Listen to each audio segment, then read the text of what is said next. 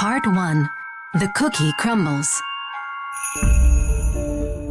Nothing says we're entering Christmas season like a November hayride to pick out the perfect Christmas tree.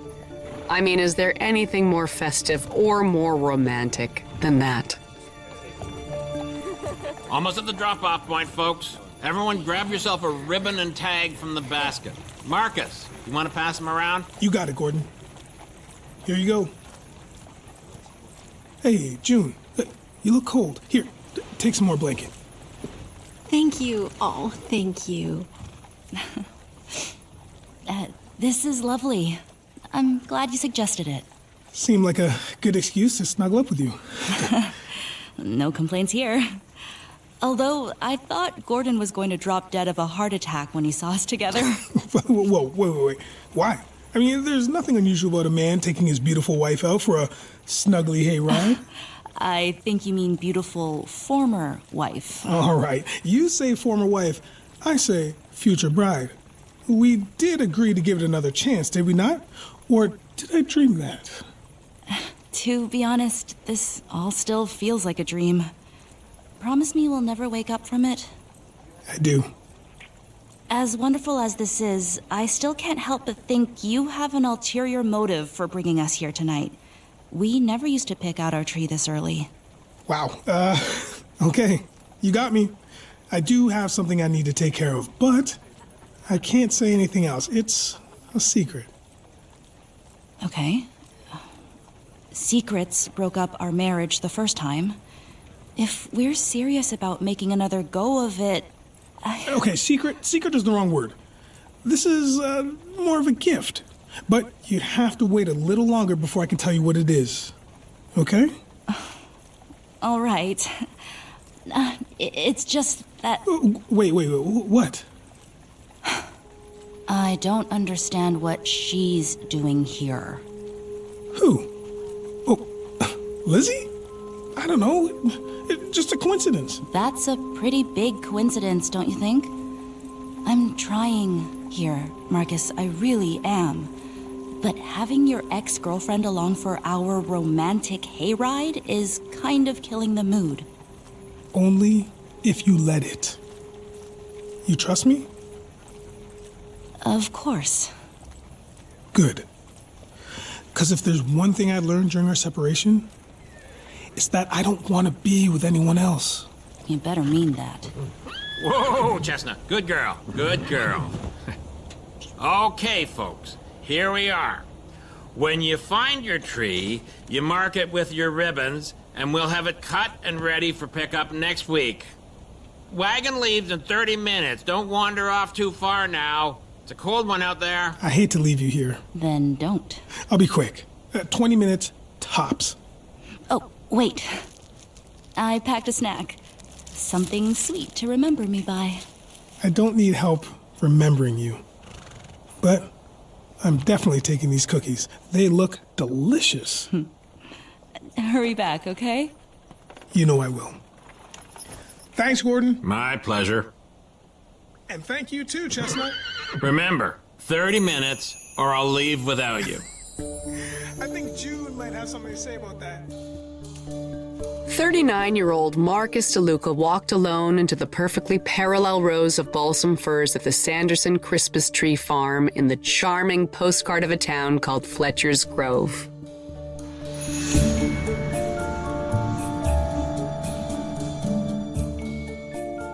When he didn't return to the wagon in the time allotted, his former and soon-to-be future wife, June Hubble, organized a search team and went looking for him. Marcus! Marcus! Marcus! Marcus! Marcus! Marcus! 4.5 hours later, his frozen body was found, lying prone between two trees with no obvious signs of foul play. It was 2 weeks later, on the 2nd day of December, that the true circumstance of his death would finally be disclosed.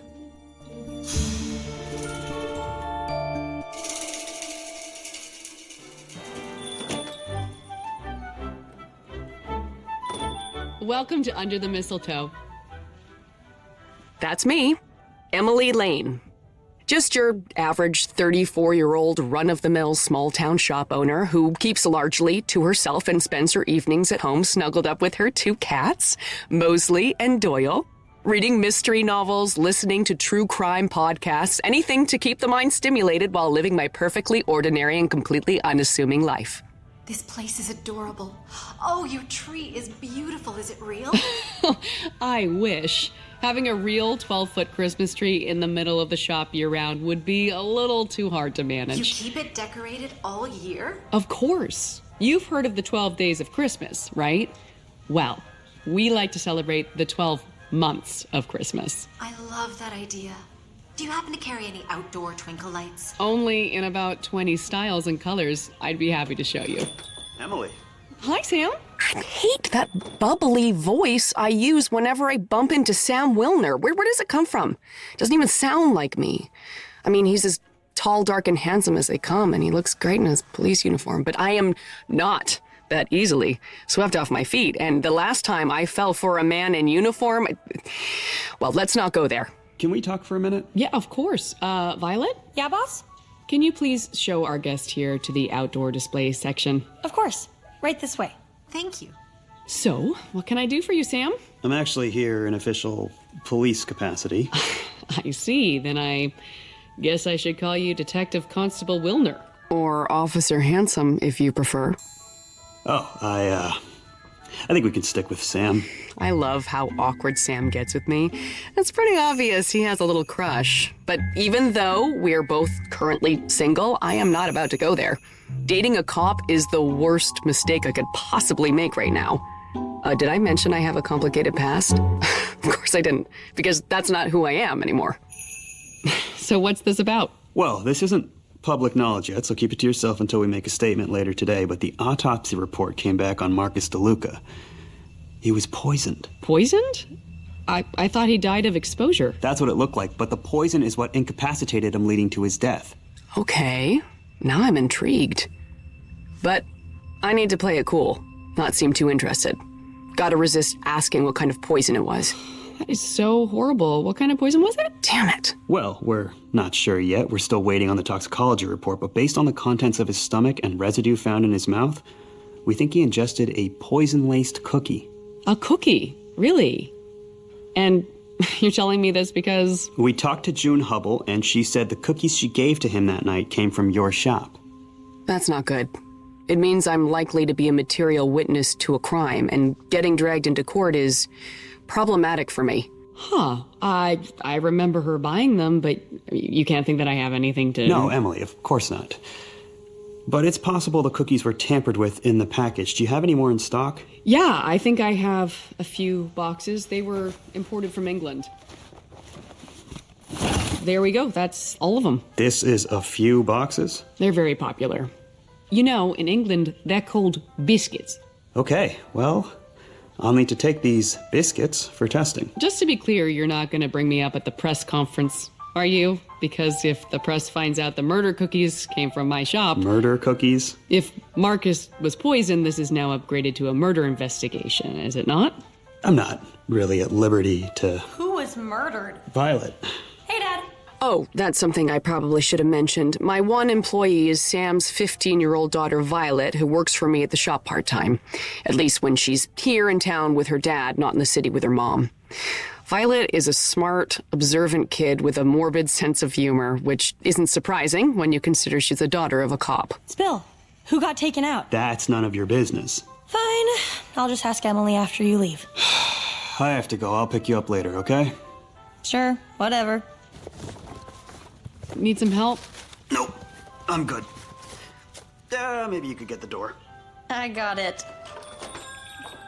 So, why did my dad just take your entire stock of Ficky pudding biscuits? Sorry, your dad swore me to silence, but you can hear all about it at the press conference, like everyone else. Listen, I need to go see a friend. Can you keep an eye on things here for me? No problem. The friend in question is June Hubble, who I met 8 months ago when my gray tabby Mosley developed a tumor on his belly. June is a veterinarian, and a damn good one, as it turns out, because she saved Mosley's life. And now she's the one who'll need someone in her corner since she's almost certainly the prime suspect in Marcus's murder, which I'm fairly certain she didn't commit. Why am I so sure? Let's just say I am an excellent judge of character. Anything in your tea? Just black, please. I appreciate you coming. I meant to call you after the funeral, but... Yeah, I know. How are you holding up? Not great. Marcus and I were going to get remarried in the spring. Oh, I'm so sorry. I don't understand. I thought maybe he had a heart attack, but poison? Who would do something like that? Did anyone else have access to the cookies you gave him? I don't think so. They were still in the package. Did he eat them right away? No, he took them with him. Oh, then someone had to have poisoned them after he left the wagon. Did he talk to anybody?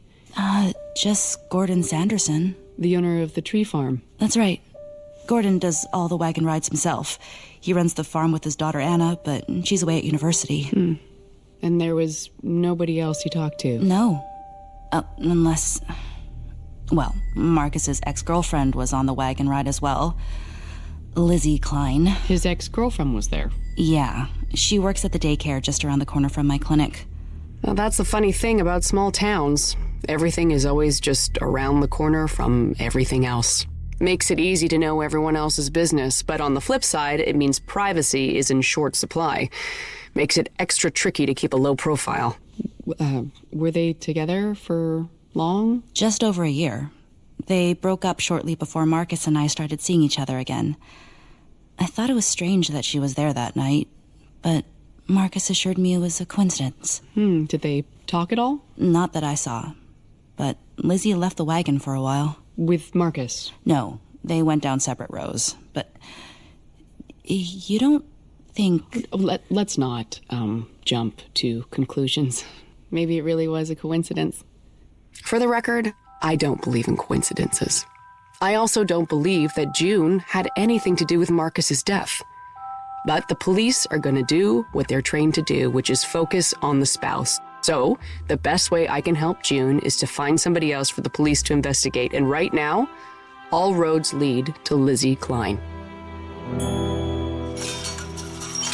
Hi, can I help you? Oh, yeah, hi. I'm looking for Lizzie. Well, you found her. You're Lizzie Klein? Last I checked. You may have noticed a hint of surprise in my voice there. I admit, I had a certain image in my head of a venom-spitting, jealous ex-girlfriend, so to find myself here with a blonde pixie of a woman with kind eyes and a just noticeable baby bump, it threw me a little. Hi, I'm Emily. I have a friend who's looking for some childcare, and I heard you're the person to talk to. Well, you came to the right place. Can I offer you a tour? Oh, that won't be necessary. I can see already that the kids love it here. They really do. But don't be fooled. They're a handful. You don't want to be here at nap time. You said a friend sent you? Yeah, that's right. She works at the bank down by the community center. Oh, I know someone who works there. Or worked there. They passed away recently. Oh, you mean Marcus, right? I knew him a little. So tragic. Wait, he mentioned once he was dating a caregiver. Is that... That's me. I won't be winning any Oscars for that performance, but at least it opened the door. I'm sorry for your loss. Thanks. But we actually split up several months before he died. Not that I wasn't totally devastated. Yeah, I'm sorry it didn't work out. We wanted different things. No, Billy, we don't grab toys away from our friends. Give the truck back and apologize, okay? Sorry. Well, you really have a way with kids. That's where Marcus and I were in disagreement. I wanted to be a mom, and he didn't want to take that leap. Did he know you were expecting? I guess the old pattern blouse trick isn't fooling anyone, huh? I was hoping I'd have until the end of second trimester. I'm sorry. I shouldn't pry. No, it's nice to talk to someone over 3 feet high for a change. I met a new guy shortly after Marcus. His name's Trent. He's a little younger. Oh, well, congratulations to you both. Thanks. But I'm sure you didn't come here to listen to me babble on about myself. That's exactly why I came, and Lizzie did not disappoint. But there was still one subject I needed to broach. I hope this doesn't sound insensitive, but when was the last time you saw Marcus? I'm sorry. I shouldn't have brought it up. It's okay. I was there the night he died, on the wagon ride at the tree farm. June kept giving me the evil eye, not that I blame her. You were there with Trent? No, it was a work thing. I was considering a field trip to the farm with the kids, but I wanted to try the wagon ride myself first to make sure it was gentle enough for the littles. Oh, what a lovely idea. I won't lie. Seeing them together so soon after Marcus and I, well... Yeah, I get it. I've been there myself. I should get the kids their snacks before they turn on me. I get the impression there's more she's not saying, but there's only so far I can push without giving myself away. Of course. Yeah, well, it was good to meet you. You too, Emily. I don't know what I was hoping to find, but I definitely didn't find it. At least nothing compelling enough to get June off the hook. Looks like I've got one more stop to make before I head back to the mistletoe. Under the mistletoe. Ho ho, how can I help you? That's cute. How are you making out, Vi? Steady, but nothing I can't handle. Okay, good. I'm gonna be a little bit longer than I thought, so why don't you go ahead and close up for me? You sure? I can stay if you want. No, it's fine. Go do whatever it is teenagers do these days. Oh, mostly drugs. Okay, well, don't do that, or at least don't, tell me about it. You know I'm joking. I'll see you tomorrow. Later. Next steps. Since Lizzie isn't the slam dunk lead I was hoping for, I need to know who else was on that wagon ride. So, it's time to go see a man about a Christmas tree. As I park my sensible gray hybrid, I take in the valley ahead of me. 15 acres of evergreens in tidy little rows, just waiting for their big chance to brighten up someone's home for the holidays. Not the kind of place you'd associate with a crime scene, but here we are. Can I help you? Gordon, right? Gordon Sanderson? Depends who's asking. Emily Lane. I own a shop downtown under the mistletoe. Oh, sure. I've driven past that. Okay, well, I was hoping I could sign up for a wagon ride. Well, we're booked solid for the month. But, there's a wait list. Office is next to the stables. My daughter Anna will help you with that. Looks like someone got up on the wrong side of the bed, and by bed I mean bar stool, judging by the smell of sweat and stale scotch. So far, it's not quite the Norman Rockwell painting June made it sound like. Hi there. You must be Anna. The grumpy bear outside told me to come see you. He's just tired. Well, that's one way to describe a blistering hangover. Welcome to Sanderson Tree Farm. I thought I heard that you were away at school. That's true, but I come home to help out on weekends. Ah, what's your major? Business management. Something we desperately need around here. Seems like you do pretty well. It's not hard to sell Christmas trees in December, but we have a lot of inefficiencies. Not that Dad sees it that way. He seems pretty old school. That's one way to put it. I suggested we go green, and he told me the trees are already green enough. That must be a challenge for you. I'll keep working on him. He needs my help, whether he cares to admit it or not. One more year of school, and look out. Honestly, you look too young to be in university. I get that a lot. I'm 23, but I still get carded at bars. That's not a bad thing. Wait till you're in your 30s and people start asking if you qualify for seniors' discounts. Somehow, I don't believe that. But I'd rather look older than younger. People tend to underestimate you when you look young. Well, then again, there's ways to use that to your advantage. Ain't that the truth?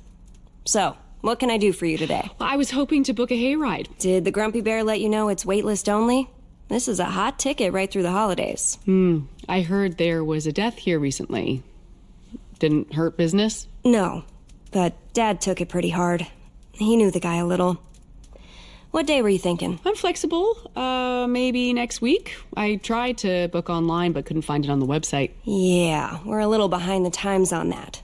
Dad refuses to learn the computer, which presents some challenges. One more thing I'm trying to change. Here's the sign-up book. Pick your day and leave your name and contact information. Will do. Thanks. I can't have Emma seeing me snooping around for the specific date that Marcus died, so I'm gonna need a little distraction. Oh, you sell postcards too? We sure do. I'd love to get a few. Do you have any more of the one with the horses? I'm not sure. I'll check the back. Oh, you're so sweet. Thank you. poured it on a little thick there, but it worked. Okay, here we go. Looks like June and Marcus had about 20 other people along for the ride with them. A quick cell phone pic of the page, and we are good to go. Sorry, we're out of that one. All good. Thanks for everything, Anna. Hey, good luck at school. No names jump out at me from the list, but I'll do internet background checks just to be safe. Wow, I can feel the old muscles starting to work again, and I have to say, feels damn good. Oh, crap, this I don't need.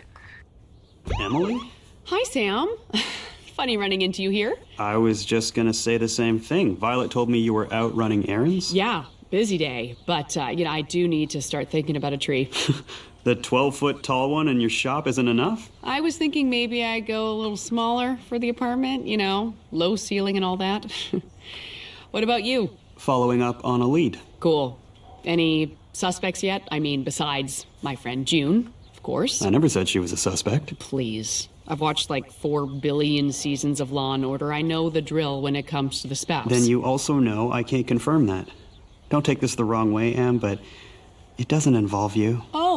Oh, so you didn't confiscate my cookies this morning? Oh, okay, that sounded like a weird euphemism. Forget I said that. Already forgotten. Violet and I have a lot of great memories of this place. Don't tell her yet, but I booked us on a hayride next weekend. Are we talking about the same Violet? Because I can't picture that. I know, right? Well, we used to do it as a family every year. Of course, back then, she wouldn't spend the whole ride complaining that it's too cold to use her phone. They do grow up, don't they? They do indeed. Listen, I won't be here long. I'd love to continue our conversation. Maybe over dinner? Oh! Actually, I can't tonight. Okay. Yeah, no problem. Another time, maybe. Definitely. But, hey, this was nice. Yeah. I enjoy bumping into you. I know, it's mutual. Good. Well, I'll see you later. Yep, okay. Wow, that was a new milestone. First time Sam worked up the courage to ask me out, and as painfully awkward as I managed to make it, I have to admit I didn't hate the idea, which is also a little scary.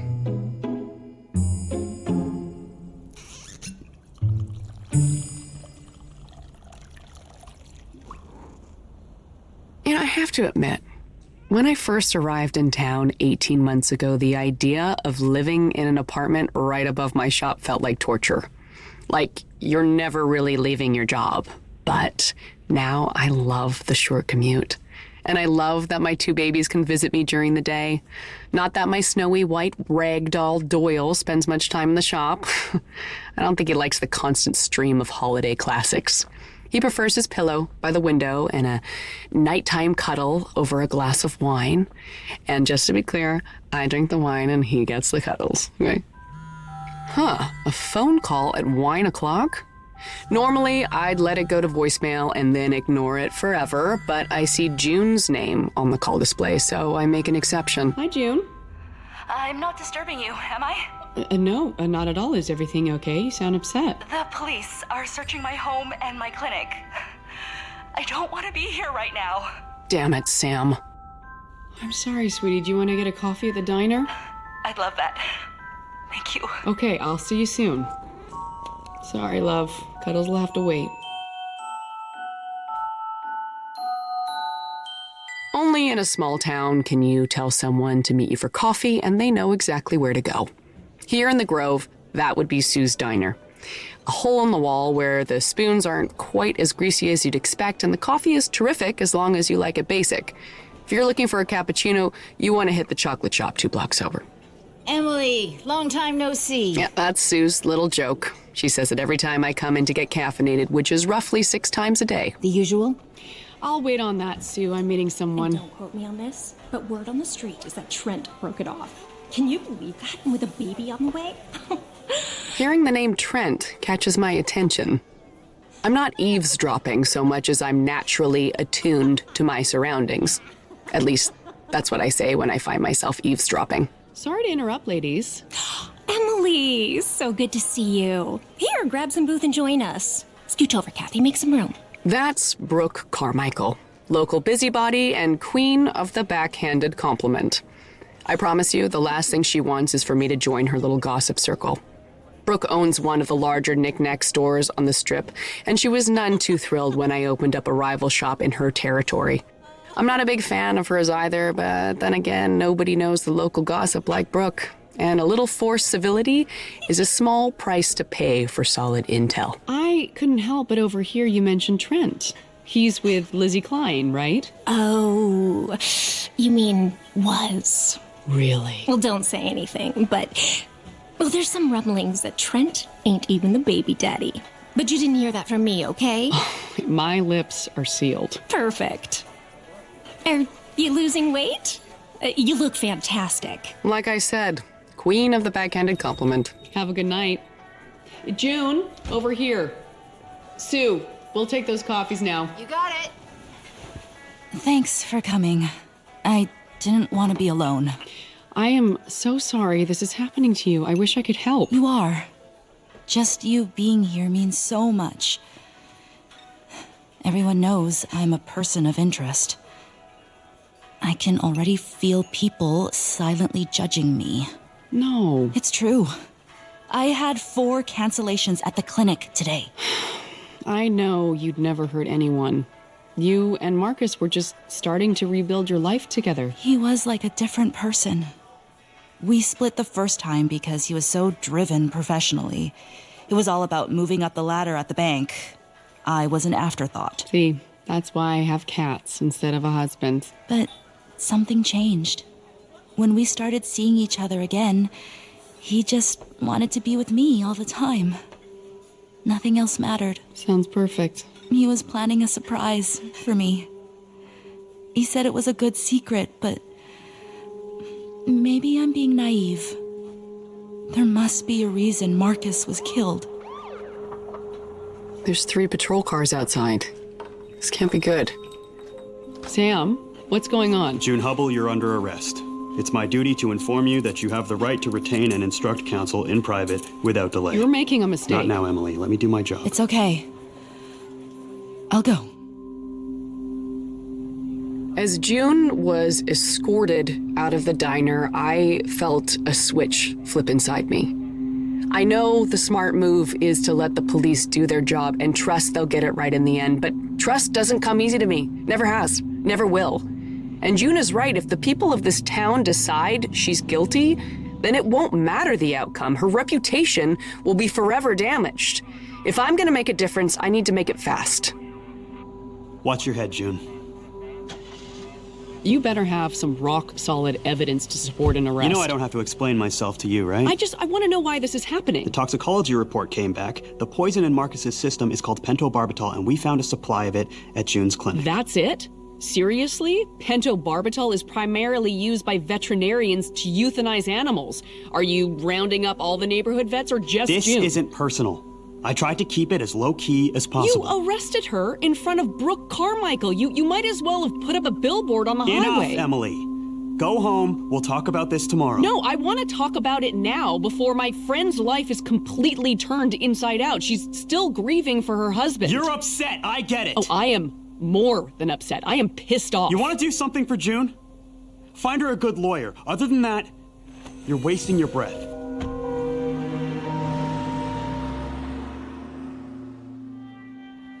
Would you like that gift wrapped? No, this is fine. Happy holidays.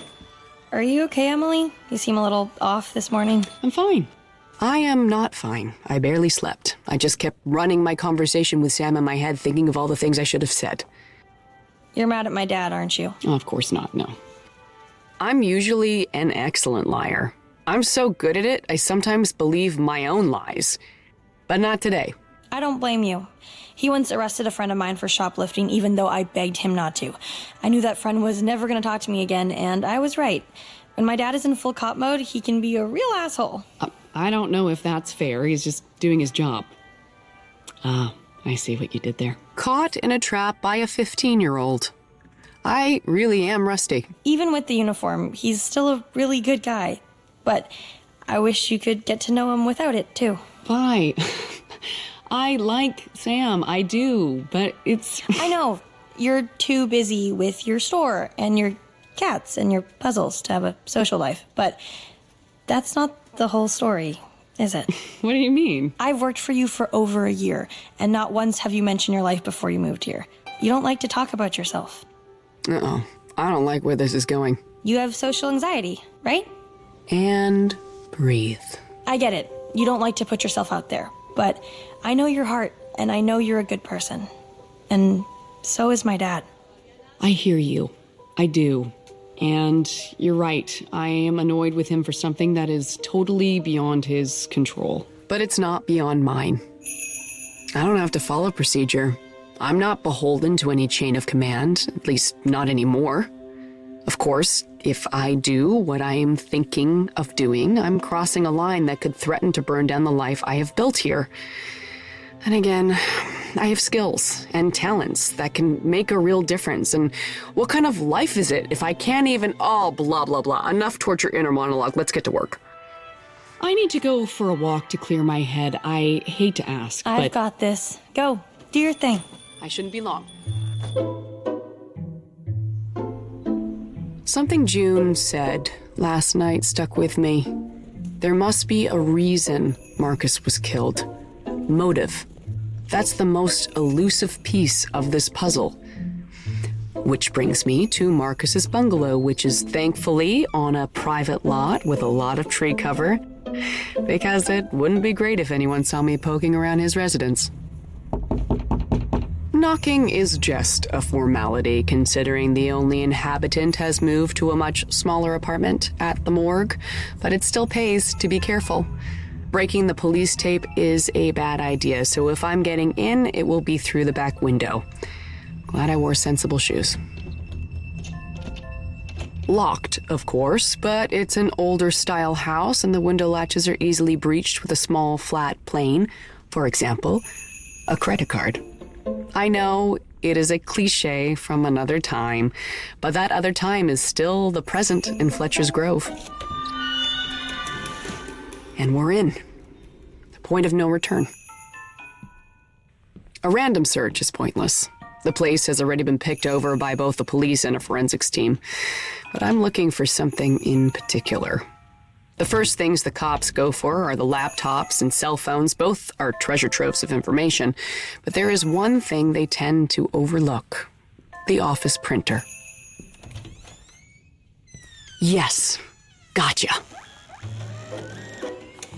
The trick with modern printers is that they actually store files in their memory. So, if one has the know-how, one can access that memory and print out duplicates. Most of this is just bank homework that Marcus brought home with him, but something stands out from the rest, and it is a game changer. Holy shit. Like I said, a game changer.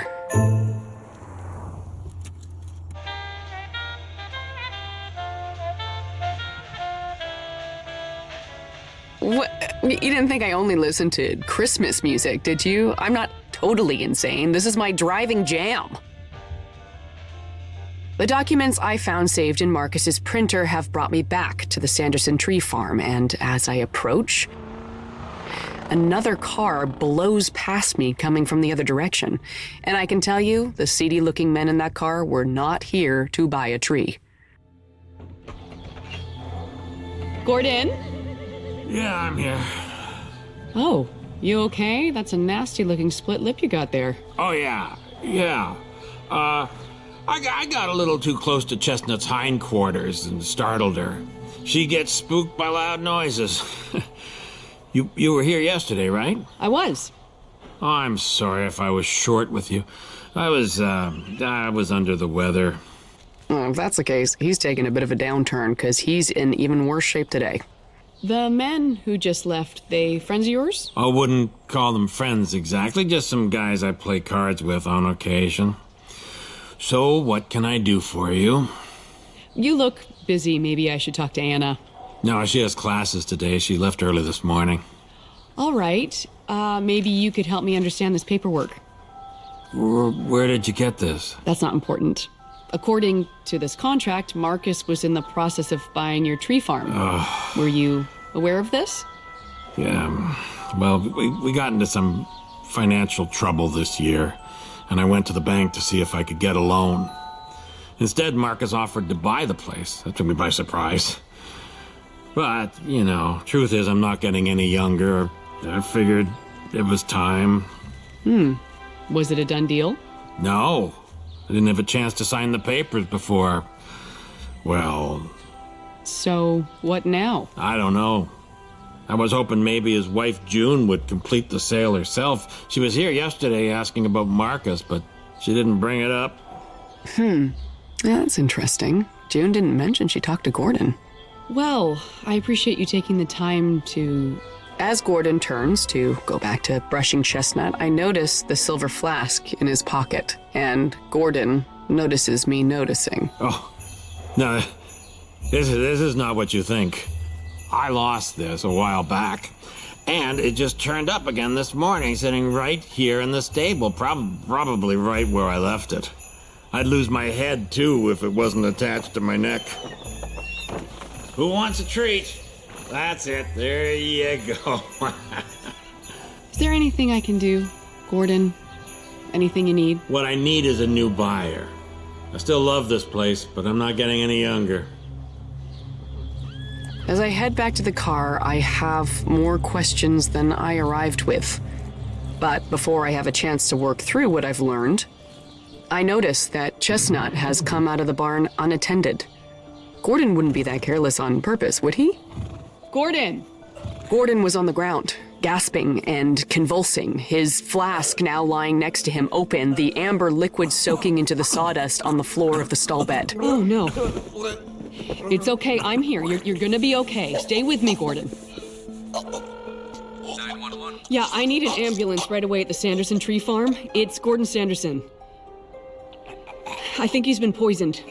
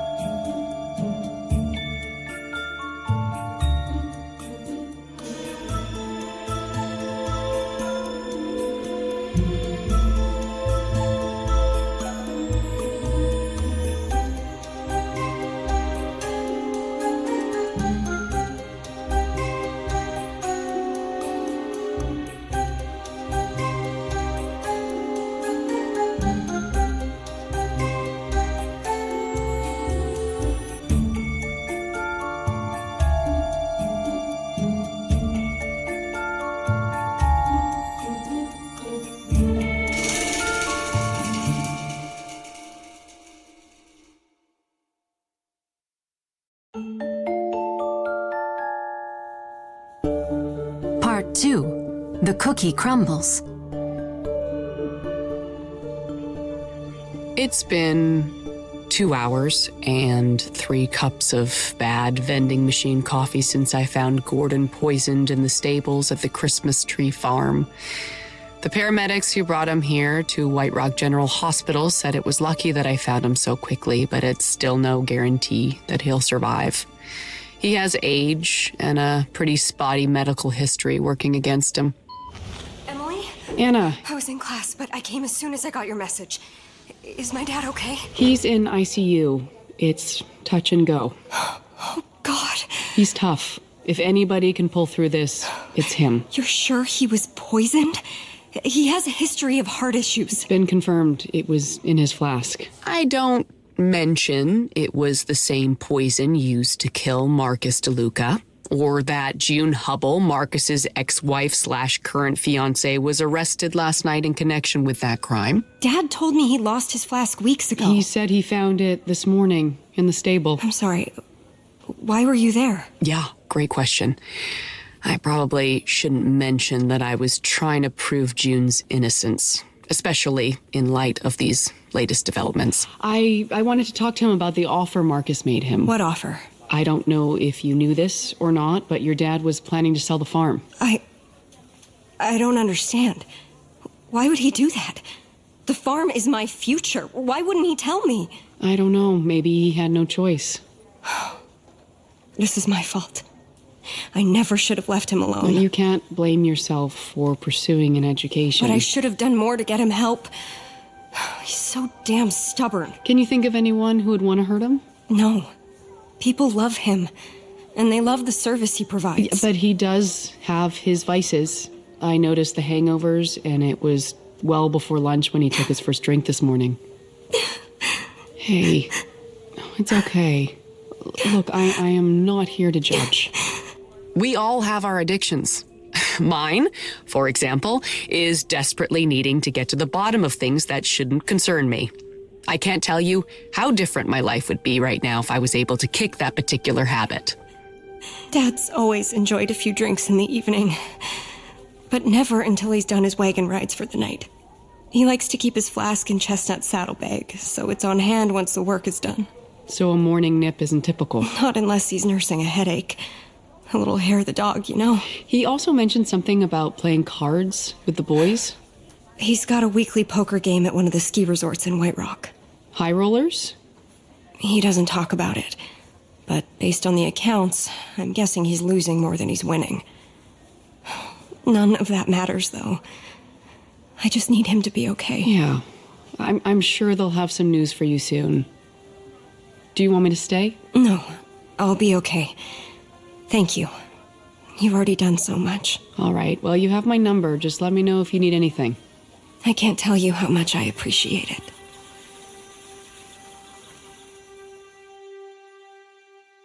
I'm barely 10 steps out of the hospital when I notice Sam standing next to his patrol car. And judging from his expression and body language, I'm guessing he's not here to invite me to dinner. Hi, Sam. We need to talk. What's on your mind? I'm curious what you were doing back at the tree farm this morning.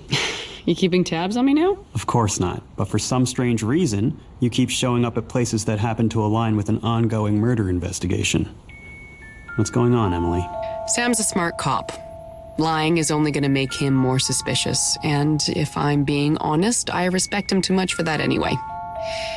So I guess it's cards on the table time. I don't believe June killed Marcus. That doesn't answer my question. June told me Marcus was at the tree farm because he had some kind of surprise for her. Yeah, she mentioned that to us. I thought maybe Gordon might know something about it, and I could find you a new lead to follow. So you're doing my job for me now? You know that listening to true crime podcasts doesn't actually make you a qualified investigator, right? It does sound bad when you put it like that. I just wanted to make sure your investigation wasn't totally focused on June. How can you be so sure she didn't do it? I don't know. I just am. Seriously? Look, when my Mosley got sick, most of the vets I talked to insisted that putting him down was the best course of action. Is that the gray cat or the white one? I'm going to pretend you didn't just ask me that. The point is, June was the only person who wasn't willing to give up on him, so now I'm not going to give up on her. Maybe that's naive of me, but... No, it's sweet. But come on, Em. You can't be certain what she'd be capable of in the right situation. Sam's right, of course. Nobody ever really knows what a person is capable of, not even me. You really think she did it? I don't know. If it makes you feel better, I didn't agree with the decision to make an arrest. Actually, that does make me feel better. There's a lot of pressure from above to solve this thing quickly so it doesn't negatively affect winter tourism. And that's how mistakes get made. Tourist season, the lifeblood of our little town. In the summer months, we cater to the cottage country weekend warriors. And through the winter, we benefit from the nearby ski resorts. Heaven forbid we risk the influx of extra cash rolling in with something as sordid as a local murder. So what now? Great question. I'm hoping you'll trust me enough to stop inserting yourself into this investigation. I will consider it. I guess that's the best I can hope for. You heading back to the shop? Yeah. Hop in. I'll give you a ride. Only if you let me run the siren. I'll think about it.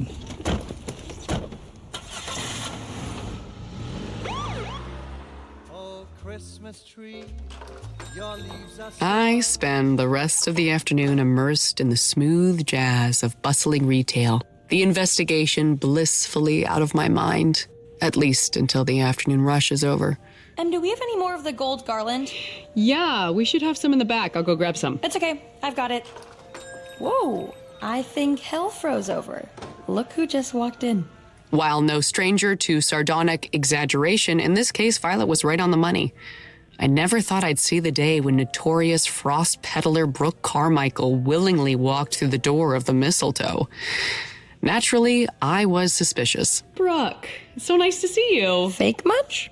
We keep our friends close and our retail rivals closer. Now, don't you have some garland to track down? Fine.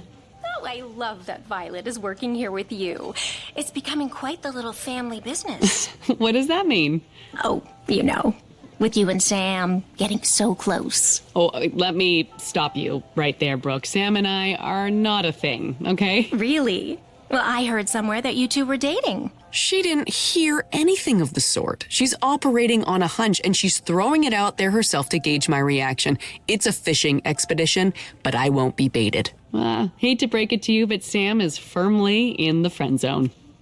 What a shame. You two would make such a cute couple. Anyway, it seems like business is booming. The last time I was here, it was like a ghost town. Well, this is our busy season, as you can imagine. For a good chunk of the year, under the mistletoe is more of a novelty than anything. Oh, look, a Christmas-themed shop in July. How delightful.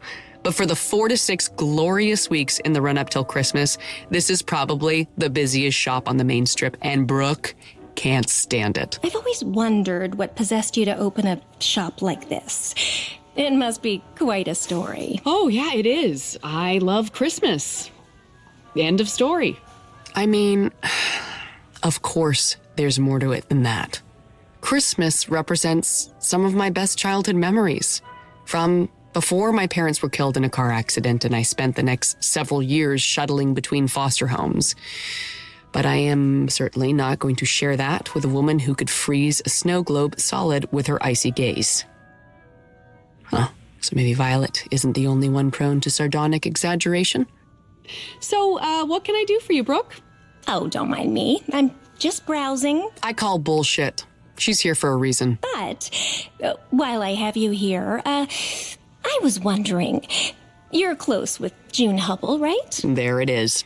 I should have known she was looking for some dishy scoop on June's arrest. June and I are friends. Yeah? Oh, well, did she say anything to you? You know, before the arrest? You mean, did she admit to me that she poisoned Marcus? Well,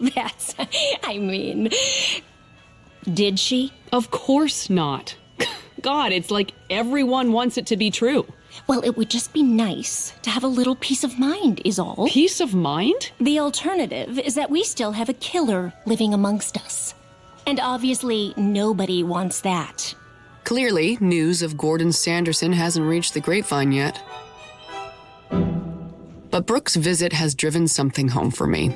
Everyone's walking on eggshells, and unless a more credible murder suspect emerges, June is an all-too-convenient scapegoat. Which is why, 5 minutes after closing the mistletoe for the day, I was already buckled into the sensible gray hybrid on the hunt for some answers in one of the shadier corners of this little town. Famous Ray's Furniture Emporium. No, I am not here to buy a new dining room set, although there is a damn good sale on right now. So why am I here? Because every bucolic little town has a seedy underbelly if you know where to look for it. And Ray Pemberton, a.k.a. Famous Ray, is a man who lives with one foot in each world. He is a born salesman and the king of the side hustle with his fingers in a lot of pies, not all of them above board. You need a reasonably priced sofa? You go see Famous Ray. You need a cash loan, but you have bad credit? You go see Famous Ray. You need information on an underground poker game with possible ties to organized crime? You guessed it. You go see Famous Ray. Emily, hello! What brings the most beautiful woman in Fletcher's Grove to my doorstep? You're not supposed to say things like that anymore, Ray. I know. When did telling the truth become a crime? You know what? Don't answer that. I need some information. Right to the point. I love that. I told Sam I'd stay out of it, and I probably even meant it at the time, but sitting on the sidelines has never been my style. As long as I keep out of his way and don't interfere with the investigation, what could be the harm in asking a few questions? It's about Gordon Sanderson. I just heard he's in the hospital. I mean, I hope he pulls through, but he's had some health issues recently. The kind that comes from racking up gambling debt? You heard about that, huh? I put 2 and 2 together when he got a friendly visit from a carload of debt collectors. Oof. How friendly are we talking? They shook him up enough that he started his drinking early.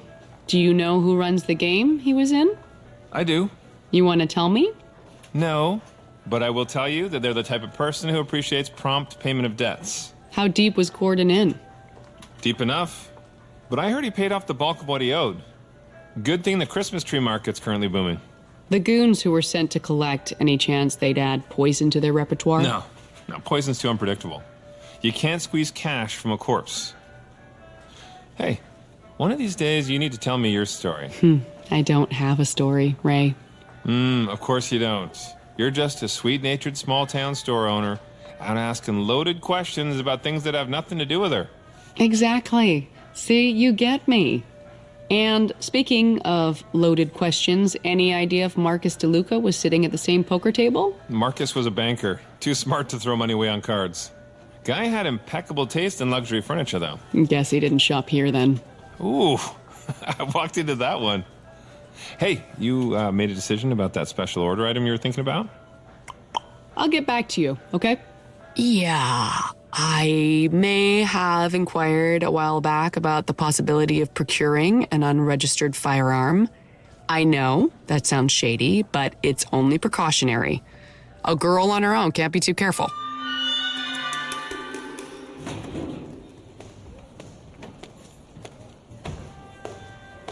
I was hoping that my visit with Ray would bear more fruit, specifically connecting Marcus to Gordon through a mutual love of cards. But with no such luck, my attention has shifted to learning more about why Marcus tried to purchase Gordon's tree farm in the days before he, bought the farm permanently. And that starts with a visit to his place of business. Emily, there you are. You look amazing. Come on into my office. Fletcher's Grove National Bank, one of the last independents. The kind of place where seniors still dress up in their Sunday finest and wear velvet gloves to do their banking. And Lucille, the assistant general manager, exudes so much small-town charm and bubbly optimism she leaves a trail of it in her wake. Thanks for seeing me, Lucille. I know it was seriously short notice. Oh, nonsense. My door is always open to our small business owners. You're the lifeblood of this town. Let me guess. You're ready to expand to a second location. You know, the South Side could use some of that festive spirit of yours. There's a vacancy next to the library. Oh, well, I have to be honest with you, Lucille. I'm not here about me. Oh? You worked closely with Marcus DeLuca, right? Of course, he was my immediate supervisor. I still can't believe he's gone, the poor soul. Not that he'd be here with us much longer anyway. At the bank, that is. What do you mean? Between us, Marcus gave his notice last month. He was planning to leave just before the holidays. As you might have guessed, Lucille loves to talk. She's like a verbal octopus who tangles you up in her many arms and refuses to let you escape. And I've learned the hard way that the best way to keep her talking is to simply stay silent. Nature abhors a vacuum, and Lucille abhors a lull in conversation. We all thought he'd won the lottery or something, but if that were the case, why on earth would he request a cash loan? Not sure why he'd even need a loan considering his salary, but of course I approved it. You know, Marcus was incredibly generous. I tune Lucille out as a thought occurs to me. One major reason to pay somebody in cash is to avoid a paper trail. Is it possible that Gordon came to Marcus for a cash down payment on the farm to help pay off his gambling debt? Then he never got to enjoy whatever he had planned for his retirement. Right. Well, gosh, I've taken up enough of your time. Oh, nonsense. I'm due for a coffee break anyway. Now, where was I? Oh, yes, those pizza parties. Oh. It took me 20 minutes to extricate myself from the one-sided conversation with Lucille and 10 more to get home. As I approach the mistletoe, I see someone on the sidewalk peering into the window. Not unusual, considering the effort we put into our light-up Christmas display. But it's the who that I find somewhat surprising. Lizzie? Oh, hi. Emily, right? I admit, I'm more than a little curious what brings Marcus's pregnant ex-girlfriend to my doorstep like this. Was there something you were looking for? Yeah, I got a sudden craving for something sweet. I always thought pregnancy cravings were a myth. Well, we're closed, but I'm here anyway, so if you want to come in. Really? That's so nice of you. Here we go. I'll get the lights. Your tree is so pretty. I can't believe I haven't been here before. You know, the chocolatier on 3rd stays open until 9. They have a much better selection. Actually, I'm looking for something specific. They were snowflake-shaped sugar cookies with fruit and nuts. Marcus said they were bought here. It takes every muscle in my face to keep my jaw from hitting the floor as alarm bells start going off in my head. Lizzie, did Marcus give you that cookie at the tree farm? Oh, I don't... That's... You need to be honest with me. Okay. Yes. I ran into him during my walk through the trees, and he shared one cookie with me. This is huge for 2 reasons. 1, it debunks the theory that June murdered Marcus with a poison cookie. And 2, it means that Lizzie may have been the last person to see Marcus alive. You didn't just run into him, did you? There's more you're not saying. You met there on purpose. What? I don't know. It's okay. I don't think you were there to hurt Marcus, but I need to know what was going on. Marcus was trying to help me. I was being blackmailed. By who? I don't know. Someone who found out the truth about my baby. That Marcus was the father. Brooke nailed it. I'm actually impressed. One of these days, I need to figure out her sources. They wanted money? $20,000 in cash, or they'd tell my boyfriend Trent the truth. I was scared what his reaction would be if he found out. So I went to Marcus, and he offered to pay. Said it was the least he could do. That explains the cash loan Marcus took out. The drop was at the tree farm. Yes. I was told to bury it in the snow at a specific tree with a red ribbon tied to it. Marcus insisted on coming with me. He was planning to follow me and hide so he could see who came to take the money. Marcus never came back. I didn't want this. It wasn't a secret worth dying for. And the worst part is, I told Trent about the baby. After all that, I just told him because I didn't want secrets between us. And he got angry and left. I'm so sorry, Lizzie, but there's one more thing I have to ask you to do. What is it? I have a friend. His name is Sam Wilner. He's a police officer. I know Sam. He comes by the daycare to teach safety to the kids. Okay, I am going to call him, and I need you to tell him everything you just told me. You won't be in trouble, I promise. But your story might help them catch Marcus's killer. Okay. Okay. I want to help. I'm really proud of you, Lizzie. You're doing the right thing.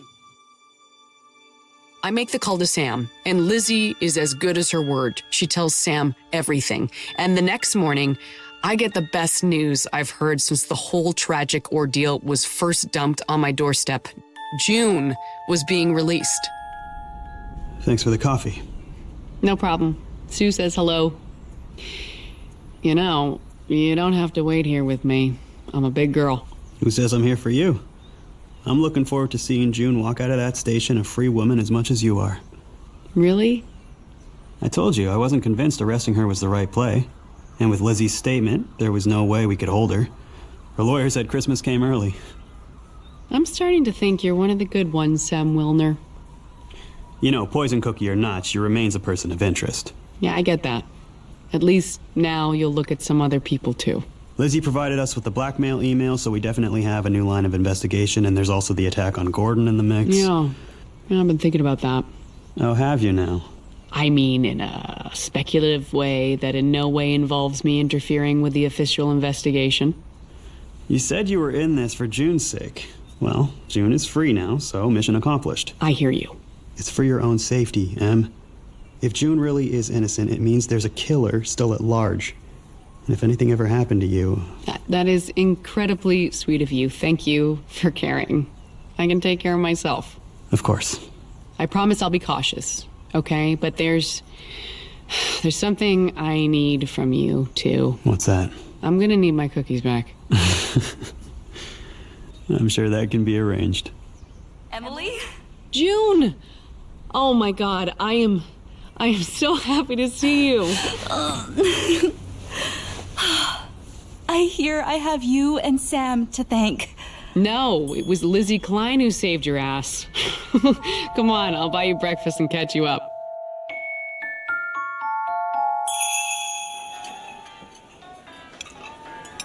I bring June up to speed while we both destroy a plate of Sue's famous buckwheat hotcakes with a side of eggs and home fries. And then, as plates are cleared and coffee is refilled, it's time to ask a few tough questions that continue to linger in my mind. I'm sorry to ask this, but Lizzie's baby? Marcus told me it was his, and that it happened before we got back together. I made my peace with it. Ironically, the reason he split with Lizzie is that she wanted kids and he didn't. But Marcus was willing to help any way he could. And the blackmail plot? No clue. I wish he'd confided in me, but I understand why he didn't. Have a look at this. Wait, this contract, is it real? Marcus bought the tree farm? It was never signed, but it was in the works. I think this was a surprise he intended for you. Of course. We used to talk about growing old together on a farm, taking care of animals, and just being together. But his ambitions at the bank never allowed us to follow our dream. I guess he was finally ready. More ready than June even knows, considering Marcus had already given his notice at work. Why wouldn't Gordon tell me that? I went to talk to him at the tree farm that night before my arrest, but he didn't say a word. Maybe he didn't want to upset you further. Was that the only reason you went out there? Well, I also wanted to check in on Chestnut. She had some inflammation in one of her legs over the summer that required treatment. Nothing too serious, but I like to follow up every few weeks. And just like that, the pieces all fell into place. Like the last satisfying moment putting together a 1,000-piece jigsaw puzzle.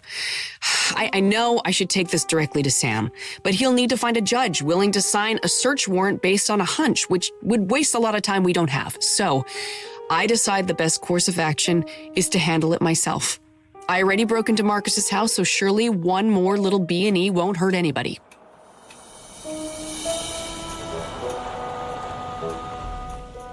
After a busy day at the Mistletoe, I lock up for the night and head for a drive in the sensible gray hybrid. I parked about 1 kilometer away from my destination and walked the rest of the way. I doubted anyone would be there, but if they were, it would be best not to alert them to my arrival. That's Stealth 101, right there. The stables and office at the tree farm are dark, and there are no cars in the lot. Anna is probably at the hospital with her dad. Visiting hours aren't over for another 45 minutes. Easy, easy, Chestnut. I come in peace. My adrenaline is already pumping because I know getting caught means my carefully constructed life here in the Grove will come crashing down around me. I search quickly since I know exactly what I'm looking for, and it's not long before I hit pay dirt. Gotcha. Now to get out of here before... What are you doing in here? Well, shit. Anna, hi. I was What's that in your hand?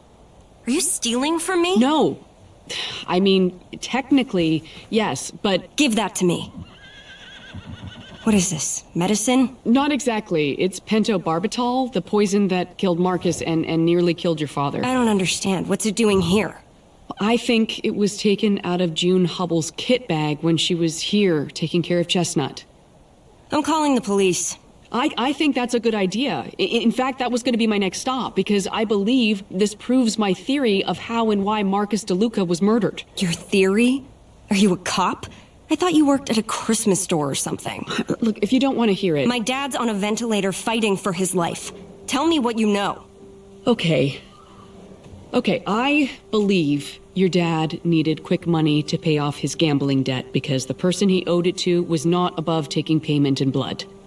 But the bank wouldn't give him a loan, too high risk, so Marcus saw an opportunity. He offered to buy the tree farm and even gave your dad a down payment to help take the heat off. Then something changed and Marcus demanded the money back, but Gordon didn't have it to give. So that night, on the wagon ride, he offered Marcus a swig from the flask he kept right here in Chestnut Saddlebag. A flask he filled with the pentobarbital he stole from June's bag. You're saying my dad is a killer? I'm saying he was scared and desperate. He saw killing Marcus as the only way to save his own life. But the guilt aided him. His drinking got worse, he grew more despondent, until finally, when he felt the walls closing in, he took a swig from his own poison flask. Suicide? I never would have thought. I know. I'm sorry, but I need to take this to the police. Of course. I understand. Almost everything I just told Anna was complete hogwash, but I hoped it at least sounded convincing enough for Anna to let me leave. I got about 3 steps toward the stable door before it became clear that I had failed. I heard the whistle of whatever it was Anna grabbed to hit me with just a microsecond too late to react. There's an explosion of fireworks in the back of my skull, and the world goes black.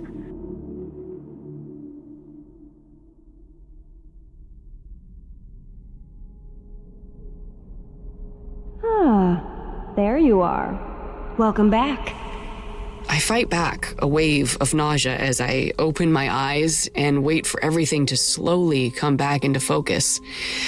It's not my first rodeo when it comes to concussions, but this one is a marching band of throbbing pain in my head. Don't bother trying to get up. That support post you're tied to is as solid as they come. Guess you didn't buy my story, huh? Why would my dad steal pentobarbital from the vet before he even had a reason to use it? Yeah, it was a little flimsy. It's hard to focus still, and the taste of pennies in my mouth is unpleasant. But I'm already working on the rope knots behind my back, so it's all about buying time. I suppose I should have ditched the poison, but I wasn't sure if I'd have more use for it. And as it turns out, I do. As Anna fills a horse syringe full of pentobarbital, I realize I'm on a shorter clock than expected. I'm starting to think coming here alone may have been short-sighted. Why are you doing this? Because I think you know more than you're letting on. Am I wrong? There's no point in playing coy, because she's not planning to let me walk out of here either way, and these knots are no picnic. I think I got a pretty clear picture of what happened. I'd like to hear it. The first part happened, like I said, right up to Marcus offering to buy the tree farm. He wanted to start a new life with June, but what neither he nor Gordon realized was how attached you were to this place. You didn't want to sell. Of course not. My entire future is wrapped up in this place. I intend to see it evolve and grow in a way my father would never approve of. He was more concerned about tradition than turning a profit. Which is why you decided he'd outlived his usefulness. How am I doing so far? Go on. Your plan was simple. Mix a little poison into his flask, and when he took a sip after he was done with the cart rides for the night, he collapses outside. Dies of exposure. It would look like he fell down drunk and froze to death. With his history of drinking, the coroner probably wouldn't even bother with a toxicology screen. There is just one problem. It had to happen before the contract with Marcus was signed, but without a check from Marcus, Gordon's gambling debts would pass to you. So, you needed a quick influx of cash. But here's what I don't know.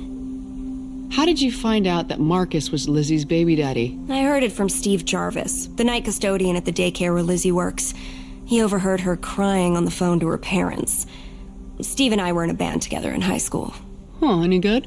Well, I'm working on a goddamn tree farm, so what do you think? I'm running out of patience here. Okay, so armed with the information about Lizzie's baby, You came up with a blackmail plot to make enough money to pay off your dad's gambling debt. For a while, I thought maybe it was Gordon who'd staged the blackmail himself, but I remembered you told me he doesn't use a computer, so he couldn't have sent that email.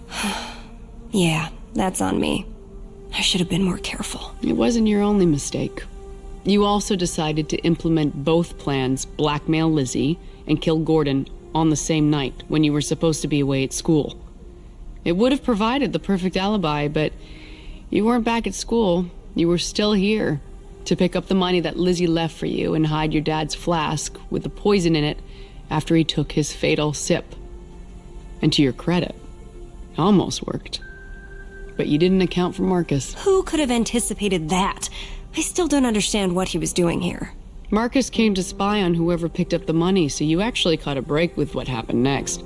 Marcus knew that Gordon kept a flask in Chestnut's saddlebag, and feeling nervous about what was going to go down, he took the flask with him on his way to follow Lizzie. You never meant for Marcus to die. That poison was meant for your dad. He almost ruined everything. But when June was arrested... You realized that you could pin 2 murders on her instead of 1. Why waste an opportunity, right? Since she came out of the farm just before she was arrested, you could make it look like she left the flask with the poison in it where Gordon would find it. But it was actually you who left it for him, just before you drove back to the city. If I hadn't been here when he took that sip... But you were. You stuck your nose where it didn't belong, and then you did the same thing tonight. It ends now. She might be right, because I'm pretty much out of moves here. I've only managed to get one of my hands free so far, and I had to dislocate my thumb to do it. Goodbye, Emily. Wait, there's something you should know. As an insurance policy, I placed a call to the police and left the phone in Chestnut's pen. They've been listening to everything. I'm sure they're well on their way as we speak. You're bluffing. Of course I'm bluffing. But unlike Gordon, I'm an excellent poker player, and it doesn't hurt that I've got an ace up my sleeve. Fine. It doesn't matter if you believe me or not. Either way, I'll have the satisfaction of watching you hauled out of here in cuffs. I see the brief flicker of her eyes as they dart over to Chestnut, and I know I've got her. Now, it's just a matter of timing. I think you're full of shit. But it's easy enough to find out. As Anna approaches Chestnut's hindquarters, I use the rest of my strength to kick a metal pail into a shelf of horse tack.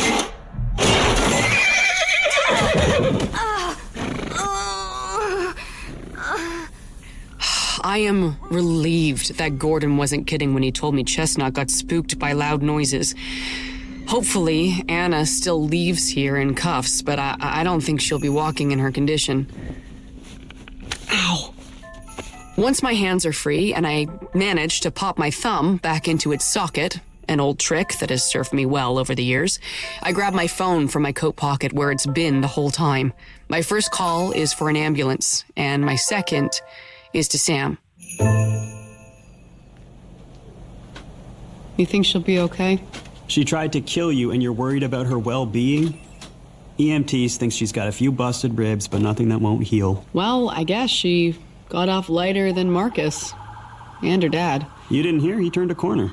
He's gonna pull through. His heart isn't as damaged as they thought it might be. Not yet anyway. Just wait till he hears that his own daughter tried to kill him. You sure you don't want to get your head checked out? Sounds like you took a nasty bonk. I'm okay. I've got a hard head. That I agree with. I suppose I owe you an explanation. No. Not tonight. You've been through enough. Honestly, I'm just grateful that you came through this in one piece. You mean so much to me. And Violet, too. And once again, Officer Handsome says exactly the right thing when it counts. It's getting harder and harder to resist his adorableness. But I have to stay strong. I think I would appreciate a hug if that's okay. I thought you'd never ask. Hey, I'm only human. Come on. Let's get you home. Sam was true to his word. As much as I knew he was dying to understand why I went to the stables that night, he never brought it up. And I felt closer to him because of it. But there was some fallout from the case, some good, some bad. With Anna indicted for murder, Gordon decided to step away from the tree farm to concentrate on picking up the pieces of his life. Famous Ray bought it from him because Of course he did, but he assured Gordon that he was always welcome back to give the hayrides when he was ready. As for Lizzie, Trent eventually decided that despite not being the bio father, he still loved her, and he wanted to help raise the baby as his own. And June is helping them out too because she knows that's what Marcus would want. Not that she has a lot of time considering her clinic is busier than ever. Here you go. Watch your head. Isn't that what you say to perps? Sorry, just a reflex. As for me, I eventually got my cookies back from the police evidence locker, although I noticed a few packages were missing. Not that I mind, they really are irresistible.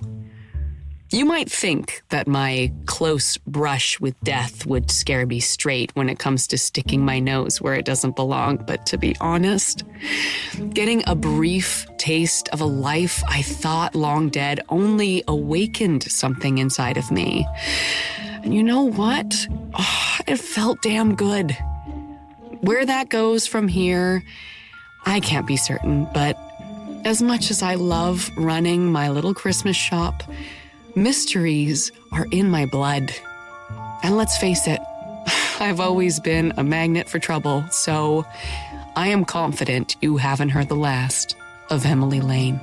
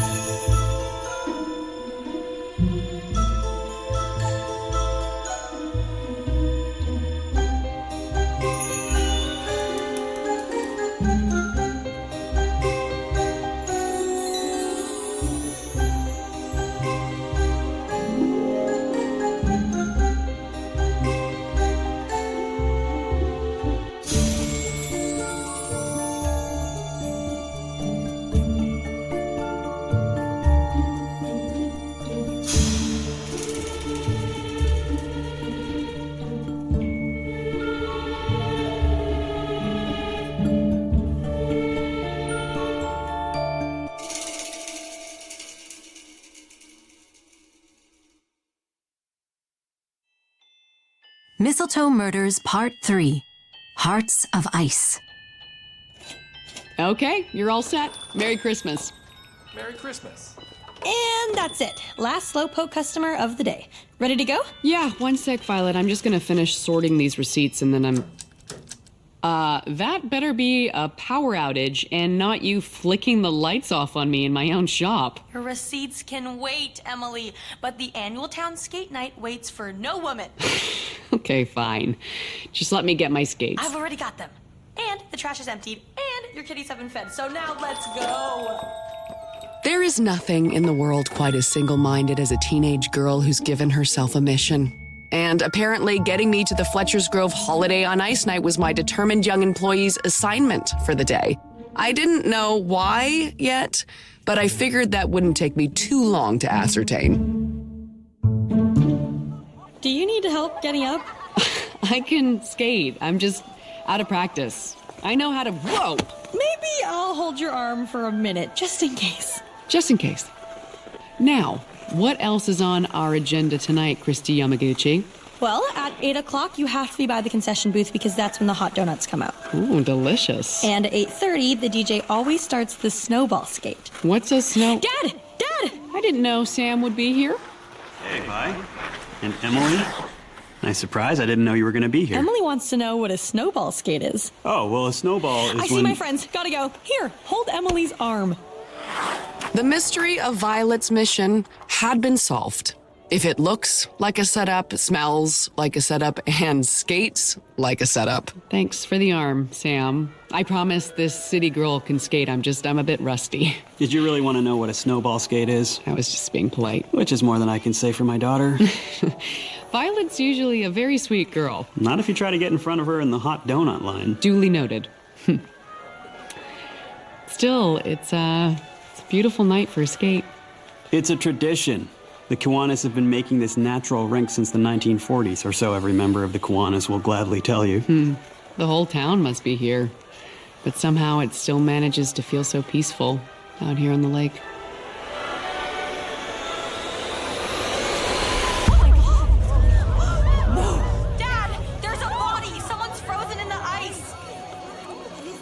All right, everybody, back up.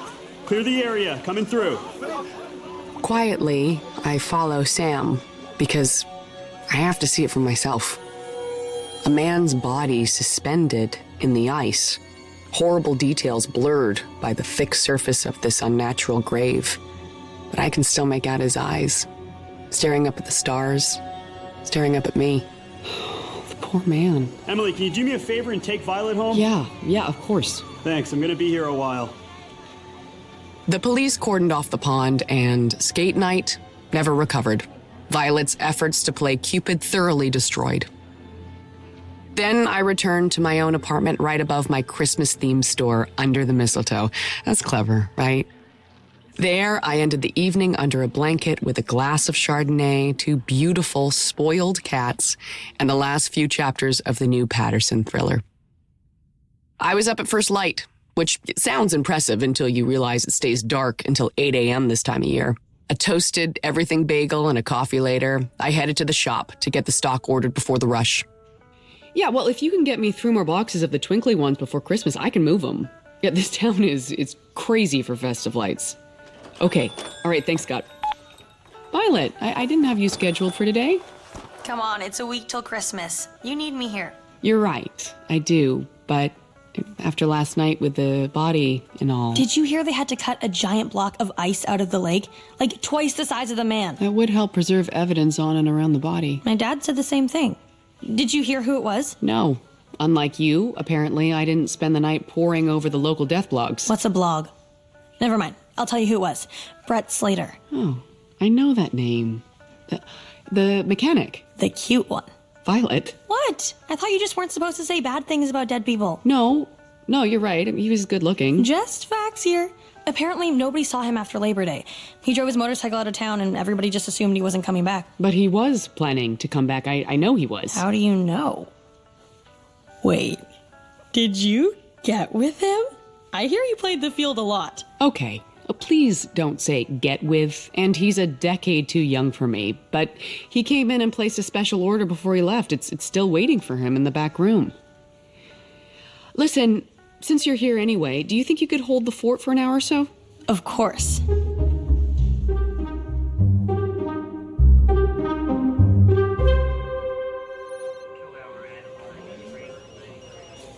I have never seen the Fletcher's Grove police station quite so bustling. But when a body is discovered in a small town, it's standard procedure to call in support staff from a larger precinct to help out. Emily, hi. Everything okay? Totally, but I have information you might be interested in. Okay, sure. Let's talk in my office. It's quite the circus out there. Yeah, if this keeps up, we're gonna need to get a second box of donuts. Self-deprecating, I like it. So, you said you had something? Right, yeah. I heard that the body in the ice was Brett Slater, the kid who works at Fertney's garage. Well, he was 22, so not really a kid anymore, but yeah. We didn't have so much as a missing persons report to put him on our radar. Guess it's not notable to anybody when a guy like that just pulls up stakes and moves on. Except I don't think that's what happened. Take a look at this. A Christmas present. You know you're a week early, right? It's a tree ornament. You didn't even let me open it. Okay, it's not for you, funny guy. Brett came into my store and ordered it on Labor Day weekend.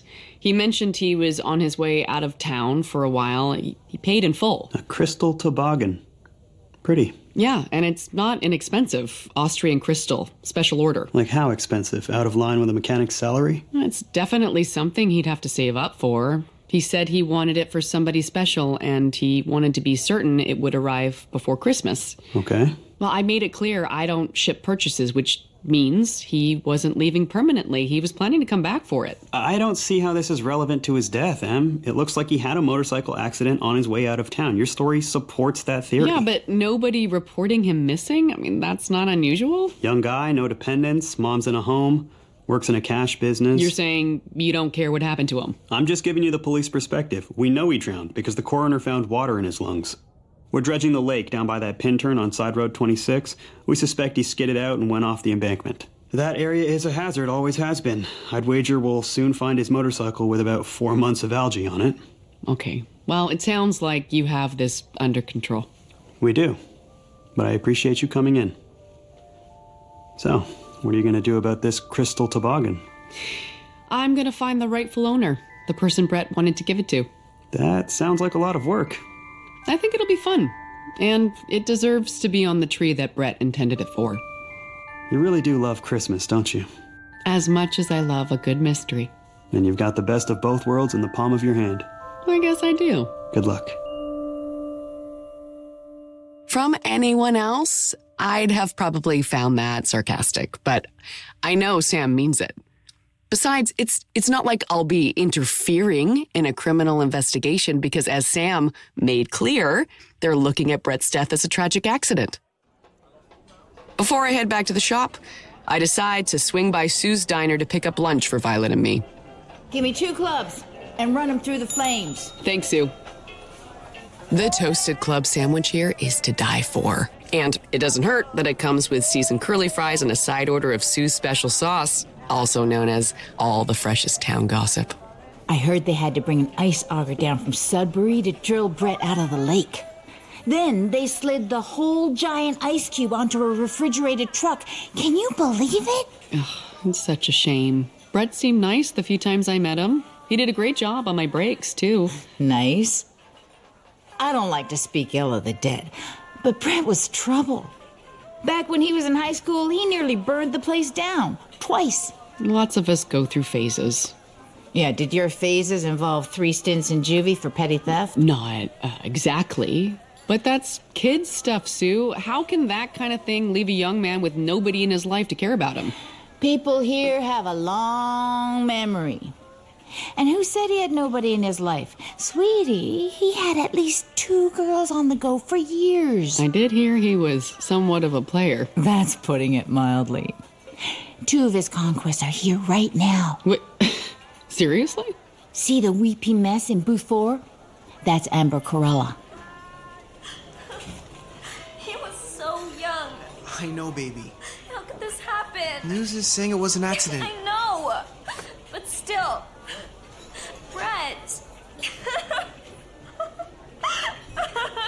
Is that a Prada jacket she's wearing? Oh, yeah. And I guarantee she didn't get it from the outlet mall. Her parents are both in high-end real estate.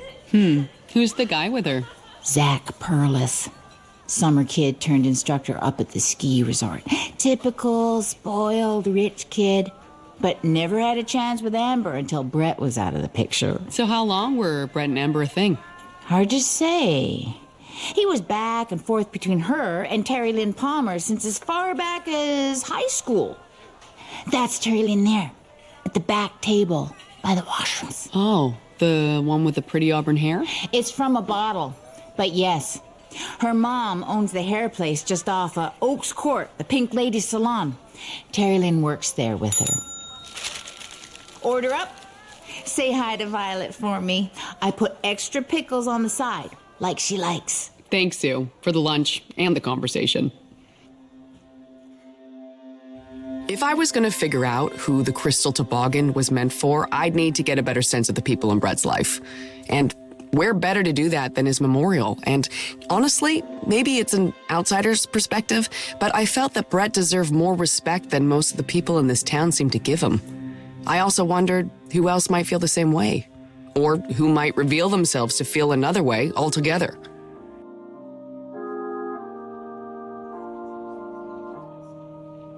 The turnout for Brett is small, which I suppose I shouldn't find surprising considering the negative opinion some folks seem to hold towards him. But it makes me sad and even a little angry that a longtime member of the community can meet their tragic end and it's met with a collective shrug. Mrs. Slater? Hi, I'm Emily Lane. I'm so sorry for your loss. Thank you, dear. Did you know my son well? He helped me fix my car last year, and I knew right away he was a kind young man with a good soul. Well, he was supposed to come and visit me in Brantford on Labor Day weekend, but he didn't make it. I saw him that Friday. I suspect he was on his way to see you. Well, yeah, you see, I'm in assisted living, and Brett never came as often as I'd like, but, well, he'd come a couple of times a year. He wasn't the most reliable boy ever, though. So I really didn't worry that much when he... Oh, I failed him, and it wasn't the first time. You couldn't have known. But I could have done more when he didn't turn up. I mean, I could have made some calls instead of just assuming. This is, perhaps a strange question, but did you and your son have any traditions, say, around special Christmas ornaments? No. I don't really celebrate Christmas. Why do you ask? Oh, it's nothing.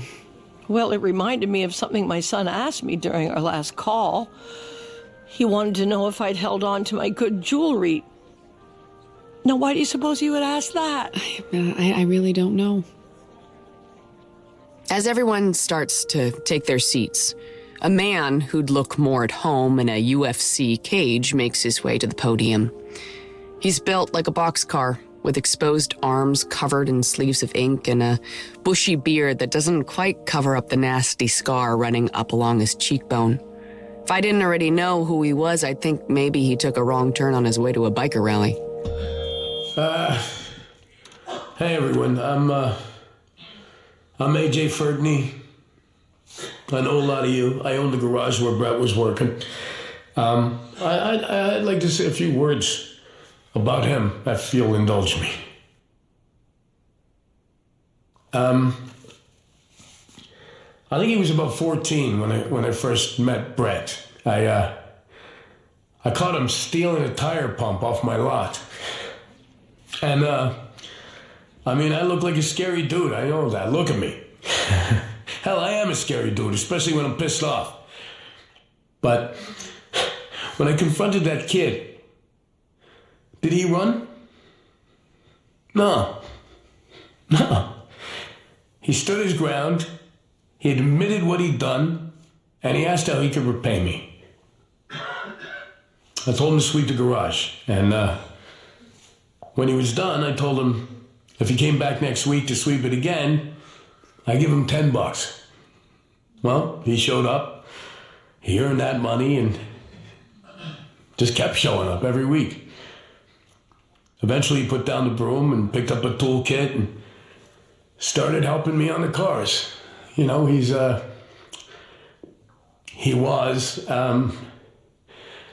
the closest thing I've ever had to a little brother. So, and I know what most people thought of him, including some of the people here today. It's the same thing they think of me, except they're wrong. They didn't deserve him. I love that kid. I'll see you when I see you, Brett. I don't know if AJ's speech will change any minds, but it sure delivered an emotional wallop. And it convinced me that Brett had at least one true ally in his corner. Excuse me, Mr. Fertney, I'm Emily from Under the Mistletoe. Oh, yeah, the Christmas store downtown. I like that place. And cut the Mr. shit. It's AJ. I'm sorry for your loss, AJ. Your speech was very moving. Yeah, I just said how I feel. I'm curious about something, if you don't mind me asking.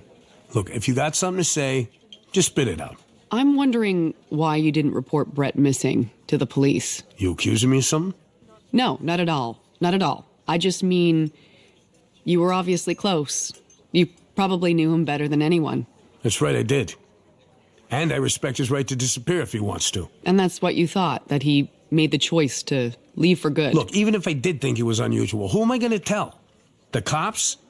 They're just waiting for a reason to come after me. You don't trust the police? It runs both ways. I know how they operate. They'd bring up the time Brett and I came to blows a while back and probably use it as an excuse to put me away. Oh, you got in a fight. We were always fighting, you know? I mean, he had a temper, I have a temper.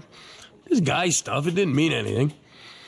That one time got away from us a little when we both got dinged up. But the cops made a huge deal out of it, made us both spend the night in lockup. This guy's just got a way of twisting everything.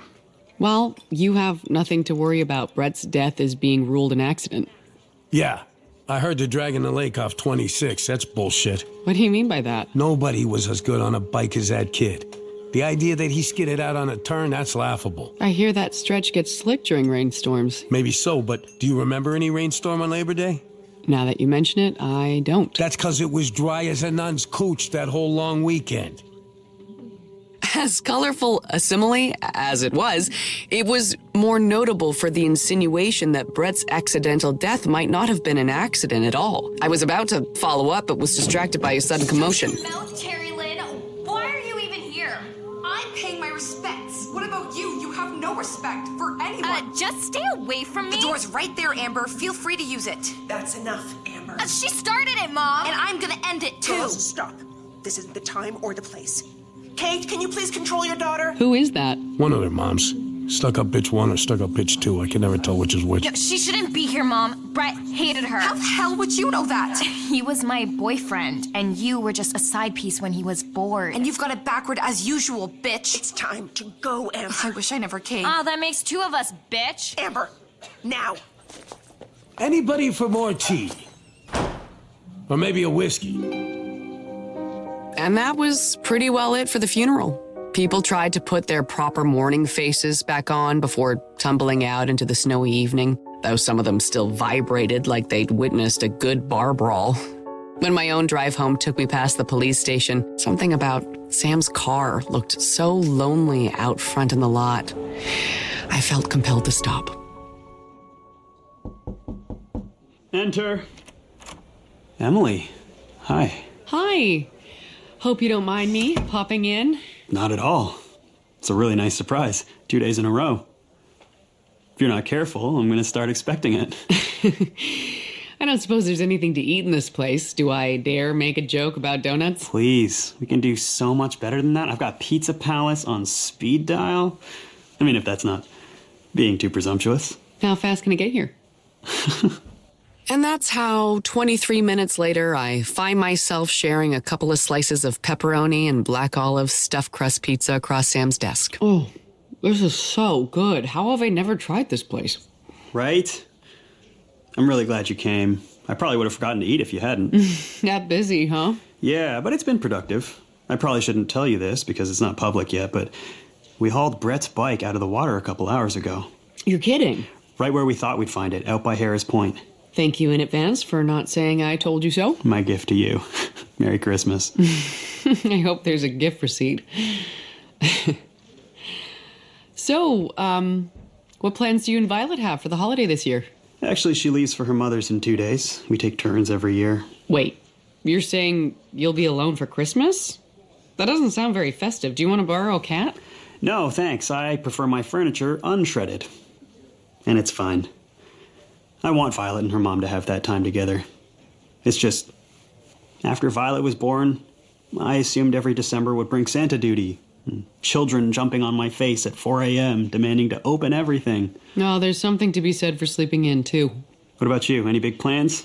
I mean, this time of year is your everything, right? It's more complicated than that.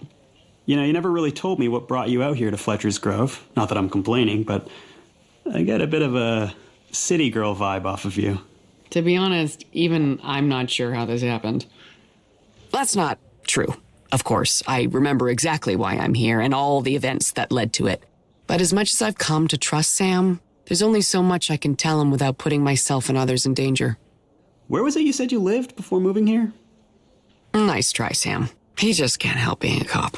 Ugh, I get so bored talking about myself. Let's change the subject. Sometimes a guy gets curious, notices that a woman's wired in a unique way, and he wonders what makes her tick. I don't mean to disappoint you, but what you see is what you get. You gonna eat this last slice? You're not gonna share so much as a nugget, huh? Even after I poured my heart out about Violet? I should go. I'm sorry, I didn't mean to. No, this was nice. I'm glad I came, but I can hear my cats calling for their dinner from here. Okay. Can I walk you to your car?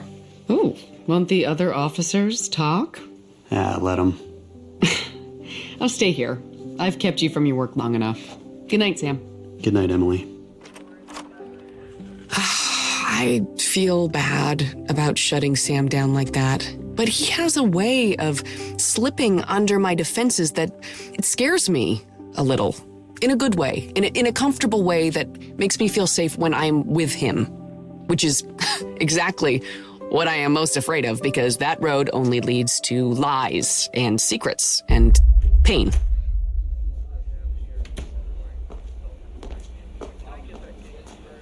As I'm leaving the station, the details of Brett's death come flooding back, and a thought occurs to me.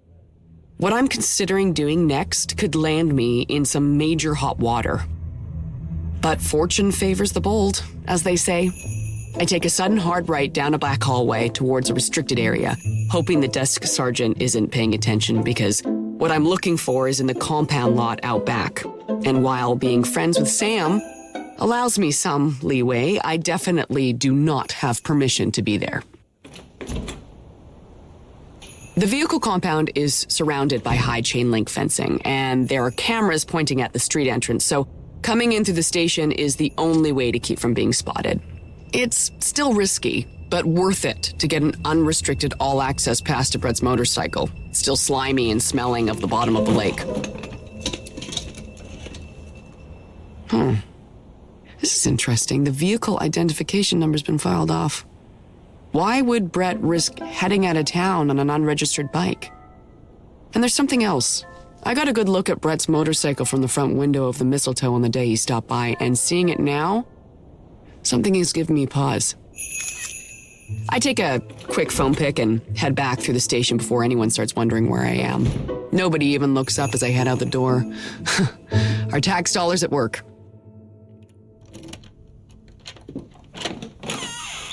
At my apartment, above the shop, the boys are on me the second I walk through the door, and I briefly succumb to the power of their snuggles. Ooh, come here, Mosley. Hello, Doyle, you little cutie, you. Do either of you happen to know anything about the production of Yamahas? Silly boys.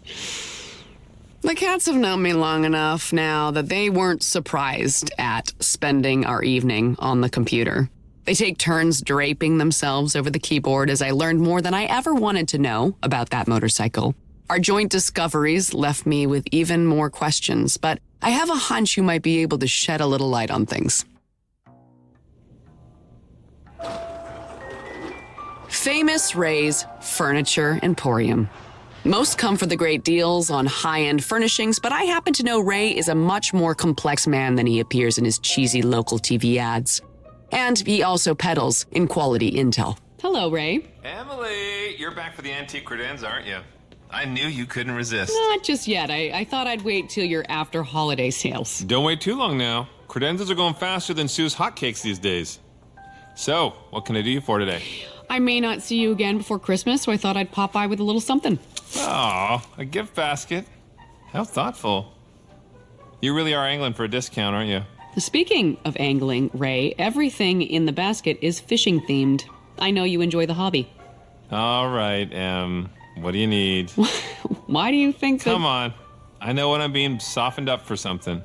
What's on your mind? That's what I love about Ray.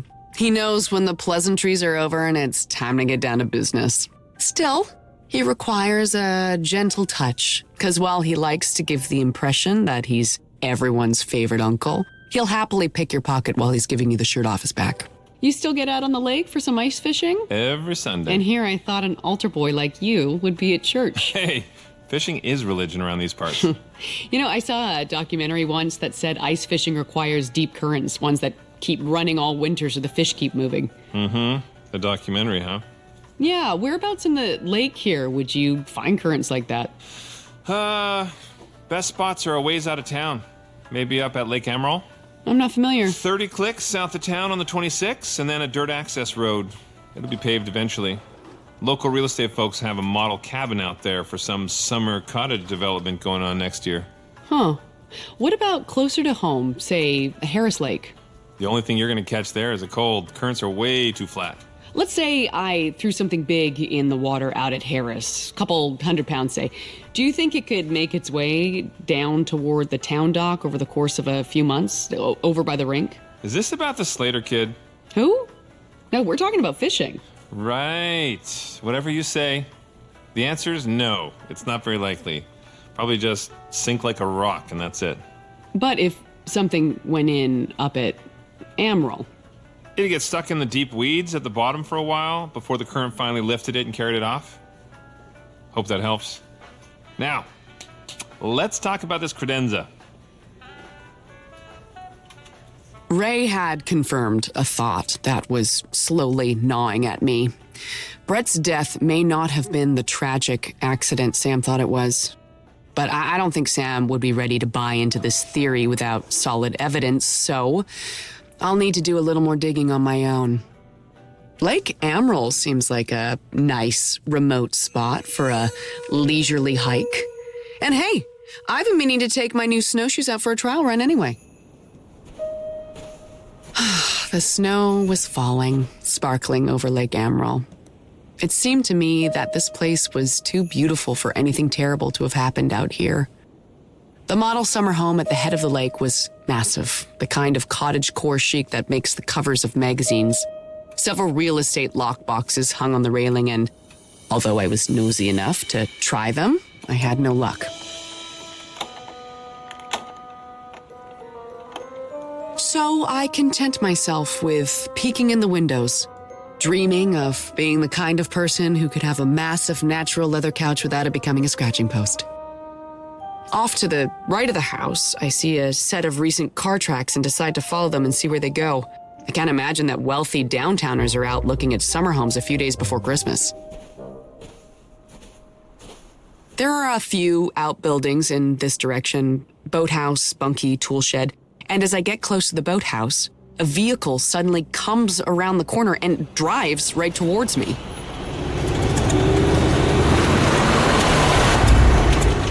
I barely managed to fling myself out of the way, and since my snowshoeing is about on par with my ice skating, I faceplant hard in the snow. I can't be sure the driver was trying to hit me, but they sure didn't stop, or even slow down to ask if I was okay. By the time I brush the snow from my eyes, the vehicle is too far away to read the plates. And visibility is low enough that a vague impression of a dark SUV is the best I can manage. I am freezing. My pants are full of snow, and it's a good 2K hike through the woods to get where I parked my car. But I had come too far to leave without figuring out why that SUV was here in the first place.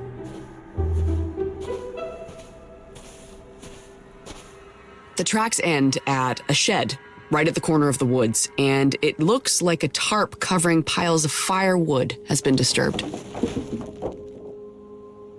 And there it is, carefully stashed behind the rows of cordwood, a Yamaha motorcycle.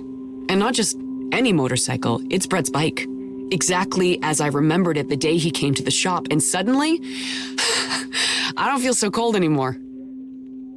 What do you mean you found his bike? And we've already got it. I told you, we pulled it out of the lake yesterday. It's not the right one. Trust me, his actual bike was never in the water. It was stashed away out at Lake Amaral. Here, look at the pictures. I don't understand. I could tell him that Brett's bike has an assistant slipper clutch, which the slightly older model at the station doesn't have. I could also mention there's a slight variation in the paint color. But then I'd have to explain how I came to know so much about the motorcycle from the lake, and I'm already on thin ice. Please, just trust me on this, Sam. You have the wrong bike. Check with AJ at the garage. I'm sure he can confirm it. Yeah, you're pals with AJ now? I had a nice talk with him at Brett's memorial. You know, the one you didn't bother to go to. I'm sorry, that wasn't fair. Let me make sure I have this straight. You decided to drive to the edge of nowhere to go snowshoeing in a snowstorm and randomly came across Brett's motorcycle hidden under a tarp at a cottage development site? Exactly. Emily, I don't even know what to say here. But you know what it means. I do. Then tell me. If you're right, it means his disappearance was no accident. Brett Slater was murdered. Wow. Christmas just came early. I'd like to make a correction to my earlier statement. There is one thing in the world that might just be as single-minded as a teenage girl on a mission. And it's me.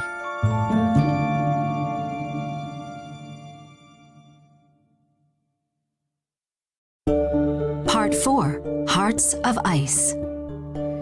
With Brett Slater's death now being investigated as a murder, I can't help but feel a little satisfaction. Our local bad boy deserved better than for his death to be passed off as an accident, especially when I knew that wasn't the truth.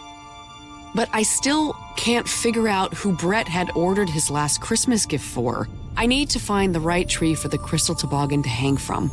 The days leading to Christmas are ticking down faster and faster. The pressure is on. So I take a quick hour off from the holiday rush at my store, wolf a turkey and cranberry sandwich while I drive, and plan one more chat with Brett's former employer, AJ. You must keep records. You don't have a calendar we can check? I'm a mechanic. I don't have assistants filling in day planners all day. Looks like Sam is also interested in what AJ has to say. I need to be careful I don't step on the toes of the official police investigation. But you claim you were here working the weekend that he disappeared. Yeah, Brett booked that weekend off. He left me up to my ass in carburetors. That much I remember. Sloppy record keeping isn't going to make this any easier on you. You guys never make anything easy on me. Why start now? Afternoon, AJ. Constable Wilner. Checking up on Brett's motorcycle? Emily, what are you... Can I talk to you real quick? Sure. I was just leaving anyway. So soon?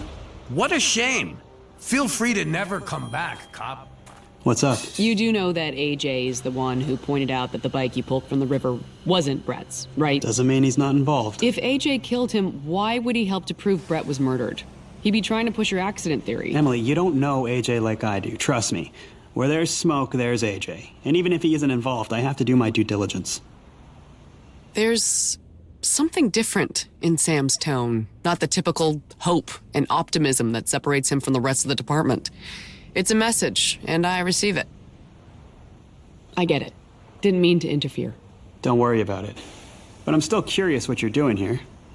Oh, I need snow tires. A lot of slipping and sliding and, you know, hybrids are so light. It's a bad lie. I've never used snow tires in my life. Besides, there's more salt on the roads right now than there is in the Dead Sea. That's not like I'm going anywhere fast in this town. Snow tires, huh? Cutting it a bit close, considering it's been snow conditions for 2 weeks already. Yeah, I got busy at the Mistletoe. A Christmas-themed store during the holidays. It's a frickin' zoo. Well, I do recommend getting snow tires. Can't be too careful. I'll see you later. I look forward to it. That one wasn't a lie. I do love bumping into Sam. In fact, it's usually the best part of my day. Just don't tell him I said so. Hello, AJ. You friends with that cop? He grows on you. Can I ask you something? You can ask whatever you like. I'm not going to promise you get an answer. Gosh, you certainly are a charmer. Yeah. Just ask already. Where do you think that motorcycle the police dredged from the lake came from? Are you asking for you, or are you asking for him? I don't work with the police. It's just my curiosity getting the best of me. Well, let's just say the lake is a good place to dispose of stolen goods that have a little too much heat on them. It's the answer I was expecting. The bike was stolen and then ditched because the cops were sniffing around. A common practice for chop shops disguised as legitimate garages. I know what you're wondering. And you can shut that shit down right now because Brett was as honest as the day is long. And believe me, he didn't get that from me. That's why we fought so much. His juvenile record suggests he was no angel. Oh, that was all bullshit kid stuff. He left that in his rear view after high school. Brett was smart. He wanted a real future, but this town wouldn't let him forget where he came from. A bunch of hypocrites. He had a lot of enemies then? Well, I wouldn't say that. People just tended to not see him, you know? Out of sight, out of mind, except for the girls.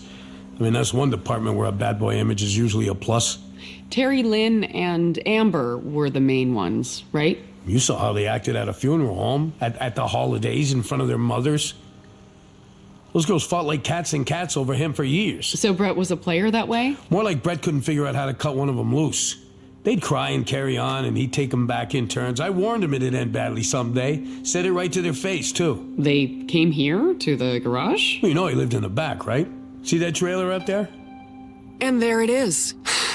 Out behind the storage garage. I try not to look like a drooling cartoon wolf in my eagerness to poke around. I don't don't suppose you'd mind if I took a closer look. Suit yourself, but the cops already descended on it like flies on shit, so there's not much left to see. Well, maybe I'll just take a peek anyway. AJ's right. Looks like this place has been completely picked over. But even after the buzzards in blue finish their work here, there are signs of a woman's touch in this man cave. A hair scrunchie here, a pink hand towel there. On the inside of a cabinet door, I find a phone number that had hastily been written down in pencil, the result of an urgent need to get it down mixed with a lack of available paper. Intrigued, I decide to give it a call. Yo, this is Zach. If you're looking to book a ski lesson, leave me your deets and I'll hit you back. Zach Perlis, Amber Corelli's current boyfriend. Huh. I don't take Brett for much of a skier, so I can't help wondering what the two might have had to talk about. Unfortunately, my insatiable curiosity will have to wait. I do have other responsibilities. When it comes to operating a Christmas-themed store a week before the big day, well, 'tis the busy season.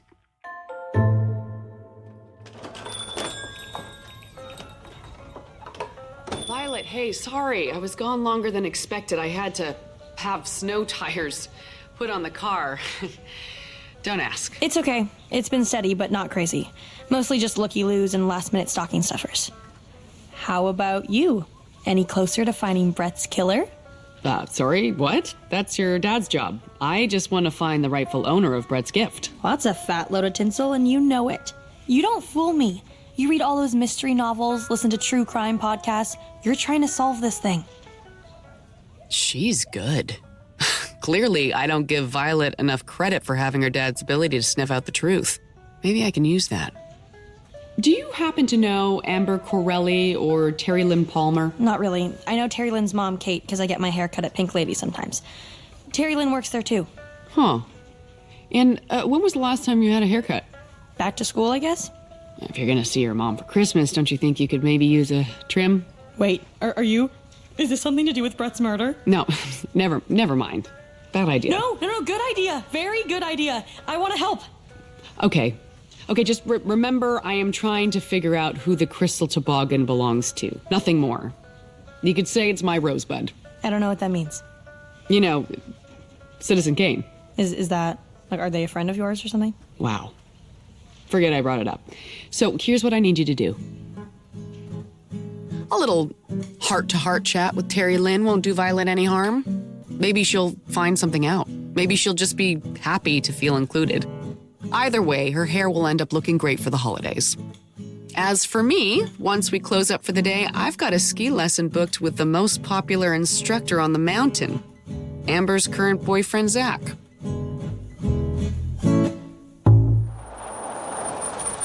It's a 20-minute drive to the White Rock Ski Resort, and as I park the sensible gray hybrid, I spot Zach getting out of his own vehicle. A dark SUV. Was it the same one that almost ran me down at the lakefront property where I found Brett's motorcycle? I didn't get a clear enough look at it to be sure. Hi! You're Zach, right? I am. I'm Emily Lane. You're 4 o'clock. Great. Do you have your own skis? No, sorry. I'm really new at this. All good. I've got some trainers. Let me grab them from the car and we'll get you started. You're doing great, Emily. You want to lean forward slightly. Falling backward is worse than falling on your face. Are we sure about that? Trust me. I was on skis before I could walk. All right. I'm in your hands. I'm actually a proficient downhill skier. It's harder than it looks to pretend to be bad at something you're not. But if Zach has seen through my amateur ski bunny routine, he's at least being polite about it. Are you local? Not technically. My family has a cottage on a lake near here, and I spent a lot of summers there. Now with the job, I'm here full time. Oh, well, that must be lonely. Nah, it's been okay. I moved in with my girlfriend. She grew up here. Well, let me guess, you met her here on the hill. Not even close. I met her when I was a kid.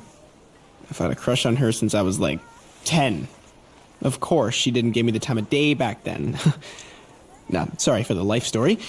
No, it's nice. You know I'm stalling because I'm terrified to get on the ski lift, right?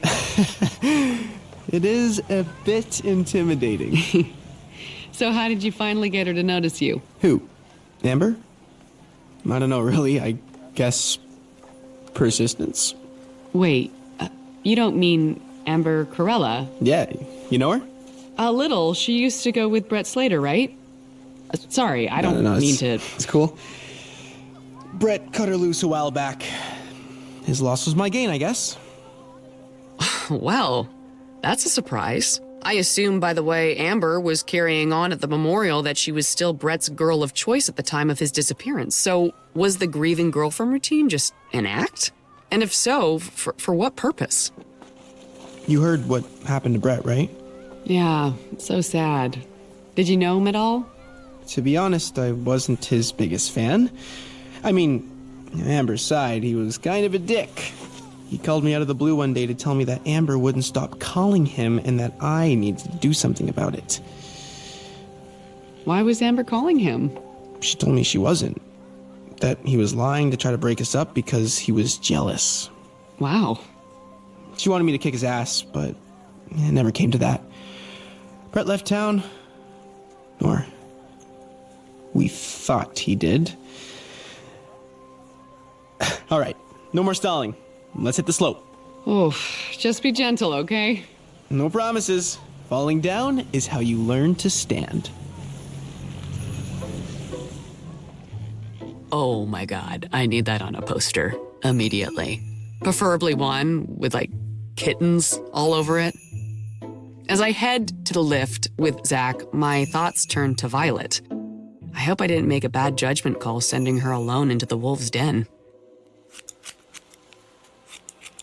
Is that short enough on the bangs? It's perfect. I hate when they fall in my eyes. Except a curtain bang is good for peeking out at boys and flirting. Really? Oh yeah. It's a great technique. Never fails. I'm not very good with boys. I don't believe that for a second. No, it's totally true. I'm an idiot when it comes to hooking up. Do you have a boyfriend, Terry Lynn? No. Not anymore. Oh, I have one, but I don't know how much longer it's gonna last. I think he likes another girl, which sucks. You need to walk away. Get out. But he's super cute and special, and I only like him, nobody else. So there's... No, I'm telling you right now, you need to shut that door. There's nothing but heartbreak ahead. Is that what happened to you? I gave him an ultimatum. I said that I'd had it, and that he had to pick me or her. And he left. He never came back, and now he's never coming back. I'm so sorry. I told him if it wasn't just me, I didn't want him anymore, and...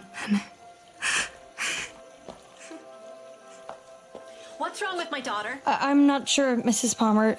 Terry Lynn and I were talking about boys, and she got upset. You didn't bring up Brett. No, I didn't, but she did. I'm so sorry. It's okay. She's just having a tough time. Brett's death has been difficult on her. Becca, be a dear and come finish Violet's hair, would you? I need to see to my daughter. After about a dozen fake falls on the bunny hill, my first lesson with Zach came to an end and I made my way to Sue's diner for an early dinner. But that wasn't the primary reason for my visit. I've always felt that the fastest way to get honey is to rile up the bees. Always good to see you, Emily. How's Sam? Oh, he's fine? Why do you ask? No reason. Okay, Sue, spit it out. Well, how could you not tell me that you and Sam are dating? What? We're not. Oh, so you didn't go skating together. Apparently you looked very cozy on the ice. Oh, great. The last thing I need is to have my relationship with Sam, or lack thereof, be the focus of the town gossip mongers. I knew letting Violet drag me there was a bad idea. Though it was a bad idea I happened to find very appealing. Fine, yes, we did go skating, technically, but it wasn't an official date. If you say so. I do say so. Have it your way. You want dessert? We got peach pie that just came out of the oven. Just the coffee's fine, Sue. And please don't go spreading that stuff about Sam and I. Oh, that horse already left the barn. I'll wrap you a piece of pie to go. No charge. You're too skinny. Amber, there you are. 1 BLT with light mayo coming up. Can you make the bacon extra crispy? You got it, hon. Grab a booth. It'll be right up. Amber Corella. Just the girl I am here to see. I feel a little guilty doing what I'm about to do to Zach, especially since he turned out to be a chill ski bro instead of the snobby trust fund brat I was expecting. But it's all in the name of justice. Hi, Amber. Mind if I join you for a minute? Actually, I've got friends coming, so... Well, I'm not staying. I just wanted to say that I was talking to Zach, and I'm really sorry about what happened between you and Brett. Excuse me? You know, Brett kicking you to the curb after all the years you put in, it's so disrespectful. Like, you don't know what you're talking about. Okay, Brett loved me. You know what? You need to leave. With the bees sufficiently riled up, I did as I was asked. But not before I set my phone to record and left it sitting on the seat of the booth out of Amber's line of sight. Yeah, it's an old trick, sure, but it's still effective. I sit out in the sensible gray hybrid for about 10 minutes, trying unsuccessfully not to pick at the peach pie Sue forced on me, until finally I see Amber storm out in a fury. Emily, you're back. Let me guess. You want more pie? No, I just forgot my phone, but you were right. The pie was delicious. After getting home to my apartment above the shop, I take a moment to feed and cuddle my fur babies, Mosley and Doyle, and then I settle in with a glass of locally produced Chardonnay and play back the phone recording from the diner. What the hell, Zach? Why did you tell the Christmas store lady about Brett and I? I don't know, I think her name's Emily, maybe? Okay, so you gave her a lesson? What does that have to do with spilling your guts to her? Because it's private, Zach. Don't you get that? You embarrassed me. Okay, you're seriously gonna change the subject. Okay, fine, I'll tell her. Yeah, but you can expect to sleep on the couch tonight, you jerk. Not quite the revelatory conversation I was hoping for, but it sounds like Amber isn't done yet. She's making another call. Mom, did you take Zach's truck without asking again? Because he's pissed off, that's why. Yeah, you keep filling it with the cheap gas instead of premium. Yes, it does matter. He says the engine's making that popping sound again. Jesus, Mom, I do not care if you had to show a place. It's not my problem you can't drive stick. Yeah, maybe Dad should have thought of that before he bought a Porsche. You know what? Cancel that BLT, Sue. Not hungry anymore. Now, that was a call that was as fruitful as the notes in this wine. Thanks to a sputtering engine, I had confirmation that the car I saw at the lake belonged to Zach, even if I couldn't be certain who was at the wheel. But that's tomorrow's problem. I have other dilemmas to think about tonight, like what gifts I'm going to spoil my babies with for Christmas this year and whether or not to have a second glass of Chardonnay.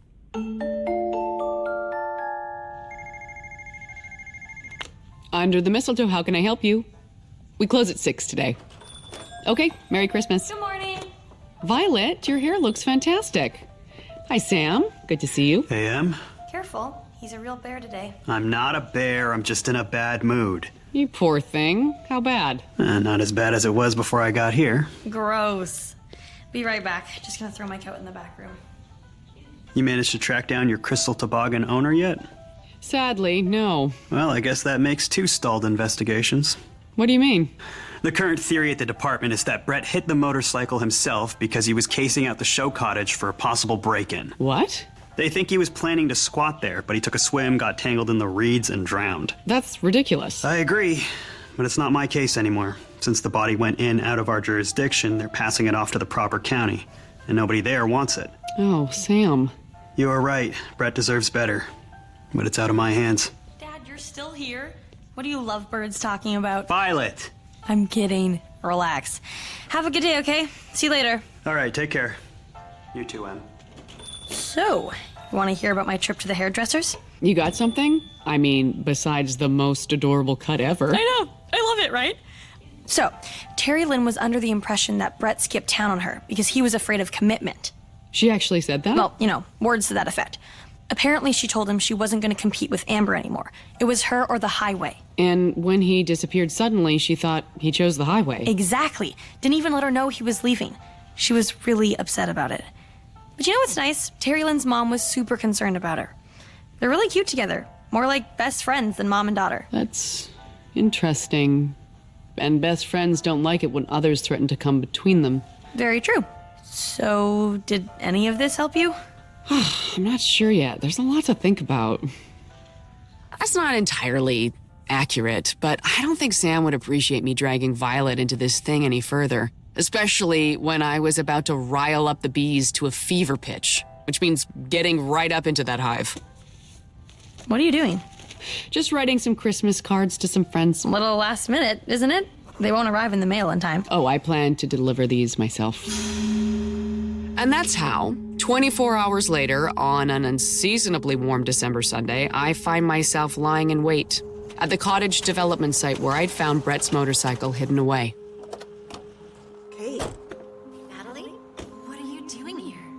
I got a note. So did I. What did yours say? I know what you did. Be at the spot where it happened tomorrow at noon, or I call the police. Come alone. Same. Are we being blackmailed? How is this possible? Hello, ladies. I see you got my message. You sent these cards? They're handmade by a local artisan. I hope you like them. What is this about? Oh, I think you know. You wouldn't be here if you didn't. See, I sent out 4 cards just to be sure, but your daughters didn't show up. They didn't understand the message because they have no idea what happened here, do they? It wasn't what you think. Shut up, Kate. How much do you want? Excuse me? This is a shakedown, right? So, how much is it going to cost us? I suspect the cost will be quite high, but I don't want your money. Then what? I want to know why 2 former best friends teamed up to kill the man who was sleeping with both of their daughters. It wasn't supposed to happen like that. It was an accident. I just wanted to protect my girl. God, Kate! You're pathetic. And as for you, Emily, is it? If you think you know something, let's hear it. After years of Brett going back and forth between Amber and Terry Lynn, you decided enough was enough. You caught wind that Brett was going away to see his mom for a few days, and you thought you'd try to convince him to make his travel plans a little more permanent. How much did you offer him? What does it matter? He wouldn't take the money. We just wanted him out of our daughters' lives. Is that so wrong? He was a punk. He was always going to be a punk. We offered him the chance at a new life, far away from here. Must have really shocked you to discover that money can't buy everything, huh? Go to hell. I'm leaving. You can have this conversation with me or with the cops. It's your choice. Natalie, please. Hear her out. I don't want to go to prison. You know what's ironic, Natalie? You had nothing to worry about because Brett had already told Amber they were through for good. You're lying. Amber would have told me. She was too humiliated to admit it. She couldn't believe that someone like Brett would turn his back on someone like her, but he chose Terry Lynn. Isn't that right, Kate? How would I know? Brett would never have left without telling Terry Lynn. He loved her. He came to the house, didn't he? Kate? It's true. He came to see her, but she wasn't home, so he left her a message. A message that was never delivered. Instead, you called him and told him Terry Lynn wanted to meet him here. Natalie and I, our dads worked in a lumber mill before it closed. We didn't grow up with much, and we both worked hard to make something of ourselves, to make a better life for our children. Well, that much we can agree on. Our girls were wasting their time with a loser who'd never amount to anything. He just wanted them because he knew they had money. That's not true, though, is it? You learned that much when he turned down the bribe you offered him, so in your surprise and anger, you killed him. I told you it was an accident! When he turned down the money, I've never seen Kate so angry. I didn't mean to push him so hard. He fell, hit his head on the deck. Natalie checked for a pulse, but he was gone. We should have told the authorities, but... But orange was never your color. Rather than risk manslaughter charges, you covered it up. You both did. Together. I was trying to help a friend. I sent Kate to hide the bike while I moved Brett. Like Kate told you, it was an accident. What is that? Why are you clapping? A great performance deserves some applause. It wasn't... I told the truth. I believe you did, Kate, but Natalie, not so much. See, they actually found water in Brett's lungs. He was still breathing when he went into the lake. That can't be. You checked his pulse. You said he was dead. I thought he was. You are a bad liar, Natalie. I can see it on your face. You can't even sum up the energy to care, even now. Like I said, he was a loser. Natalie, what are you doing? Where did you get a gun? My hubby felt we needed a little home protection. After all, it gets pretty seedy west of Main Street. You would know. It's where you're from. Shut up. You see I'm holding a gun on you, right? Glock 19, 9mm with a 15-round magazine capacity. Yeah, I see it. The question is whether she's scared enough of facing the consequences of Brett's murder to pull the trigger. I'd say it's 50-50. My husband and I go to the range to shoot once a month, so don't think I don't know how to use this. Okay, 70-30. No more, Natalie. Enough is enough. You were always the weak one, Kate. That's why I'm where I am and you're barely scraping by. Stop this! If you kill her, you'll need to kill me, too. Jesus! I'm doing this for you as much as me. You want to go to prison? Do you know what you'll be giving up? Sleepless nights, guilt eating away at me, the shame I feel when I look at my daughter and remember what I did. Kate's making a more compelling case than I ever could, so I just keep quiet and bide my time while I look for an opening. Think about Amber. I am thinking about her. All of this. It was all for her. No, it was for you. And for me. I understand that now. I'm calling the police. No! The entire world slows down as Natalie swings the gun away from me and towards Kate. I'm already moving. Head down, shoulder out. I connect squarely with her mask just as the gun goes off, and I can only hope I've disrupted the shot enough to count. Natalie is knocked back, the gun sent flying into the snow. My momentum takes me to the ground, and as I roll to my feet, I meet Natalie's eyes. She's panicking. Natalie, wait! No use, she's already on the run, disoriented, heading towards the frozen lake. Kate! I'm okay. Thanks to you. Stay here. Call 911.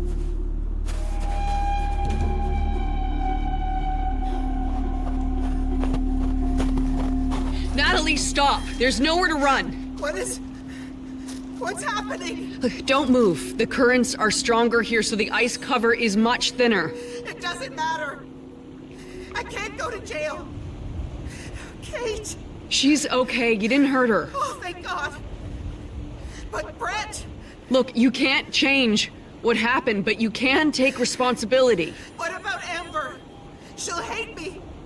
This will ruin her life. She's your daughter. She loves you. Look, just slowly step toward me, okay? Yeah, really slow. Just take my hand, all right? Just take my... We both go through the ice, the freezing water like a million icicles stabbing at my flesh in unison. I manage to get an arm out on the ice to keep from submerging, and using every bit of energy I can muster, I pull myself out to a prone position. Here, grab my arm!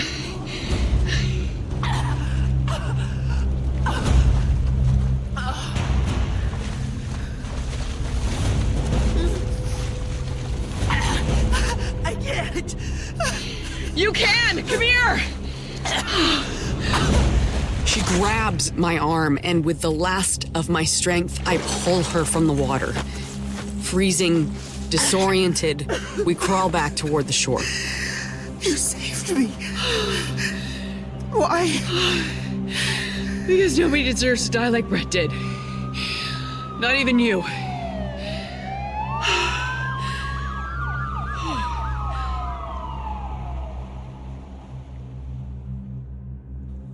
It's Christmas Eve, and after a 12-hour sleep under about a dozen blankets, I finally have feeling back in my extremities. I also have a dead man's final Christmas wish to fulfill. Brett loved you, Terry Lynn. I want you to know that. I guess I do. He took your ultimatum seriously, and he wanted to prove it. I don't understand. He asked his mom about her jewelry the last time they talked. I think he wanted to ask for her engagement ring so he could give it to you. Really? I would have said yes. I can't believe my mom. Why would she do that? It was misguided and wrong, but she thought it was best for you. She loves you. She's gonna need your support for what comes next. I know. I hate her so much for what she did, but she's my mom. I'm gonna try. That's all you can do. I have something I think belongs to you. What is this? A toboggan. It means something to you? It means everything to me. It was grade 3. Our whole school went on an outdoor sledding trip, but the hill was so steep. I was petrified. The other kids were laughing at me and kept saying they were going to push me down, so I started to cry. Then Brett, he suddenly told them to get lost, only he didn't say it quite so politely. Then he said I knew I could get down the hill and that he would help. So I sat on the toboggan and he sat behind me and put his arms around me, and then we went down together, and I laughed the whole way down. Then we went back up and did it again. After that, I felt like I could do anything with Brett by my side. Brett clearly felt the same way about you, even if he wasn't always able to show it. It's so pretty.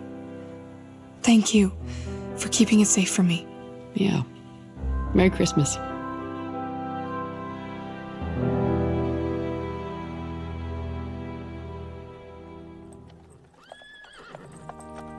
On Christmas Eve, Fletcher's Grove is quite possibly the most charming place in the world. And you know what they say about charm? It's better enjoyed with company. All right, nobody's ever said that. But with Violet out of town, spending the holiday with her mom, I wasn't about to let Sam mope around at home all sad and alone.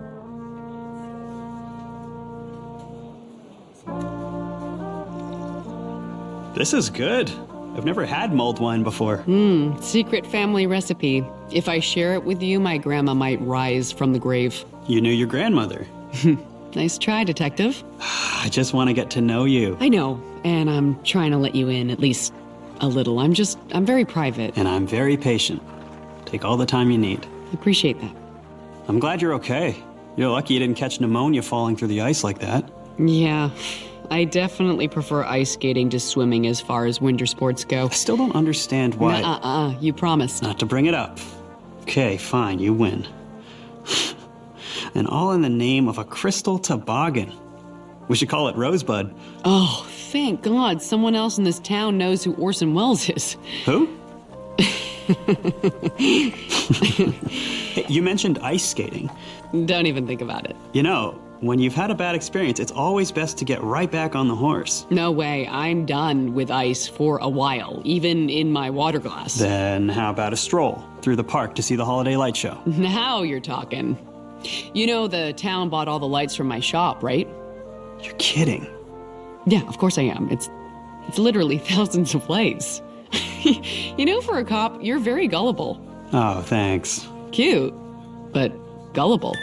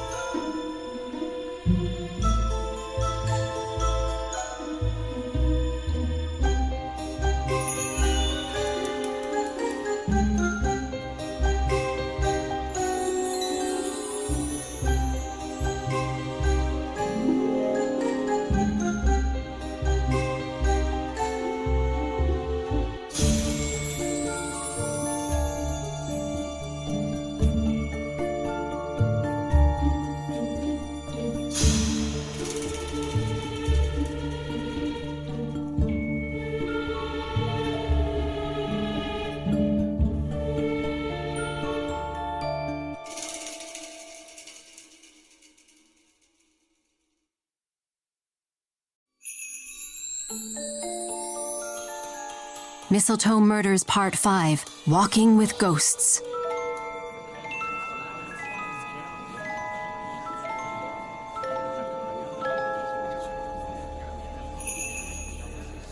Welcome, everyone, to Harper Manor, one of the most infamous haunted locations in the country. This property, as you know, has sat empty for the past 7 decades due to a horrific and tragic murder that occurred under this very roof. So please take a moment, help yourself to some champagne.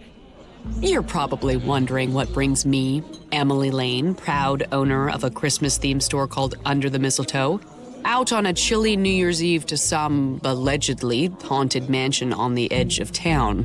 Well, that's actually a great question. I'm still trying to figure it out myself. And judging by the looks on the faces of some of the other prominent citizens of Fletcher's Grove, I'd say they're wondering the same thing.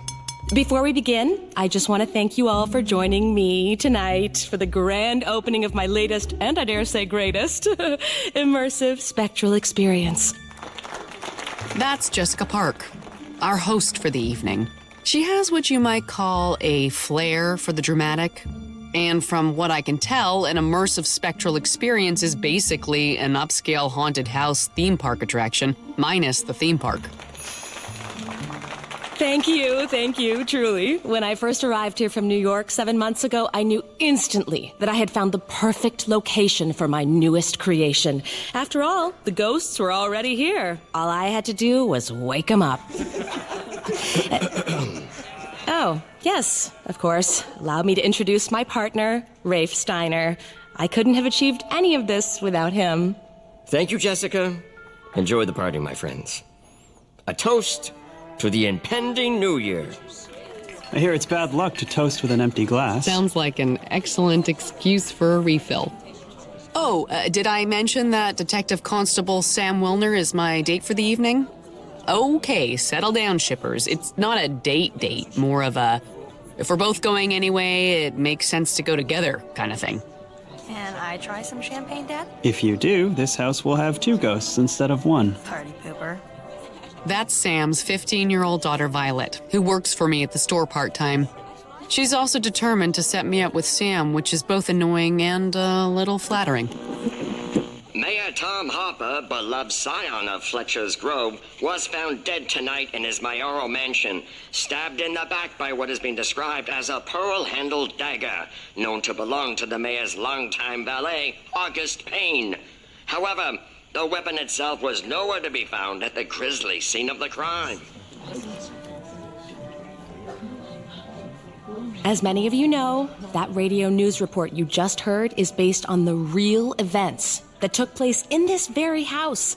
So keep your eyes open, because maybe, just maybe, we'll be graced with a visit from Mayor Tom Harper himself, from beyond the grave. I'm sorry, but I think this is all quite disgusting. Angelique Westgate, proprietor of the Westgate Inn, the Grove's most successful and priciest bed and breakfast.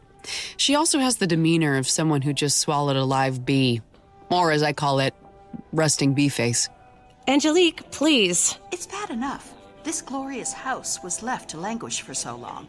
But to have it purchased by some outsider and turned into a garish carnival sideshow? It's positively ghoulish. That's certainly one way to look at it. Personally, I think it's an ingenious way to get tourists interested in our local history. That's Al Fletcher, owner of a local antique store called The Junkyard and official town historian. A title he comes by honestly, considering the town is called Fletcher's Grove. And yes, he is a direct relation. A history best left forgotten, if you ask me. I think this exhibit is all in very poor taste. Well, thank you, Angelique, for your spirited opinion. I suppose I just got a preview of our first Yelp review, am I right? Now, if you'll please follow me to the next stop on the tour. But be warned, I can't promise we won't run into any spectral inhabitants. I should probably explain. I don't actually believe in ghosts. At least not the free-floating, bedsheet-wearing variety. But while haunted houses aren't really my thing, I do enjoy a good crime story. And Murder Mansion, as the locals lovingly refer to it, does indeed have a dark and complicated history. It's a mix of true crime and gothic horror that I find quite intriguing. Our tour brings us now to the Grand Ballroom, where Mayor Harper would often entertain his wealthy and influential friends. I have to admit, the attention to detail is stunning. It truly is like walking into the past. Red silk curtains, polished marble floor, and the chandelier. That's the closest thing you can get to real Swarovski crystal. I sourced it from Europe. That's Ray Pemberton, a.k.a. Famous Ray, the self-professed king of home furnishing retail. And yeah, he gave himself the nickname Famous Ray, and it still managed to stick. A testament to his ability to make friends with everyone he meets. I do owe our friend Ray here a debt of gratitude for his tireless work helping to recreate the house with era-appropriate furnishings. Hey, happy to help out. Anything to bring more tourists, right? Indeed. Now, everyone, stay very quiet. And we just might hear the sound of Mayor Harper's ghost treading lightly across the floor. Yes, we're not above a good jump scare. You've been warned. You okay there, Sam? You nearly dropped your champagne glass. Yeah, you look so scared. It just startled me. Whatever you say, Dad. Let's continue on, shall we? And here in this hallowed second-floor hallway is the last known photograph of Mayor Harper, taken with his valet, Augie Payne. Hey, Jessica, am I crazy, or do I see some family resemblance between you and the guy in the picture? Not the mayor, the other one. You have quite the eye, Ms. Lane. And you are correct. August Payne, the man tried and convicted for the murder of Mayor Harper, is my great-grandfather. You're related to that killer, and you see it as a point of pride. It was a long time ago, Angelique. Our family has made its peace. And the story still has a few twists. What does that mean? All will be revealed in time. Now, if you'll all gather around this glass display case, where sits an exact replica of the pearl-handled dagger that was allegedly used in the murder. I say allegedly because... The real knife was never found. They only surmised it was the murder weapon because the wound matched the unique teeth of the blade. Oh, sorry to hijack your presentation, Jessica. Are you kidding, Al? The host job is yours anytime you want it. They convicted a guy and didn't even have a murder weapon? Sounds like shoddy police work to me. If only you were born 75 years earlier. If I was, this would be a very awkward date. Who says you? Maybe I have a thing for much older men. You guys are both weird. Jessica, I hate to interrupt, dear. That's Freddie Jr., the town librarian. He looks like the love child of Steve Urkel and Lurch from the Addams Family. What is it, Freddie?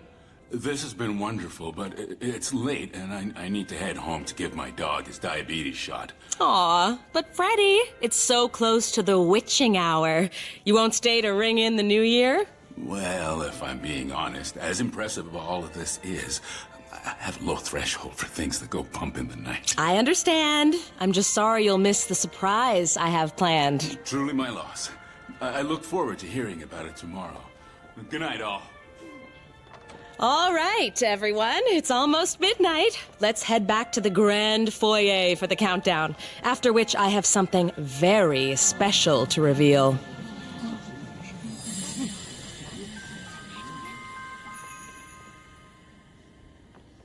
Okay, I've put it off long enough.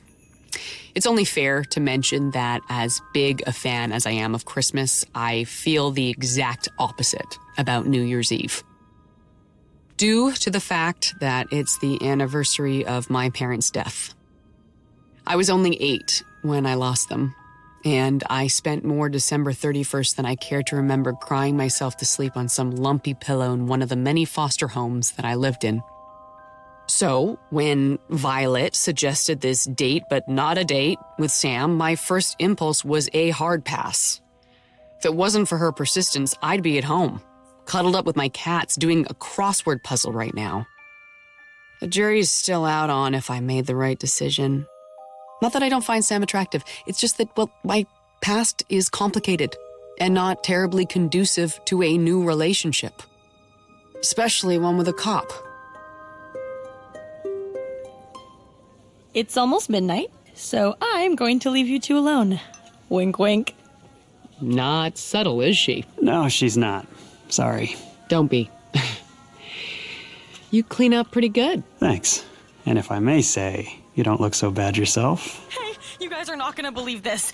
Oh, sorry. Did I interrupt something? I mean, you may have... Who cares? I have big news. I just met Marshawn and Luke, the hosts of Get Your Haunt On. Get your what now? Should we know what that is? Oh, come on. They're only like the coolest ghost hunting internet channel ever. But don't tell anyone they're here, okay? They're doing a secret investigation of the mansion tonight during the party, and they swore me to secrecy. Okay, my lips are sealed. Mine too, mostly because I already forgot the name of the show. Haunt something? 10, 9, almost midnight. 8, as you were. 7, 6, 5, 4, 3, 2, 1. Happy New Year! So, here we are. Here we are. Uh-oh. No. Don't do it, Emily. You know it won't end well for you. I heard it's bad luck not to kiss your date at the strike of midnight on New Year's Eve. Well, I'm not superstitious. But still, why risk it? Okay. Oh my God! Jessica? Is that blood? Before Sam and I managed to do something that at least one of us might come to regret, our attention is pulled to the second floor landing, where Jessica Park stands, her hands and white sequin gown stained with blood. And before anyone can figure out if this is all a part of the show, she topples over the rail and falls 20 feet to the marble floor below. As she lays there on the floor, a pool of blood growing around her, all eyes are on the pearl-handled knife driven deep into her back. No pulse. She's gone. All right, everyone stay back and stay together. This is now an active crime scene. Nobody leaves the premises until I say so. Seeing Sam take control of the situation like that, I'm not gonna lie, it was kind of hot. That's it. Everyone keep moving in. Within 5 minutes, Sam had alerted his precinct and had patrol cars and forensics en route and had managed to herd all the guests into the parlor.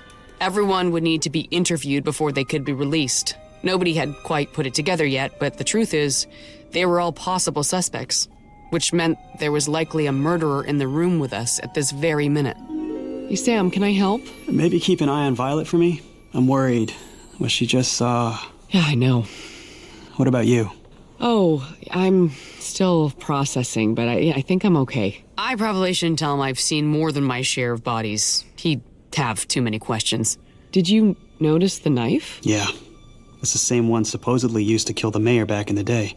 Probably the replica we saw in the case. And Jessica died at 12:01 a.m., the exact same time Mayor Harper was killed. I mean, there must be a connection between the two. Emily. Yeah, I know. You got this. You go do your thing. Thank you. And this was shaping up to be such a good night. Well, I can't wait to see what you have planned for our next date. Aha! So you admit this was a real date. I can work with that. Everyone settle in. I know this is difficult, but we'll have you all home safe as soon as we can. By 12:15, the police had arrived to lock down the area, and shortly after that, a forensics team began processing the crime scene. Sam was certainly doing his part. Now it was time to do mine. Hey, Violet, how you doing? Fine. You know, it's okay if you're not. Seeing something like that, it can stay with you. It was intense. Not like in movies. It wasn't what I expected. I know what you mean. Can I tell you a secret? Sure. I've been snooping through my dad's crime scene photos for years. I think, in a way, it prepared me a little. Well, anytime you need to talk about it, I'm here for you, okay? Thanks. It'll save my dad a bundle on therapy. By 1 a.m., folks were getting restless, so Sam sent me and another volunteer to the kitchen for coffee and water for the troops. Personally, I liked it better when there was champagne. I found mugs here in the cupboard. Ah, perfect. Your name is Rafe, right? You work with Jessica? Correct. We designed this experience together. I don't remember you being with the group when Jessica, well... yes. I was in the control room running the tech cues. Music, lighting, the odd jump scare, as Jessica called them. I'm very sorry for your loss. It's a terrible shock. How long have you worked together? It's been 10 years since Jessica plucked me from stage managing an off-Broadway theater to become the creative director for her first project, a small ghost house in upstate New York. It was a massive success, of course, and I impressed her enough that she made me her business partner. We followed with 3 more projects in Boston, New Orleans, and L.A. Jessica was the face of the company, and I, the man behind the curtain, if you will, making the magic happen. So you did all the hard work and Jessica got all the attention. Perhaps that is true, but I found our arrangement quite agreeable. Jessica, however... She wasn't happy. Well, she announced to me last week that she wished to terminate our agreement. Well, that must have been tough to hear. To put it mildly. She owns the name, the license, the relationship with investors, everything. Did she tell you why she wanted to end your business relationship? I suspect she realized profits were better when not split 2 ways. Rafe was clearly nursing a serious grudge against Jessica, so he definitely has motive. As for opportunity, Rafe was nowhere to be seen when Jessica appeared with that knife in her back. Whether he realizes it or not, he just moved to the top of my highly unofficial top-secret suspect list. This is outrageous. You hear me? Judging by the angry voice in the hallway nearby, I'd say someone isn't a very happy camper. I won't stand for this. You can't hold me here any longer. Angelique, what's happening? That police officer refuses to let me leave. I can't stay cooped up in here all night. I have a business to run. Let me see what I can do, okay? The officer in question didn't have the authority to allow Angelique to leave the grounds, but I was able to convince him to let us go outside for a few minutes of fresh air. Hopefully, that would be enough to calm Angelique down. This is unacceptable. I've done nothing to deserve this treatment. Or maybe not. You wanted out. You're out. I suppose I should thank you. I just can't stop thinking about that poor woman's face as she went over the railing. That's funny. I don't remember you being in the foyer at that time. Well, that may be so. But I came right back in after it happened, and I can only imagine how horrible it must have been. It was like I was there. Even in the crisp night air, sweat was starting to collect on Angelique's tightly pursed lips. Why would she lie about being there if she has nothing to hide? Guess I now have a second person of interest on my unofficial top-secret suspect list. Forgive me for saying Angelique, but I noticed some tension between you and Jessica during the tour. For 75 years, the people of this town have been trying to forget the horror that occurred here, and the loss of Fletcher's Grove's most beloved son, a true icon. And here she comes, Jessica Park, the opportunist, stirring up ghosts just to make a quick buck. It seems like she put a lot of time and money into it, and it could be good for the community. It's all a moot point anyway. With Jessica dead, this place will be shuttered to make room for something more tasteful, God willing. Ooh, I'm cold. That's one word for you. As Angelique heads back inside, I notice Freddie Jr., the gentle giant librarian returning to the mansion, clearly upset. But Sam was there to intercept him. Sorry, Freddie, I can't let you back in. I just want to know if it's true. Is Jessica really dead? I'm afraid so. She was so kind to me. Who would possibly want to hurt her? I've got a list going. Just go home, Freddie, and say hi to your grandmother for me, okay? We'll talk tomorrow if you want. All right, Sam. Watching Freddie leave, head down, shoulders slumped, I really feel for the guy. So I definitely had a moment of guilt for thinking he should look into a new dandruff shampoo. I mean, it looked like he was stepping in from a snowstorm, even though it was a perfectly clear night. Yeah, I'm a terrible person sometimes. What can I say?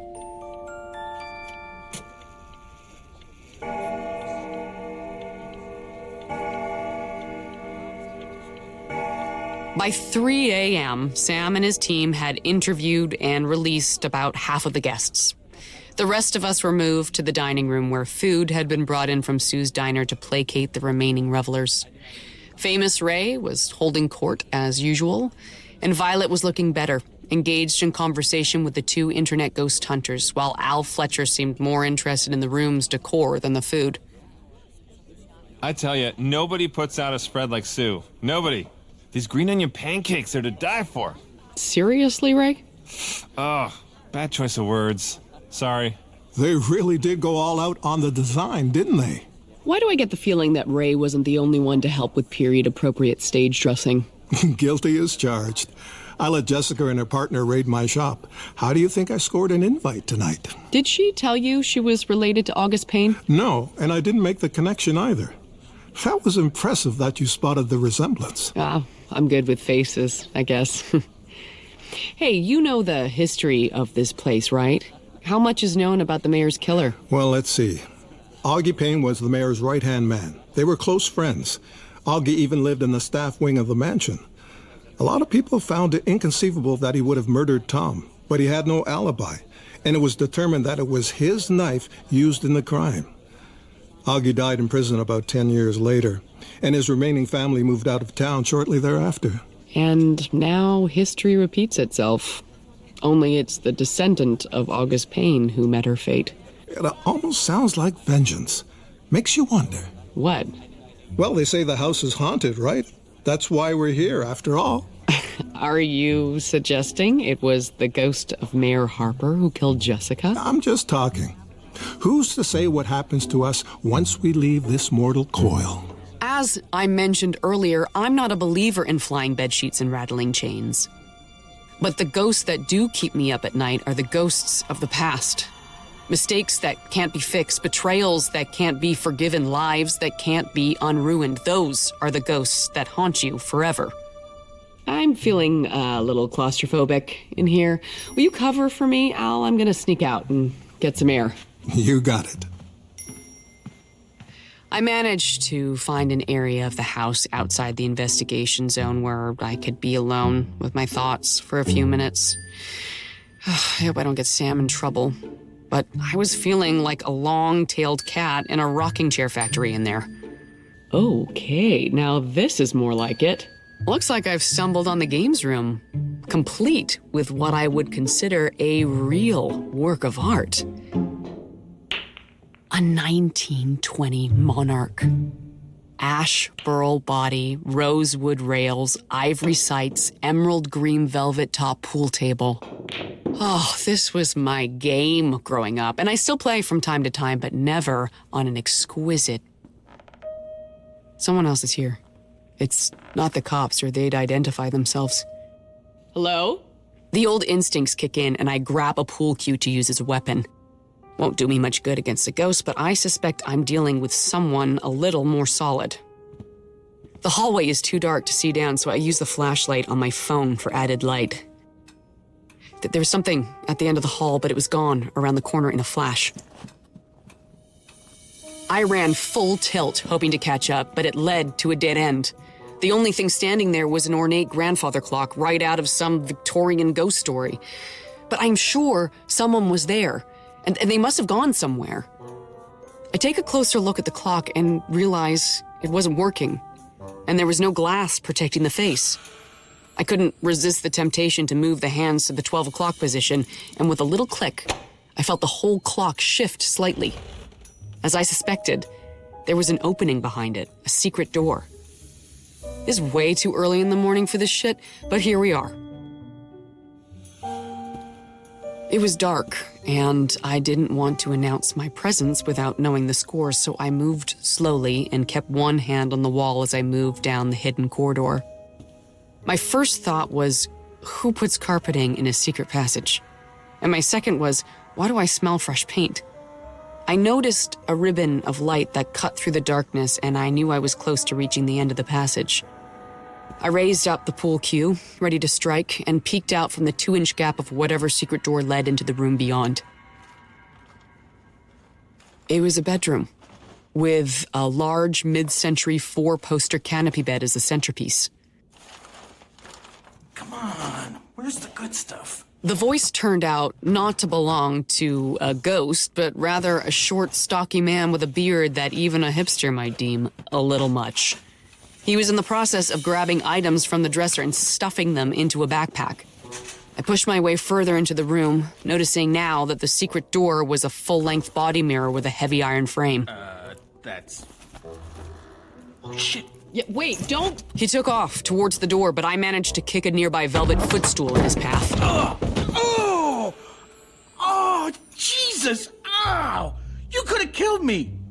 I told you not to run. No, you didn't. Well, I was trying to, but you started to run before I finished. Why do you look familiar? Ever have your house renovated? I had some work done on my store about a year ago. Wait, I know you. You're the crazy Christmas lady with the giant tree. Crazy Christmas lady? I considered being offended, but he was basically right on all counts. Yeah, I remember you now. You were the contractor, J something. J. Romero. I'm usually better with names and faces, but that was a particularly stressful period when my gray and white tabby Mosley was dealing with a life-threatening tumor, and I was spending a lot of nights with him at the clinic. So, J. Romero, what brings you here to Harper Manor, a little light larceny? It's not what you think. What I think is that my secret murder suspect list continues to grow the longer this night goes on. So you weren't stuffing antiquities that don't belong to you into that backpack? You do know this place is crawling with cops, right? And one of them is sort of my date tonight. So if you want me to call him... No, wait, I can explain. I'm listening. Jessica hired me and my crew to rebuild a lot of the house infrastructure from the ground up. That secret hallway there behind the mirror, I built that to her specifications as part of the project. There's all kinds of little touches like that in here, and it's all thanks to me. But Jessica hasn't compensated me for any of the materials or work. She didn't pay you anything? Oh, she kept pushing it off and pushing it off. But I'm completely out of pocket on this. And now that she's, dead? Right. How am I ever going to get paid? My crew has to eat. I have to eat. So I figured I could recoup what I could tonight. By stealing the silverware? You have a better idea? Oh, I don't know. Hire a lawyer? Such an idiot. Who am I to disagree? What can I say? I just panicked. Look, I get it. I'll make you a deal. Put everything back and I'll pretend it never happened. Yeah? With the caveat that the deal's off if I find out you murdered Jessica. Murder my best hope of getting paid? Yeah, I admit it's not a great motive, but we have established that you're an idiot. That's fair. Okay. Deal. It's 4:30 by the time I slip back into the dining room, with nobody the wiser to my having been... There you are. Where did you sneak off to? Oh, busted. Thanks for covering for me, Al. I tried, but she wasn't buying what I was selling. Attention, everyone. Thank you for your patience. You're all free to leave, but I may be contacting you in the next few days with follow-up questions. Thank you. Oh, and Happy New Year. Emily, thanks so much for your assistance tonight, and for sticking with Violet. I owe you. Oh. Well, truthfully, Sam, She didn't let me out of her sight all night. It was actually kind of annoying. Well, I appreciate it. I can't leave yet. Can I have a patrolman drop you home? Holy crap, no way, dude! This is actual, real evidence we've captured. Next level, man. We're gonna get a network show out of this. What did you guys find?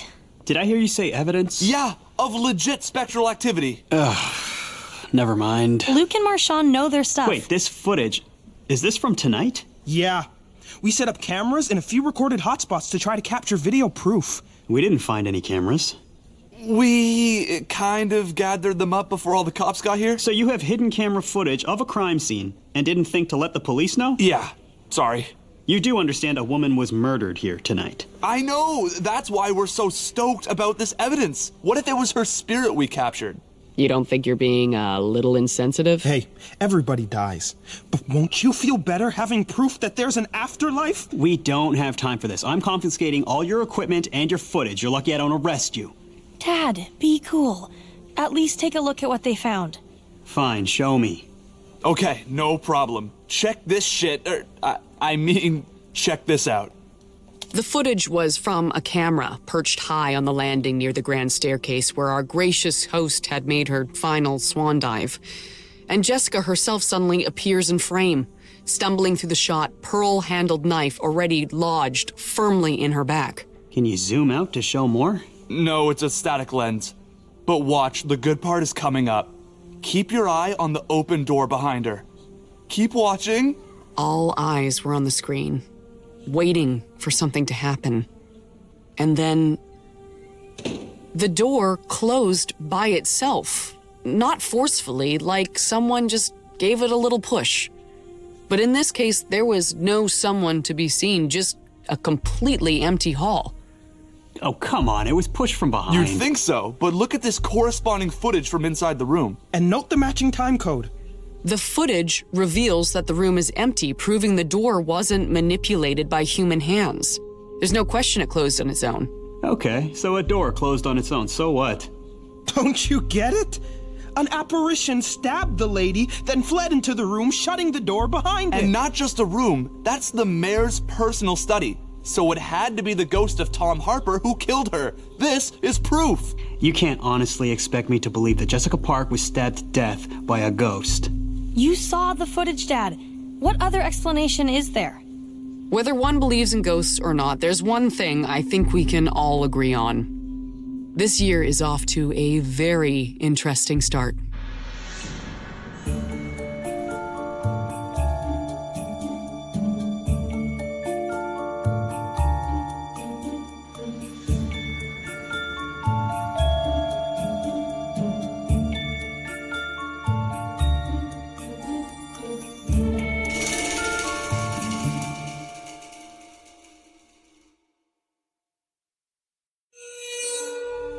Part 6, Walking with Ghosts.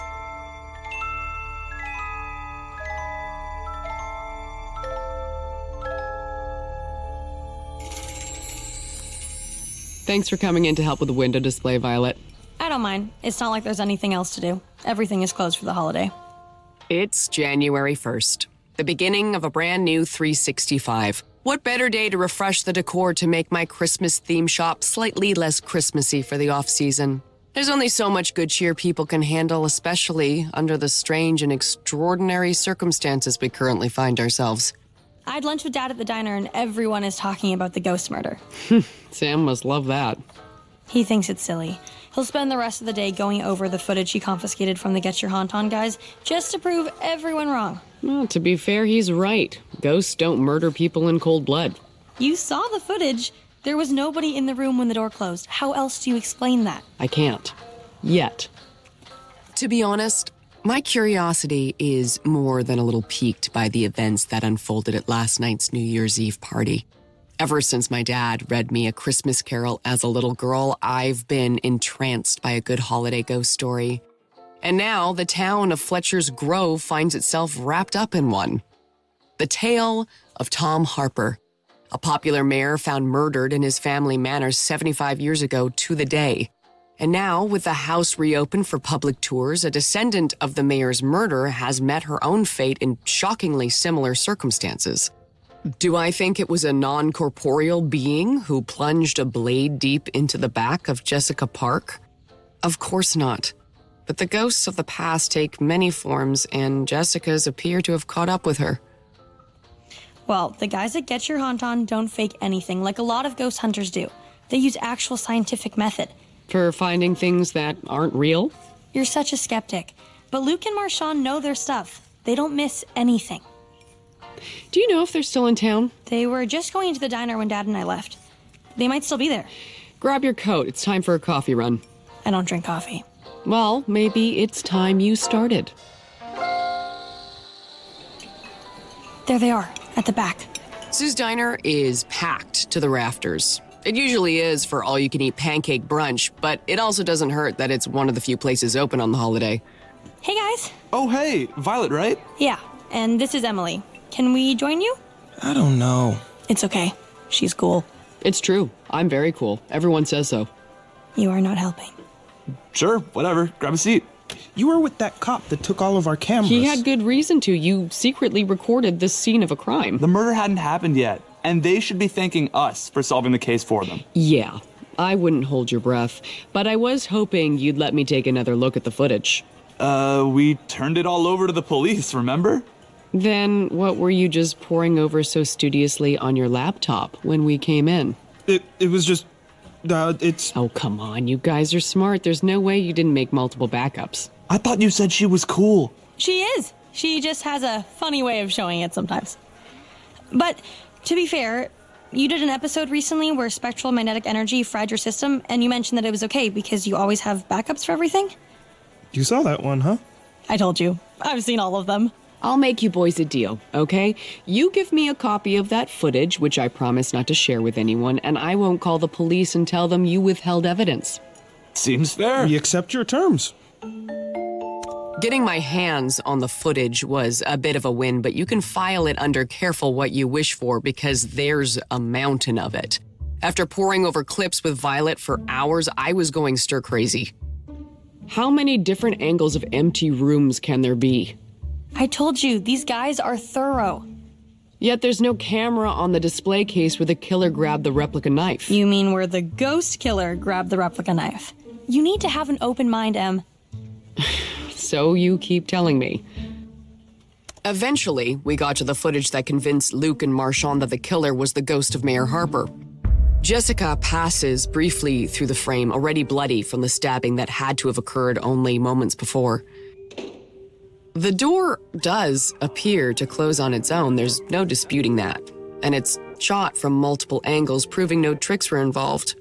Then again, the entire mansion was rebuilt with tricks in mind, so the only way to be sure this wasn't one of Jessica's jump scares is to get a close-up look at that door, which is currently inaccessible to the public, what with being an active crime scene. Not that a minor inconvenience like that ever stopped me before. Oh, God, I can't stare at the screen any longer. I'm gonna go for a walk. Wanna come? I think I'd rather just keep watching this. I find it fascinating. That was the answer I expected, of course, because where I go next, I go alone. All right. Give me a call if any lights flicker or a rocking chair starts rocking on its own. Your sarcasm is noted.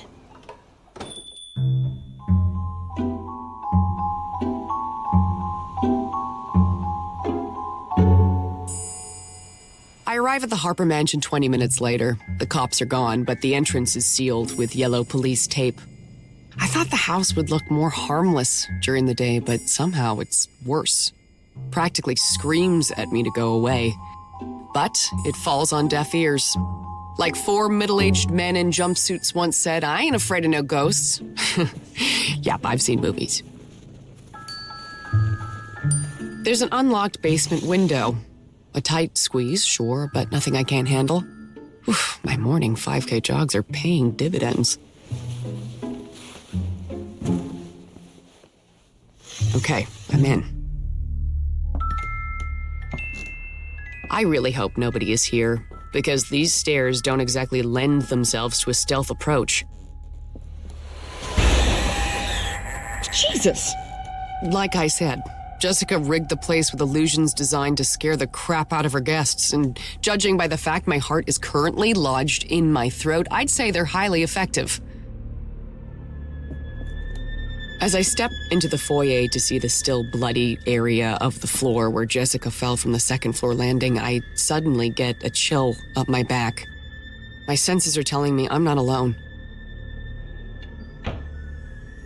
The noise came from the kitchen. I should probably be moving away from the sound to keep from being discovered. But you know me well enough by now. My curiosity always gets the better of me. Arriving at the kitchen, I take a peek through a crack in the door, and who should I find inside? Boo! Oh! What the hell? Are you scared the shit out of us? Yeah, that was the point.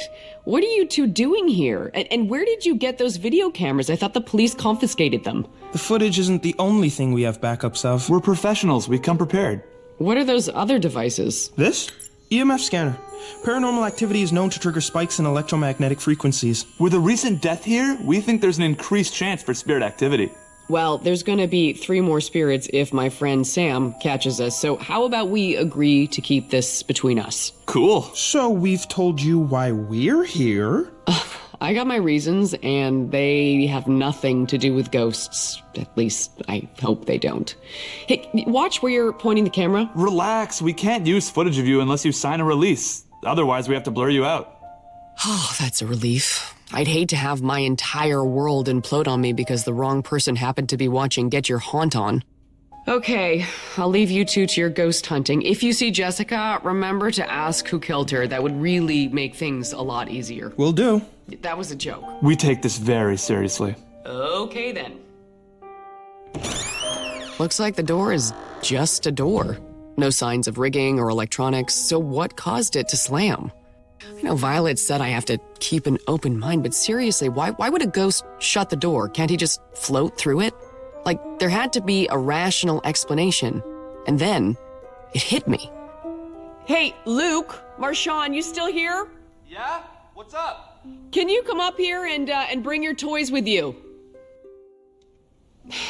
Do you have to film this? Yeah, of course. So, what are we doing again? Checking the hallway for electromagnetic variations. Okay. Why? There's this house I stayed at for a while when I was a kid, and when one door was opened, another door down the hall would close. It had to do with pressure and airflow. You're trying to debunk the door closing, but we already did that, and no other door in the hall made that one move. Right. No other door, which is why I needed these devices. Whoa, we got a hit. Is there someone here with us? It's not a ghost. It's energy emitting from behind the walls, probably from old wiring. But there's nothing here. I wouldn't be so sure. Here, you see how it looks like the wall was built in sections? I bet this whole panel opens up. That could create enough airflow so that it caused the other door to close. Help me find a way to open it. It's not budging. Oh, I think maybe it's bolted from the other side. There's a knothole in the wood here, but I can't see anything through it. Just darkness. But if you were looking out from it the other way into the light, you could see if the hallway was empty. You know, you're really blowing up our ghost theory here. Yeah, sorry, boys. It wasn't a ghost who killed Jessica, but it was definitely someone who knows this house's secrets.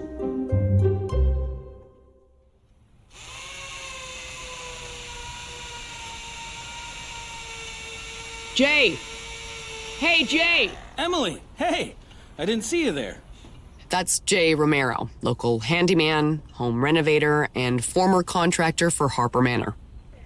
What is it with this town? Does nobody know what a holiday is? Oh, thanks to Jessica stiffing me on the haunted house job, I can't afford to take a day off. Hey, thanks again for stopping me from making a big mistake last night. No problem. And I'm hoping you can return the favor. What do you need? Information. I'm wondering if you still have the design plans for the Harper Mansion reno? Yeah, of course.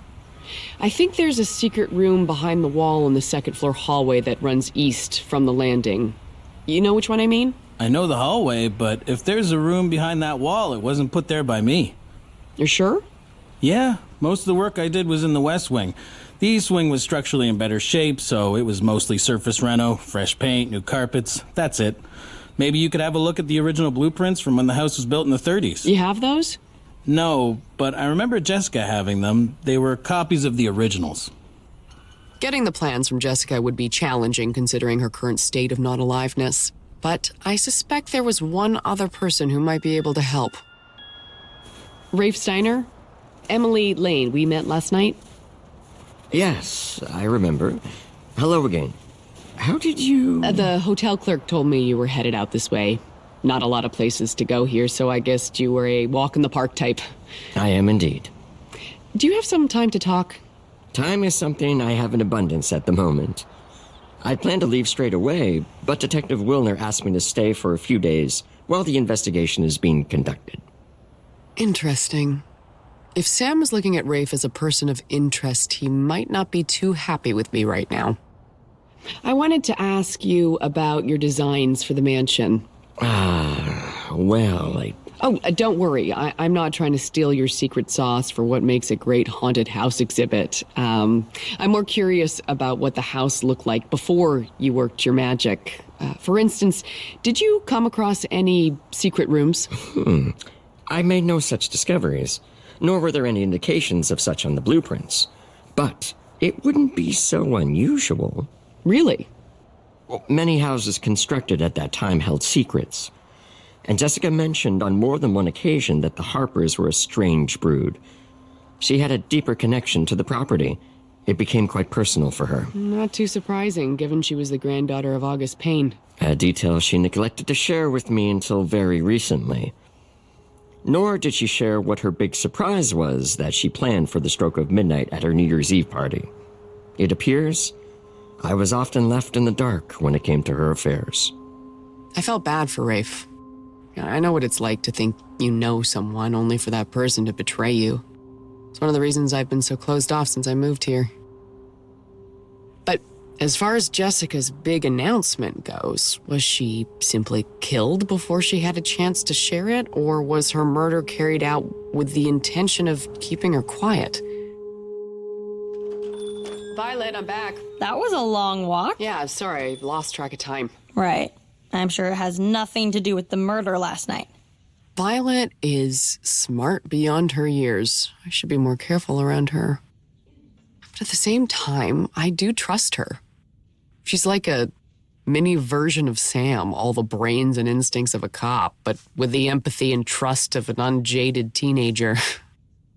She could be a real asset if I let her in. Unfortunately, that's not an option I can even consider. By the way, my dad came by looking for you. He wants you to call him. Did you say why? Maybe he wants to relive that almost kiss you guys shared. Violet. What? I saw you. If Jessica hadn't interrupted... It was the champagne. Because you had what, 2 sips? Can we drop this, please? What about the footage you were watching? Find any compelling ghost evidence? Nope, but there was something even more interesting. The time code puts this at 11:36. You can see Jessica talking to someone who's just off camera. The audio is rough because they're just out of the range of the mic. Who do you think you are? How dare you? My lawyers will eat you alive. I will see you go broke. Wait, what's that she was handed? I think maybe it's an envelope. She's arguing with someone, possibly her partner Rafe, who she basically fired last night. No, I think it's another woman. I was trying to clean up the audio a little, but not much success. Wait, did you hear that? What? We'll play it again, in half speed. Ghoulish? Last night somebody used that word to describe Jessica. Angelique Westgate, and I'll bet the house she's the one talking to Jessica. Let me guess. You're going on another walk. A drive, actually. Well, don't forget to call my dad. He's at the station. That's exactly where I'm headed. Sam, it's me. Come on in. Good to see you. I dropped by the store. Yeah, Vi told me. Thought I'd pop by instead of a call. I'm glad you did. I just wanted to thank you for helping out last night. It was a little chaotic, but I appreciated you being there. That was no trouble. You must be exhausted. Did you even sleep? A few hours. And how's the investigation going? Between us, we're a little stalled. Almost everyone in the mansion was accounted for at the time of the killing. I'm starting to think the ghost is our best suspect. I doubt that's true. But what about the camera footage? We've got techs looking at it again, but unless we miss the killer actually plunging the knife into Jessica's back, there's no direct tie to the murder. I'm sure you have a suspect or two. What about Angelique? What about her? She wasn't with the rest of us in the foyer when Jessica fell, and she seemed to have a bone to pick with her. She called her ghoulish. Name-calling isn't considered strong motive. And she was seen in the parlor by another guest moments before Jessica was stabbed. Now, the timing doesn't work. I shouldn't be telling you this. So why are you? I guess I trust you. And I hope you trust me too. I do. You know, last night, before things went crazy, I felt like we took a step forward. Maybe. I felt that too, Sam, and I'm not sure how I feel about it yet. But you're thinking about it. It's been on my mind, yes. Okay. Okay. It was time to leave before things got any more awkward. A quick trip in the sensible gray hybrid took me across town to the Westgate Arms bed and breakfast for a chat with the owner, Angelique Westgate. Maybe Sam doesn't feel she's a credible suspect, but I am an excellent judge of character, and that woman is definitely hiding something.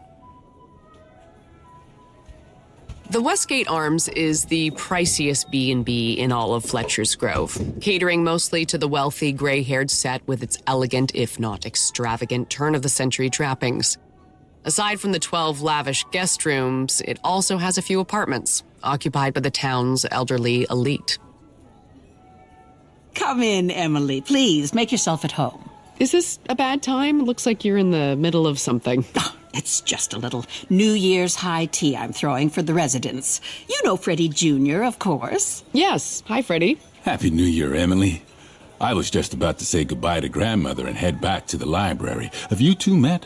No, not formally. Hello, Mrs. Miles. I'm Emily Lane. What a pleasure to make your acquaintance. I'm Frederica, but everyone just calls me Freddie. Isn't that right, Junior? Yes, Grandmother. Freddie Jr. was named after me, of course, and he does the name proud. You're too sweet, Grandmother. Well, not that my name is anything special, mind you. Don't you say that. You made an important contribution to this town, and more people around here should recognize that. Oh, hush. I mean, I had a moment or two, but that was ages ago. Maybe so, but people will know your name long after you're gone. Well, I'd just as soon stick around a while longer if it's all the same to you. Of course. What would I do without you? Thanks for the tea, Angelique, but I must be getting back to the library. Anytime, Freddie. That boy never could stand to be away from his books for long. He's been like that since he was as tall as my knee. And he's grown a lot since then. She's not kidding. The door arches are a good 6.5 feet high in this house, and Freddie still has to duck to clear them. Fancy a cup, Emily? I was hoping we could talk. Privately. Well then, we can take our tea in my study. Follow me. If this is about last night, I'm not much in the mood to discuss. I'm still quite traumatized. My hands haven't stopped shaking. I was just curious to know what you and Jessica were arguing about. Excuse me? Last night. I have a video of you and Jessica in a heated conversation. You passed her an envelope.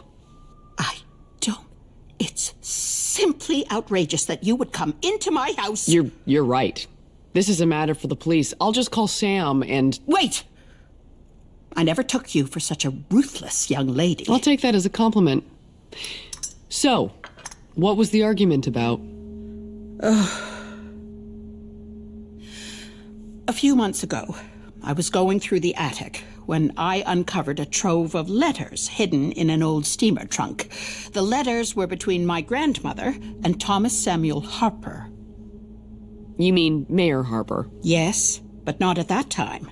Back then, it appears, young Thomas and my grandmother were teenagers in love. They wanted to get married, but Thomas's parents forbade it. Why? Us Westgates have come a long way since those days. Back then, Thomas's family was wealthy and our family was not. I get it. That must have broke their hearts. Oh, yes. But it runs deeper than that. What Thomas never realized was that my grandmother was pregnant with his child. The scandal would have ruined both families. So my grandmother kept it a secret from Thomas, from everyone, including her own family. And the child? My mother. If she knew the truth, she never said. But it was all laid out in grandmother's final letter to Thomas, which went unsent. So how does all this lead to you and Jessica arguing? By birth. I am the rightful heir to the Harper house. I insisted she turn it over to me. Well, she refused. So, the night of the party, I delivered her a court injunction. She didn't take it well, I gather. Well, she promised she'd have her legal team drag it through the courts for years. She was like that. The only reason she invited me to her damned opening night party was to rub it in my face. With Jessica dead, you have a much easier path to owning the mansion. It's a powerful motive. I didn't kill Jessica. And if I was going to, I certainly wouldn't stab her. I'd do something more subtle, like poison her tea. Well, good chat.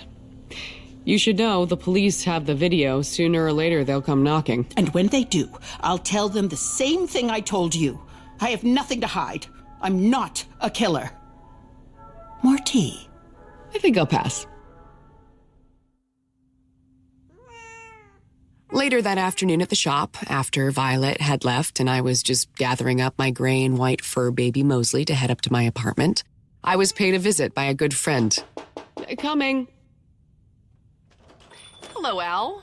Happy New Year, Emily. Hi, Mosley. What you got in the box, Al? As if I didn't know. I guess you could say Al is my dealer, and my addiction is mystery novels. Whenever new secondhand stock comes in, Al always pops by to give me a first crack at them. It's a pretty sweet arrangement. Got a new batch in. Some really classic stuff. Or is this a bad time? Oh, no, of course not. Come in. Quite a party last night, huh? That's one way to put it. I feel terrible for Jessica. That mansion has always been a place of death and tragedy. Probably should be burned to the ground. There's a lot of history in that house, and none of it is good. You mean besides the old murder? Oh, yeah. It was built by a known bootlegger back in the 20s, during the Prohibition. The whole place was designed to secretly bring in booze from the lake and move it to the local speakeasies. That house has bad mojo built into its DNA. Wait, are you telling me there's tunnels under the house?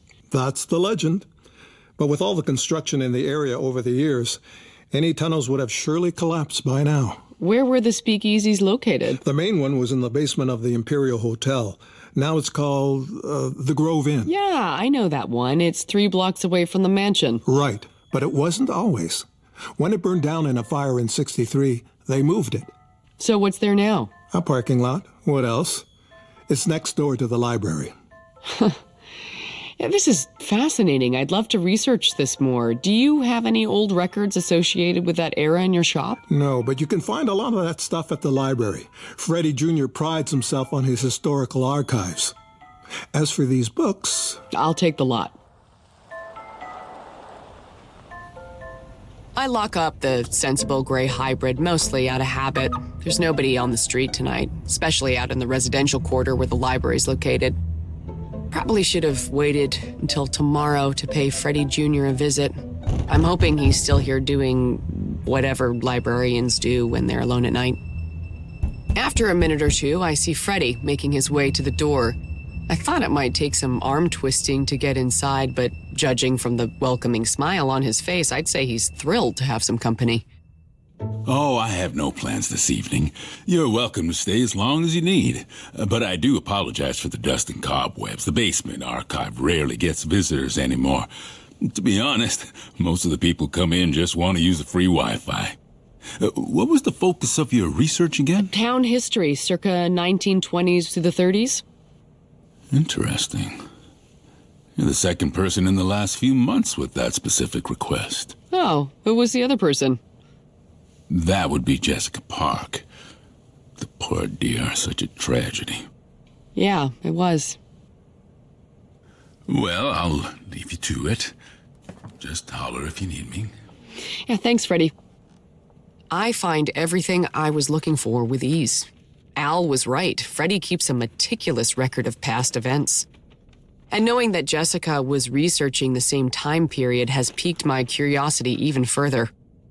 I take a long look at the newspaper articles related to the mayor's murder, which revealed just how thin the evidence against August Payne was, considering the murder weapon was never found. And all the other evidence was circumstantial at best.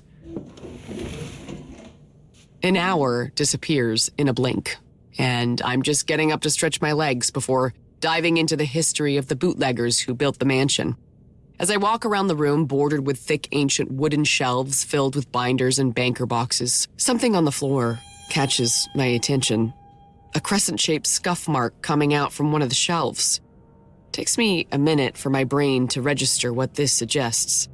I look around the room, realizing its footprint is larger than the building above it. And older, too. It's the foundation of the building that predates the library. The Imperial Hotel. My heart starts to beat a little faster as the implication comes into focus. I take hold of the shelf above the scuff mark and begin to pull.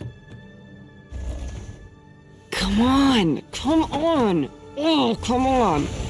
And suddenly, I'm staring into the dark, gaping mouth of a bootlegger's tunnel from another time.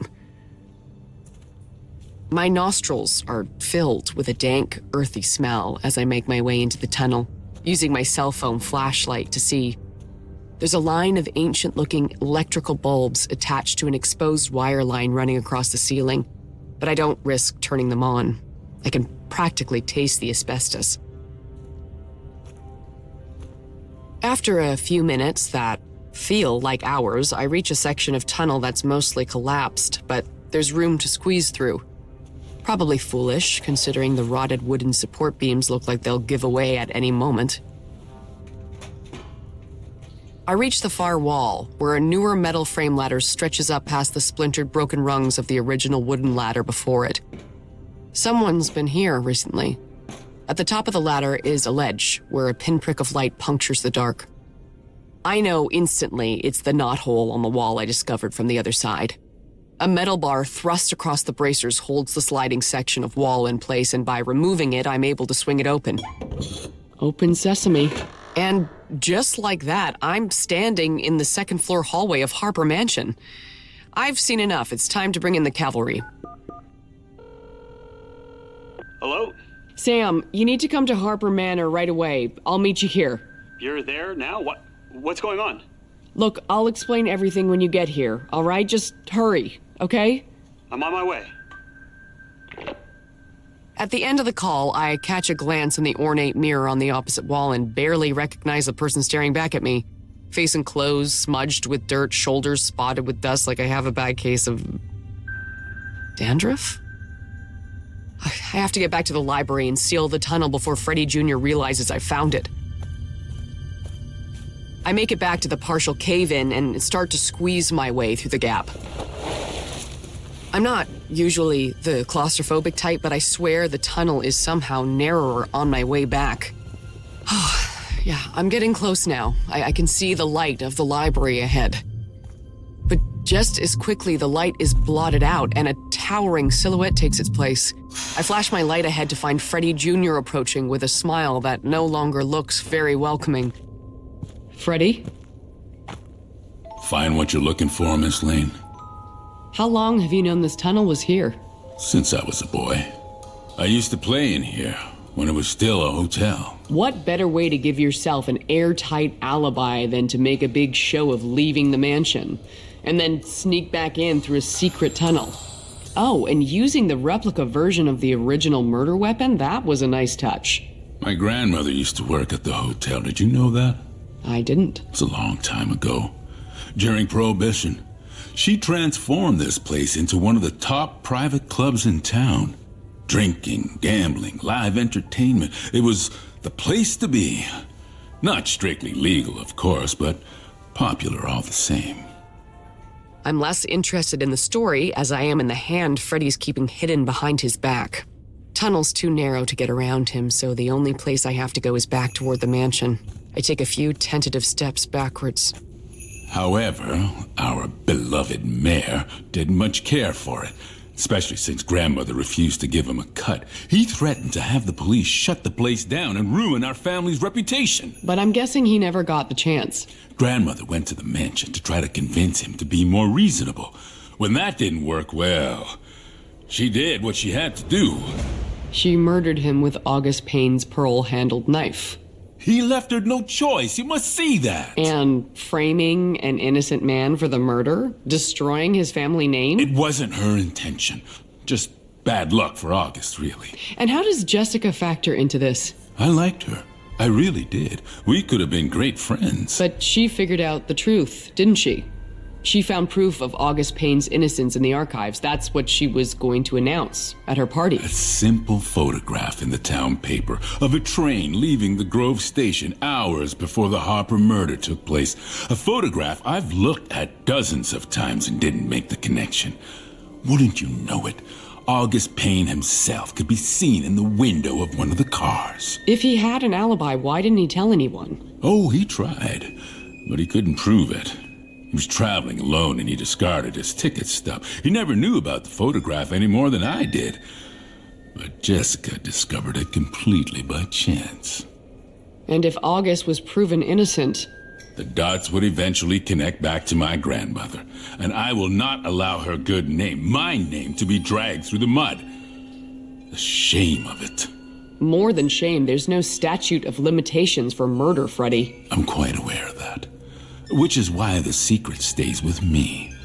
You understand, don't you? What I understand is that you're a pathetic grandma's boy who can't comprehend the difference between saint and sinner. Oh, I know Grandma Frederica is no saint, but let he or she without sin cast the first stone.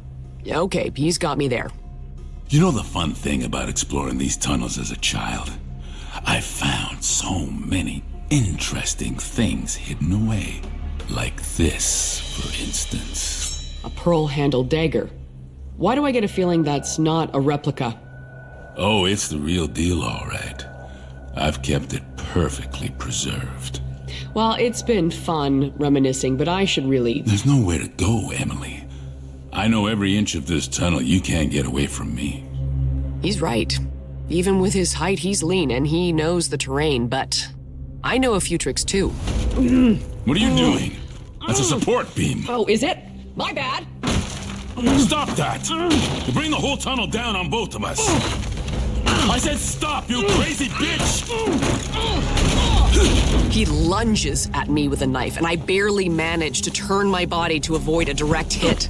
I feel the sting of the blade across my shoulder. It's not deep, but the trickle of blood feels cold on my arm. I only have time for one more kick at the rotten old beam, so I give it everything I have. What have you done?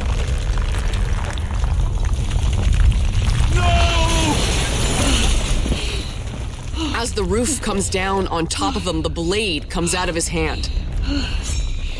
I grab it and run as fast as I can, trying to keep one step ahead of the collapsing tunnel.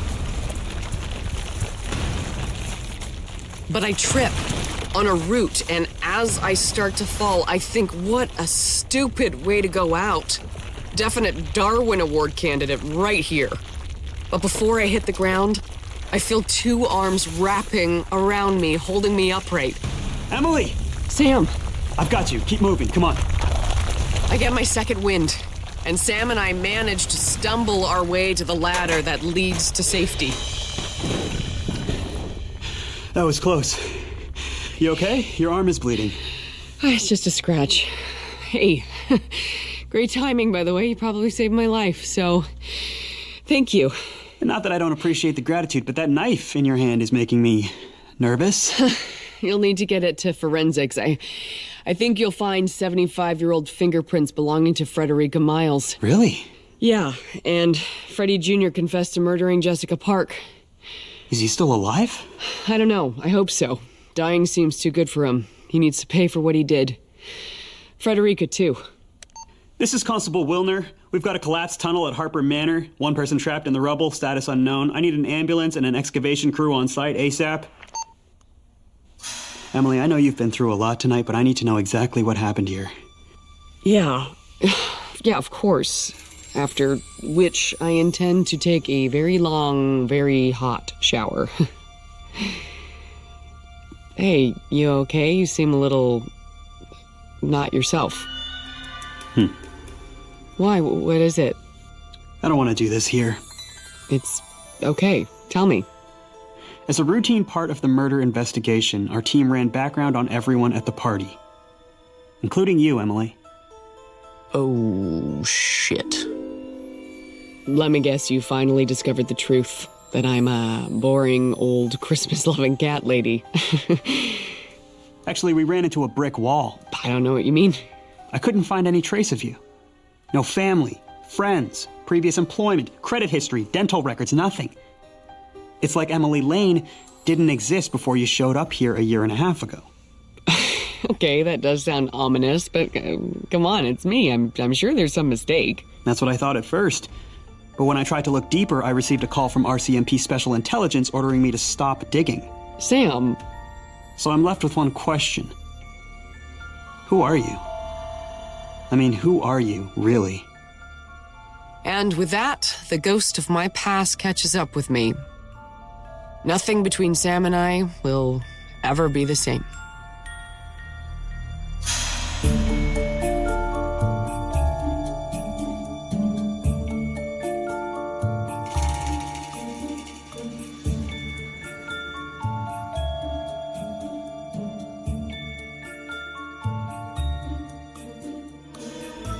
This has been an Audible original.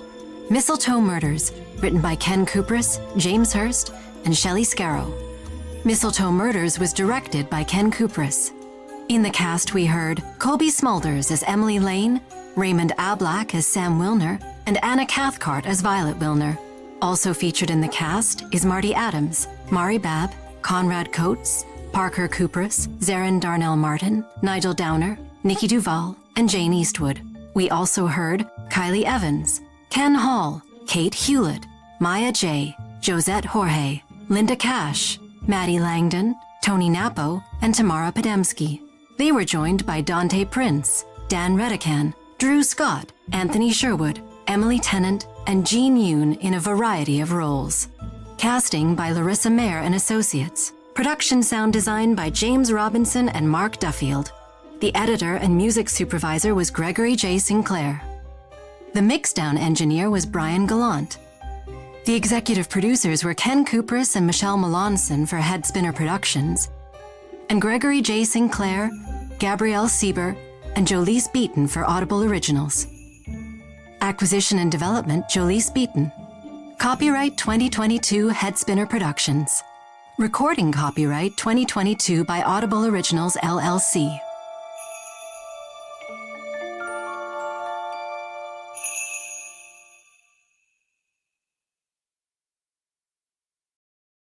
Audible Originals presents Mistletoe Murders 2, written by Ken Kupris, performed by Kobe Smulders as Emily, Raymond Ablack as Sam, Anna Cathcart as Violet, joined by an ensemble cast.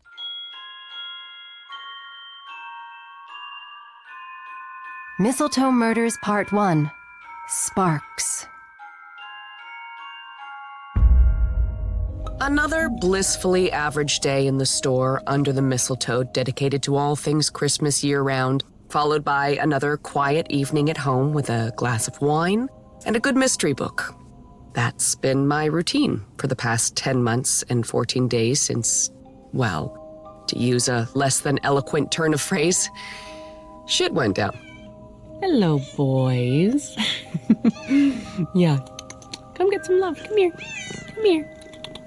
My two feline fur babies, Mosley and Doyle, are the perfect companions for my self-imposed exile, although our conversations can get a little one-sided, which I suppose is why I've taken to running old conversations in my head.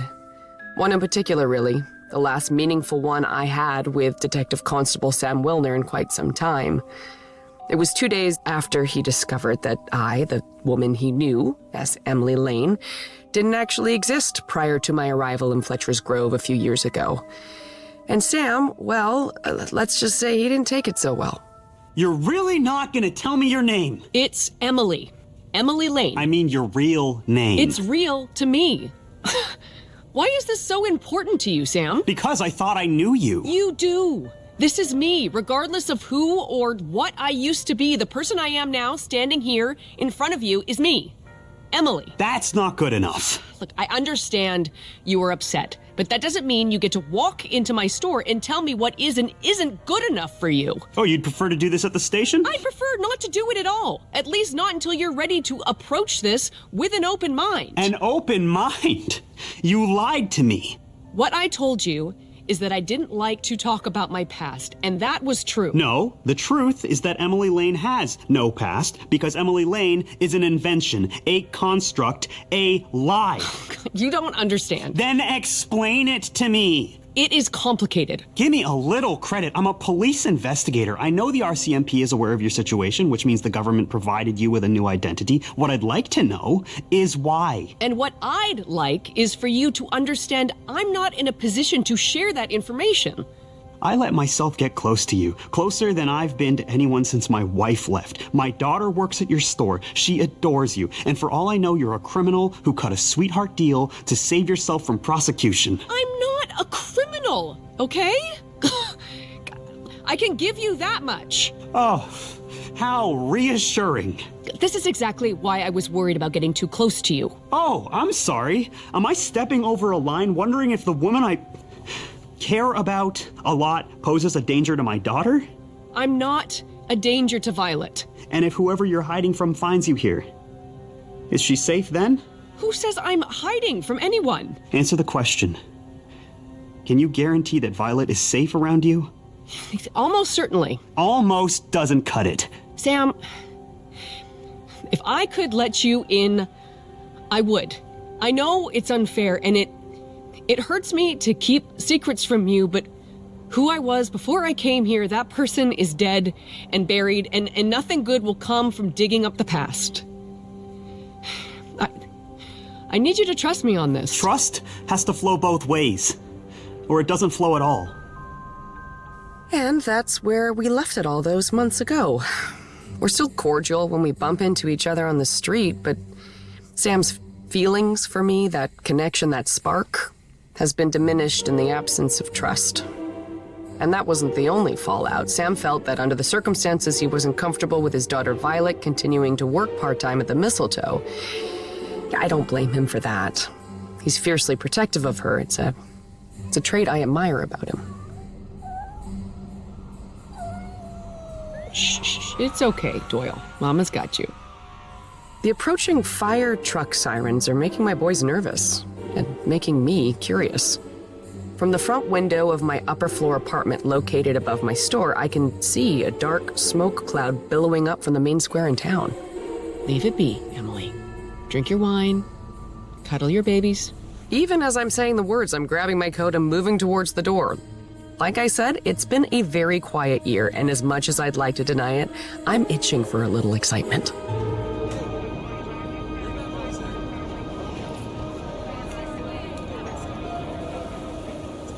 I know where the smoke is coming from before I get there. By the time I arrive, the fire is pretty much out, but the air is heavy with smoke and soot. I consider joining the growing line of spectators on the curb, but instead opt to move toward the line of fire trucks and police cruisers surrounding the smoldering building, before a familiar voice stops me. Emily! Come on, you can't be here. Emergency personnel only. What happened here, Sam? We don't know yet. The fire investigation team just arrived. I look back at the charred remains of one of my favorite places in all of Fletcher's Grove, Sue's Diner. And I'm mourning more than the loss of pretty much the only decent cup of coffee within town limits. I also feel terrible for the owner, Sue, who I consider a friend. I utter a silent prayer to whatever higher power might be listening that she has adequate insurance to cover the extensive damage. Come on, Em, you gotta be back behind the police line. What about Violet? Is she okay? She's fine. The blaze started after the diner was closed. That's something I should have mentioned earlier. When I broke the news to Violet that I no longer required her services at the Mistletoe, she didn't take it very well. She knew something unpleasant had gone down between her dad and I, and she wanted answers. But all I could give were assurances that it was my decision, not Sam's. Not long after that, she took a part-time job at the diner, and Sue loves to tell me that my loss is her gain. I see Violet there on my frequent coffee runs, and she always has a smile and a wave for me, which only makes me feel worse about shutting her out. Oh, I'm glad to hear that, Sam. Will you say hello to her for me? I will, but you have to... All right, I'm going. You go do your thing. Thank you. I watch as he heads back into the chaos, and I find myself disappointed that he doesn't throw a look back to me as he goes. Oh my God, what happened? Sue, we don't know yet. Wait, where are you? I need to go inside. I have to see. I can't let you do that, Sue. Please! I know this is hard, but it's not safe. You have to stay back. While most of the onlookers are focused on the bright, shiny trucks and the big, strong firefighters, I find myself instead scanning the faces around me. What can I say? Old habits die hard. I have no idea yet how the fire started, but if it was arson, then it's possible whoever lit this blaze is still here, blending in among the crowd, enjoying their handiwork. And wouldn't you know it, one face in particular stands out to me. A.J. Furtney, a local biker and owner of an auto shop located in the part of town that, well, if the town had train tracks running through it, A.J. would be firmly on the wrong side of them. But I got to see another side of A.J. last year after the body of a young man who worked for him was found under the ice. I won't say it was a kinder and gentler side, but it was definitely in contrast to how he'd been painted by local law enforcement. Sam included. Hey, AJ. Christmas lady. It's Emily. If you say so. I mentioned he's a charmer, right? I don't know what he's doing here tonight. He doesn't strike me as the curious rubbernecker type, but he seemed a lot more interested in the conversation Sue was having with Sam than he is in the larger drama unfolding in front of him. Hey, you got a body inside. Oh, God. No, no! Sue, I can't let you... I have to see see. He's my family, please. I know. I'm so sorry. Let's go! We need to move the body before the roof collapses. As I watch this horrific moment unfold, my mind can't help but revisit everything that happened here in the Grove last winter. And as Sam holds on to a hopelessly distraught Sue to keep her from rushing into the building, I find myself wondering, what is it about this town on the holidays?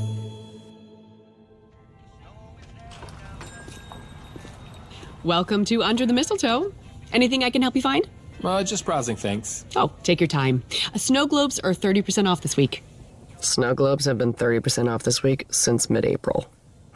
I'm trying to get rid of last year's stock before the new models arrive later this month, but people don't seem to appreciate the beauty of a snow globe anymore. Too busy staring at their cell phones. Yeah, I'm a little grumpy, okay? So what? You'd be grumpy too if the only place that makes the coffee you like just burnt to the ground. Hey, Emily. Violet. Hi. It's great to see you. Okay, maybe my day is starting to look up. But Violet's not alone. She has a boy with her. A very cute boy, I might add. But I won't pry. If she wants to introduce him, she will. So, who is this with you? Ugh, I'm the worst. Oh, this is Kyle. He's in some of my classes. Kyle, this is Emily, my friend. Former boss. Ouch, right in the heart. Hey, nice to meet you. You look familiar. Oh, Kyle worked at the diner for a while, in the kitchen. Right, that's it. You don't work there anymore? My parents made me quit because my grades fell a little. I'm gonna wait outside, okay? Sure. He seems nice. He is, and he's an artist. He's really shy, though.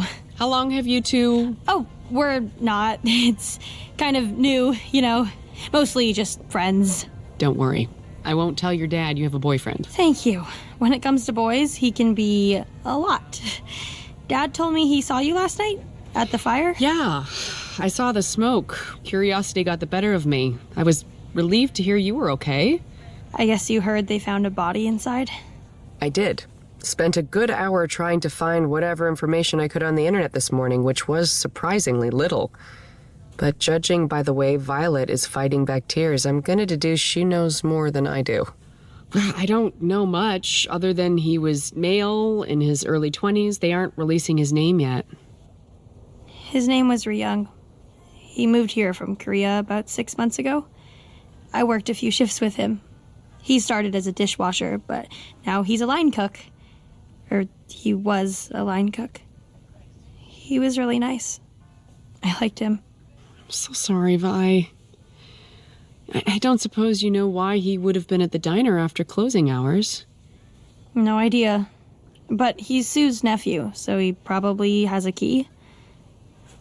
Why do you ask? Are you looking into it? No. Your dad doesn't need me getting in the way. Right. I guess. Oh, I almost forgot. What's this? A resume. Who knows how long it will be before the diner reopens, if ever. And you are about to head into your busy season. Violet. Whatever happened with you and my dad? It's been close to a year. Maybe it's time to forgive and forget? It's not that simple. Just think about it, okay? I miss this place. I even miss that big stupid tree. I believe that. A 12-foot tall Christmas tree in the middle of a store is hard to miss. I'm serious, Em. Okay. I will consider it. The rest of the workday is uneventful, and after I close up the shop, having sold 0 discount snow globes, I might add, I decide to go for a little walk. I tend to walk more than I drive in the winter because I find there's nothing quite as satisfying as the crunch of fresh snow underfoot. Unfortunately, I'm deprived of even that small joy. Usually by this time of year, we've already had our first snowfall and our second and third as well. But this year is different. Those little frozen white flakes that signal the start of my favorite season have been elusive so far. I'm 10 minutes into my walk when I realize where I'm headed. I didn't consciously set out to come here, but I've been running towards trouble for so long, I guess it's just second nature. Fletcher's Grove really is a beautiful town. But right now, there's an ugly black spot right in the center of our beating heart. The charred remains of what was once Sue's diner. The smell of burnt wood mixed with the stench of melted plastic. Watch where you step. The floor's unstable. What a mess. Over here. This is what I wanted you to see. I hear some voices coming from the area where the kitchen used to be. It's Sam, and he's with the fire investigator who found the body last night. They won't be too thrilled about my being here, so I tuck into a corner out of sight and try not to get noticed. So you're thinking electrical fire? The blaze started inside the walls. Possibly a worn-out socket that wasn't properly grounded or just some faulty wiring.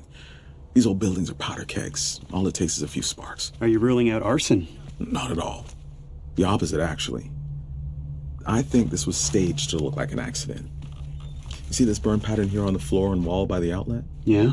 It suggests an accelerant was used to trigger the electrical fire. Gasoline? Unlikely. Gasoline tends to burn downwards. My guess would be something close to a lighter fluid. You can see it was applied sloppily, the work of an amateur. If it's soaked into the floorboards here, our lab will identify it. Do you think the young man who died was the one who set the fire? It's too early to say for sure, but it's very possible. In tight quarters, toxic smoke inhalation is often more deadly than the fire itself. The alternative is that someone else set the blaze while the victim was in the building, and if so, did they realize someone else was here? It's the difference between murder and manslaughter charges. Thanks for walking me through this, Brian. The autopsy should fill in some blanks for us.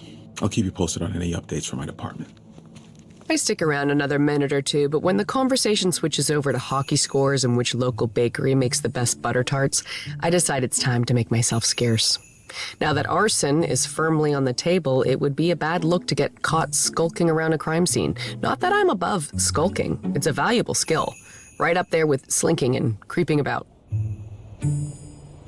As I get back to the street, dusk is just settling in and the wind has picked up, blowing ash in my eyes, making it hard to see. Which is why I very nearly missed the recognizable car idling on the side of the road nearby. Hey, Sue. Hi, Emily. I'm freezing out here. You mind if I hop in? Sure. Thanks. Ooh, that wind is bitter. You doing okay? Not really. I've been coming here every day, all day, for the past 17 years. It's all I know. I didn't know where else to go. It's hard to see Sue like this.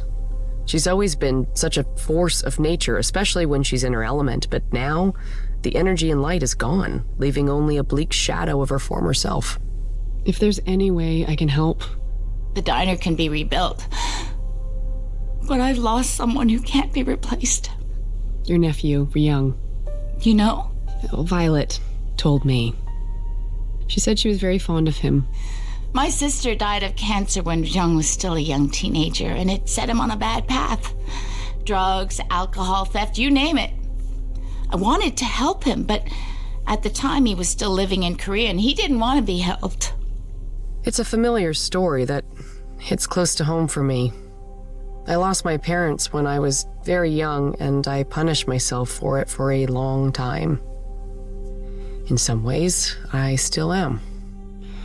I'm so sorry.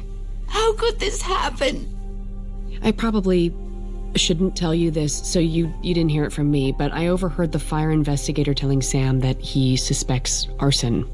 They think someone did this to me intentionally? They said that?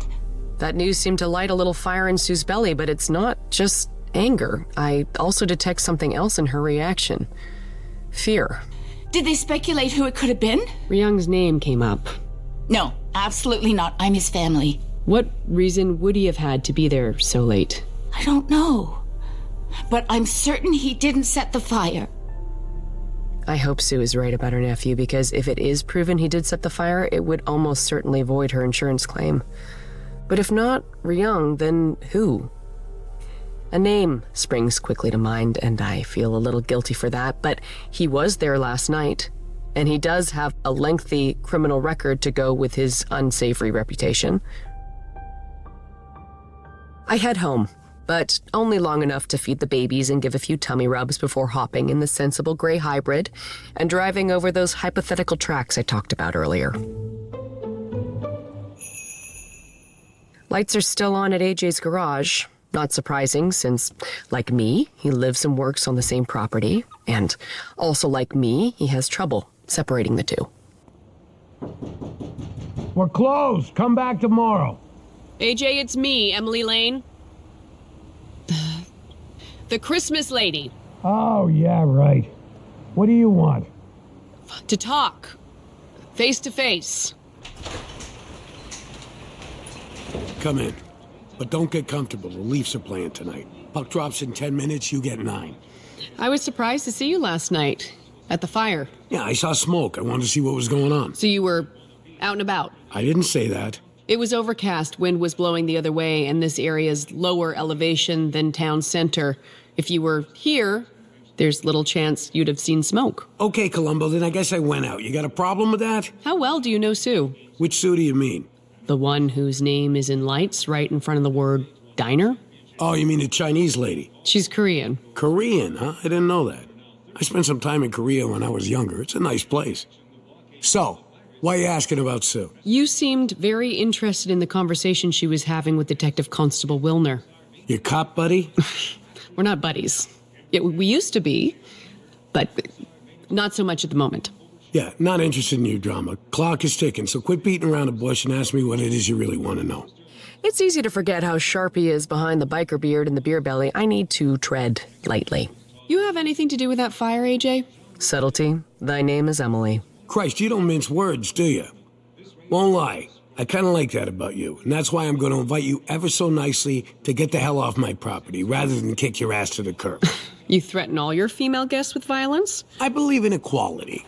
Okay, I'm leaving, but just tell me this. Or not. Asking AJ so bluntly about the fire was a risk, to be sure, but trust me, there's a method to my madness. First, I'm a pro at reading body language, and as cool as AJ looked on the outside, he was rattled by my question. Doesn't mean he did it, but I do think he knows more than he's letting on. Which leads directly to point number 2. The easiest way to find a bird in a tree is to shake the branches and see if anything flies out. If AJ is innocent, no harm, no foul. But if he is involved, he just had his tree shaken. I drive around the corner and park in a spot with a full view of AJ's place. I keep an eye on him for a few hours, but he doesn't leave and nobody else shows up. Maybe I was wrong. Or maybe his love of the Leafs is just so powerful that not even the fear of incarceration will pull him away from the game. Either way, I need some coffee or some sleep, and sadly, coffee isn't an option at the moment. No sooner do I get home and collapse into a glass of wine than my door buzzer rings instantly, killing the vibe. Usually I'd ignore it at this hour, but I've set a few things in motion today, and this could be connected. Can I help you? It's Sam. Can I come up? There have been so many times I've wished I would hear those words from Sam. But something about his tone tells me this visit ain't gonna end on a bearskin rug in front of a roaring fire. Not that I have a bearskin rug. Or any rug, for that matter. Come on in. Thanks, I came by earlier, but I guess you were out.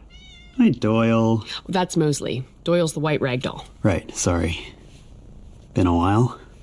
Listen, I won't keep you. I just wanted to ask you about something. Shoot. What were you doing at Sue's diner? Interesting. Sam's using the same tree-shaking trick on me that I just used on AJ. Huh. Should I be worried? I saw smoke from my window and got curious. No, I don't mean last night. I mean this afternoon.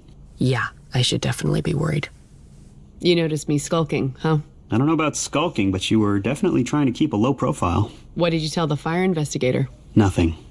I don't think he noticed you, and you weren't doing anything to impede the investigation, but you shouldn't have been there, Em. I know. Yeah, I was out for a walk, and I... Don't. Not with me. Well, the truth is, I don't know why I was there. Maybe it's because I think of Sue as a friend, or maybe it's because Violet works there. Yet maybe I'm just not very good at minding my own business. Okay. Okay? That's it? You're not even going to tell me to back off and let you do your job? What's the point? You're going to do what you're going to do. I think I liked it better when you worried about me. I do, Em. But I also suspect that you know how to handle yourself in a tough situation. Looking back, I should have recognized it sooner. So you think you've got me pegged? Not totally, but I am a detective. I'll get there. Good night, Emily. Oh, almost forgot. You need to back off and let me do my job. Thank you for that. I'm not totally sure what to make of Sam's visit.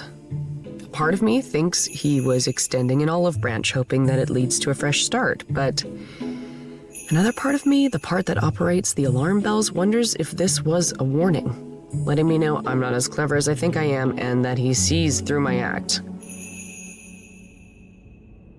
I'm up early the next morning and decide to take a drive out of town to try the coffee at the new little hipster cafe near the White Rock Ski Resort. Give me a break, okay? I'm desperate. But as I'm passing famous Ray's Furniture Emporium, I see Ray's BMW out front and decide to pop in for a chat. If anybody in this town is going to have information on who the local firebugs are, it's everyone's favorite uncle, Ray Pemberton. He's also plugged into the black market, the dark web, and organized crime, although you'd never guess it from the cheesy Hawaiian shirts he wears when he's not on the sales floor. There's no customers yet. The store doesn't even officially open for another 20 minutes. I head to the back and knock at the office door. Maybe he has a pot of coffee going. Ah, dare to dream. Ray? It's Emily Lane. Come in, Emily. That is definitely not Ray. Oh, hi. Sorry. I was looking for Ray. I'm his wife, Charisse. Ray's overseas on a buying trip for a few weeks, but maybe I can help you? This is a little delicate. Ray has mentioned his wife to me many times, of course, but I have no idea if she's aware of all of Ray's less than savory side hustles. Better play it cool to be safe. Ray sometimes helps me out with non-furniture related business. Oh my god, you're having an affair with my husband? What? No, nothing like that. I swear, no. I'm just messing with you, Emily. Ray speaks very highly of you. Great, they have the same sense of humor. Meanwhile, my heart is firmly lodged in my throat. What was it you needed from him? Maybe I can help. Some information, actually. Try me. The fire at the diner. Poor Sue. I feel terrible for her. Yeah. The thing is, I have it on good authority that the police suspect arson, and I thought Ray, being a town fixture and all, might be able to... You want names of known arsonists in the area? Yes. Here's the thing. I know who my husband is, and I know what services he provides. He trusts you, so I also trust you. But I don't have access to his resources. I understand. What I can say is that there have been very few suspicious fires here in town over the past 20 or so years. One name that pops into my head is A.J. Furtney. He owns... Furtney Garage. Yes, I'm familiar. Ray mentioned to me once that A.J. was the prime suspect in a brewery fire about 8 years ago. He didn't like their beer? Nobody liked their beer. It was failing bad. Then one night, the entire place burnt to the ground. Insurance company couldn't prove fraud, so the owners collected the payout and left town happy campers. Ray thinks AJ set the fire? He suddenly had a new Harley he was showing off around town. Didn't take much to connect the dots. Okay, thanks. That's helpful. One more thing. I shouldn't even tell you this. I'm a substitute teacher, mostly elementary, but I sometimes work at the high school. They had a student transfer over a few years ago who had a mention of a few suspicious fires on their school record. I think they'd still go there now. They'd be a senior. Do you have a name? I do, but I'd rather not give it to you. I know you and Detective Wilner are something, and I don't want any heat coming back to me on this. Yeah, I get that, and I appreciate it. Tell Ray I said hello. When I get back to the mistletoe about 20 minutes later, I find a package waiting for me at the front door wrapped in plain brown paper with no markings. It's a coffee maker, along with a bag of unmarked ground beans and a card explaining the measurements. It's from Sue, a thank you for my patronage over the past few years. The woman's livelihood burned to the ground just over 48 hours ago, and she's still taking care of me. You just can't find customer service like that anymore. 20 minutes later, I'm sipping from a steaming cup of Sue's Joe, and suddenly, my head is clear, and the world makes sense again. I'm not even halfway through the first cup and already daydreaming about the second when the front door to the shop swings open. Hey, Emily. Violet, 2 visits in 1 week, you're spoiling me. I just wanted to see if you'd looked over my resume yet. I don't need a resume to know how amazing you are, but... I know. My dad doesn't want me here for whatever reason. I never said that. You didn't have to. I'm assuming it is something to do with the fact that you never talk about your past. Dad found out something about you he didn't like, right? Damn, she's good. When it comes to deductive reasoning, I'm starting to think Violet could give Sam a run for his money. I can neither confirm nor deny your suspicions. Fine, be like that. I just want you to know that I don't care about what you did or didn't do back in the day.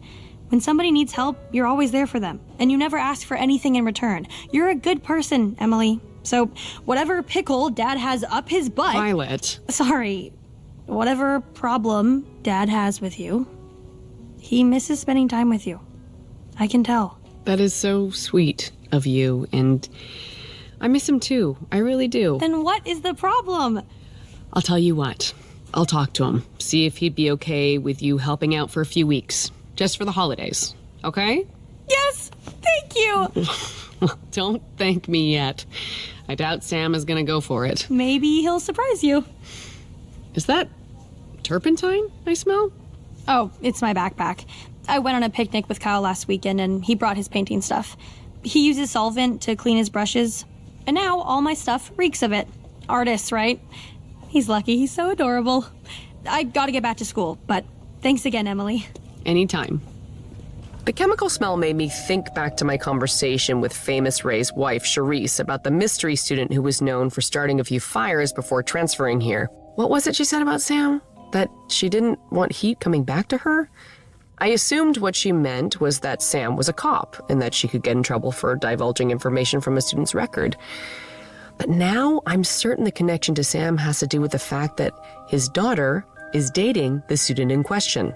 Kyle worked at the diner, has easy access to a chemical accelerant, and if Charisse is to be believed, he also has a history of starting fires.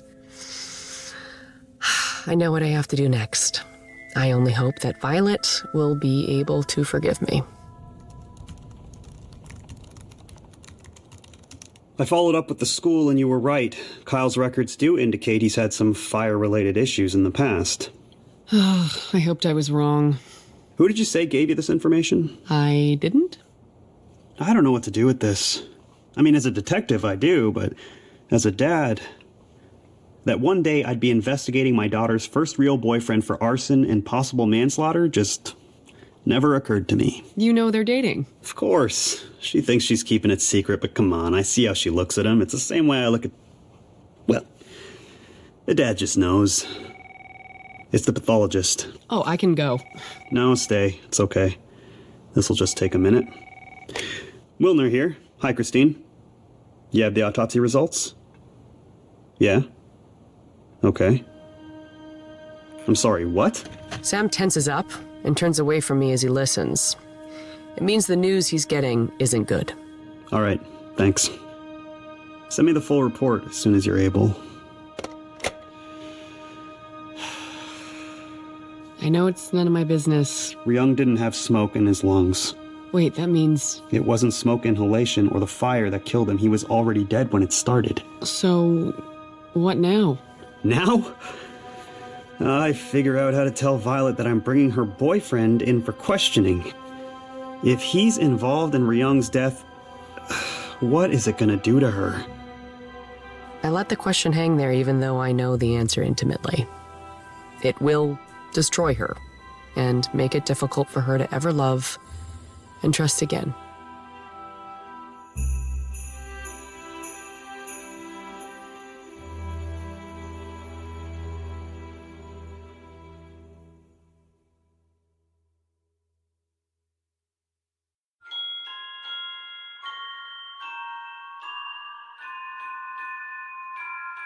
Sparks, Part 2. I don't normally put up the Christmas tree in my apartment this early, but I needed something to distract me as I ponder the circumstances surrounding the torching of Sue's diner and the death of Sue's nephew, Ryung. So now I'm standing on my tiptoes, trying to get the star to stay in place on top while simultaneously trying to keep the wine glass in my other hand level while not being very successful at either. It's while I'm in this awkward position that unexpected visitors arrive. Seriously? Hello? Emily, it's us. Can we come up? Of course. The us in question is Violet and Kyle. And I can tell by the urgency in Violet's expression that this isn't just a casual pop-in. Come on in. Can I get you anything? No, thanks. I'm good. Your tree looks pretty. Star's a little crooked, though. It's a work in progress. So, what's up? My dad just brought Kyle in for questioning. He thinks he had something to do with the fire at the diner. Can you believe that? Really? Oh, that's... wow. Not only can I believe it, I'm the one who brought Kyle's history of arson to Sam's attention. That was just before I learned that Ryung was dead before the fire started. He also asked me a bunch of questions about Ryung. It kept me there for hours. Asked the same questions over and over. I don't understand why my dad is so fixated on Kyle. Unless he knows that we're dating and this is revenge. No, that's not it at all. You know something about this. Oh boy. This is the moment I've been dreading. But there's just no way to sugarcoat it. I may have brought up a little matter regarding Kyle's past. What does that mean? She means I got in some trouble at my old school. It's part of the reason I transferred here. What kind of trouble, Kyle? I accidentally started a fire in the school art room last year. I was using a lighter to char a brush, okay, trying to achieve an effect on the canvas, but I didn't realize the brush already had solvent residue on it. Okay, so accidents happen. Why would that... It wasn't the only time. I was being picked on by a senior, and after a few months of harassment, I decided to get back at him. I broke into his locker, tried to burn his football jacket. But instead, I smoked out the whole hallway. Got myself expelled. You didn't tell me that. I was embarrassed. Unfortunately, the mistakes of our youth have a tendency to stick to us like burrs in the wild. Could tell Kyle some stories of my past that would make his transgressions seem tame, but it would mean revisiting a particularly painful point in my life. How did you find out about that stuff anyway? Don't bother. She won't tell you. She just knows stuff. So, what do you think, Emily? Can you help? I'm not sure what I can do. Well, you can find out who really set that fire, for starters. I've seen you help other people who are being wrongfully accused. Well, she's not wrong. There was the thing with my veterinarian friend June being accused of poisoning her ex-husband last year. The trouble is, I have to believe, really believe their innocence, and I'm just not there with Kyle. I'm sorry. I really think this is best left to the police. Oh, it's okay. I get it. Come on, Kyle. We'll figure this out ourselves. Sorry to bother you. It's really no bother. As I watch my gray tabby Mosley in an epic battle with a glass ornament on a low-hanging branch, I wonder if I made the right call. Sam is already investigating Kyle, so what's the harm in my giving him the benefit of the doubt? I'd love nothing more than to be able to reassure Violet that her first real relationship isn't with a murderous firebug. It's the little things. My only worry is that my findings will do more harm to Kyle than good. And if that's the case, will Violet forgive me? The next day brings with it a crisp north wind that finishes off the last few remaining leaves clinging to icy branches. But the only white stuff to be found is a thin layer of frost that won't survive the morning sun. I'm at a public park in the heart of town, meeting with someone I consider a friend. Well, thanks for meeting me, Sue. It's no trouble. I come here every morning to have my coffee. I like how peaceful it is. Speaking of coffee, thank you for the gift. I owe you my life. Most of my customers prefer the fancy stuff from the cappuccino place. 4 inches of foam with cinnamon on top. For the same price as a full diner breakfast, I might add. Times are changing. But the diner is a constant. That's why we appreciate it so much. I'm not so sure. with food trucks everywhere and that new big chain restaurant complex next to the outlet mall on 11. It's been a challenge. And now with Young, well, maybe it's time to let go. Young's services today. I didn't know him as well as I should have. I should have been there for him more after his mom died. But I wasn't. You can't blame yourself, Sue. I don't. I blame the person who killed him. The police have a suspect. I heard. Have you seen Kyle much since he quit? He didn't quit. He was fired. Okay, that's not what Kyle told me. And if he's lying about that, what else is he lying about? What led to that? He was fighting with Zhang. I don't know who started it, but it was getting worse. I felt it was best to part ways with Kyle since he was only on a few shifts a week. Do you know what the fights were about? Zhang told me it was just boy stuff, nothing to worry about. I told Sam about it, but I don't think Kyle would be capable of murder. He's a good kid at heart. I hope Sue is right, but I have a more complete picture of things than she does. And with this new information, the whole benefit of the doubt thing is evaporating faster than the morning frost. I still don't understand why Ryung was at the diner so late. I've been thinking about that. He lives in the apartment complex just around the corner. Maybe he got hungry and went to the diner to make himself some food, and then someone broke in. Totally random.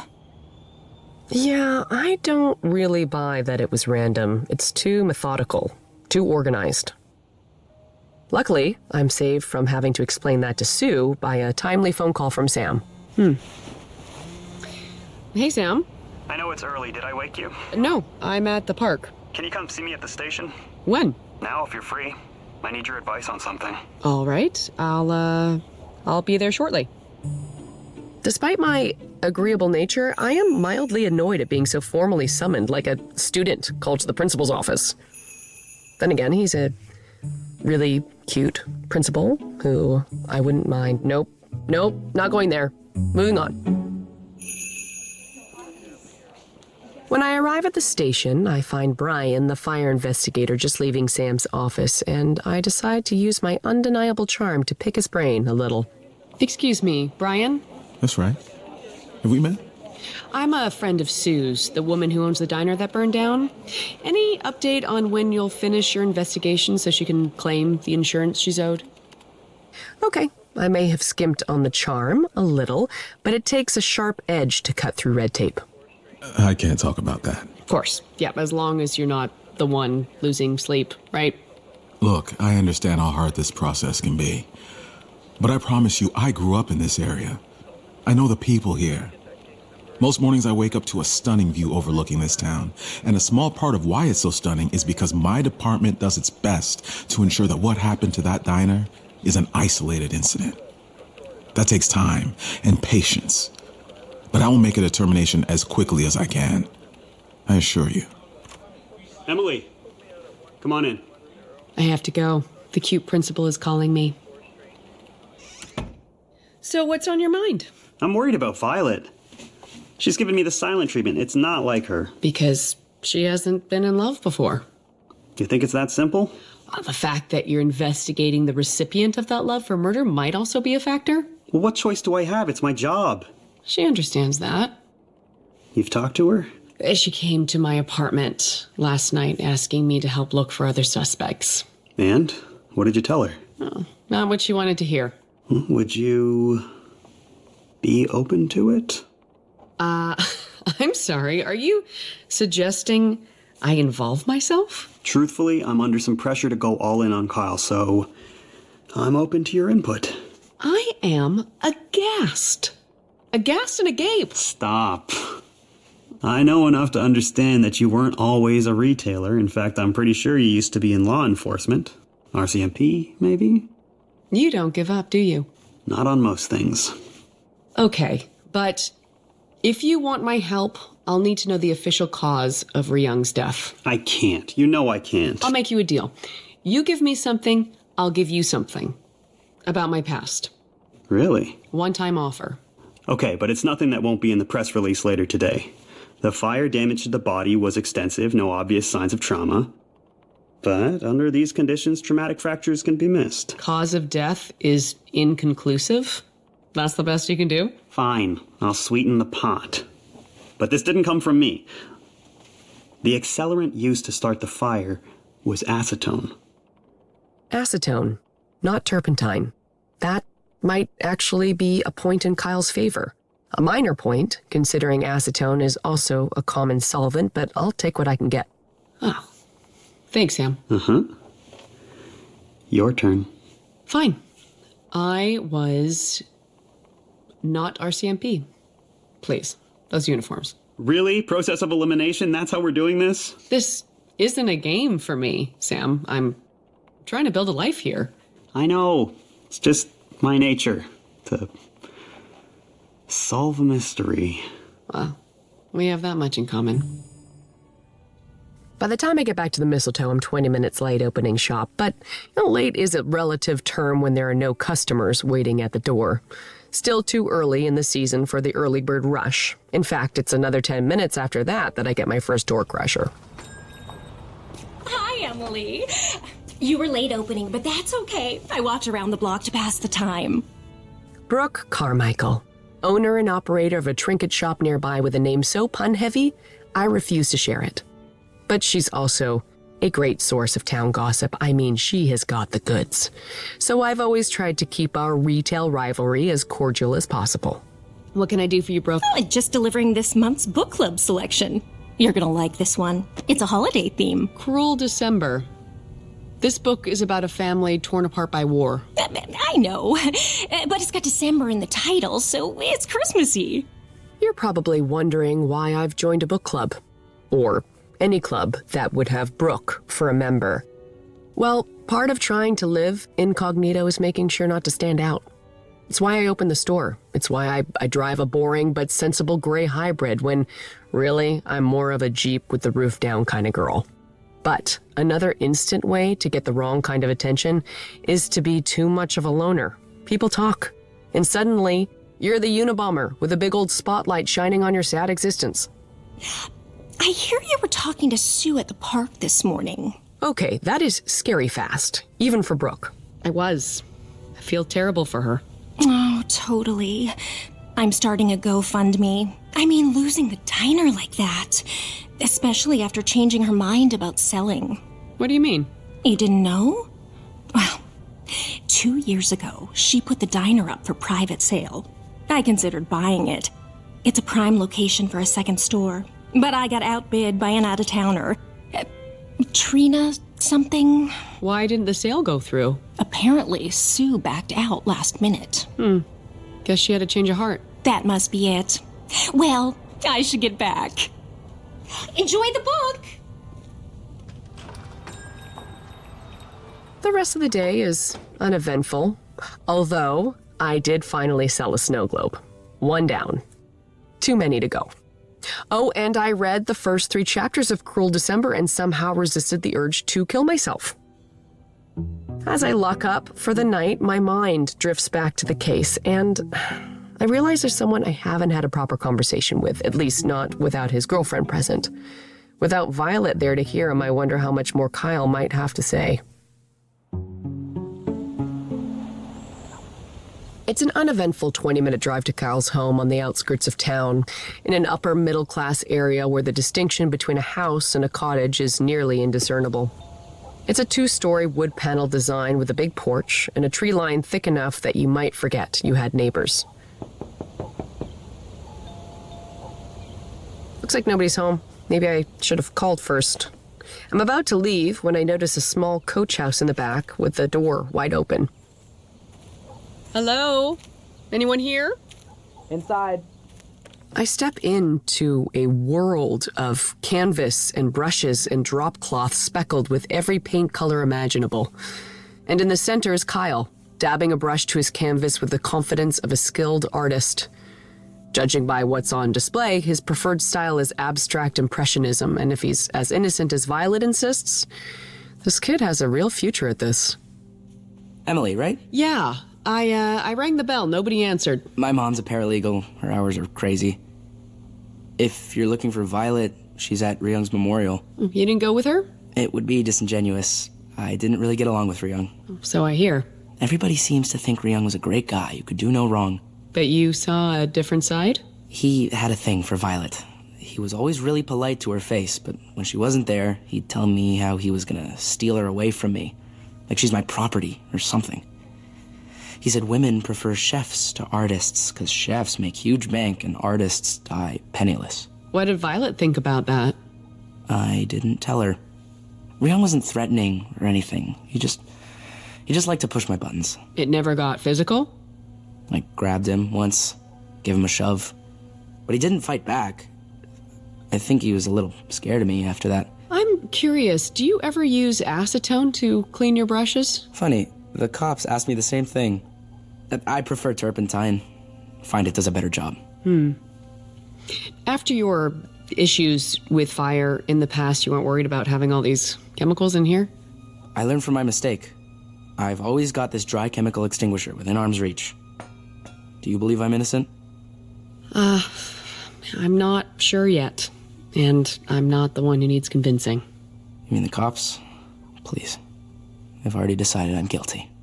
Something about the defeat in his voice finally convinces me. Kyle's not a killer. But to figure out who is, I need more insight into Ryung himself. There's an old saying, a man's home is a window into his soul. Okay, that's not a real saying, but I do want to get a look at Ryung's apartment. Sue mentioned that he lives in the building around the corner from the diner, and I know exactly which one she means by virtue of there being only one apartment building on that block. Oh yeah, my powers of observation are unrivaled.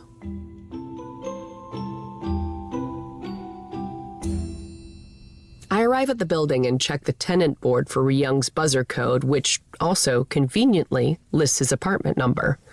The front entrance requires a key card, which I don't have, so I pretend to still be examining the names on the board as a food delivery guy exits the building, allowing me to casually slip inside before it relocks.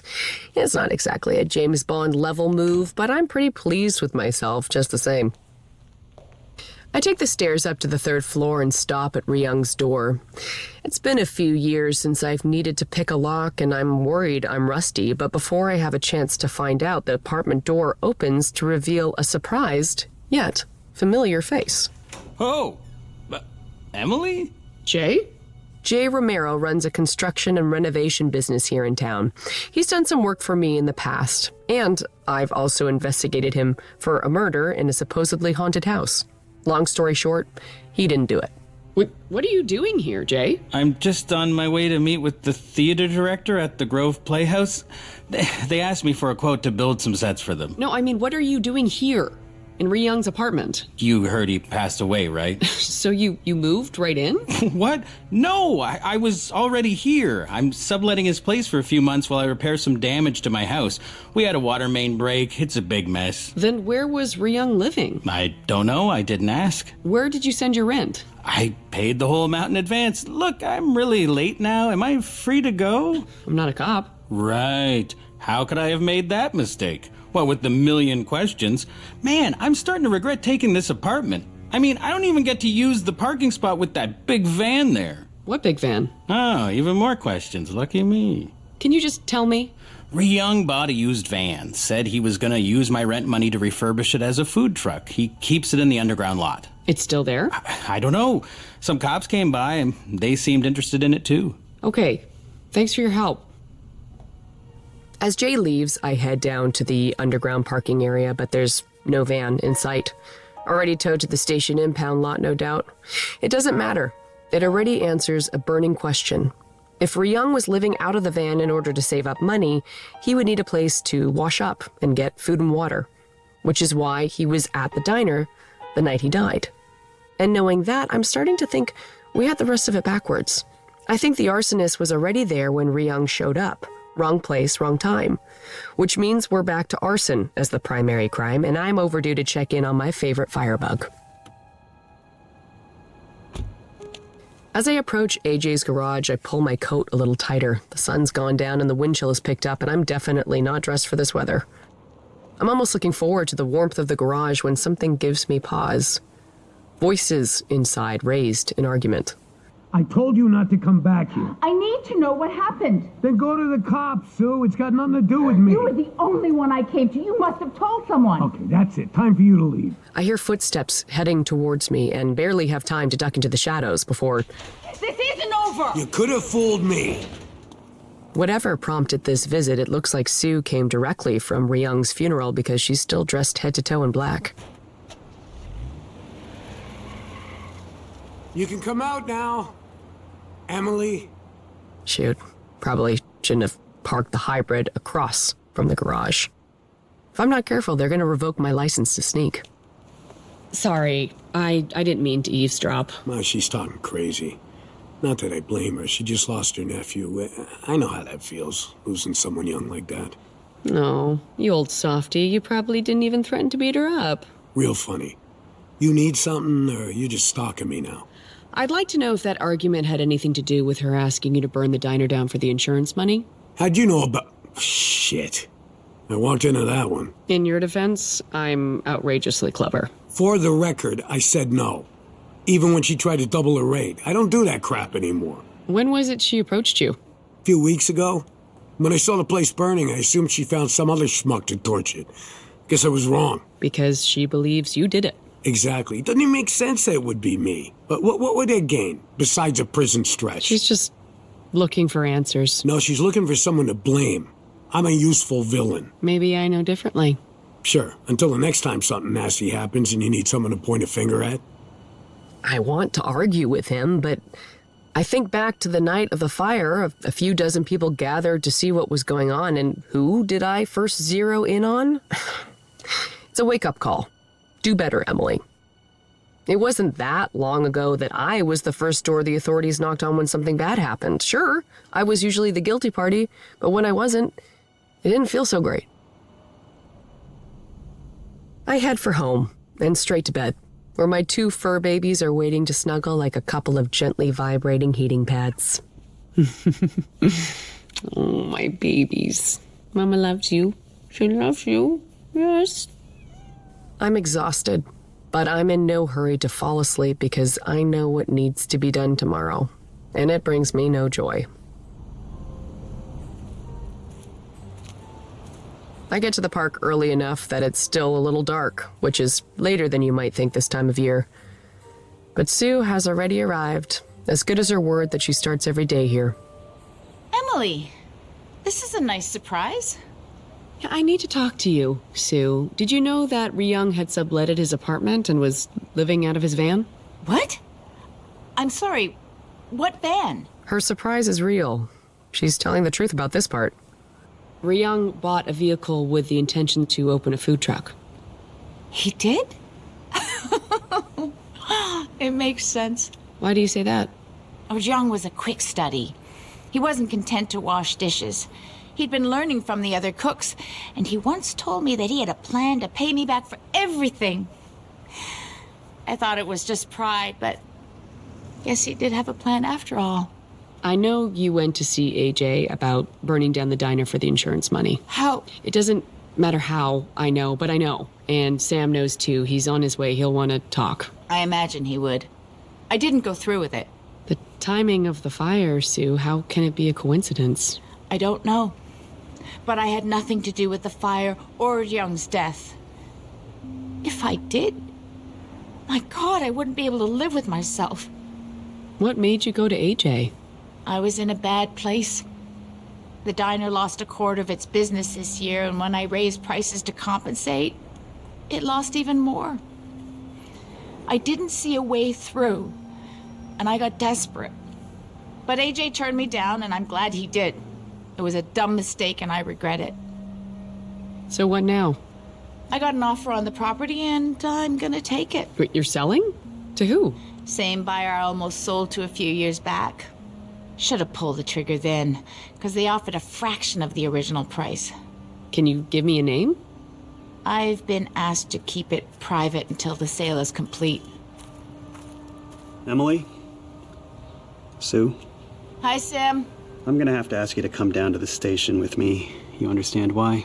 I do. Emily explained. Okay. You need a ride, Em? No, I think I'm gonna walk. As I make the trek back to the mistletoe, a thought is tugging in the back of my mind. A piece of the puzzle is missing. A thread that's been left unpulled. A layer of onion not yet peeled. I'm a big fan of metaphors, if you hadn't noticed. And all metaphorical roads lead back to the diner. I'm curious about this mysterious buyer who was denied 2 years ago but has now suddenly rematerialized to make a new offer when Sue is at her most desperate. Something about that isn't sitting well. It's a slow day at the store, both in the customer sense and in that it stretches on seemingly forever. But I pass the time doing some research on my computer, which is running slow because who has time for updates? Brooke gave me the name Trina, which I cross-reference with every provincial database that I can legally access, and a few that are maybe a tiny bit less legal. Don't ask. Plausible deniability. My saving grace is that there are few Trinas in the region, so I'm able to quickly whittle the list down. Still, it took 3 tries before I hit the bullseye. Trina Carpenter, located just out of town on the cusp of the valley. I closed the shop 20 minutes early, and I'm on my way there as the sun begins to drop, throwing out a halo of colors that perfectly match the late fall leaves.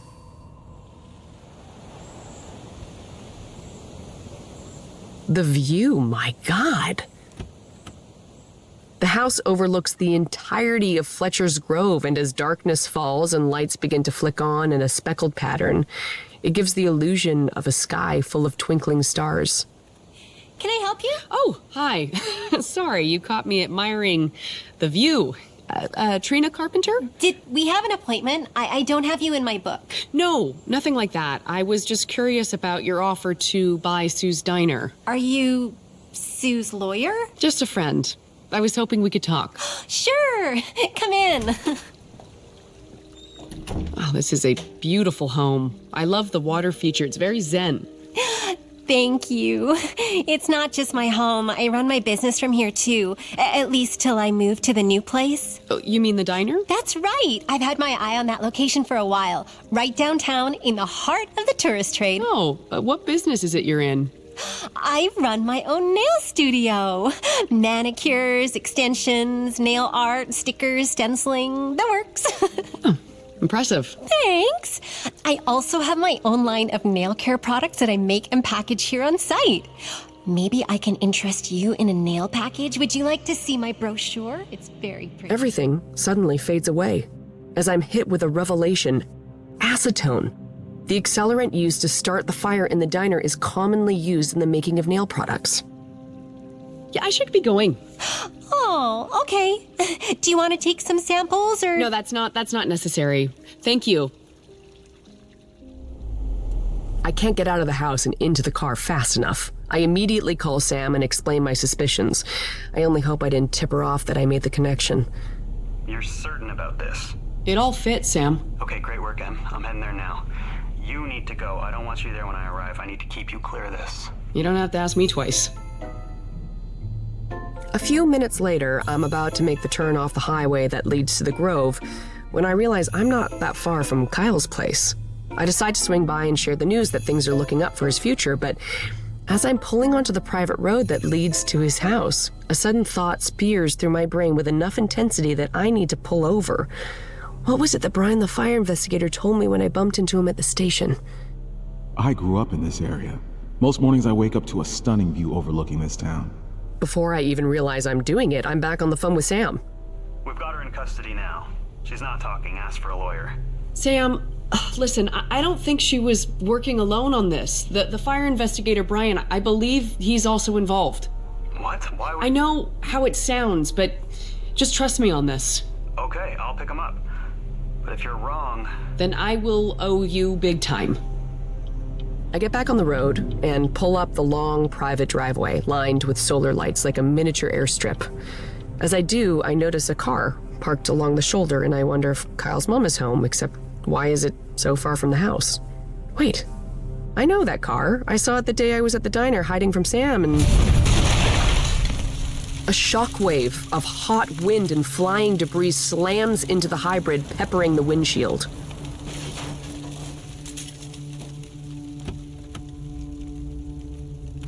I can't see the road ahead, so I abandon the car and proceed on foot, moving quickly but cautiously to get a better look at the source.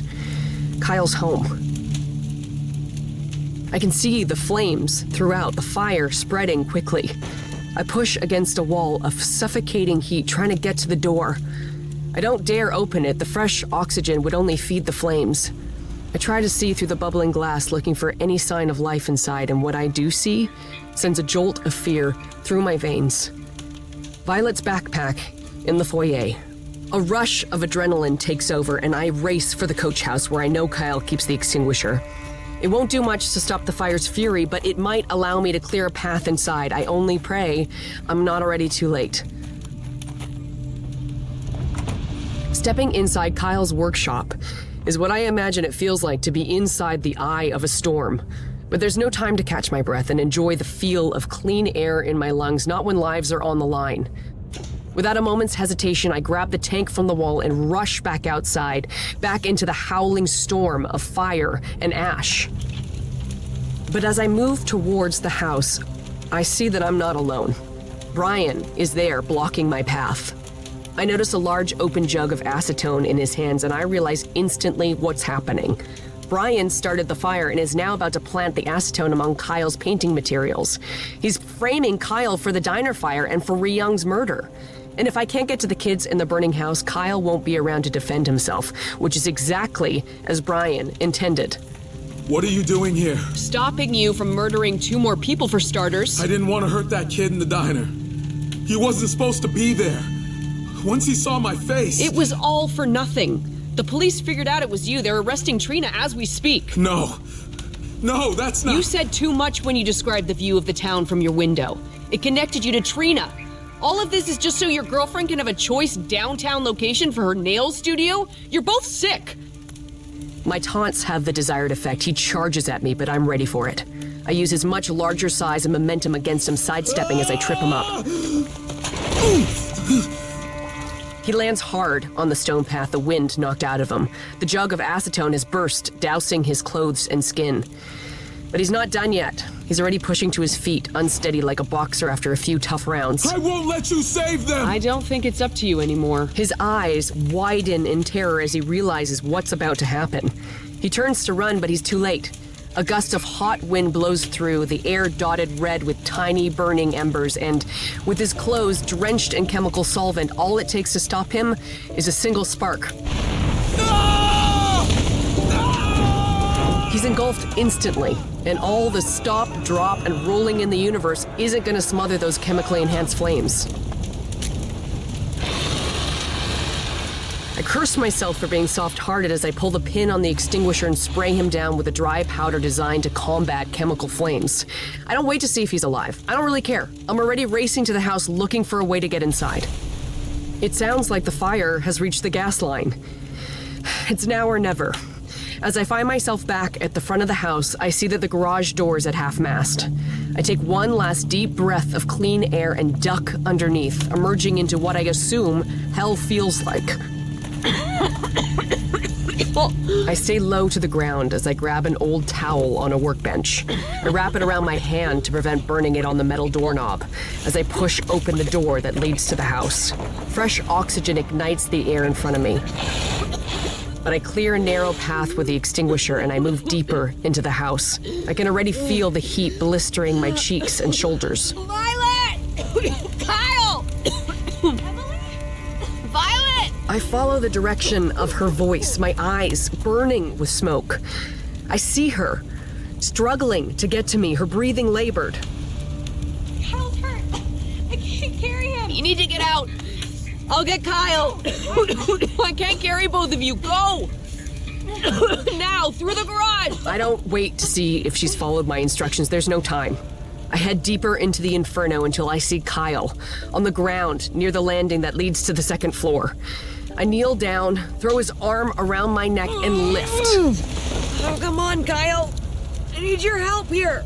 I start to half drag, half carry him towards the door.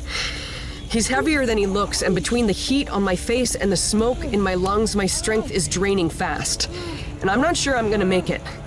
And then, Suddenly the weight lessens and I can move again, and I realize someone is next to me helping to lighten the load. It's Violet. She never left, and I'm grateful and pissed off all at once. If we die in here, Sam is definitely gonna kill me. But we keep moving, one foot in front of the other, until we find ourselves back in the garage. Almost there. And with one final burst of effort, we all tumble forward, rolling out from under the garage door and into the driveway, gasping for air. Keep moving, away from the house. Violet, Emily. We're okay. We're okay. Oh, God.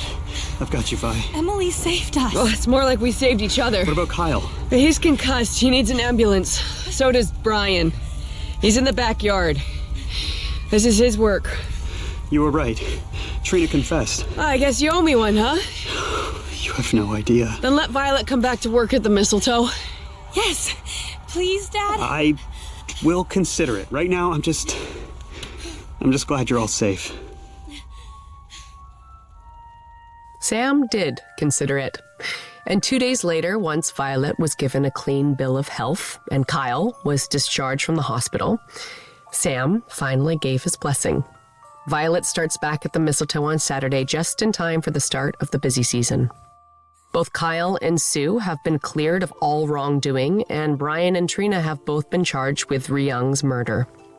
Of course, prison will have to wait until Brian is finished with a healthy stint at the White Rock Hospital burn ward. How's that for karma, Mr. Fire Investigator? Sue's insurance claim came through, and she has decided to reopen the diner after all. It'll be several months before the rebuilding is complete, but she's started a small coffee and sandwich business out of her house in the meantime. And the best part is that they deliver. Which is how I've come to Mistletoe Murders Part 3, 12th Night. Actors to the stage, rehearsal in 5. Let's go, people. The Playhouse Theater has been a Fletcher's Grove mainstay for over 60 years, and I'm told that in its heyday it would be packed to the rafters night after night during both the summer and winter tourist seasons. But lately it's more of a cherished tradition than a hot ticket, and the theater has been struggling to keep those expensive marquee lights on. So, this December they're hoping to get back some of that old magic with a classic Shakespeare play that has been somewhat altered to better represent the holiday season. 12th Night of Christmas. Yeah, the immortal bard is probably rolling in his grave. Emily, there you are. Oh, what would I do without you? You know I've got your back, Hal. So, this is the famous Playhouse. Well, backstage anyway. You ain't seen nothing yet. Here, let me give you a hand with these bins. Oh, no, it's okay. I got them. I'm too old to argue now. Come on, hand it over and follow me. That sprightly septuagenarian is Hal Cunningham, stagehand extraordinaire, a job he's been doing for longer than I've been alive. Hal pops into my store under the mistletoe from time to time during his walks, and we've become friends. So, what am I doing here today? No, I am not treading the boards, as they say. I'm only here because Hal told me the theater had their props budget slashed yet again. So I offered to lend the production some of my Christmas decor as stage dressing. Watch your step. Carpenters are still assembling the set, so we're behind schedule as usual. Where are we taking this stuff? I need to get it approved by the director, yeah? Right through here. As we head through the wings and then onto the stage itself, I am struck by the size of the massive set piece. A large stone bridge that spans the entire length of the stage, with a path underneath it. Wow, that thing looks epic. What is it, painted styrofoam? Nope, it's actual stonework. It's the director's vision to have the climactic sword fight take place on the top of it. That's how he wanted it to be as solid and as authentic as possible. All right, hold the work. Leo, can I borrow you for a moment? 1 second, Hal. Charlotte, sweetheart, why are you down here? I told you we were starting with scene 3 today. That's you on top of the bridge, remember? What does it matter, darling? We're not making high art here. This talking snowman, for God's sake. It's barely a step up from Panto. And to think I started my career on Broadway. Off Broadway, wasn't it? Careful, Leo. That cheekiness is going to get you in trouble. Story of my life. Hal, what is it you need? Well, I wanted to introduce you to my friend, eh? Emily Lane. Nice to meet you, Leo. Sorry, we finished casting, if that's... Oh, no. Don't worry, I do not want to be in your play. Emily is generously lending us some Christmas props from her store. The props, of course. Take them down to storage with the rest of the set deck, and I'll take a look later. Right now, I need to run lines with Charlotte. You're acting and directing. Of course. Actor, director, producer. And one man in his time plays many parts. As you like it. You know your Shakespeare. Well, here's another one. Take leave until we meet again. This way, Emily. Is he always that arrogant? Oh, don't mind him. You know, Lee can be a pompous ass, but he's a hell of a director. This is his 10th season, running the winter show, huh? Yeah, he's also a big TV star, you know. As we make our way through the creaky old building, Hal fills me in on Leo's career highlights, including starring as Detective Tom Seamus on a self-titled show that lasted 63 action-packed episodes over its 4-season run. It was apparently during that time that Leo and his brown tousled hair and piercing blue eyes was hired to bring some star power to our little town, and he delivered in a big way. It was such a hit, he was invited back the next year, and the year after that, and so on, until the position was made permanent for as long as he wanted it.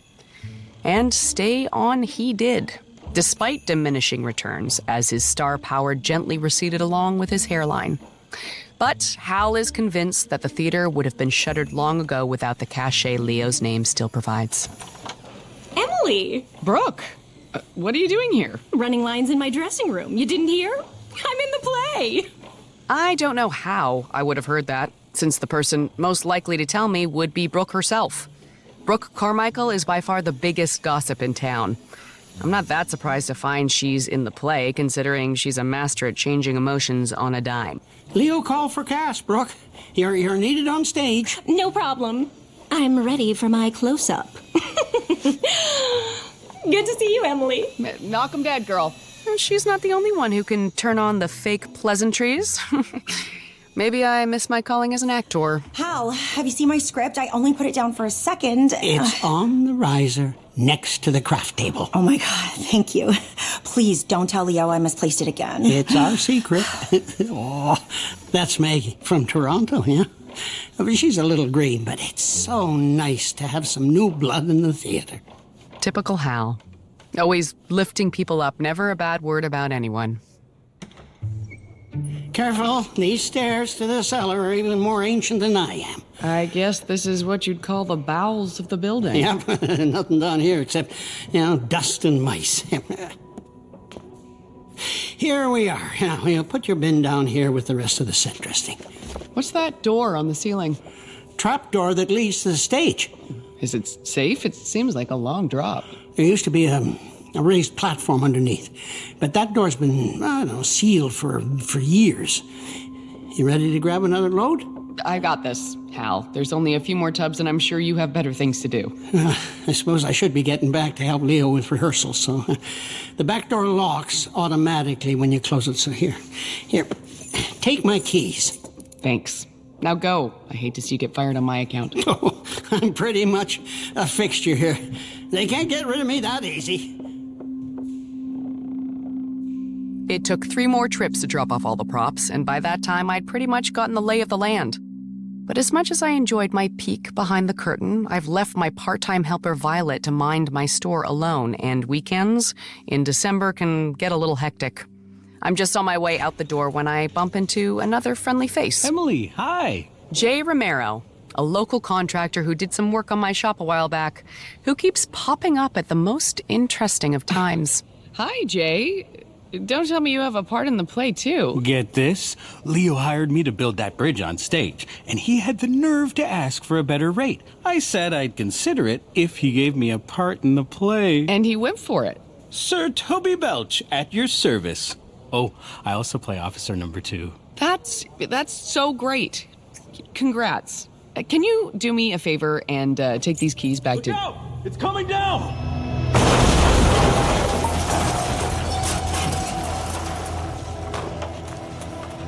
Whatever just happened, it came from inside the theater. I lose track of Jay as I race back inside through a cloud of dust and debris. What's going on? Is everybody okay? The dust begins to settle as I reach the stage area, and I can now see that the massive stone bridge has somehow collapsed. A wave of sadness washes over me as I notice a familiar pair of work boots poking out from under the rubble. Oh my God, is that... Oh no! I remember Hal once told me he would never willingly retire. He wanted to work here at the Playhouse until his very last breath. But I don't think even he could have anticipated the sheer suddenness of what turned out to be his final curtain call. I'll copy that. We're in the vicinity. Still shaking. At least it was mercifully quick for Hal. The police were able to remove Hal's body from the wreckage, and Sam, Detective Constable Wilner in his official capacity, spent another few hours working the scene and questioning witnesses individually, while the rest of us waited outside the theater trying to make sense of the unimaginable. I still can't believe it. Poor sweet Hal. How did it even collapse like that? That shouldn't have been possible. I designed it myself. Oh, so we know who to blame then. Brooke, not helpful. Okay, everyone, thanks for your patience. You're free to go. I'll be in contact with you soon. Wait, that's it? When can we get back inside the theater? We have less than 2 weeks to get this show on its feet. You understand a man is dead. Of course, we lost one of our own today, but Hal would have wanted the show to go on. And quite frankly, Detective, if this show goes down, so does the theater. As callous as it sounds, I actually agree with Leo that Hal would have insisted they carry on. But I know Sam, and cutting corners on an investigation to hurry it along has never been his style. The theater is closed until I'm satisfied this is an accident and not a crime scene, understand? You think somebody killed Hal on purpose? It's too soon to say. The investigation is ongoing. That's just great. Screw it. I'm going to the pub to raise a glass in Hal's memory. Who's in? As most of the cast takes Leo up on his offer, I hang back for a moment to have a private word with Sam. I can tell something is bothering you, Sam. What is it? Nothing I can put my finger on yet, but something is off. I have the same feeling. Hal was a good man. I want to know what happened here. I'm glad you feel that way. You are? I can't very well drag everyone into the interrogation room. Not without more evidence of foul play. I need a more delicate approach. You think I'm delicate? I think you have a talent for getting people to open up to you. Why does that not feel like a compliment?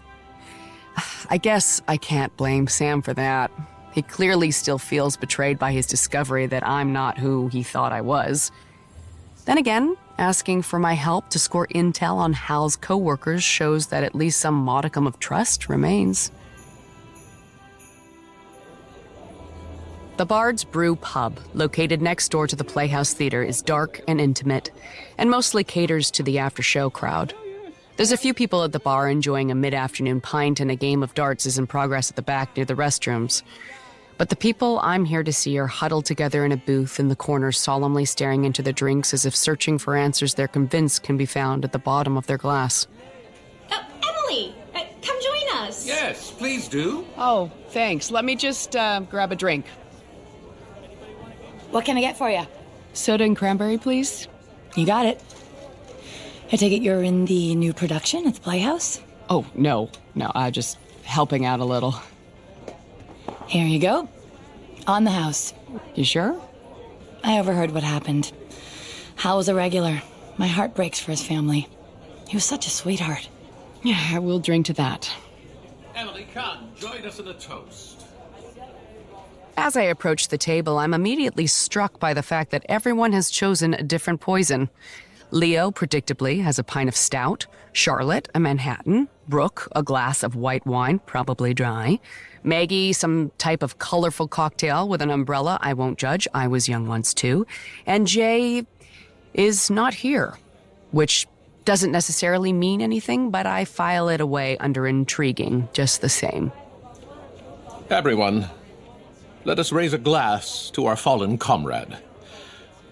Good night, sweet prince, and flights of angels sing thee to thy rest. To Hal! To Hal!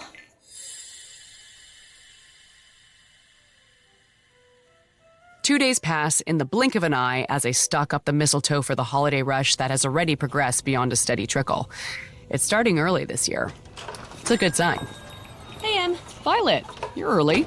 Yeah, Dad said he was coming to talk to you and I wanted a ride, so hope you don't mind. Oh, not at all. There's some boxes of garland and tinsel in the stockroom that need to hit the floor stat. You got it, boss. Hey, Sam. Word on the street is you're looking for me. You have a minute to talk? Yeah, of course. What's up? Leo Stone went to city council and demanded the theater be reopened. He even got Hal's family to back him, so I'm under pressure to close out my investigation. Any new evidence to suggest it wasn't an accident? Nothing concrete. The bridge collapsed because the metal struts on the support beams snapped on both sides. It means one of two things. They were tampered with, or shoddy workmanship is to blame.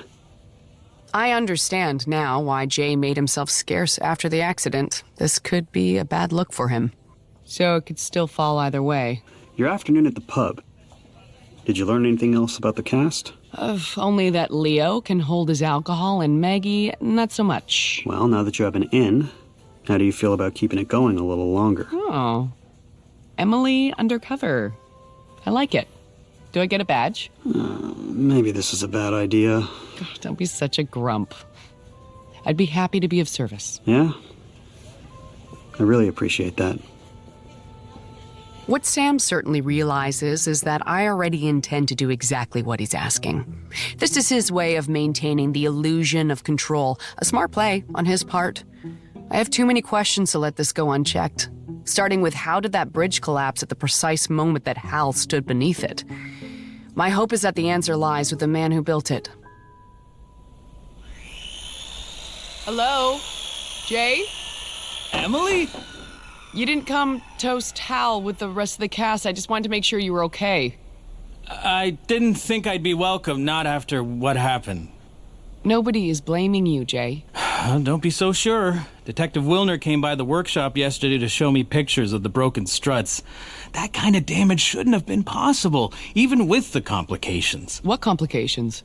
I told you that Leo shorted me on the budget, right? Well, that meant I had to cut some corners on materials. Don't get me wrong, everything was still to code, but after it collapsed, I started thinking maybe my weight-bearing calculations were off or something. I haven't stopped running scenarios since it happened, and not a single one leads to that bridge failing due to negligence. Then what could have caused it? The abutments first had to be weakened and undue longitudinal stress then placed center mass. Can you repeat that in English? The struts didn't snap from the weight of the stones. They were either faulty to start or they were cut. But even that wouldn't be enough to bring it down. It would also require additional weight being placed on top of the bridge. How much weight are we talking? At least 100 pounds or so. So the bridge was sabotaged? What? No, I'm just saying that I didn't do anything wrong. Why would someone want to destroy the bridge on purpose? That would be crazy. Crazy or not, that's what I think happened. Somebody rigged that bridge to collapse, which wouldn't be so easy to do in plain sight, so I suspect it was someone with after-hour access to the building. After leaving Jay to his work, I rushed back to my apartment to feed Mosley and Doyle before driving over to the theater. I want to have a look around for myself, see if anything stands out. I'm very aware that a collapsing bridge is far from a reliable murder weapon, but my gut tells me I'm onto something, and my gut is rarely wrong. Yes, my gut did tell me once that I needed to order a blanket with sleeves off the internet at 3 a.m., so to be clear, it's not a perfect science. Door's locked, of course, wasn't expecting it to be that easy. I reach into my bag to see if I have something I can try to pick it with when I remember I still have Hal's keys. Yes. Thank you, Hal. Now to see what kind of alarm system we're dealing with. A non-existent one, it would seem. No alarm, no cameras, and a single rusty deadbolt on the door. Security is not a great concern at the old playhouse. By the glow of the ghost light, a dimly lit bulb that most theaters utilize as a way to ward off ghosts. Yeah, you heard that right. Theater people are a strange brood. I see that the pile of rubble is still on stage with yellow police tape surrounding it. I'm about to move on when I catch a glimpse of something unusual in the wreckage. I duck under the tape for a better look. definitely wore the wrong shoes for this. Don't worry. I know this is likely a crime scene, and I don't want to add my own DNA to the proceedings, which is why I wore gloves. Well, technically they're mittens, but that sounds less badass. What do we have here?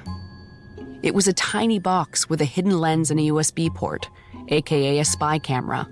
I can't blame the police for missing it. If I didn't already know what it was, I probably wouldn't have given it a second thought.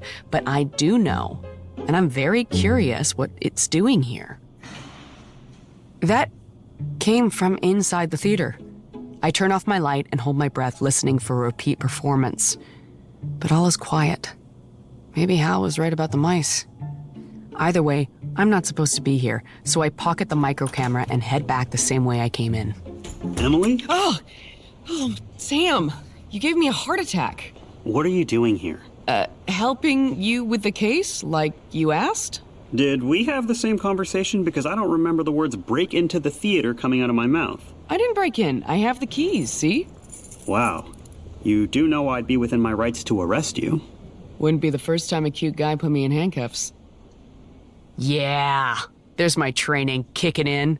When faced with a question I'd rather not answer, instantly diffuse and deflect. Works every time.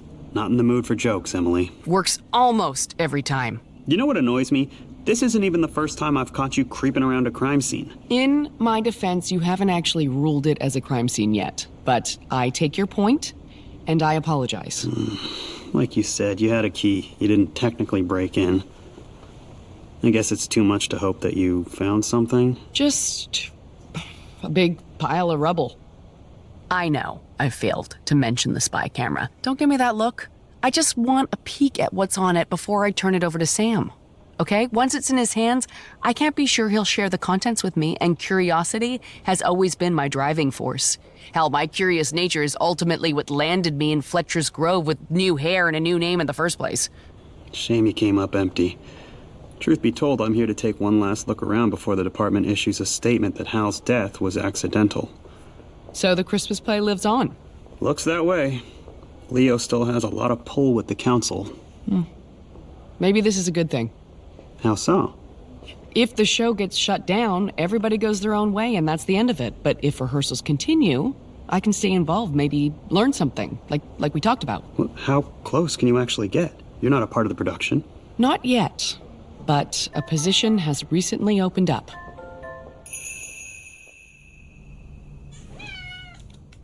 The first thing I do when I arrive home is call in a few favors from some of the ladies in my book club. If I'm going to be at the theater, I'll need some extra help at the store. Violet's perfectly capable, of course, but she also has 2 more weeks of school before Christmas break. The second thing I do is plug the tiny black box I found in the rubble into my laptop and cross my fingers that whatever it captured survived the collapse. I know, Mosley. Mama's not giving you her full attention. A few more minutes, okay, sweetie? The video is mercifully intact, but there's no audio. Leo and Charlotte are on stage below and appear to be arguing, but I can't be sure if it's real or if they're rehearsing a scene in the play. And then Hal appears, making his way onto and then across the stage. I want to yell out to him, tell him I need help with those boxes after all, but it's too late for that. The camera shakes, and the screen goes black.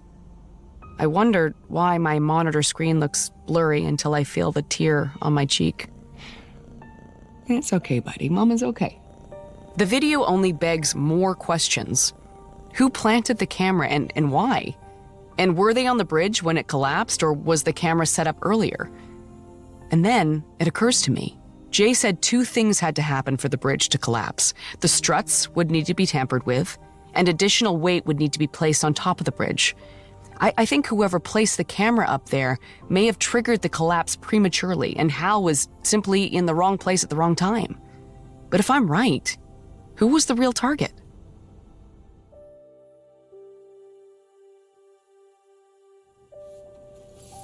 Okay, come on, guys, let's go. I need the stage cleared pronto. Sorry, Emily, you were saying? I want the stagehand job. Hal was my friend. I'd like to honor him. I thought you owned a Christmas store or something. Do you even know what a stagehand does? Of course. You scream at me to do stuff, and then I do it. That's pretty much it, yeah. Okay, why not? You're hired. Thanks, Leo. Sure, just, don't screw up. Cast to the stage, please. Maggie, Brooke, come on, gather round. You too, Jay. Come on, Charlotte, you want to speed it up a bit, hun? You can't rush perfection, darling. Emily, you're back. She's our new stagehand. Don't make a big deal of it. Focus up, people. We've lost some valuable rehearsal time, and we need to make up ground. What about the bridge set? There's no time to replace it. We'll just have to bite the bullet and reblock everything. You all up for the challenge? Absolutely. Of course. Mark my words, we're going to deliver the best damn Christmas play this town has ever seen. And we're dedicating it to Hal. A moment of silence for our fallen friend. Okay, enough sentimental stuff. We've got work to do. Act 2, Scene 3 is up, and you better all be off script. The morning flew by in a whirlwind of menial tasks. Organizing costumes, setting up the lights, running cables, keeping track of Maggie's script every time she misplaced it. It gave me even more respect for Hal, knowing that even at his advanced stage, he was getting it done without complaint. The one downside for me is that I haven't had a moment to do what I actually came for. But I spot an opportunity to talk to Charlotte when I see her in her dressing room working on her fencing skills in front of a mirror. Charlotte, can I give you a pointer? Oh, I suppose my ego can survive a little feedback? The fencing épée is a piercing weapon used for finesse, lunging and parrying mostly, because the blade isn't sharp, only the tip. But these sabers we're using, the real thing anyway, not these practice blades, are designed for piercing and slashing. So you want to start with a slightly different stance, like this. I see, yes, thank you. You have some fencing experience. I went to a private school for a short time, got a few lessons, but my instructor was a little too interested in my form. Pity. Some things never change. Most of the directors I've worked with in my life have been pigs. It's the nature of the business. Well, what about Leo? This is, your 10th year doing the Christmas show as his leading lady? You two must be close. There was a time, oh yes. But now, I respect Leo as an artist and I trust him as a director, but outside the theater, Leo only cares about one person, Leo. So no, we're not close. And if you're as smart as I think you are, you won't get close either. Thank you for the lesson. Anytime. She isn't the only one who learned something. Leo was a married man, but it sounds like he and Charlotte were sharing more than the limelight in the past. And her current bitterness toward him suggests that Leo's wandering eye has now shifted to someone new. I know from experience how painful that can be. And I also know that jealousy, rejection, and murder make for strange bedfellows. Hey, Vi. Emily, you look exhausted. I'm dead on my feet. This place has made me soft. How did it go today? This afternoon was busy, but nothing crazy. Lots of window shopping. I think your new helpers were a little overwhelmed, though. Yeah, it was a little last minute. Hey, Dad. I'm almost ready. Just gotta finish cleanup. No hurry. Hey, Sam. Hey, how'd it go today? I learned that Leo's been stepping out on his wife during his many winters here. Interesting. Maybe that's why his wife moved out 2 months ago, at least according to my sources. Oh, you think she learned about his various dalliances? Various, you say? Charlotte, for sure. But she also alluded to him having a new favorite this year. You don't think... Brooke? Wow. Yeah, it's possible either her or Maggie, although Maggie's at least 10 years Leo's junior. I don't think he'd see that as an issue. Good point. I'll talk to them tonight, see if they'll open up. Why? What's tonight? The cast is meeting up for drinks at the pub. It's a bonding thing. I think I should be there. You keep me in the loop? Yeah, always. That's not exactly true. I'm already withholding evidence. And I have a theory that is starting to form that I also haven't shared. I'm fully convinced that the bridge collapse was designed specifically for the purpose of murder. But to really drill down on who is out to kill who and why, I need to get these people talking. And in the pursuit of conversation, there is no greater ally than alcohol. Next round's on me. Nice. I knew I recognized greatness in you, Emily. Well done. I think someone's had their limit. Nonsense. The night is young. What happened to you, Charlotte? You used to be so much fun. And you used to have a full head of hair. Ooh, that got me right in the vanity. Well played, my dear. Step 1 of my plan is a rousing success. Everyone is deep in their cups and tongues have been suitably loosened. Now for step 2. Get a few minutes alone with everyone and try to get some useful intel. Excuse me. Maggie stands and begins winding her way through the tables on her way to the ladies' room. Guess she's as good a place to start as any. Hey, this is a fun night, right? Yeah, it's nice getting to know everyone. I'm still a little nervous about this whole thing. The play, you mean? Shakespeare is intimidating. Leo must think very highly of you. I hear he has an eye for talent. You must have nailed your audition. You seem really interested in Leo. Are you two? No, of course not. What about Charlotte? The way they bicker like an old couple?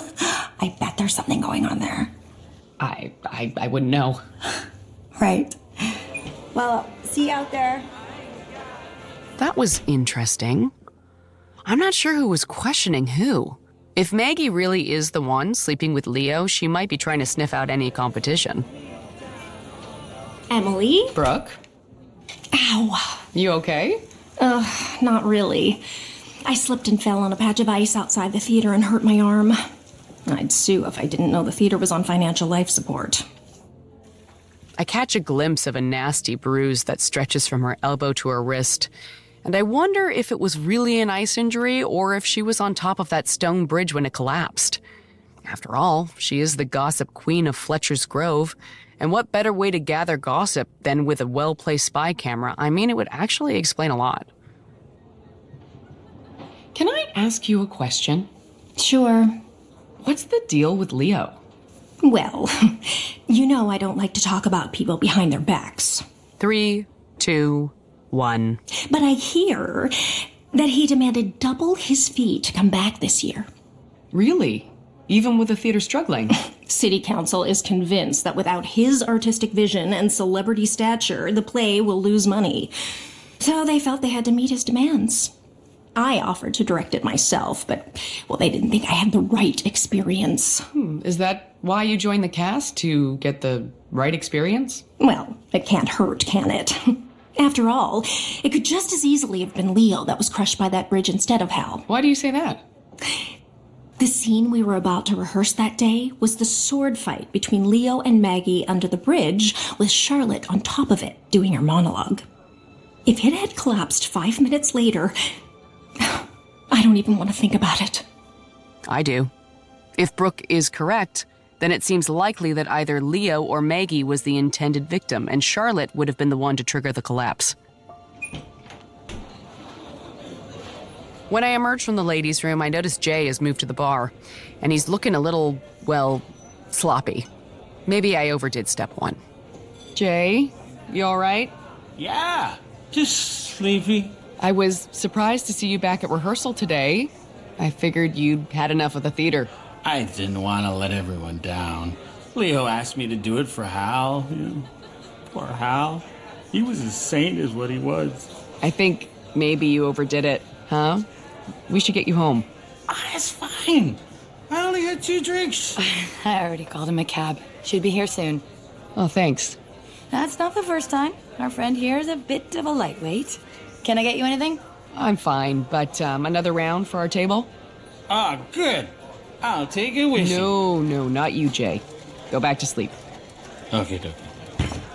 I hear the play is moving ahead? Yeah, seems so. And you're looking at the new stagehand.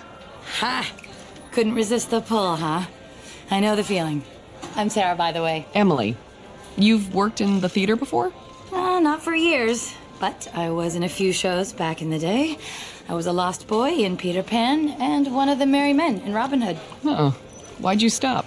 I figured I could keep struggling with bit roles, or I could get a real job. But once it's in the blood, I still opened a pub next door to a theater.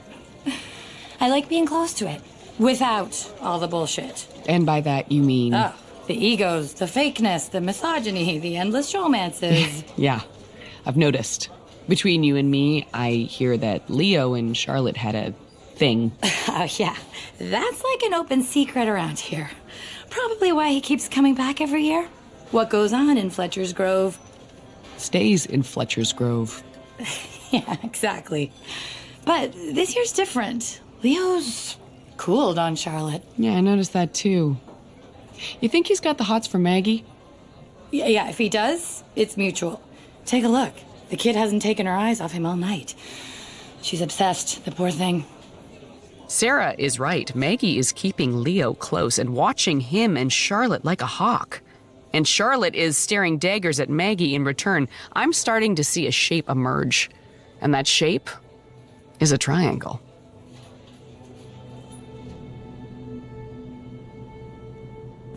Nice, okay. Good warm-up. Maggie, grab your saber, you're up. Full intensity, don't hold back. Got it. After a late night of libations, everyone is a little sluggish this morning, especially Jay, who can barely stand straight. But Leo has given no quarter and is full steam ahead on rehearsal. If you offend him, I, for him, defy you. Put up your sword! I could tell by her technique that Maggie is not an experienced hand at swordplay. Leo has choreographed the moves with simplicity in mind, but she's slow in her riposte. Come on, Maggie, like I showed you. Speed, confidence, power! The pep talk is working. Maggie's thrusts and parries become more rhythmic, more precise. She has some natural talent. That's it, you got it. Now, strike for the heart. I see Maggie's teeth clench and her grip on her weapon tighten as the adrenaline kicks into high gear. I also notice something else that turns my blood ice cold. The blade of a practice saber is dull, with a safety point at the end to prevent it from piercing skin, but when the light catches Maggie's blade, I see that it is razor sharp from hilt to tip. Maggie, stop!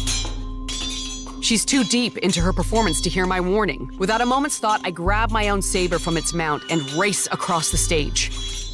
As Maggie rears back for her death lunge, I deliver a parry of my own, sending the blade spinning from her hand to slice through Leo's sleeve, drawing a ribbon of blood on his arm before biting deep into the wall of the set behind him. What the hell was that? That blade was sharp. It would have killed you if she connected. Oh my god. I didn't know. I am so sorry. I guess this answers the question of who the target is. Clearly, someone wants Leo dead. But who? First hell, now this?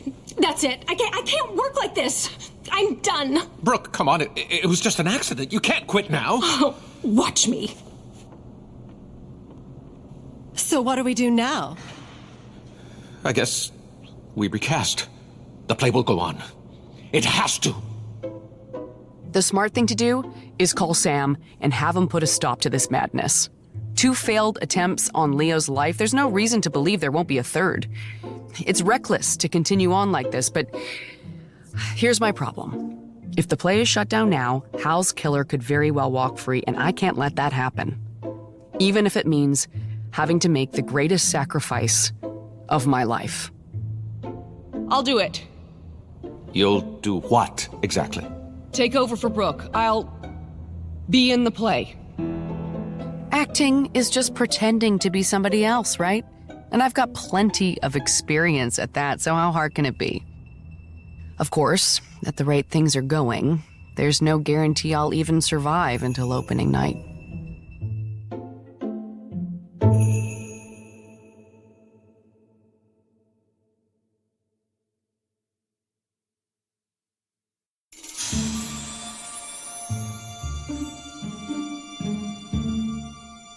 Twelfth Night, Part 4. O time, thou must untangle this, not I. It is... something... Oh, God, what comes after that? Okay. It is too hard a knot for me to untie. That's me, Emily Lane. Store owner, cat mom, wine enthusiast, mystery lover, and now, stage actor. My friend Hal was killed last week when a large piece of the set collapsed on him at the Playhouse Theater here in Fletcher's Grove.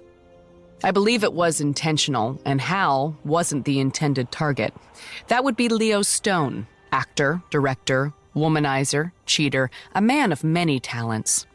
2 attempts have been made on his life now, and I want to know who is responsible.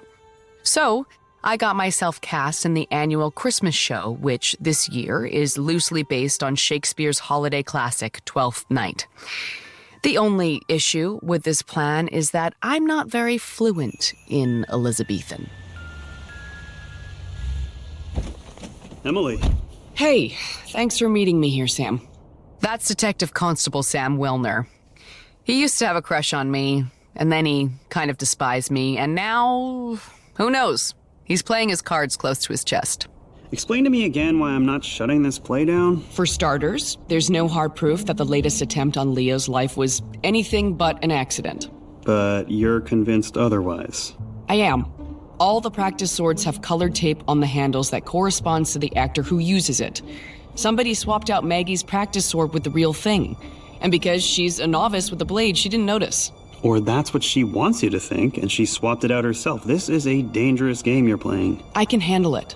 You talked to Leo? I did. He says he won't disappoint the entire town over a prop malfunction, but that doesn't mean that I don't have the authority to— Sam, if you shut down the play, a murderer could walk free. And Hal will have died for nothing. We'll play it your way for now, but if there's one more incident— Agreed. Now, I need your help with something really important. What's that? Will you run lines with me? As much as I'm attempting to bridge the recent divide between us, what I'm asking from him now, blind faith in my ability to control a potentially deadly situation, is understandably difficult for Sam to accept. He's still a cop, and a damn good one, and this is pretty much the opposite of protocol. Go, sir! Rub your chain with crumbs. A stoop of wine, Maria! Mistress Mary, if you prize my lady's fervor— Stop! My lady's favor. Favor. Favor, fervor. What's the difference? If Shakespeare wanted it to be fervor, he'd have written fervor. I don't remember the 12th Night having a Santa Claus cameo, so we're not being that faithful. Just please stick to the script, and remember your blocking. You were supposed to cross to me. About that, my path would take me directly across that trapdoor in the floor, and that is no bueno. It's been sealed for years. Sorry, Leo. Not happening. I could fire you and recast. A week from opening night? Fine. I'll just reblock the scene. Take 10, everyone. Well done, Emily. I've never seen anyone make Leo squirm so effectively. I knew I liked you. You guys think we'll be ready for opening night? What's the matter, Jay? Having second thoughts? I just want it to be good. My mom bought tickets for her bridge club. Oh, those ladies can be tough. Hey, you okay, Maggie? You've been so quiet today. I just feel bad about what happened. I almost killed Leo, and Brooke quit because of me. Oh, it wasn't your fault. Then whose fault was it? Hal was in charge of weapons safety. Emily, didn't you take over Hal's duties after his death? Well, technically. Oh, sweetie, nobody's perfect. Thank you for that, Charlotte. See, Maggie? It's not your fault, it's Emily's. Feel better now? Yeah, I kinda do. I'm so happy my perceived incompetence has brought her some relief, but the truth is that of course I checked those swords the night before they were used in rehearsal. Clearly they were tampered with after the fact, which again leads me to believe the killer is someone very close to the production. Great day, everyone. We really made some progress. And more importantly, nobody ended up dead, so that's a bonus. Anyone fancy a pint? Not tonight. I'm beat. I'm still hungover from last time. Sorry, Leo. I have a store that needs some attention. Just me then. All right. See you all tomorrow. As I make the 4-block trek back to the mistletoe, I use the time to run through what I know. Charlotte and Leo have been hiding an affair that has been going on for years. But this year, things have changed. Maggie is the new girl in town, and she seems to be under Leo's spell. She literally can't take her eyes off him. If I'm Charlotte, and I'm still in love with Leo, would the arrival of a newer, younger model be enough to drive me to murder? It's a theory worth pursuing. Then there's Brooke, who doesn't have a motive per se, but I've always suspected she's a serial killer. Or maybe I just wish that was true because she gets under my skin like nobody else. Emily, you're just in time. Why? What's up, Vi? I'm having a very intense debate with Kyle, and I need your input. Who is the better Grinch, Jim Carrey or Benedict Cumberbatch? That's Sam's daughter, Violet, my amazing part-time helper. And she's texting with her new boyfriend, Kyle, who I managed to save from life in prison a few weeks ago. Still waiting on a thank you card? I am OG all the way. Boris Karloff. You are such a boomer. I am a millennial, thank you very much. Say hi to Kyle for me. He says hey. Man, a few words. I respect that. So, how's the case you're working on with my dad going? What case? I'm not... Come on. You don't think I hear what's going on? I sometimes forget that not only is Violet the daughter of a police detective, but that she's also keenly observant and a very quick study. She reminds me of a young me. Only she makes better choices. It's a little complicated. Someone may be trying to kill our director. Does he know that? Sam mentioned the possibility to him, but he refuses to see it. Why? What's his deal? What's his deal? Such a simple question, but I realize I don't have an answer. How much do I really know about Leo, other than his penchant for adultery and the fact that he was once a big-time TV star, but now not so much? Listen, I need a big favor, Vi. You want me to stay later? An extra hour. 2, tops. No problem. Honestly, I'm just really happy to see you and my dad picking up where you left off. Easy, girl. Let's not get ahead of ourselves. Come on. You need to stop being so stubborn and see what I see. And what's that? 2 brilliant people who could be very happy together if they could only stop finding excuses to push each other away. Damn. She's good. Where are you going anyway? To talk to the director. I want to know what his deal is. Coming right up. So here I am, going toe-to-toe with Ian McKellen. I mean, we're putting on a masterclass for this packed house, and they don't even know what hit them. And I deliver my line. You could hear a pin drop. Madame bene sei, being of an old father's mind, many can brook the weather that love not the wind. And the moment I finish, a woman in the front row passes gas so loudly it can be heard in the balcony. Ah, no. To which Sir Ian, without skipping a beat, replies, "He said wind, madam, not wind." And the entire audience, I shit you not, standing ovation. I love it. That is so crazy.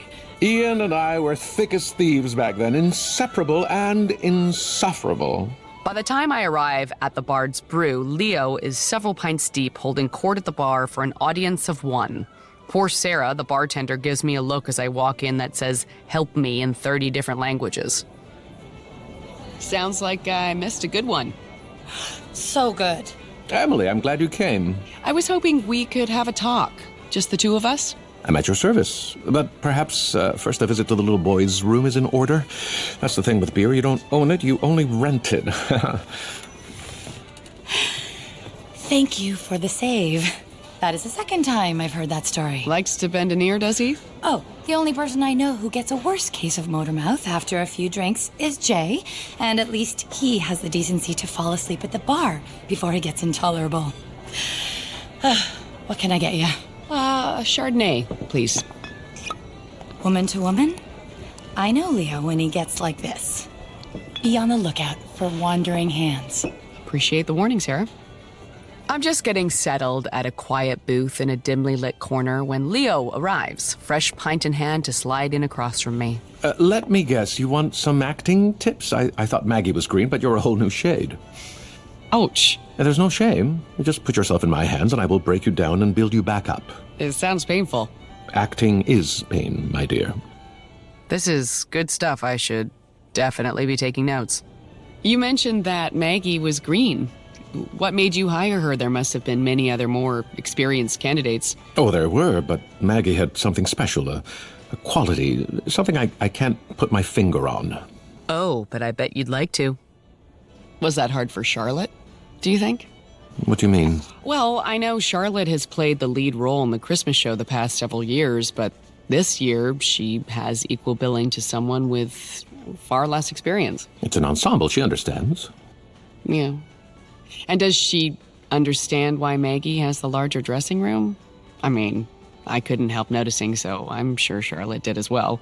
What are you getting at? Just an observation, Leo. Like, I observed you almost getting pierced through the heart with a saber.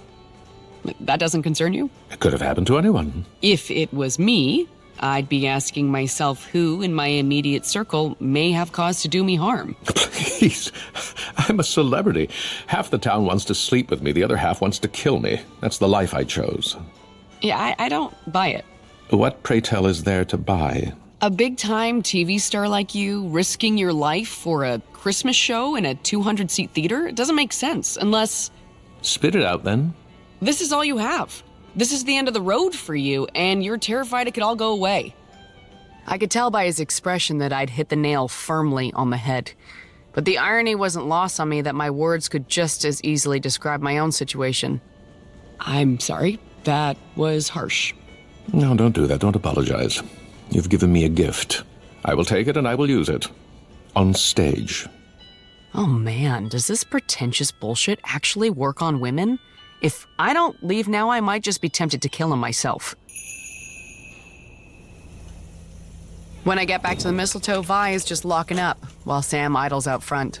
Oh, thanks again, Violet. You're a lifesaver. No problem. Oh, by the way, some woman came to the store and was asking weird questions about you. What kind of questions? Personal ones. Did I know if you were single, stuff like that. I gave her nothing, but she was kind of cute, if redheads are your jam. Did you get her name? She wouldn't say. I was gonna get a stealth photo, but by the time I grabbed my phone, she was gone. Interesting. Anything I should be concerned about? Dad, relax. Emily's got this. Thank you. But, Sam, I do think we should compare notes soon. I just have to follow up on a few things. Coffee tomorrow at the station? Will it be reheated coffee that's been sitting in the pot all night and is now the consistency of tar? Of course. I will be there first thing.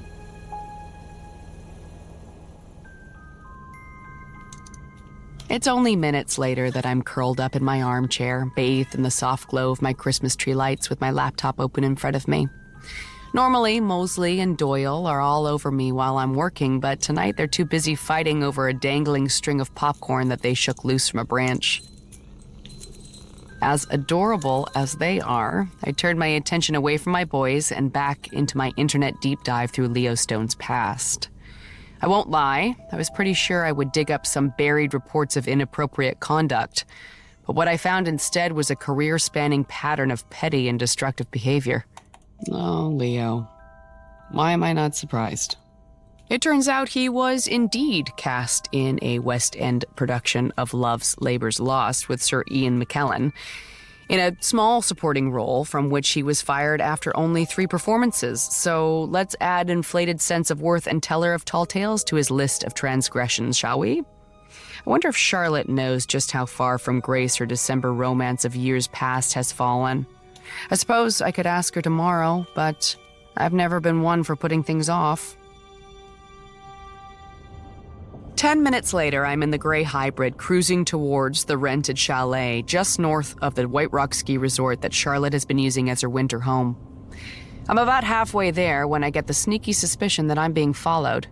To test my theory that the car behind me has been carefully maintaining the same distance between us for the past 10 kilometers, I hit the gas and pull ahead.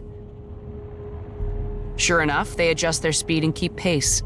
I definitely have a tail. Time for another test.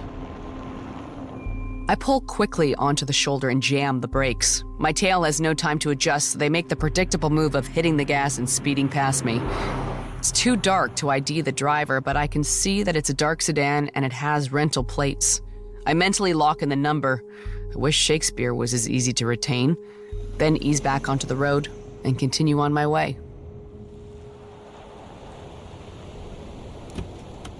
This chalet is as beautiful as it is private. I can see why Charlotte chose it. Charlotte, it's Emily. Emily? Hold on, dear. Oh, thank you. Come in, get out of the cold. I was just getting the fire started. Can I get you anything? Some wine? Oh, no, I'm not staying long. I thought it'd be nice to get to know you a little better, outside the noise of the group. I think that's a lovely idea. I'm sorry I didn't think of it myself. Please, make yourself at home. As I park myself in a wide wooden chair with an impossibly luxurious cushion that I'm almost certain came from Famous Ray's, I take a moment to scan the room. Ugh, exposed beams, stone accents, a deep stone fireplace with an oak mantelpiece. Oh, it's right out of a magazine called Emily's Dream Cottage. I also notice on the arm of the sofa where Charlotte now sits a thick manuscript, open to a page that has been heavily noted in red pen. Oh, is that a new play you're working on? This? No, not a play. Oh, I'm sorry, I didn't mean to pry. Don't be silly. The last few years I've been working on my memoirs. Stories from a life on and off the stage. I've sold it to a publisher. Oh, how exciting. It's scheduled for release early next year in some form or other. You don't sound pleased about that. I wanted it to be my true, unfiltered life. No punches pulled, no secrets left unspoken. But there is a certain party who feels threatened by this. Gonna go out on a limb here. Leo? How did you know? It's a small town, and our biggest industry is the rumor mill. Brooke Carmichael. No comment. To be fair, it wasn't just Brooke. I'd heard this from multiple sources. It seemed to be the very definition of an open secret. I was young and foolish. Isn't that how the story always starts? Trust me, I can relate. We were both married when Leo first cast me in his production of A Midwinter Night's Dream a decade ago. Two hungry thespians at the top of their game, sequestered in a small town away from their families. A recipe for disaster. True. But we were in love. Or in lust, more accurately. At the end of the run, we said our goodbyes and went back to our lives. It was over. Until the following December. And the one after that. It became our winter sojourn. It wasn't hard keeping it from your husband?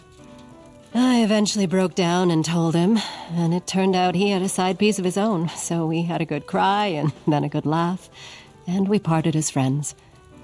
It's easier when there's no kids. But Leo, he had no intention of leaving his wife. Her career as a musician was taking off even just as his own began to stall. She was his safety net. That must have been hard for you. Not really. Being together 1 month a year is what kept things fresh, exciting even. I don't think we'd have lasted a year if we were together full time. 2 alpha dogs in constant competition? Please. But now? When I arrived this year, Leo was like a different person. Moody, distant. It was clear very quickly that our time was over. Do you think there's someone else? Possibly. I see how Maggie looks at him. It's the same way I used to. I see how she looks at me, too. You think she's jealous? I think she's wary. But she has nothing to worry about from me. What Leo and I had has been reduced to nothing more than a few chapters in a book. And Leo's not thrilled about that. His lawyer knows someone at the publisher who got a look at the galley. He was furious that I was trying to destroy him. He demanded I not only change his name, but excise him from the book altogether. We were fighting about it at the theater the day poor Hal was killed. Of course.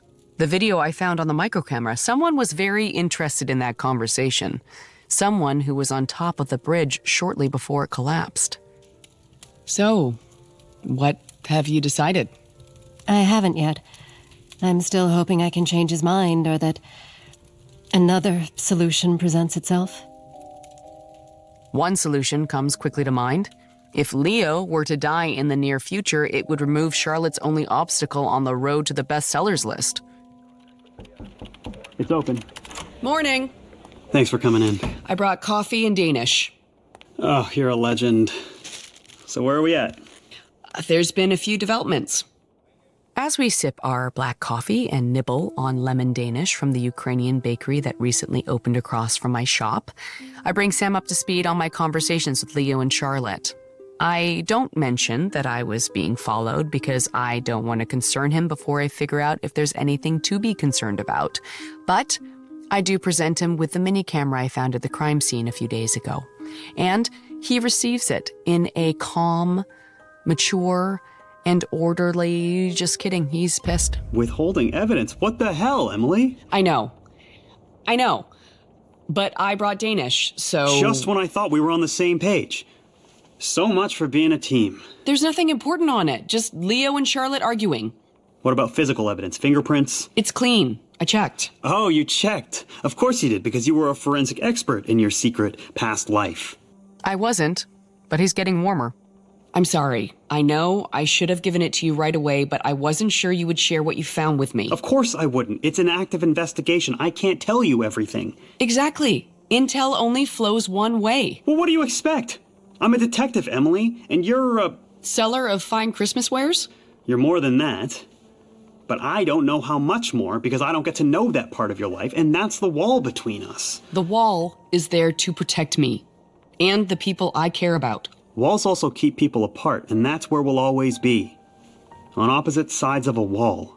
Sam is right, of course, and I run the conversation back in my head as I make the trek to the playhouse for another grueling day of rehearsals. I know the ball is in my court. I know a few words are all it would take to bring down the wall between us. But a collapsing wall, much like a falling bridge, is not without risks. People who get too close tend to get hurt. Mary, thou knittest thy fortune with the saints. O mischief! Jove and my stars be praised. Emily, Leo's looking for you. Okay, thanks, Jay. I'm coming. As I leave my dressing room, which I'm pretty sure doubles as the broom closet, I notice Maggie in the room next door on her phone. I'm doing my best, okay? I know it's time sensitive. No, don't do that. I can handle it. Just... Hello? You okay, Max? Yeah, fine. It's all good. The tears she's clearly holding back tell another story, but I don't want to pry. I'm about to leave when something stops me cold. Her backpack is open, and I can just make out a tiny mop of red poking out from inside. What is that? In your bag there? Nothing. Maggie, did you come to my store yesterday after rehearsal? Were you asking questions about me? Of course not. So that's not a red-haired wig? No, I was just... It was you who followed me last night, wasn't it? Like, my friend is a cop, and he can find out if you rented a car. Okay, yes. I'm sorry. I'm screwing this whole thing up.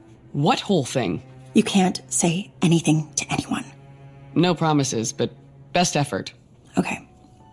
I'm not an actor. I'm a paralegal at a law firm. We specialize in high-profile divorce cases. This is about Leo, isn't it? His wife, Lori, is trying to take him for as much as she can, but to make her case stronger, she needs evidence that he's been cheating. I thought it'd be a good opportunity to prove my worth to the firm.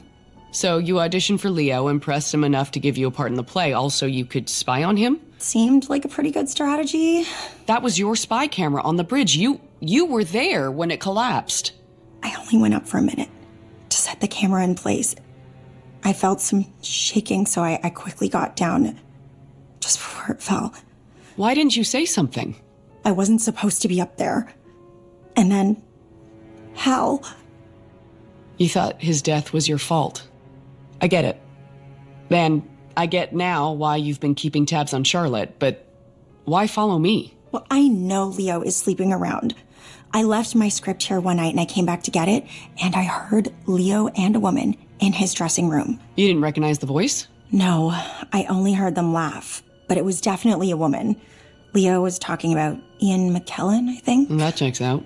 I figured it was most likely a cast member, so Charlotte or Brooke, but I didn't find a shred of proof. I suck at this. And the worst part, I like being in the play. It's fun. Wait a second. How did you get into the theater that night when you came back for your script? I found a window with a broken latch. It leads into the room under the stage. God, it's scary down there. After several more assurances that I wouldn't blow her cover, hey, she was doing a fine job of that all on her own, I made my way down to the basement storage area to have another look around. Maggie was right. The window's latch was damaged, but it wasn't broken. It was cut cleanly from the inside. I suspect the tool used here was the same one used to cut the metal struts on the bridge. Ugh, sounds like Leo is stomping around up there on stage, probably angry that I wandered off again. I better get back, because I can't very well keep him from being murdered if he snaps and kills me first. Good night, Emily. I was really pleased with your work today. Let me guess, off to the pub? No, I think I'll pass. I feel bad for all the fresh blood who won't get to hear about your exploits with Ian McKellen. I make it a point to never tell the same story twice in the same venue. People will think I'm a bore. Not a bad policy. And it's not true anyway. I made it up. Sir Ian barely said 2 words to me during my run. Why are you telling me this? Our conversation last night. It was a wake-up call. Everybody deserves a second act, and mine starts now. So, thank you. You're welcome. As I watch Leo walk away, I find myself rooting for him, as despicable as he's been. I also now have a pretty good idea who's been trying to kill Leo, but no evidence to back it. I decide to think about it some more, over a glass of wine. As I arrive at the Bard's Brew, I find Jay there, nursing a pint. He seems deep in thought, so I leave him to his musings and take a seat at the bar instead. 1 Chardonnay. Sarah, you are a lifesaver. Ugh. Been working all day on my big scene with Leo. Oh, that sounds grueling. It's my own fault. I forced him to change all the blocking. Why is that? There's a trapdoor on stage that's sealed up, totally safe, but I can't bring myself to walk over it. Superstitious that way. Leo thinks I'm being a baby, but he agreed to switch us around. So now he has to walk over it? Exactly. See how he likes it. Well played. As Sarah and I make small talk, I notice that Jay has a guest joining him at his table. Brooke. The way Jay lights up when he sees her makes me wonder if I'm witnessing a fabled showmance in the making, or is it the start of something more? I wish I could stick around and see how it pans out, but I have a long night ahead of me, and there's no point in delaying it any longer.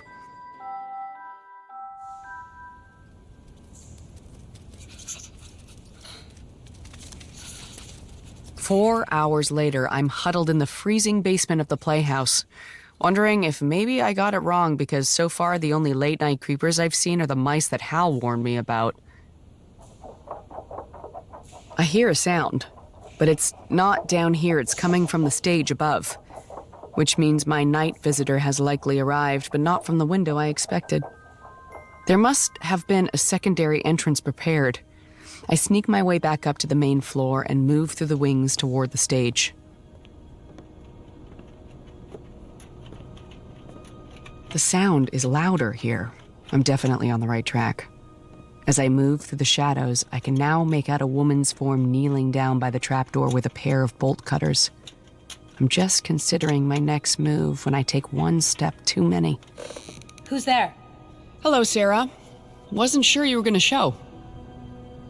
Emily. You knew I was coming. After your first 2 failed attempts to create an accident that would kill Leo, I figured you'd be looking for some new way to get the job done. So your story about the trapdoor was meant to get you here, to prove my theory was right. How'd you figure out it was me? You mentioned that you heard Leo's Ian McKellen story more than once, but Leo told me that he never tells the same story twice in the same venue. It was you that Maggie heard laughing at the story in Leo's dressing room, wasn't it? That's pretty flimsy evidence. On its own, sure. But I also recall you telling me how Jay loved to talk your ear off when he'd had too much to drink. That's how you got the idea to collapse the bridge, right? Jay isn't a lightweight. You plied him with extra strong drinks, and once he was inebriated, you got him to explain how to destabilize the bridge. And who was it, I wonder, who told you that Leo would be under the bridge in the first scene of the day, at the same time Charlotte would be on top of it? Hal might have mentioned it to me. I never meant for him to get hurt. Right, because who could have known that Maggie would sneak up on the bridge and trigger the collapse early? It was a perfect plan. Right up until it wasn't. You should have quit while you were ahead, but instead you snuck back in and switched out Maggie's practice saber with a real one. The first night I met her at the pub, she mentioned to me that she was inexperienced with a blade. So you knew she wouldn't notice the weight was wrong, and that the point was sharp, instead of rounded. Would have been a quick death. Better than he deserved. Why? What did Leo do to you? He cast me in his very first show here. A lead role. And then first day of rehearsals, he was all over me. Tried to get me back to his dressing room. I turned him down flat, threatened to report him. The next day, I was told I was out of the show, that I wasn't a strong enough actor. That's horrible. Word got around. Auditions dried up. I lost my confidence. So I did the safe thing, went back to school. Then last year, I opened the Bard's Brew. I had moved on. Or I thought I had. You bumped into Leo again. Let me guess, he was inappropriate. Of course he was. But it's worse than that. He introduced himself before he asked me if I wanted a private tour of the theater. He didn't remember you. He destroyed my dreams, and then he forgot I ever existed. So, this time, when he invited me to his dressing room, I said yes. It gave me the opportunity to make sure I had future access. The bolt cutters. You'd be surprised what tools the construction crew leaves lying around at night. Yeah, I wish I had some sympathy for you, Sarah. But you missed your target and killed someone I was very fond of. It ends here, tonight. You think you can stop me? Not just me. A few minutes ago, I texted my friend Sam. That's why I've been keeping you talking. No. Oh, yeah. Those sirens you hear? Yeah, those are for you. I don't intend to stick around. I don't intend to let you leave. She's noticed I position myself between her and the main exit, and she's sizing me up. I'm pretty confident I can take her down if needed. At least I was, until she started smiling. I mentioned I was in productions of Robin Hood and Peter Pan, right? I do recall that. Yeah. Well, there's a reason I was cast in those shows. I was an accomplished fencer when I was younger. Sarah takes a few steps over to a pair of crossed swords hung on the set wall. Note to self, in the future, don't confront a killer in the vicinity of deadly weapons. That's if I even have a future. Last chance. Get out of my way. Can't do that. Like a panther, Sarah lunges at me. But I managed to roll out of the way and past her, the blade whistling over my head. I snagged the other saber from the wall, confirming my fear.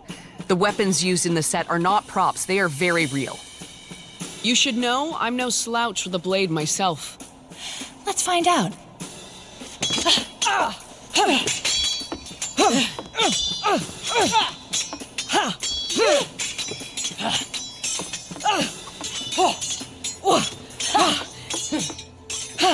Sarah draws first blood.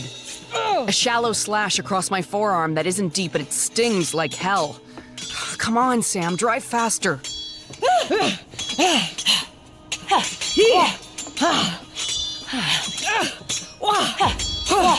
Another hit, this time across the thigh. I lunge, but my movement is slowed by the cut on my arm, and she's able to parry and then disarm me with a perfectly positioned flick of her wrist. Not bad, but not good enough. You talking about me or your acting career? My insult has the desired effect. She charges, not realizing that I've positioned myself this way on purpose.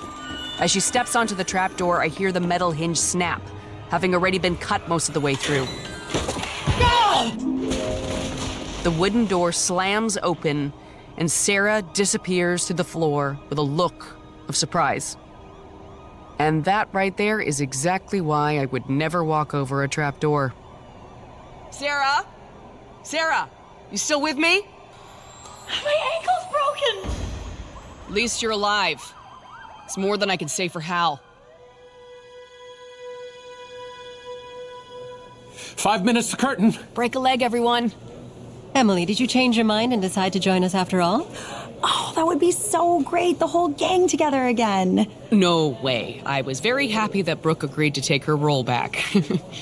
Where is she, anyway? Probably in her dressing room with Jay. They rarely come up for air. Wow.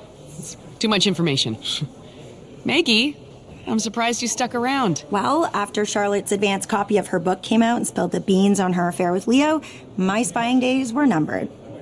Leo was surprisingly cool enough to let me stay on. It was more like self-preservation. The show must go on. So you're not suing Charlotte for releasing her book? I told you I turned over a new leaf. And the fact that a studio has expressed interest in a movie adaptation, and I recommended you to direct, has nothing to do with it? Okay, yeah, there is that. Go get your seat, Emily. We'll see you at the after party. As I head around to the front of house, I wonder if Sarah is still in traction at the hospital or if she's been transferred to lockup. Either way, she won't be a problem for the Hal Cunningham Memorial Playhouse for a long time. Yeah, that's right. They changed the name of the theater as a tribute to Hal. If he was alive, he would have told them not to bother, that he's not worth all the fuss, and that's exactly why it was the right thing to do. As I get to my section, I scan the row looking for Violet, but I'm surprised to find someone else in the seat next to my own. Sam? I thought I was meeting Violet here. Yeah. I thought I was meeting Violet here, too. She's never going to give up on us, is she? She's stubborn. Like her dad. That's fair. You look great, by the way. Did you... Shh, it's starting. As the house lights dim and the curtain begins to rise, I sneak a glance at Sam. And the smile he gives me in return instantly melts away any doubt that this is the start of our second act.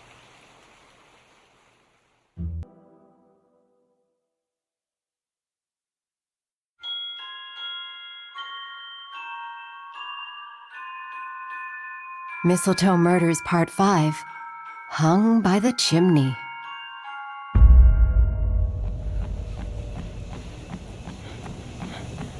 There's nothing like a good late-night run to get the heart pumping, the blood flowing, and the mind sharpened. In the warm weather months, I prefer to do a 5K on the bike path around the lake, but in the winter, the ice and snow make things a little too unpredictable, so I settle for the 24-hour gym in White Rock.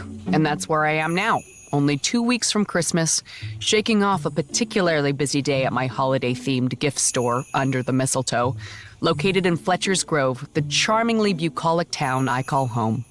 It's a little past midnight, a time when I'm pretty much guaranteed to find an empty treadmill, and I'm just wrapping up my workout with a 3-minute cool-down jog when I hear it. An incoming text from Ray Pemberton, aka Famous Ray, owner of Famous Ray's Furniture Emporium and trader of information secrets and underground goods and services. Your ottoman is available for pickup ASAP. Receiving this at such a late hour is already unusual, but the real cause for concern is that I've ordered no ottoman, and the suggestion that I come as soon as possible is clearly a cry for help.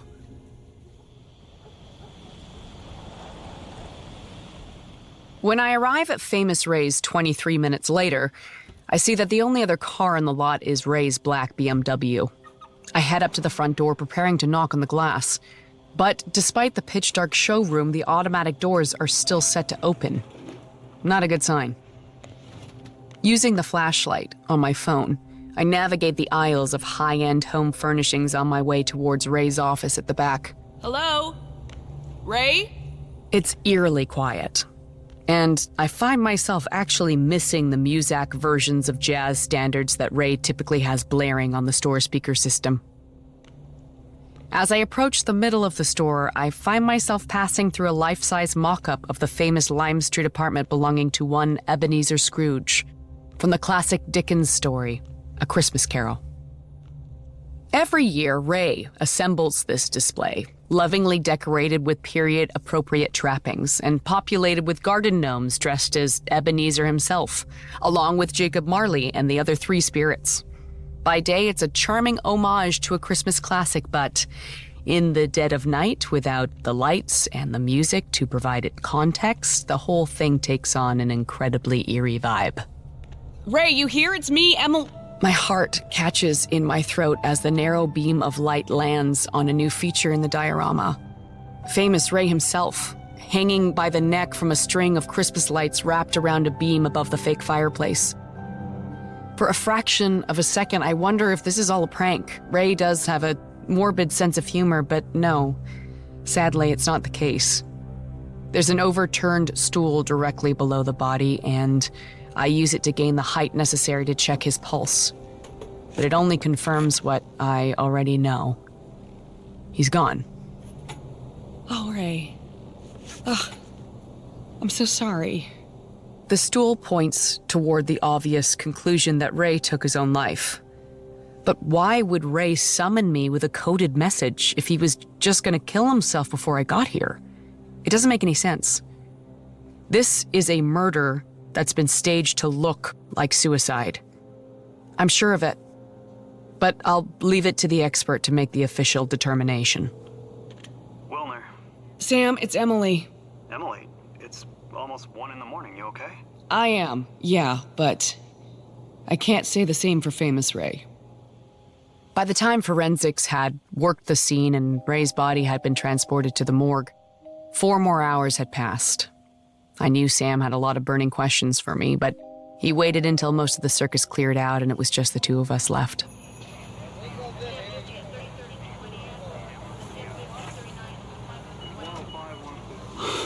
Long night, huh?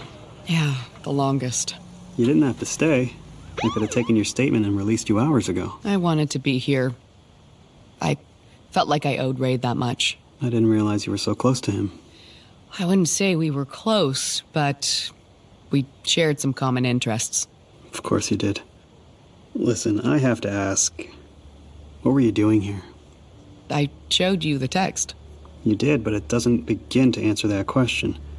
Anyone else getting that text would have come back during store hours, not raced here in the dead of night. I guess I had a bad feeling about it. In what way? For starters, I didn't order an ottoman. I didn't even know Ray was back in town.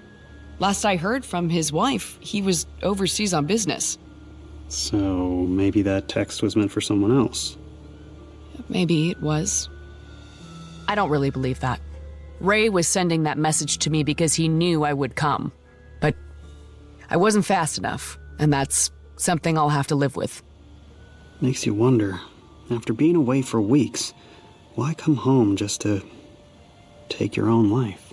What? You don't actually... Ray was murdered, Sam. Forensics disagrees. You get his phone? It was bricked. He clearly didn't want us going through it. Ray wasn't the perfect citizen he presented himself as. He was into a lot of shady stuff. And I guess you already know that. What about his computer, the one he keeps in his office? There was no computer. And you don't find that strange? Sam, I'm telling you. Look, we'll know more after the autopsy, but why would a killer take the time to stage the body like that? To get away with murder, for starters, can't be a suspect if there's no investigation. The guys that Ray was in bed with, 2 to the back of the head in the trunk of a car is more their style. I have to go let Charisse know. That's Ray's wife. I met her for the first time about a month ago. She seemed lovely. And this will probably break her. I don't know how Sam does it. This part of the job, delivering the bad news, it must take its toll. You okay? You need a ride home? No, I'm good to drive, unless you want the company. I got this. Go get some sleep. Before the word gets out, it's going to be a tough week. Sam was right. The next few days were a whirlwind of shock and grief and laughter and tears and tributes and stories. Everywhere you went, the topic was famous Ray. The funeral had to be held at the big chapel in White Rock just to accommodate the massive turnout. See, usually when a person dies, the family mourns. But a man like famous Ray, the entire community mourns. And most of them don't even realize that Ray had a darker side, that he had business dealings with a rogues gallery of crooks and mobsters. The only reason Ray confided in me is that I pegged him from the moment I met him. One of those takes one to know one situations. The duality and secrecy of our lives connected us in some strange way. And now he's gone. And his loss has left a large empty void in this town that might never be filled. Not to mention it puts a pretty big damper on this year's winter festival.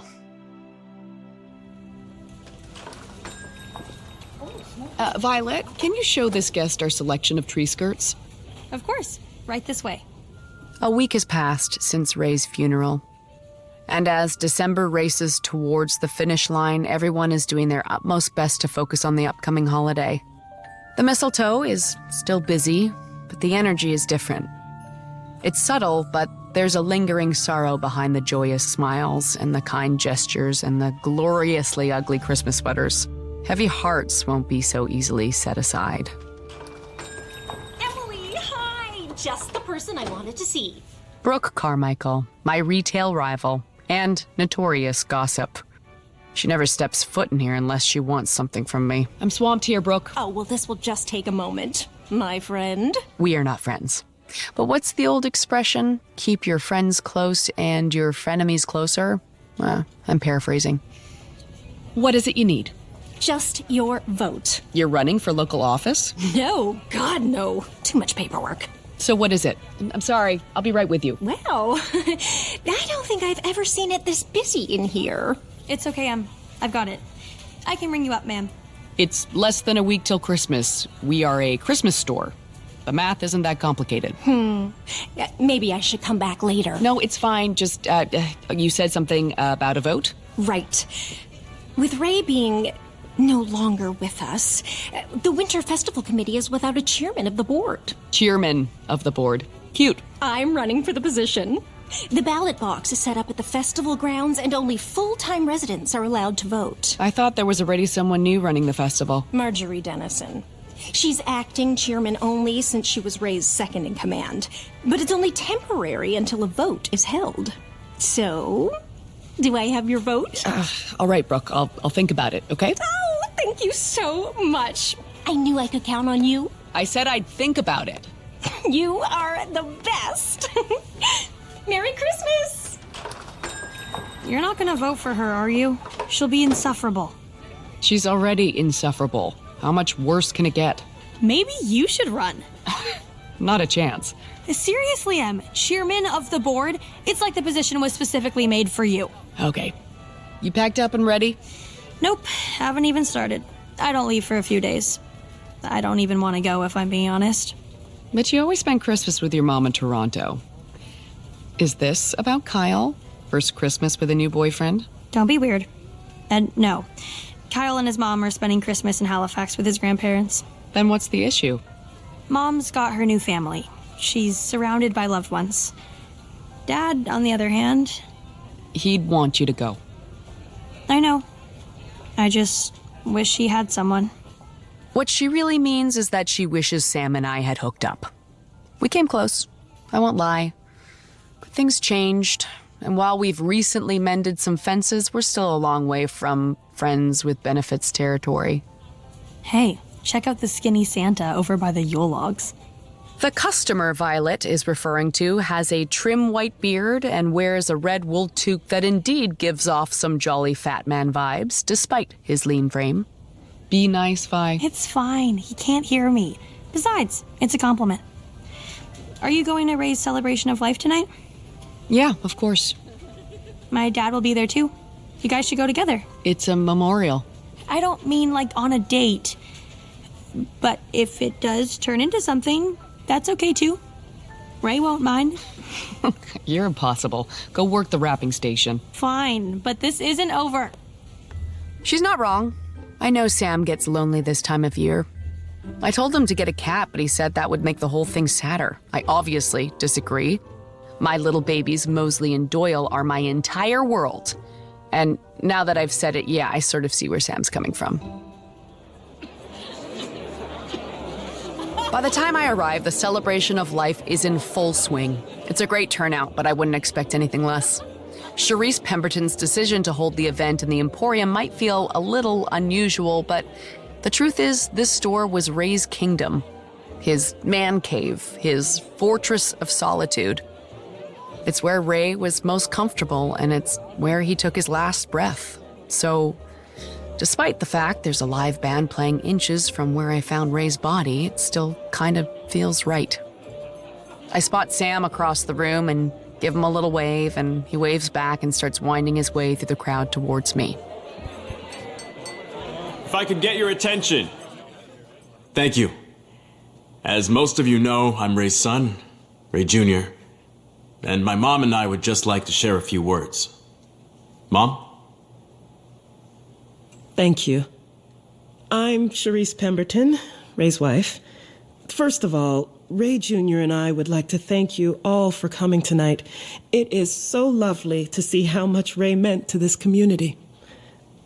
I never would have expected the shy boy who produced nearly his body weight in sweat trying to work up the courage to ask me to prom to transform into the incredible man that you all know as Famous Ray. And after 22 years of marriage, he never stopped exceeding my expectations. Good thing I said yes to prom. On his third try, mind you. His persistence was only one of the many qualities I loved about Ray. His kindness, his sense of humor, and his loyalty to this place we call home also come to mind. But you already know this, because he left an indelible impression on everyone who crossed his path. If you're here tonight, it's because Ray considered you family. And let's face it, Ray considered everyone family. So tonight, Ray Jr. and I welcome you to eat, drink, laugh, cry, dance, share stories, and remember a man who never forgot a face and never turned his back on a person in need. We love you, Dad. Good speech. Any word from the medical examiner? Yeah, but you won't like it. Try me. The ligature marks on Ray's neck are consistent with suicide by strangulation. No evidence of foul play. What about security cam footage? The system wasn't activated. Red flag 1. What about his missing computer? We have no proof there even was a computer. Red flag 2. Do we have to do this now? No. You're right. I'm sorry. It's okay. I have to talk to a few people. Meet back up in a bit? Sure. Great. I'll buy you a drink. It's an open bar. Which is perfect for a cop's salary. See you soon. There's no real point in trying to convince Sam that Ray was murdered without some proof to back it up. All I can do is hope the killer made a mistake. But the truth is, this was meticulously planned and carried out with a level of skill that suggests a pro was behind it.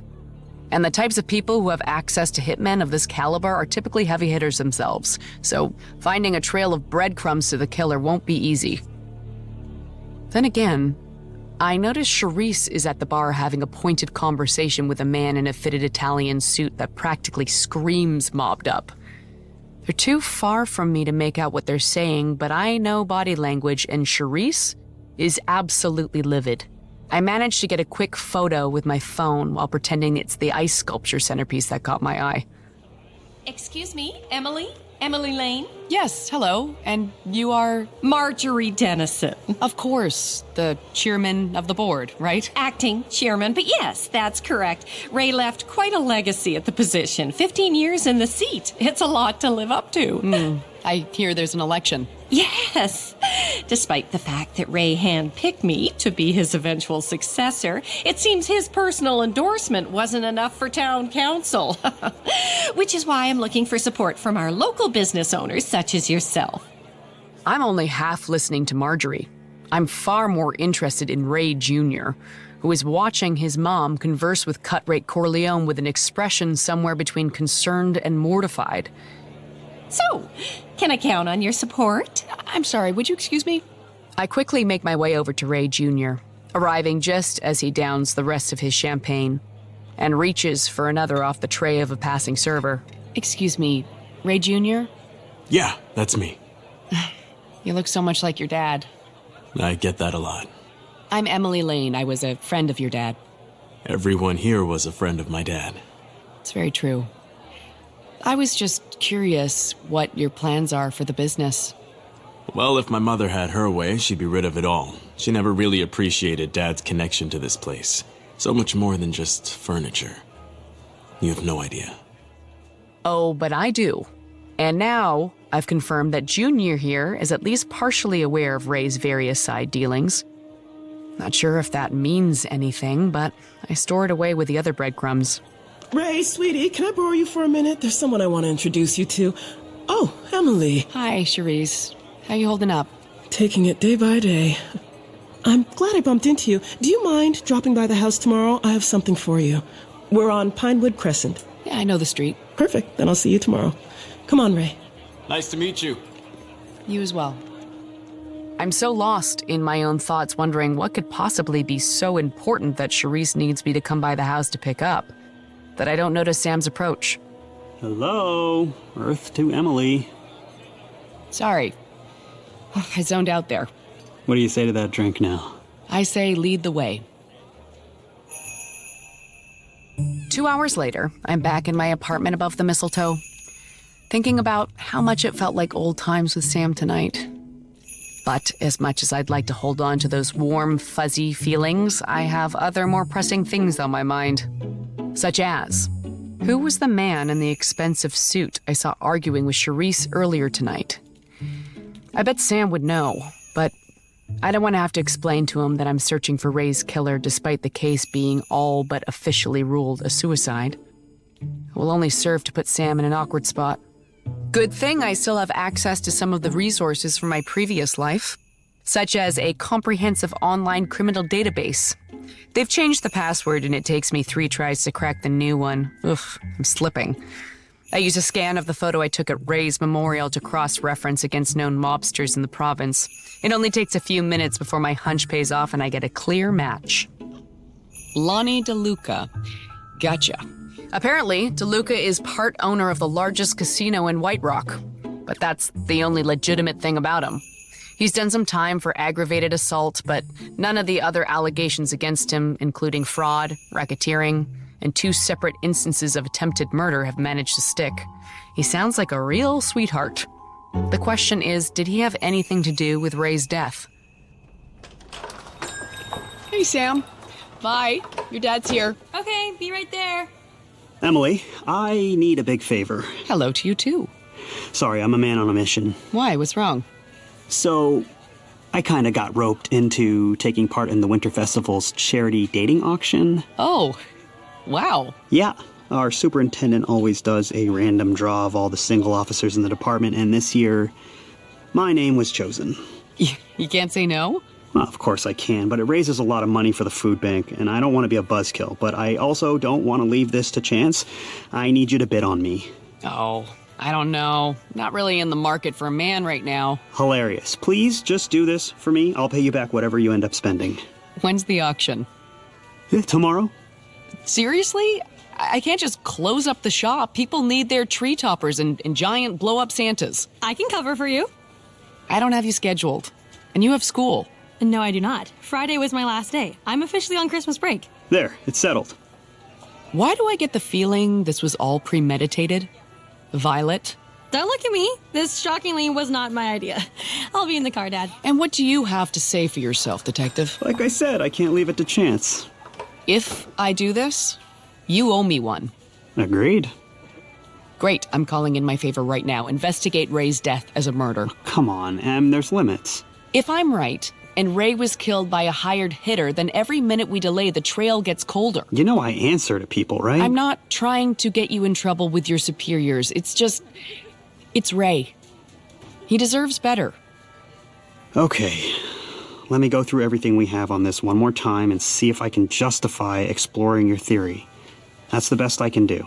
I'll take it. And maybe keep the name Lonnie DeLuca in mind. Why? What do you know about Lonnie? Nothing. I just happened to notice him at the memorial, thought it might lead somewhere. Is that why you took a picture of him and Charisse?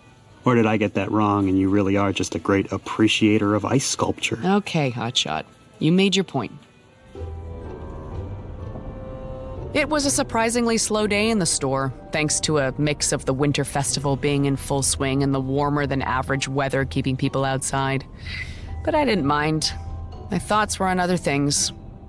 The second I closed up for the day, I hopped in the gray hybrid to make the trip to Fairmont Gardens, a gated suburb where Ray and his wife have resided since the day they were married.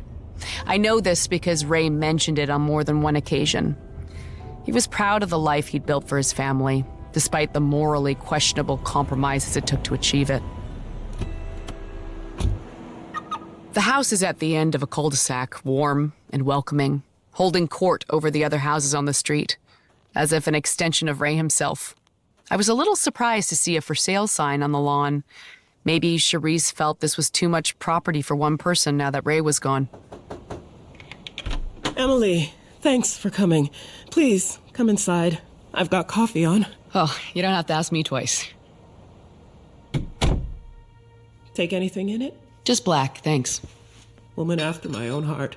Ray was a 4 cream, 4 sugars kind of guy. Diabetes in a mug. Exactly. I watch as Charisse adds a healthy pour of rum to her own mug. I don't judge. She's been through a lot. But I do note from her unsteady hand that this probably isn't her first coffee. of the day. Care to join me? No, thank you. Driving. Right. Ray would frown on this. He didn't believe in self-medicating. I couldn't help but notice the realtor sign out front. I can't be here anymore. This house, this town. I need a change. I'm moving to Victoria. I've lined up a teaching job there. Oh. What about Ray Jr.? He's staying. Ray was grooming him to take over the store. It's what he wants. I support that. It's a lot of responsibility. He can handle it. He inherited his dad's business acumen. Maybe he's not as much of a people person, but he'll do Ray proud. And the other aspects of the business? Not everything Ray was into was above board. I'm very aware of that. But he promised to keep Ray Jr. from that side of it. You think he kept that promise? I do, yes. But now that he's gone, the sharks are already circling. Sharks like Lonnie DeLuca? You had words with him at Ray's memorial. I was hoping that would get some type of reaction from Charisse, some indication that she and Lonnie were up to no good, but instead she simply nods and takes another sip from her coffee. Lonnie approached Junior the day after Ray passed, before the body was even cold. I gave him a piece of my mind. Not that it will do any good. Yeah, once the mob gets their hooks in you. Junior's his own man. It's his choice to make. Maybe if Ray was still here, he could...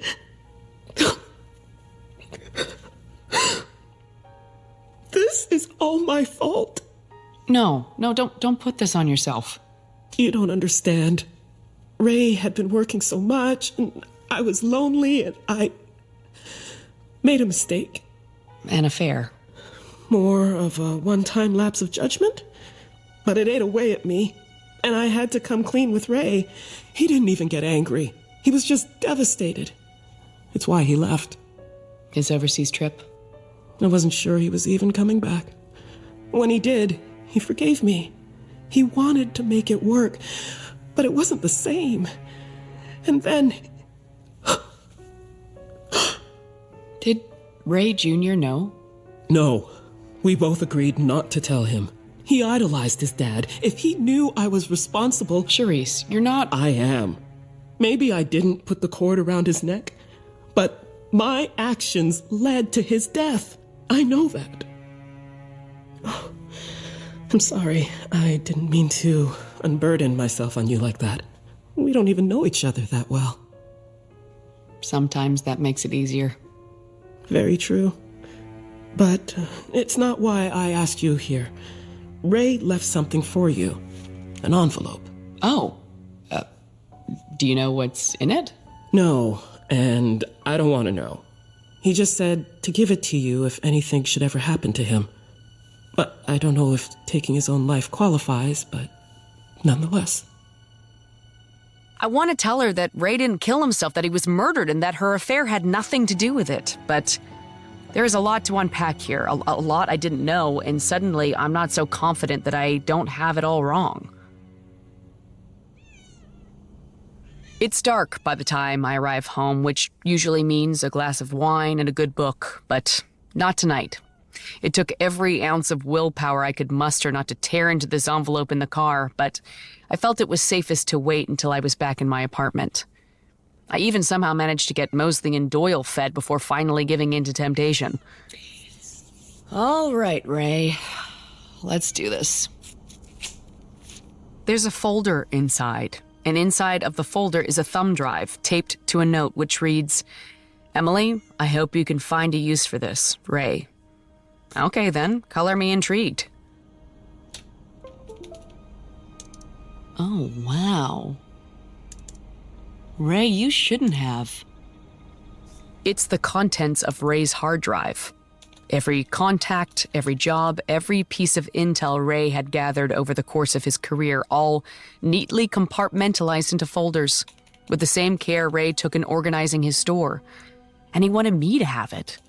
Not Charisse, not Ray Jr., which confirms for me that Ray really did want to keep his son from going down the same path. The latest file is dated 3 weeks ago, probably upon his return to the Grove, but His physical computer from the store is still missing, so I may not be the only person to have this information. That is especially troubling considering there's a folder in here with my name on it. Oh, Ray, you rascal.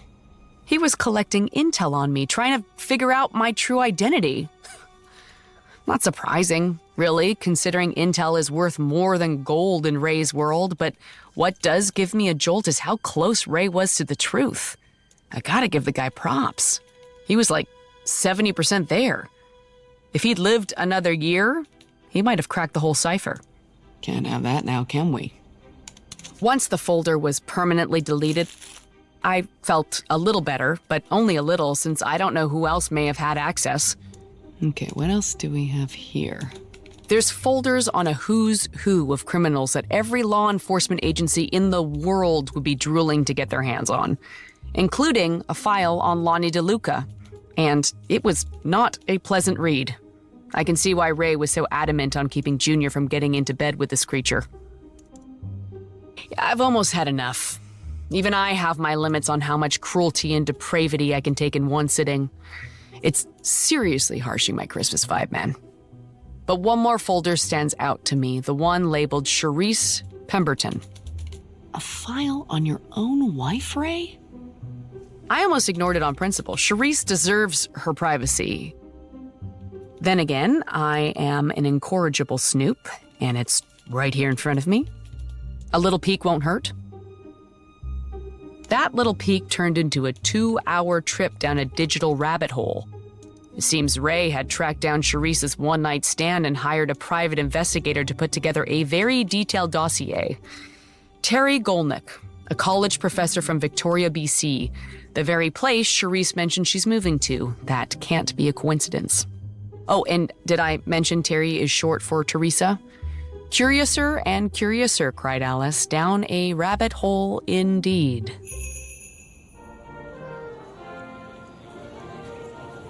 Emily! Over here. I give Sam a wave and start making my way through the busy festival crowd towards him. I'm tempted to stop at a hot dog cart. I can never resist a good red hot, and I haven't eaten since breakfast. The store was a zoo, and I didn't want to leave Violet before getting through the rush. My mind is a chaotic jumble as I try to process the information dump that landed in my lap thanks to dear sweet paranoid Ray, who was smart enough to always keep the receipts. After my visit with Charisse, I was pretty close to accepting the unthinkable, that Ray had indeed taken his own life. But now, I'm starting to think that Charisse's one-night stand was anything but, and Ray was the only obstacle between her and a new life out west. Hey, I was getting worried you wouldn't make it. And let some other desperate woman get their mitts on you, perish the thought. You okay? Sure. Why do you ask? When you were walking over here, you had your thinky face on. I have a thinky face? Yeah. Your eyes get all squinchy and you bite your bottom lip. Really? Yeah. It's, endearing. Endearing? You know, it's cute.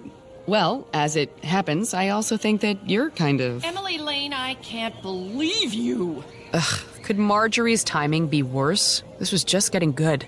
Hi, Marjorie. I should get to the stage. We're good, right? Yeah, I got you. What can I do for you, Marjorie? At Ray's celebration of life, I asked you for your support in my bid to be elected chairman. I know. I was rude to walk away. I promise I'll consider it. Please. I know you're going to vote for yourself. That's what every candidate does. Wait, what are you talking about? It's bad enough I have to compete with Brooke, but now you? The town hero who saved 2 kids from a fire last month? You could have at least given me a heads up that you were joining the race. I need time to do opposition research. I think there's been some mistake. I never... Violet. Of course. This isn't over, Emily. I assumed as much. Hello, everyone, and welcome to another wonderful Winterfest. I'm Brooke Carmichael, owner of Brook-a-Brack Gift Shop right across the park. Just tell them Brooke sent you for 10% off store-wide all week long. And now, the main event. As is tradition, it's my great pleasure to host the annual Grove Charity Date Auction. Now, we have some good sports up here, ready and willing to donate an evening of their time for a great cause. Starting with Fletcher's Grove's most eligible bachelor, Detective Constable Sam Wilner. Who doesn't love a man in uniform, right? Okay, let's start the bidding at $20. 20. We have 20. Do I hear 30? 30. 40. The bid is 40. Do I hear 50? 100. Now we're getting somewhere. 110. 150. 160. What are you doing? Payback's a bitch, huh? 200. Well, this is not ideal. I can see Sam nervously trying to signal to me that it's getting too rich for his blood, but I've got some rainy day money socked away, and I am not letting Marjorie get the best of me. 300. 350. 500. You know, this is just a date, right? Like, just for fun? 500. Okay, going once, going twice. Sold! I admit, spoiling Marjorie's petty revenge was very satisfying. Then again, as the auction continued and not a single other person on stage garnered more than $80, I started to feel a little less smug about my victory. Emily, what happened? Sorry. I'm sorry, I got carried away. Don't worry, I'll cover it. No, I said I would. Then we'll go halvesies. $500 for a fake date. It's pretty crazy, huh?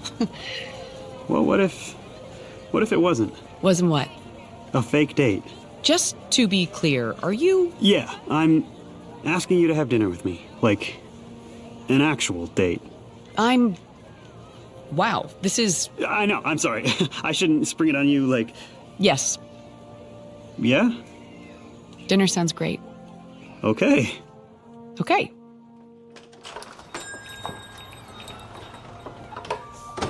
Hey, I was just about to close up.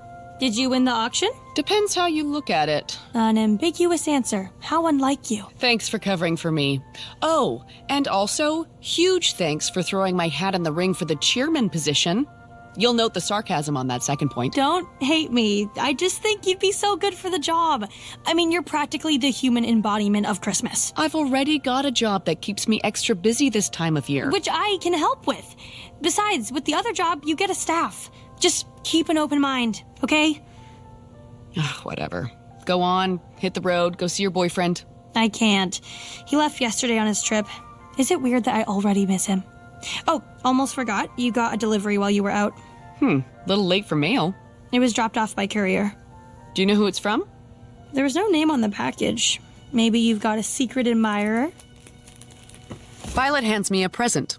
A little smaller than a shoebox, wrapped in silver foil with a curled red and green ribbon around it, and a card that simply reads, "For Emily." It's simple and elegant, and setting off some alarm bells. You gonna open it? Of course not. It's bad luck to open presents before Christmas. That's not actually a thing, is it? Off you go. I'll see you tomorrow. I get the hint. Gotta start packing tonight anyway. Good night! I wait a moment to be sure she didn't forget anything, and once I'm satisfied she's gone, I turn my attention to the pretty little present sitting on the counter next to the register. Maybe it's from an acquaintance, or a satisfied customer, or maybe Violet was right and I have a secret admirer. Well, how mortifying would that be? But no, there's something about the tag, "For Emily," that has a strangely ominous connotation. I've never had a joyless experience opening a present. I didn't even consider it a possibility, but here we are. Damn it, I hate being right. There's a card inside, with a handwritten note in a flowery cursive that somehow makes the message all the more horrifying. "Ray was hung by the chimney with care. If you don't stop, more soon will be there." The hairs on my neck stand at attention as I take out the card to reveal something wrapped up in green and red tissue paper underneath. Oh, crap. No, it's not a bloody finger. Admit it, that's what you were thinking. But no, this is so much worse. It's a small stack of photographs. The one on top is of me at the Emporium the night of Ray's death. The killer was still there when I arrived. The rest are various shots of Sam and Violet out in public taken recently. There's even one of Sam and I at the Winter Festival captured only hours ago. Quick turnaround. I'm as impressed as I am horrified. They want me to know they're always near, always watching. And I'm embarrassed to say I was totally unaware of their presence. Either I'm losing my touch or this person is very good. I need to step up my game because the message is loud and clear. If I continue to hunt for Ray's killer, it will be Sam and Violet who pay the price.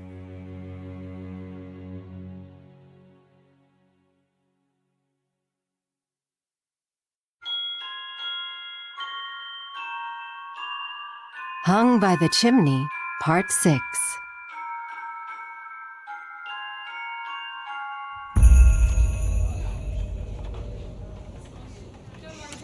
Thank you for bringing this to me, Emily. This proves that Ray was murdered.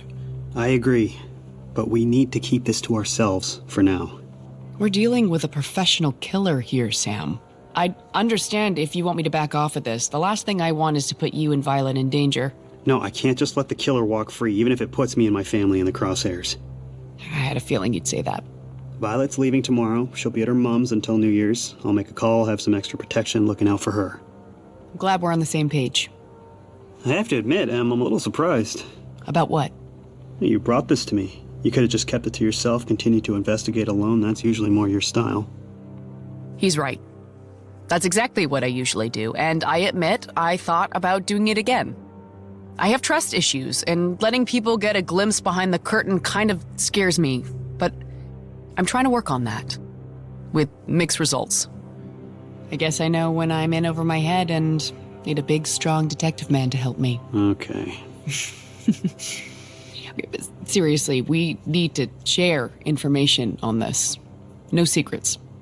Did you really just say no secrets? Sam. Yes, of course. We share intel. Starting with Charisse, she confided that she had an affair. What? She said it was a one-time deal, but she's selling her house and moving to the same city where her supposed fling lives. You know who he is? I do know who she is. Oh. As did Ray. He kept tabs on her.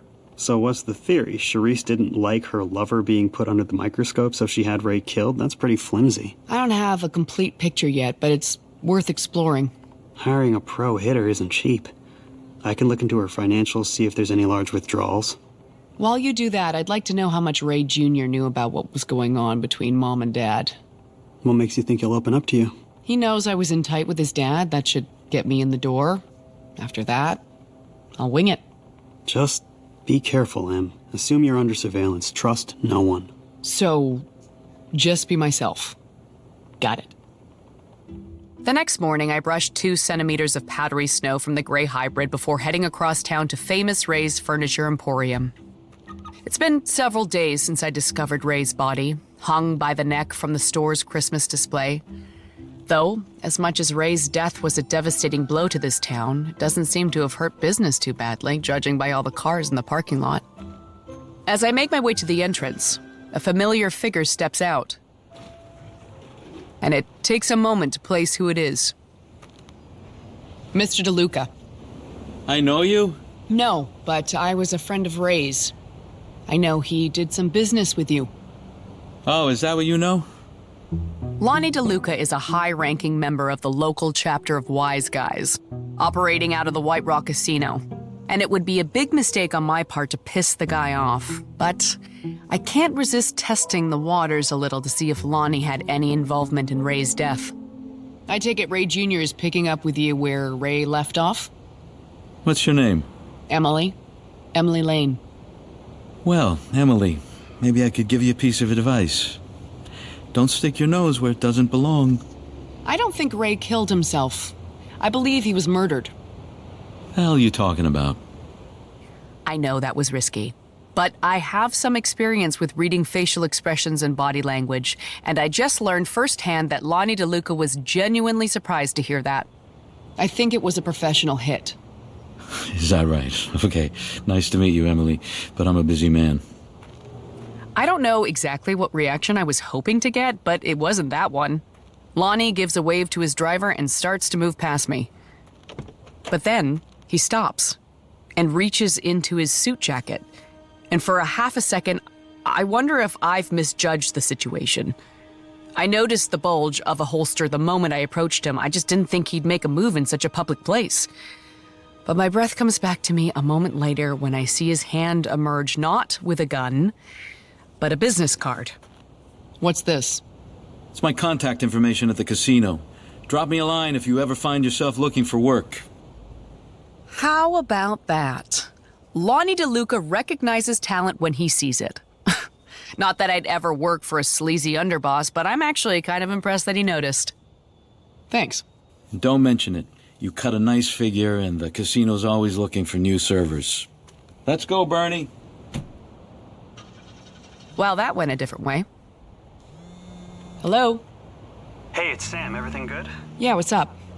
I looked into Charisse's financials. No unusual expenditures in the past 6 months. So it's a dead end. Maybe not. I also took a peek at Ray Jr.'s accounts. No money coming out, but he did have a substantial payment come in 2 days after Ray's death. Took me a while to unwind the paper trail, but the payment was made by White Rock Casino Holdings, care of Lonnie DeLuca. Yeah, that's right. How'd you... Just saw him leaving the Emporium. That money could be connected to Ray's death. I don't believe Junior's the hitter. He looked up to his dad. I'm gonna go talk to him now. I should be there with you. No, if we're still being watched, better we stay apart. It can't look like we're investigating. Yeah, you're right. Call me later, okay? Absolutely. I find Ray Jr. on the sales floor and ask for a private word. As he silently directs me to the office at the back of the store, I get the distinct impression that he doesn't quite know what to make of me. All right, what can I do for you? I have some questions about your dad. Sure, fire away. For starters, I'd like to know why a man who was so full of life would suddenly decide to end it. It was a shock to me, too. I guess he wasn't in a good place. No, there's more to it. You know, something had to push him over the edge. Look, I'm not comfortable with all this. I mean, the guy had it all. A great business, a son he was proud of, a strong, committed marriage. Yep, there it is. The tell I was looking for. Junior just opened the door. You know about the affair. What? How did you find out? I think we're done. I'm just trying to understand what happened to my friend. I found the divorce papers here in the office. He hadn't served them to your mom? He changed his mind. Wanted to fix things. He told me he couldn't help it. He still loved her. You don't seem like you agree with that decision. It's complicated, okay? Why? Because your mom is in love with another woman? Jesus, you remind me of Dad. You know that? You have all the answers before you even ask the questions. Thank you. It's annoying as shit. I retract my thank you. He was trying to get out. Did you know that too? Wait, when you say get out... Cut ties, you know? No more gray area, above board, fully legit. And how did that go? How do you think? When you work for a certain kind of person, they don't appreciate you just walking away. That's the kind of thing that... Sorry, it's still hard to... You don't believe your dad killed himself. And neither do you. Let's cut the act. I know he sent you that text. How could you possibly... Of course, you were here with him. He got a tip-off from someone. I don't know who. Someone connected, I'm sure. They told him there was a contract out on him. He knew someone was coming, but not who. I didn't see your car that night. Dad forced me to leave. Told me to take his laptop somewhere safe. He didn't want it falling into the wrong hands. So I did as he asked, the good son. He told me he'd be right behind me, but... I should have stayed. It's not your fault. He never wanted me involved in this part of his life, even though it's all I've ever wanted. Why not tell the police? Why let them believe it was a suicide? A murder investigation would have revealed things he wouldn't want revealed. People here love him. But if they knew everything? The bloom would be off the rose. I get it. You still have the laptop? No, I ditched it. Ditched it? What does that mean? It's gone, okay? End of story. Oh, Ray. Please tell me you didn't hand it over to DeLuca. It was my way in. I told you, it's all I ever wanted. Ah, that explains the big payout Junior received from Lonnie. The worst part is I couldn't even get that right. DeLuca was just in here chewing me out. For what? Dad had already wiped the hard drive. There was nothing on it. He sent me away for nothing. Not for nothing. He protected you. Yeah. But who was protecting him? Despite a steady stream of customers at the mistletoe, I can't quite shake Ray Jr.'s words. I know it wasn't a dig at me personally, but it still stings. If I'd gotten to Ray sooner, maybe things would have gone differently. That's something I have to live with. But what I do have the power to change is I can bring Ray's killer to justice. Both killers. The hired gun who did the dirty work and the coward who paid them to do it. Merry Christmas. Welcome to Under the Mistletoe. Whoa, what's with you today, Em? I'm just, I'm greeting customers. You're being aggressively cheery, which usually means you're overcompensating to hide the fact that you're all wound up over something. What's going on? Nothing. My dad was acting weird today, too. Weird like how? Like I suggested, I might delay my trip to Mom's by a few days, and he practically bit my head off. Violet's too smart for her own good. But I can't tell her that her life might be in danger if she stays. Which only leaves one play. We're going on a date. Excuse me? Sam and I have a date. Dinner, drinks, the whole date package. Oh my God, that makes so much sense! Well played, Emily. Crisis averted. Of course you want me gone. Who wants a teenager around once things get all hot and heavy? Exactly. Wait, what? You two have a great time. Utilize the whole house if you want. Really? Okay. I think that woman back there needs help. Off you go. Whatever. I'm happy for you guys. It's just a date. I'll probably be back home in bed before 9. I bet you will. Alone. Obviously, I meant... teenagers. I'm saved further humiliation by an incoming text from Ray's widow, Charisse. The message is simple. We need to talk. Of course. When is anything with me ever simple? Thanks for coming, Emily. Of course. It's no trouble. In reality, it was a fair amount of trouble. Trying to be discreet while potentially being under surveillance is challenging no matter how you slice it. With Sue's diner still being rebuilt after the fire last month, it seemed easiest just to meet with Charisse that evening in her home. It took longer than it should have to get there because I took narrow back roads and single-lane side streets along the way to make tailing me that much harder. Not a guarantee that I wasn't followed, but every little bit helps. Ray Jr. told me you came to see him. I did, yeah. Can I ask why? What's your stake in all of this? I guess I'm just curious about the circumstances that led to the death of my friend. And also curious why you lied to me about your relationship with Teresa. How? I just know. And Ray knew as well. No wonder you two hit it off so well. I'm not surprised. It was impossible keeping secrets from Ray. That's why I came clean when I did. Better to hear it from me. He still loved you. He thought it was his fault, that if he spent more time at home, he could win me back. But it was never that simple. I see that now. Would you have stayed with him? Yes. I did love him, even if that love had changed, and it was important to keep up appearances. But the truth is, as sad and tragic as Ray's death was, it was also a wake-up call. I signed the businesses over to Ray Jr., the Emporium, the Christmas tree farm, and I put the house on the market. Ray set me free, whether he intended to or not, and I won't waste the opportunity to live my life on my terms, out from under his shadow. Oh, God, you must hate me. Not at all. In fact, I admire you. Really? Life is too short. Go. Be happy. In a way, I'm envious of Charisse. To make the conscious decision to leave it all behind and start over, that takes guts. Me? I never really had a choice. It's easier to reinvent yourself from scratch when it's a matter of survival. Come on, Violet, you'll miss your train. It doesn't depart for like 20 minutes, Dad. Relax. Thanks for coming to see me off, Emily. Wouldn't miss it. Here's your car. You're sure you have your ticket? Yes, it's on my phone. Okay. Wish your mom a Merry Christmas for me. I will. Love you. Love you too. Easy with the bear hugs. Sorry, I just needed to work a whole week's worth into that one. Yeah, mission accomplished. You two are adorable. Oh, wait, let me get a photo. No, you need to be in it. Make it a selfie.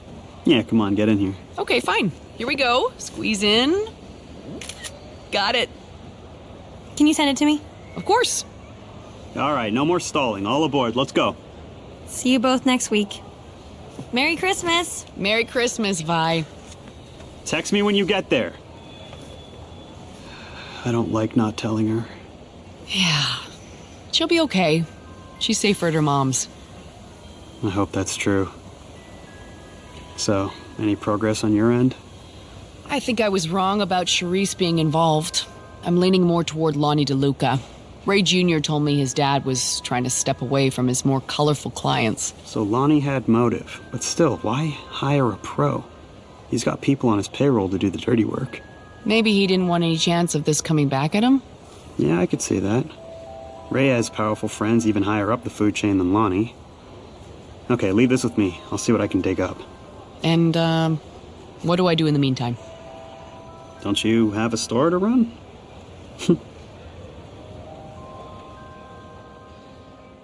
He's not wrong. As much as I'd like to keep up the momentum on our secret investigation, it's only a few days until Christmas Eve. And my only employee just boarded a train headed for Toronto, so I've got my work cut out for me. The one drawback to being a retailer during the holiday season is that the happiest time of the year also tends to be the busiest. Enjoy your holidays. Next, please. Hey, can I get some help here, please? Yeah, of course. Emily, a word, please. Oh, yeah, sure, Marjorie. Just pick out a paper and a bow, and I'll be back in 2 shakes of a reindeer's tail. I'm a little busy, Marjorie. I'll be quick. It's come to my attention as acting chairman of the Winter Festival that you never signed the proper form required to be considered for candidacy. Right, because my employee nominated me without my knowledge. Well, the voting period is over. The ballots are being counted as we speak, so if you don't sign now, all votes cast for you will be discounted. Honestly, I don't know that I really want the job. I've got my hands full with the mistletoe. Oh, well, I'll let you get back to it. Thank you. It's for the best, anyway. There is a hierarchy to these things, and I'm, of course, next in line now that Ray is no longer with us. It's what he would have wanted. Maybe it's the way Marjorie claims to be speaking for Ray, or maybe it's her smug little self-righteous grin that rubs me the wrong way, but whatever it is, it awakens my competitive spirit. Actually, on second thought, what the heck? I will sign that. As you wish. Okay, yes, it was a little juvenile, and I kind of regret sinking to that level, but man, was it worth it to see the stunned look on Marjorie's face.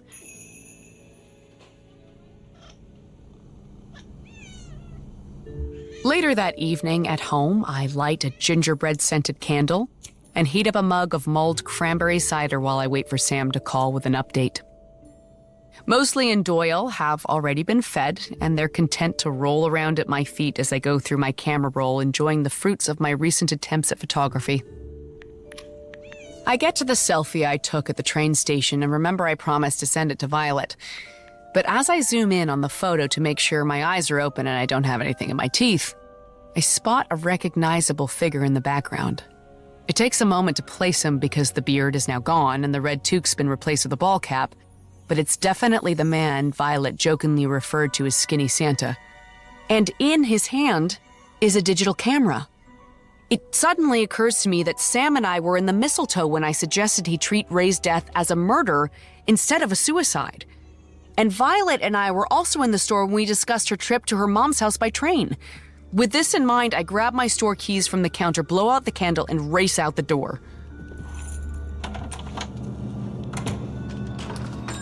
Once I'm inside, I head directly for the Yule logs, where Violet and I saw Skinny Santa lingering. And boom, there it is. Attached to the underside of the wrought iron shelf, a covert listening device, aka a bug. I carefully take photos of the device from every angle before quietly heading back to my apartment upstairs to call Sam. Please tell me you left it right where it was. Of course. I wasn't born yesterday. Did you get the photos? Yeah, it's definitely high-end gear. You sure there aren't more? No, I haven't done a full sweep. But my phone is clean and there were no indications that anyone has been in my apartment. What about our mystery man? I'll run the photo through facial recognition against the department database. It'll take some time. Hopefully he doesn't know we're onto him. If he did, I suspect we'd know. Under the circumstances, if you want to cancel... Cancel what? Tomorrow evening, I made reservations at the steakhouse. Right. Our date. With everything going on, I almost forgot. I'm still game if you are. Yeah? You sure? We still have to eat, right? I'm looking forward to it. Me too. Okay, let's play it by ear, and if nothing else pressing comes up case-wise, we'll go for it. You are such a romantic. As it turned out, nothing pressing did come up, and we did indeed go for it. I ordered the filet mignon, and Sam opted for the center cut prime rib, both of which paired beautifully with our wine choice, a stunningly bold Cabernet Sauvignon. This is really nice. How have I never been here before? It's only been around a few years. It used to be a hardware store. Ah, it's before my time. Any progress on the search for Skinny Santa? Not yet. I'd put out an APB, but he'd know we're on to him. We'd lose what little advantage we have. About that, I have some ideas. Could we... what is it? It's just taken us so long to get here, to this moment. Maybe we could focus on us for a bit? No shop talk. Okay, I like it. Sam lays his outstretched hands on the table, and I find myself taking them in my own. When our eyes meet, something feels different. Safe, comfortable. I'm so sorry. For what? For being a stubborn cop instead of a friend. I've been so intent on figuring out who you were that I lost sight of what's important. And that is? That I see who you are now. I see you, Emily, and nothing else matters. I don't think I realized how much I needed to hear that until I felt the tear on my cheek. I quickly wipe it away. God, embarrassing. Wait. No, that's just my defenses slamming shut again. I can't. I won't keep pushing him away. Armed forces. I'm sorry? In my past, I was CAF. Military? Intelligence, mostly. Wow. Yeah. I have a follow-up question. Don't feel you have to answer. Go ahead. Do you want to get dessert?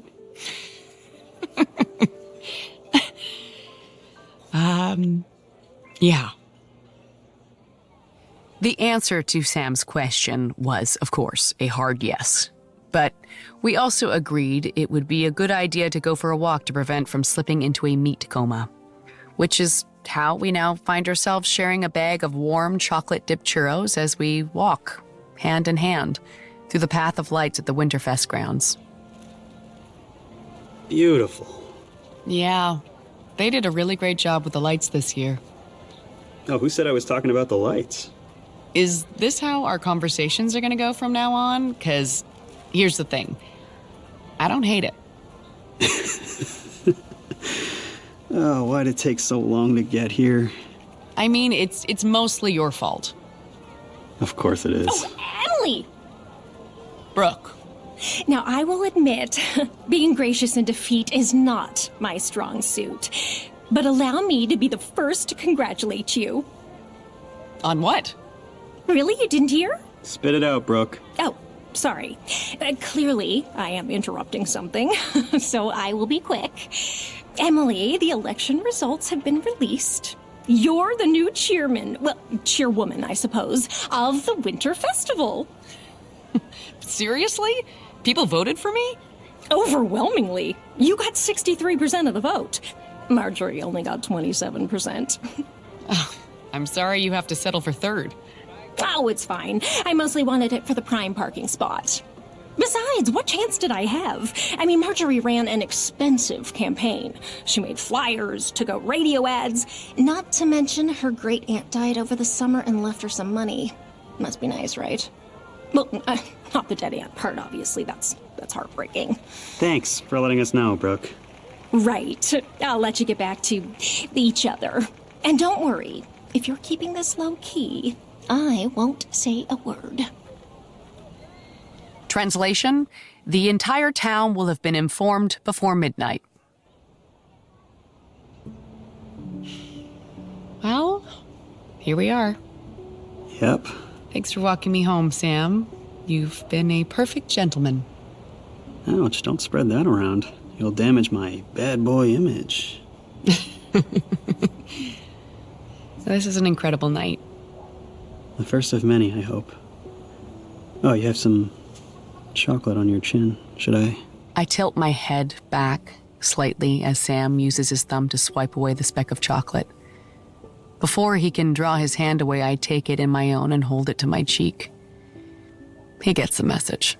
He is a detective after all. He leans in slowly and our lips touch, gently at first, and then harder. And let me tell you, as first kisses go, this one was definitely worth the wait. Okay then.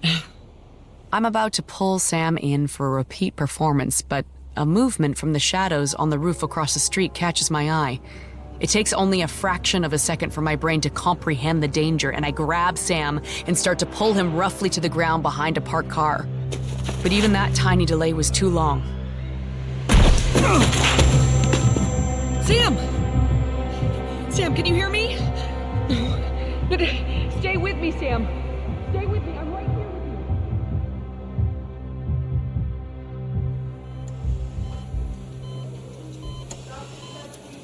The next several hours are a little spotty. I stayed with Sam behind the cover of the parked car until the ambulance arrived a few minutes later. I gambled that the hitman wouldn't risk showing his face on the street in an effort to finish the job, and I'm thankful that I was right. I'm also thankful that I managed to at least disrupt the line of fire and the slug went cleanly through Sam's shoulder. He lost a lot of blood before they could get him stitched up, and he's still under sedation at the ICU, but the surgeon assures me that barring complications, he will be up and around in no time. Of course, time is the one commodity neither of us can really afford, not while the shooter walks free.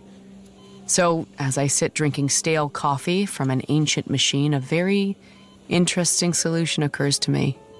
Maybe it's a good thing Sam is still asleep, because he would most definitely not approve.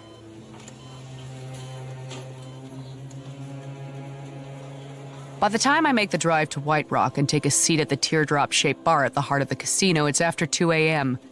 Only the most hardened of degenerates are still plugging tokens robotically into the one-armed bandits, or staring glumly down at their dwindling piles of chips. But I am not here for any of that, no. I've gone full Karen and demanded to speak with the manager. Emily! I didn't think you'd take me up on my offer so soon. With all due respect, Mr. DeLuca. Lonnie, please. We're all friends here, at least for the moment. Okay, Lonnie. I'm not here for a job. I need something from you. I can practically hear the gears spinning behind Lonnie's eyes. Members of organized crime families are, by and large, not accustomed to being summoned by local retailers asking for favors. This could go very badly if I overplay my hand. I'm listening. I turn my phone towards him. The photo from the train station with Skinny Santa enlarged and prominent on the screen. Do you recognize this man? Look at that. You've done the impossible. How so? Klaus is a ghost. He prides himself on staying anonymous. Skinny Santa's real name is Klaus. The universe is hilarious sometimes. You take this photo? I did. You continue to surprise me, Emily. Okay. What's this favor? Klaus hurt a friend of mine. Only hurt? He's slipping. I want him to stop. Good luck with that. Klaus has a lot of pride. Once he accepts a contract, the job ain't done until the contract is eliminated. I can't help you, sorry. Let me be more clear, Lonnie. I don't want you to ask him to stop. I want you to stop him. Careful now. I can compensate you. I don't need your money. But maybe you do need this. I hold up the thumb drive Ray left me. The one containing files and intel on every client and crook that Ray ever did business with.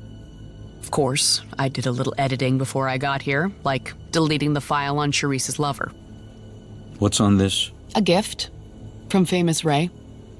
His kid already tried this. It's the real deal. Guaranteed. And what's to stop me from just taking it? It's a lot easier to make you disappear than it is Klaus. Yeah, I was thinking the same thing, so I made copies. If anything happens to me, the duplicates get sent to all your competitors and the police and the press. You're bluffing. Call or fold. Choice is yours. I leave the drive on the bar and head for the exit. I managed to get back to my car with my arms and legs unbroken, so I'll call it a win. Anything beyond that is gravy. Can I get you anything? Some water, an extra pillow? I'm fine. It's a glorified scratch. Oh, Mr. Tough Guy, huh? I suppose you refused any painkillers as well. Oh no, I'm on all the painkillers. You talked to Violet?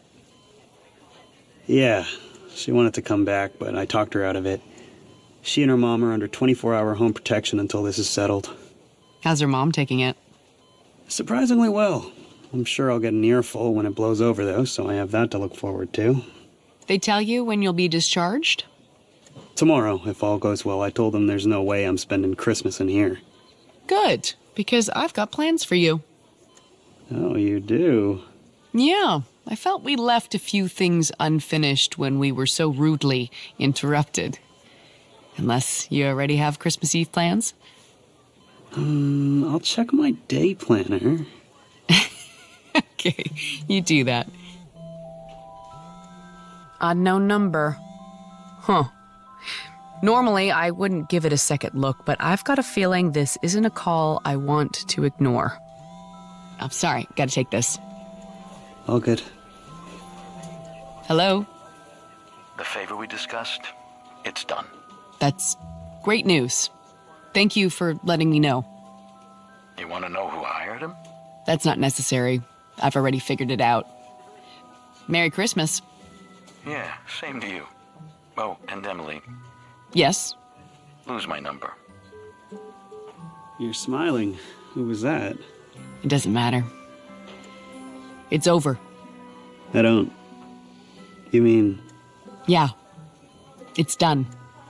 Violet is safe. How? Well, I made someone an offer they couldn't refuse. Yeah, maybe it's better if I don't know.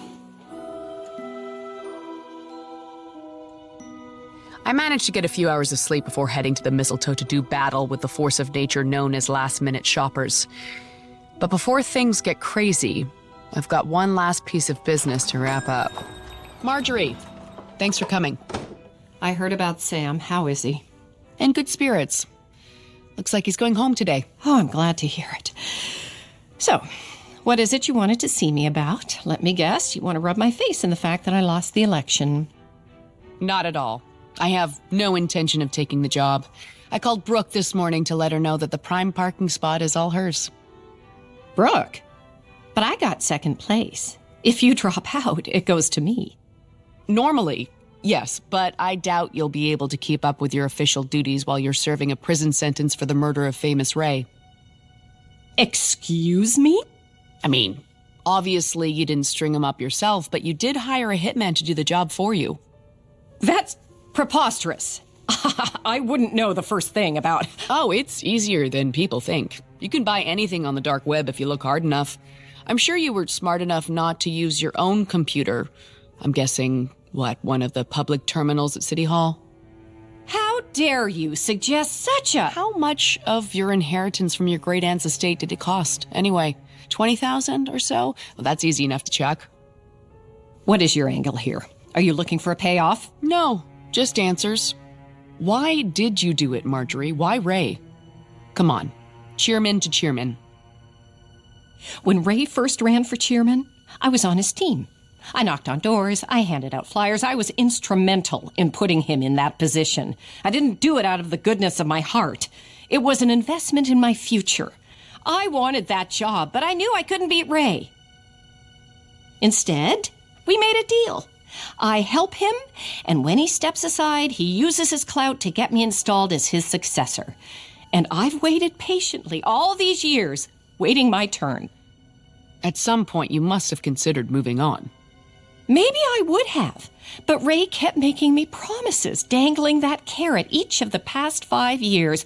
He's told me he planned to retire from the Winterfest committee, and each time he found a new excuse to stay on. Just one more year, Margie. Then it's all yours, I promise. And like Charlie Brown with the goddamn football, I hung on. I trusted his word. Then this year, he called me, told me things had changed for him, and he was leaving town. He said he'd be gone through Christmas and that my time as chairman had come. He sounded so sincere this time that I even quit my job at the accounting firm so that I could concentrate on my duties full time. And then a few weeks before Winterfest kicked off, out of nowhere, without so much as a heads up, Ray came back. Not only did he come back, but he publicly announced his intention to stay on as chairman. When I confronted him, do you know what he said to me? I think I have a pretty good idea. Just one more year, Margie. I promise. One more year. But you were done waiting. I was angry, humiliated. I just snapped. You hear about that happening, but I never really understood it until it happened to me. And even then, once I calmed down, I couldn't go through with it.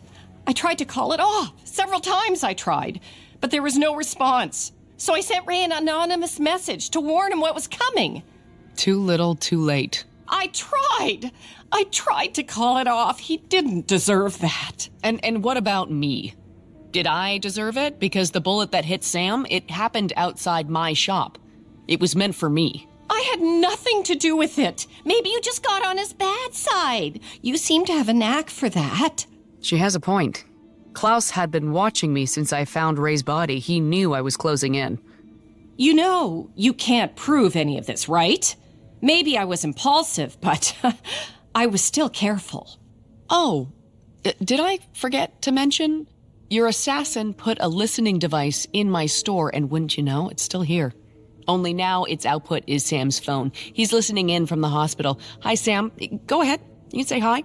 He can hear you. That particular model has excellent range. All the blood drains from Marjorie's face, and without another word, she turns and leaves. I'm not too worried about her getting far. Sam will have already alerted his... Yep. Thanks, Sam.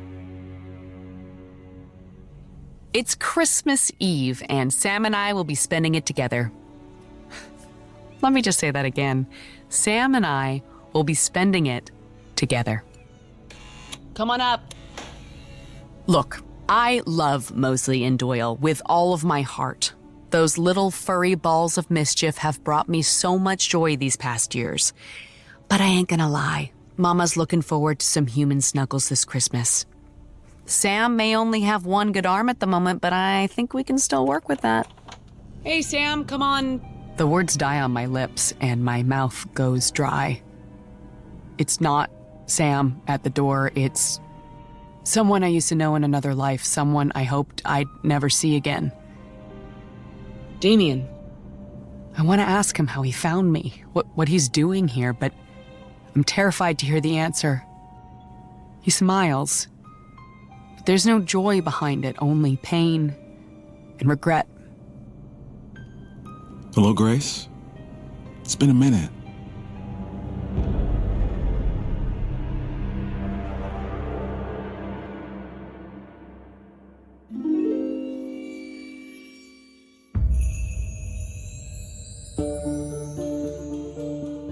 This has been an Audible original, produced by Wanted Sound.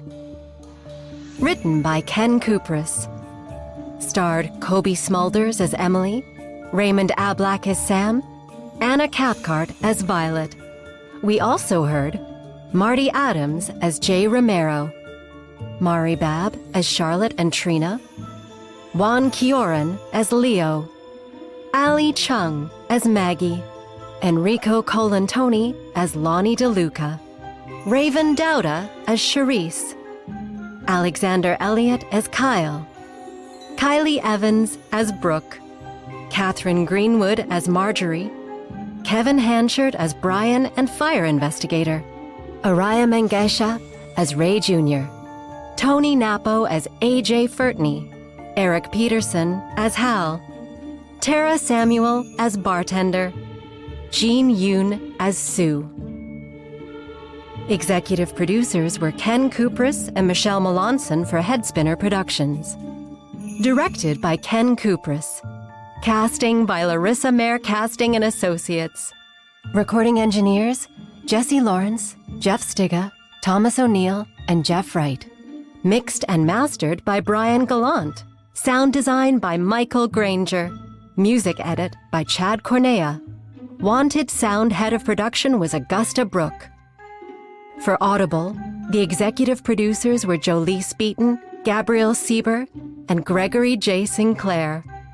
The production executive was Jennifer Clark. The commissioning editor was Jolie Speeton. And the head of production at Audible Studios was Mike Charzuk. Copyright 2023 by Headspinner Productions, Inc. Sound recording copyright 2023 by Audible Originals, LLC.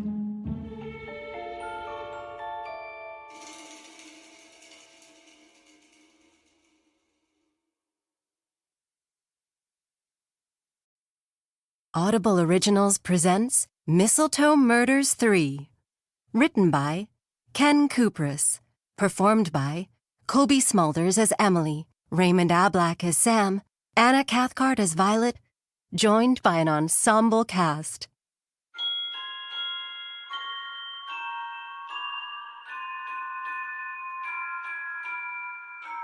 Part 1.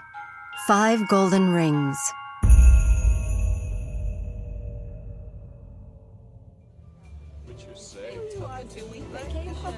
Oh, that surprised me. No, they didn't. Hey, everyone. Thought I'd get this in before the dessert course. And if you're gonna ask us to chip in for dinner, forget it. Don't worry, Gil. I'm putting it all on my tab, right, Sue? Don't joke. You know how much it cost me to fix this place up? Wait, of course you do, Jay. You're the one who overcharged me for the work. Come on, let me get through this. You know I hate the mushy stuff. I'd just like to say a few words on behalf of myself and my gorgeous soon-to-be wife, Brooke. Love you. Love you too. Everyone around this table tonight is very special to us, starting with my best man, my brother Gil. I only agreed to take the gig because you promised an open bar. Moving on. We also have Brooke's maid of honor, the woman who has managed to keep me out of jail on more than one occasion. For stuff I didn't do, mind you. I want that on the record. Emily? I am so happy I can be here to share this occasion with you both. Aw, thank you, Emily. As you may have already guessed, I'm currently at Jay Romero and Brooke Carmichael's wedding rehearsal dinner, in my official capacity as maid of honor. Trust me, I don't understand it either. Brooke and I have been butting heads from the moment I stepped into town 3 years ago, yet she was so sincere when she asked, I didn't have the heart to remind her we're not actually friends. Next, I want to thank my oldest and dearest friend, Oscar, who accepted our invitation to be the officiant at tomorrow's ceremony. It's a great honor. Love you, man. Hot tip for the bridesmaids, Oscar is single and a musician. Oscar, Gil, and I used to be in a garage band together back in the day. Jogular. We even got some radio play on a few of our hits. Sorry, did you say jugular? No, jogular. The JOG stands for J, Oscar, and Gil. Who knows? Maybe we'll do some requests at the... Gil, you good? I'm just going to take a leak. Too much information, but okay. We'd like to give a special shout out to Sam Wilner. No, you don't have to. Oh, yes, we do. We've had a few incidents in the run-up to our big day, and Sam has offered to act as our personal security. When Brooke says there's been a few incidents, what she really means is full-blown disasters. From the gorgeous inn they rented for their out-of-town guests losing their reservation, forcing them to put everyone up at a very sus motel by the highway, to a water pipe bursting in the wedding venue 2 days ago, requiring an expensive cleanup that is still in progress. Then there was the incident with the slashed tires on some of the rental cars that Jay rented for his wedding party. Oh, and just this afternoon, the fancy steakhouse where the rehearsal dinner was supposed to take place had its front window shattered, forcing it to close for repairs. Luckily, Sue was gracious enough to host the event last minute here in the newly renovated diner, which just reopened to the public last week. And finally, Natasha. Oh my gosh, you are so sweet. Oh, I forgot to mention the very first incident, the one that set the tone for all others. There was a mix-up with the invitations, and a few went out to people who were very much not on the invite list. As some of you know, Natasha is my ex-wife. Two-time ex-wife. Okay, yes, but the first one didn't count. The Elvis impersonator who married us in Vegas wasn't actually ordained. Or an Elvis impersonator. He just had mutton chops and a scarf. I think we can wrap this up, yes? Good call. So, thank you all for being here tonight. Brooke and I can't wait to share tomorrow with you as we kick off our life together in style. Cheers, everyone. I'm really happy for you, Brooke. Thank you. You know, to be honest, I thought you and Sam would beat Jay and I down the aisle. Sorry, I shouldn't have said that. It's just, well, you and Sam seem so happy together. She's right. We were. But it's been a challenging year, thanks to an unexpected guest arriving at my door last Christmas Eve. Damien? Hello, Grace. It's been a minute. The last time I'd seen Damien was in Med Bay, in an underground military bunker shortly after I narrowly survived an encounter with an international terrorist group known as Obsidian Midnight. I know, it sounds like a lame gamer tag, but I think that's the vibe they were going for. Damien was my superior, and for a short time, more than that. Because I had been specifically targeted, the Special Intelligence Field Office I worked for felt that the safest move was to let Obsidian believe I had been killed. So my identity was changed, and I was relocated to Fletcher's Grove, a place where nobody from my old life was likely to stumble across me. That was the day that Grace Barlow died and Emily Lane was born. You gonna just stand there? Or you gonna ask me in? Yes, of course. Come inside. I remember you telling me you wish you could have cats, but the team was always on the fly. It's been like 3 years. Can I get a hug or what? Oh my God, yeah, of course. I missed you. I just, why are you here? Funny story. You brought me. Or at least your picture on the front page of the paper did. Oh, crap. Town hero saves 2 kids from a fire. Great pick, by the way. The new hair color totally suits you. But here's the issue. You were supposed to fly under the radar. Damn it. I knew that would come back to bite me in the ass. If we saw it, Obsidian may have seen it too. You're not safe here anymore, Grace. We have to go. Grace is dead. My name is Emily now, and I have a life here. A very short one if Obsidian... Exactly, if they find me. There's no indication that my identity's been compromised. Unless you have orders to bring me in, I'm staying. Still as stubborn as ever. Fine. But the agency has some new ground rules, and they're not optional. What rules? For starters, you're going to be seeing a lot more of me. I've been assigned to be your handler. I don't need a babysitter. Are you sure? Exposure wasn't your only misstep. Don't stand out, don't get attached. That's all that was required of you. You know about Sam and I. How could I not? It's not like you're being discreet. He had a point.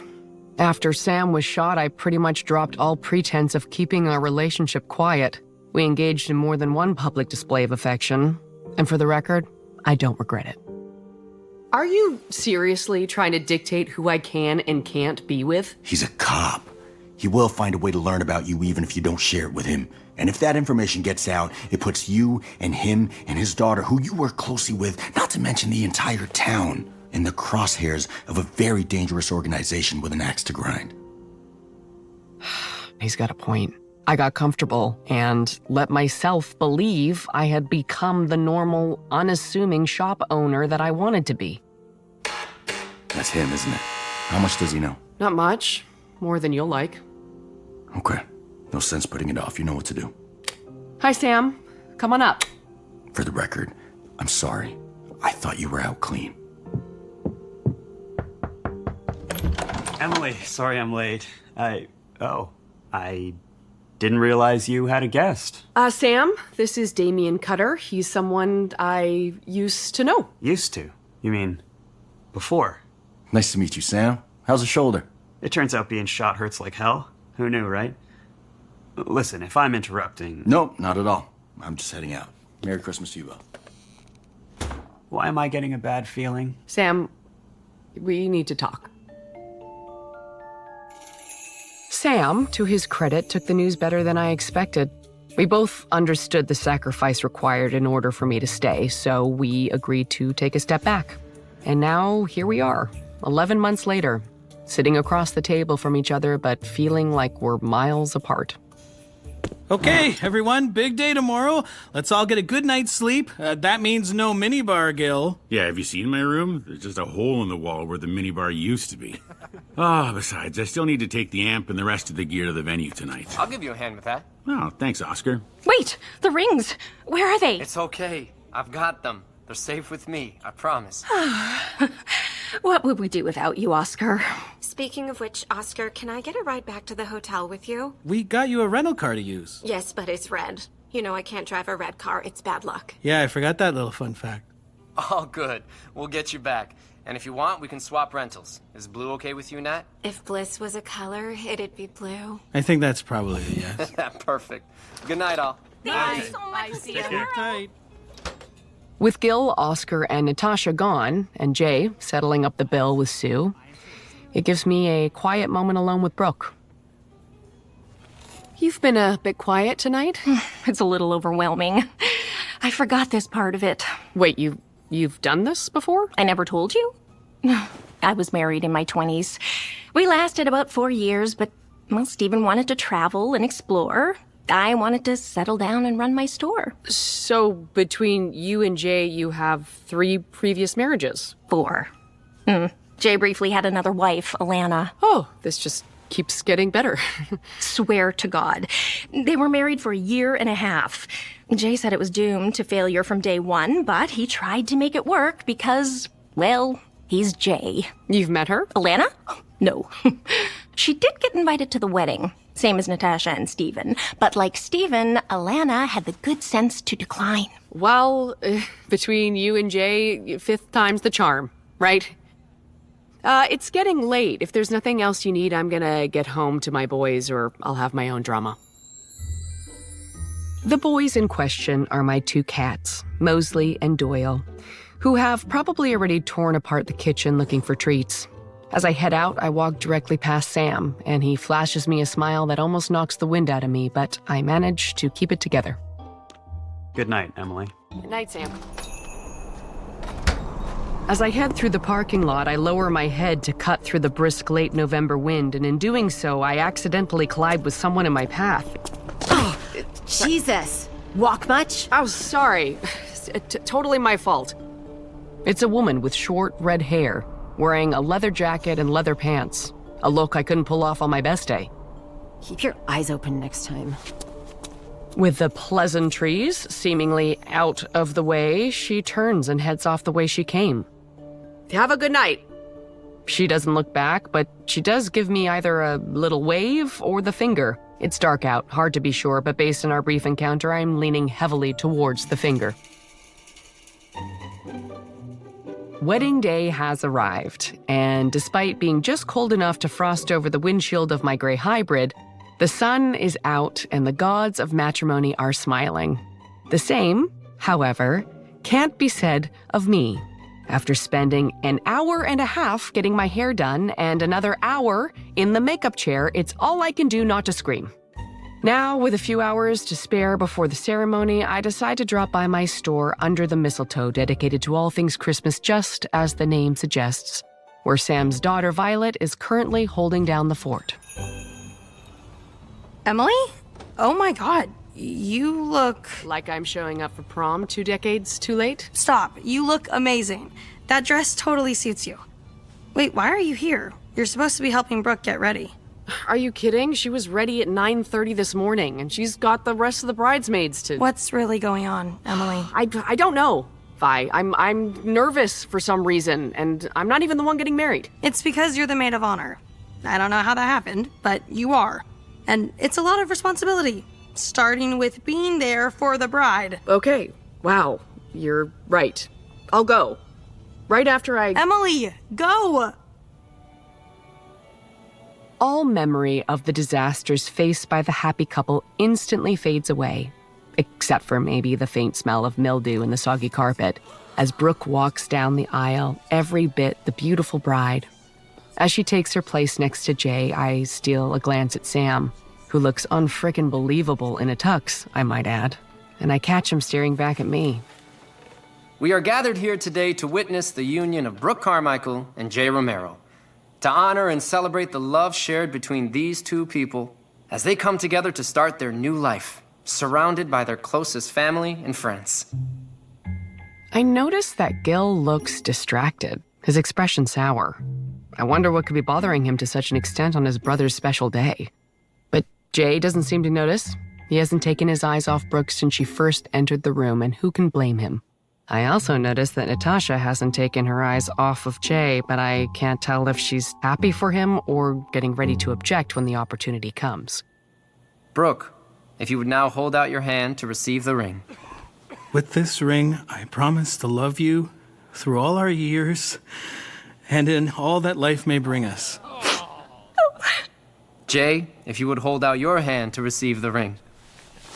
No, dude, your other hand. With this ring, I promise to love you through all our years and in all that life may bring us.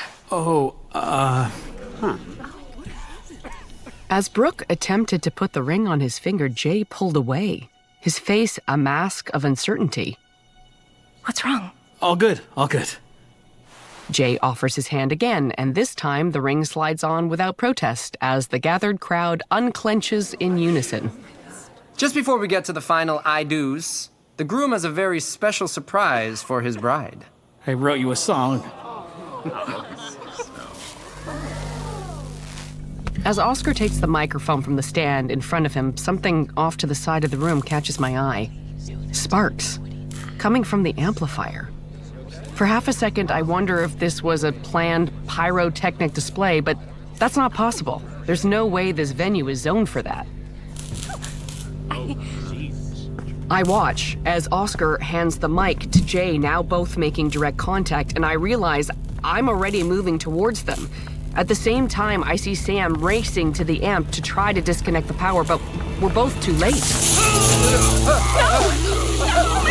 No, Jay! It all happens in a moment, as Oscar and Jay are both hit with a massive electrical jolt that causes their muscles to spasm and their hands to swell up and turn red as they burn. Sam manages to kill power to the amp, and both men collapse to the ground unconscious and not breathing. Call an ambulance! Sam, I need you! I begin to administer CPR to Jay, and Sam follows my lead with Oscar. Come on. Please be okay, Jay, sweetie, please. I love you. Please be okay. Come on. I got a weak pulse. Oh, thank God. Sam, how's Oscar? Nothing yet. The ambulance is on the way.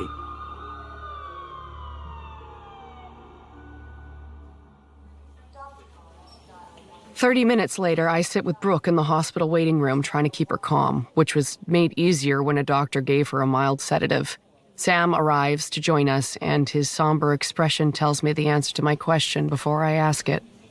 How's Oscar? He's gone. They tried everything. Oh, poor Oscar. Now maybe this wedding was a mistake. It was cursed from the start. I'm not even sure if Jay still loves me. You saw how he reacted to the ring. That's the sedative talking. You're in shock. But I'm here to help you get through it, okay? A doctor arrives to tell us that Jay is in critical but stable condition. He hasn't regained consciousness, but Brooke can see him as long as it's kept brief. Come with me, Emily. Please. I need you there. Of course. Seeing Jay like this, connected to various loud machines designed to keep him alive, it's bringing back some vivid memories of my own near-death experience. It was a long, difficult road to recovery, but in time, I came out the other side stronger. I hope Jay will have the same positive outcome, but it's his battle to win or lose. I hope he's not in pain. The doctors will make sure he's comfortable. They gave me back his ring. They had to remove it because the skin underneath had been burned. I guess he'll have to wear it on his other hand until he heals. If he even wants it back. Brooke. I don't know what I'll do if I lose him. Brooke gently places the ring in the drawer of the table at Jay's bedside. I want it to stay close to him, so it's here when he wakes up. I think that's a great idea. I get a text from Sam letting me know he had to leave, but asking me to come by the station at my earliest convenience. After making sure Brooke is under the watchful eye of her bridesmaids, I head off to see what's on Sam's mind. Sam, I got your message. Thanks for coming. We can talk in my office. Once Sam's office door is closed, we are in each other's arms. I've been waiting for that all day. Same here. Okay, I wasn't totally honest with you. Sam and I did agree to take a step back, and we suffered through several miserable months, but recently we relapsed. I don't remember who exactly initiated it, but it was clear we both still shared some pretty intense feelings for one another, and we decided, what the hell? What Damien didn't know wouldn't hurt him, which is trickier than it sounds because Damien tends to show up with no warning a few times a week. But so far, we've been making it work. And nobody suspects a thing. Not even Violet. That was scary today. Are you okay? A little shaken up. I've never seen an amplifier malfunction like that. I'm not sure it was a malfunction. Why? What do you know? I talked to forensics. They think the surge may have been caused by a combination of moisture from the flooding and not being properly grounded. But it's also possible it was tampered with. If it was intentional, then someone was trying to kill Jay. Or Oscar. Either way, the amp is so badly melted they can't be sure with any degree of certainty. I'd follow up, but it's not my case. It should be. Your injury's totally healed. Sure, but the evaluations are both physical and psychological. I have my final assessment early in the new year. I'm confident I'll be good to go. But in the meantime, I'm stuck on desk duty. Then it's a good thing I don't have that same problem. I had a feeling you'd say that. After prying myself from Sam's arms, which gets tougher to do every time we're together, I decide to pop by the diner for a late coffee before I head home. Emily, I heard the news. Any updates on Jay? Not yet, Sue. But right now, no news is good news. We're all praying for him. I'll get you coffee. Hi, Emily, right? Oh, hello. Natasha, Jay's wife. Well, ex-wife, anyway. I remember. Yeah, how are you holding up? Better now that I've consulted my mindfulness coach. She helped me breathe through my anxiety. Excuse me, do you have rose petal herbal tea? Or anything floral would be fine? We have lemon or mint. You have to add your own flowers. Mint is fine. Thanks. I hope you don't mind me saying, but you don't seem like Jay would be your type. That's because you only see his physical form. I know his aura, his spirit, and we were perfectly matched. But Jay is a stallion. You can't keep him in a pen. Yeah, that's not an image I especially want in my head. So you must have known Oscar as well. I only met him once or twice. They had a long falling out. Really? The way I heard it was that Oscar spiraled pretty hard after he learned his fiancée was cheating on him. Alcohol, drugs, name your poison, he was doing it. I'm surprised Jay didn't step in. He tried, but Oscar shut everyone out. He even quit the band, which put Jay and Gil in a lurch. It wasn't until last year that Oscar found his way back. And of course, Jay welcomed him with open arms. So, you keep in touch with Jay? Of course. I was so excited to be invited to the wedding. Oh, I know, everyone says I was invited by accident, but the thing is, there are no accidents. The universe deemed it, and it was so. Gotcha. Well, the universe deems I get home and cuddle my cats now. So, nice talking to you. Has anyone ever told you that your aura is unique? There's a duality to it I can't put my finger on. Yeah, I get that all the time.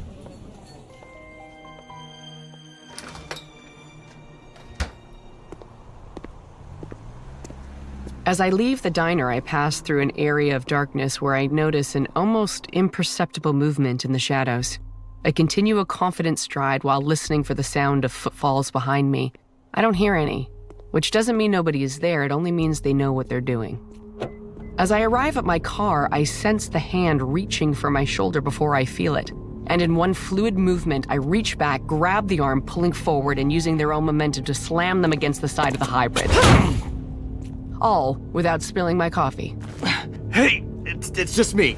Yeah, I knew it was you, Damien. That's why you're still conscious. Good to see your reflexes are sharp as ever. I wanted to talk. You ever hear of a phone? Don't be like that. You know, I'm the one who taught you that move. Taught you some other things, too. Look, it's been a tough day. I heard. The incident at your friend's wedding. I hope you aren't thinking of doing anything heroic. I know better than to get involved. But you also have a big heart, and you can't resist helping when the people you love are threatened. I know that for a fact. I was one of those people not so long ago. Come on, I still care about you. Feelings mutual. That's why I'm here tonight. We have a problem. What kind of problem? Obsidian's back in the country. What? You're sure? I was just briefed a few hours ago. According to the intel, they're operating out of the West Coast. We haven't been able to pinpoint them any closer than that. What does this have to do with me? For the moment, nothing. But I've been ordered to increase my presence here, for your protection. Just because they're back doesn't mean they know I'm still alive. Hey, don't shoot the messenger. I'm just following orders. And better me than some other grunt, right? We have history. I get you. You have history with Grace Barlow. You barely know Emily Lane. Then let me rectify that. We've been through so much together. Why won't you let me in? Listen, if you ever want to talk, you know how to reach me. Good night, Damien. I'll see you soon. Keep your head down. Try to stay out of the papers. Having Damien back in my life comes with some mixed emotions. Even though we were better friends than we were lovers, I always felt safe and comfortable when he was near. And I can't deny I still get that warm blanket feeling even now. But I have Sam. And I have the mistletoe, and what I shared with Damien feels like the lingering remnants of a pleasant dream in the moments after waking up. As much as my death robbed us of any real closure to our relationship, there's simply no point in dwelling on what could have been. After an epic 10-hour sleep with my two furry heating pads, Mosley and Doyle, packed in on either side, I was eager to get back into my routine, which meant shower, coffee, feed and cuddle the cats, and mistletoe. In that order. That must have been so scary. Good thing you know CPR. You never think it will come in handy until it does. Dad was pretty shaken up. Was he? I only talked to him briefly at the hospital. Okay. Why do you say it like that? You tell me. Violet, I know you're disappointed things didn't work out between your dad and I. You're hiding something. You both are. You can deny it all you want. We have a big order of tree toppers coming in today. We need to make some space in the storeroom. Way to change the subject, Em. But no problem. I'm on it.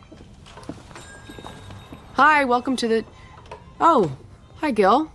Oh, hey, Emily, you work here. I had no idea. I just saw the place while I was driving back from the hospital, and I thought I'd just pop in and grab a gift for a friend. Well, you came to the right place. How's Jay doing? His nurse says he's still touch and go, but he's doing as well as can be expected. I couldn't go in and see him like that, though. It was just too hard. Are you and Jay really close? Yeah, we love each other and hate each other in equal parts. You know, brothers. You seemed really annoyed with him at the rehearsal dinner. Yeah, we've been at each other's throats this whole week. Weddings can be stressful for family members. True, but, in this case, it was something far more trivial. I mean, I've been trying to get him to agree to get the band going again. Not full-time, just the odd weekend. Oscar and I were both really hot on the idea, but Jay said he was too busy. He does have a thriving business here, not to mention a new wife. I know, it's selfish, but he's my brother. He's supposed to be there when I need him. I've had a tough few years financially. The setup for Jay's song at the wedding, that was your equipment? Yeah, I got nobody else to blame but myself. I knew full well that amp was on its last legs. Nobody blames you, Gil. I heard you mention you were bringing it out to the venue the night before. Yeah, it's finicky. I wanted to get it set up and do some sound checks. And you left it there overnight? Why not? The thing's held together by duct tape. Who's gonna steal it?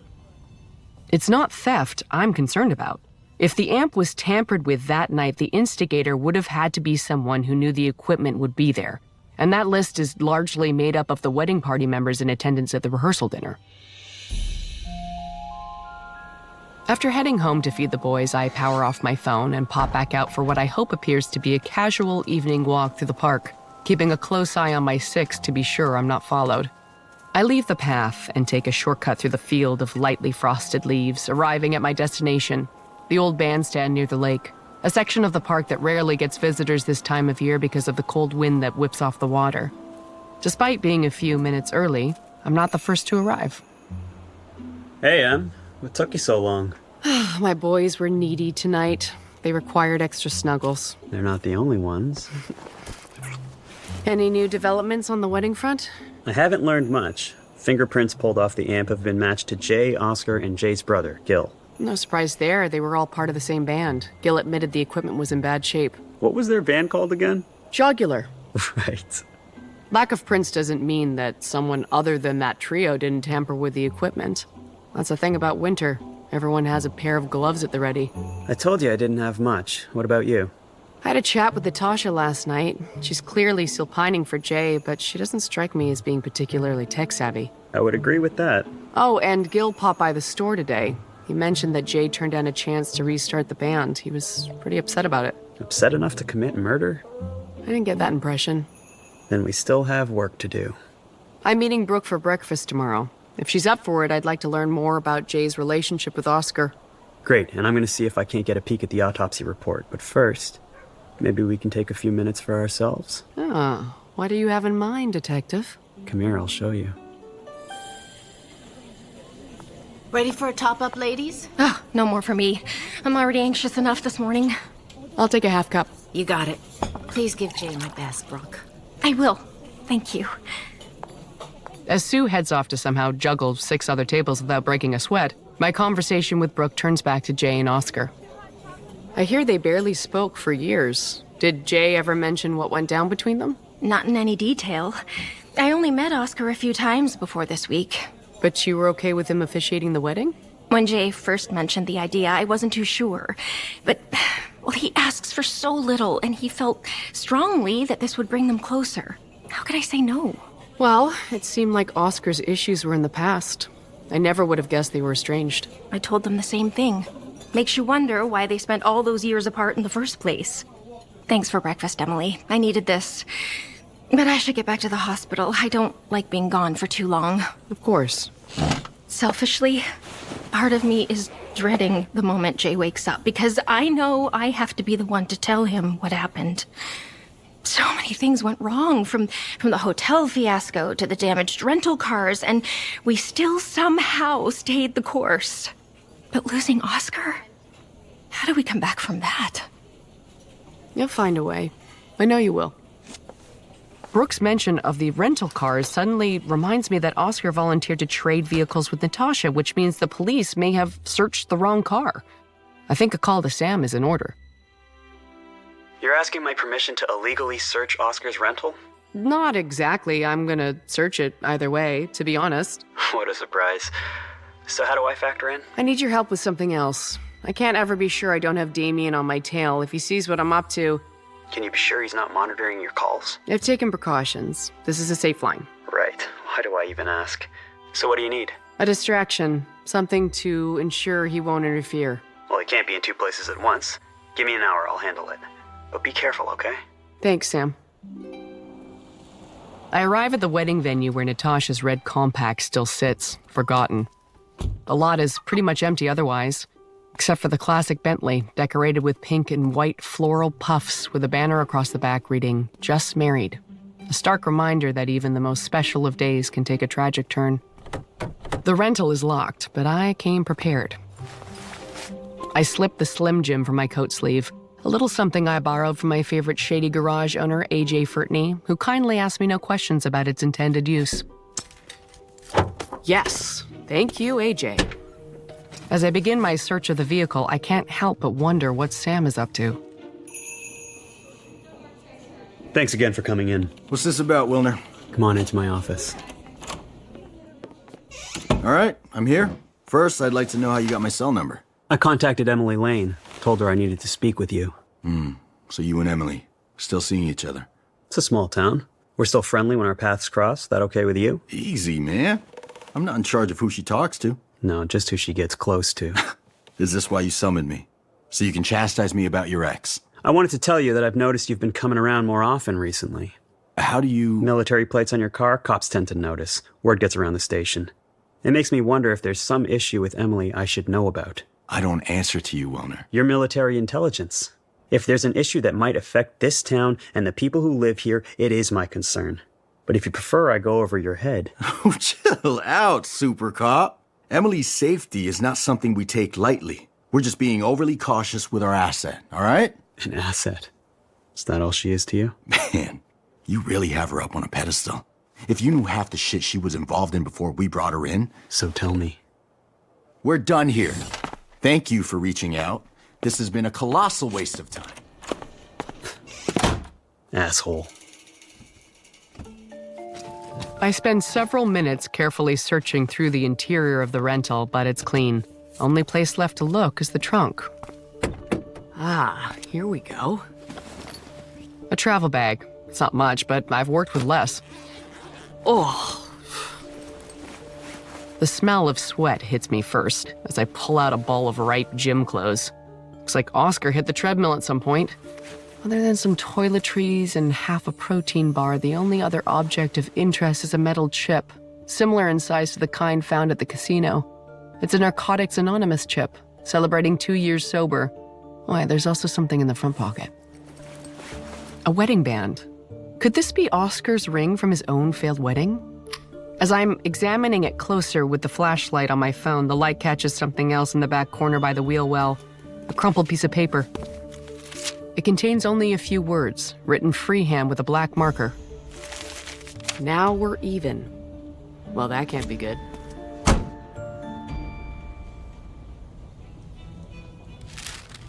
Your receipt is in the bag. Thank you. See you again. Why do people still pay in cash? Because sometimes that's all you... That was rhetorical. Okay. You're in a fine mood. I got my letter yesterday from Middlebridge University. Oh, no, don't tell me. I'm on the wait list. That's sort of positive, right? Any other school, maybe, but Middlebridge is notorious for how few waitlisters get in. It's pretty much a rejection. Let's change the subject to something even more depressing. What's the latest word on Jay? Brooke hasn't sent an update yet. I feel so bad for her, which is not something I thought I'd ever say. I've been seeing a different side of Brooke lately. I think Jay's been a great influence. He's such a lovable doofus. Who on earth would want to hurt that guy? It's a great question, one I haven't managed to make an inch of progress on. How does a guy like Jay, without a known enemy in the world, find himself the target of a murder attempt? Maybe he doesn't. Maybe the note I found in the rental car suggests that Oscar was in fact the true target.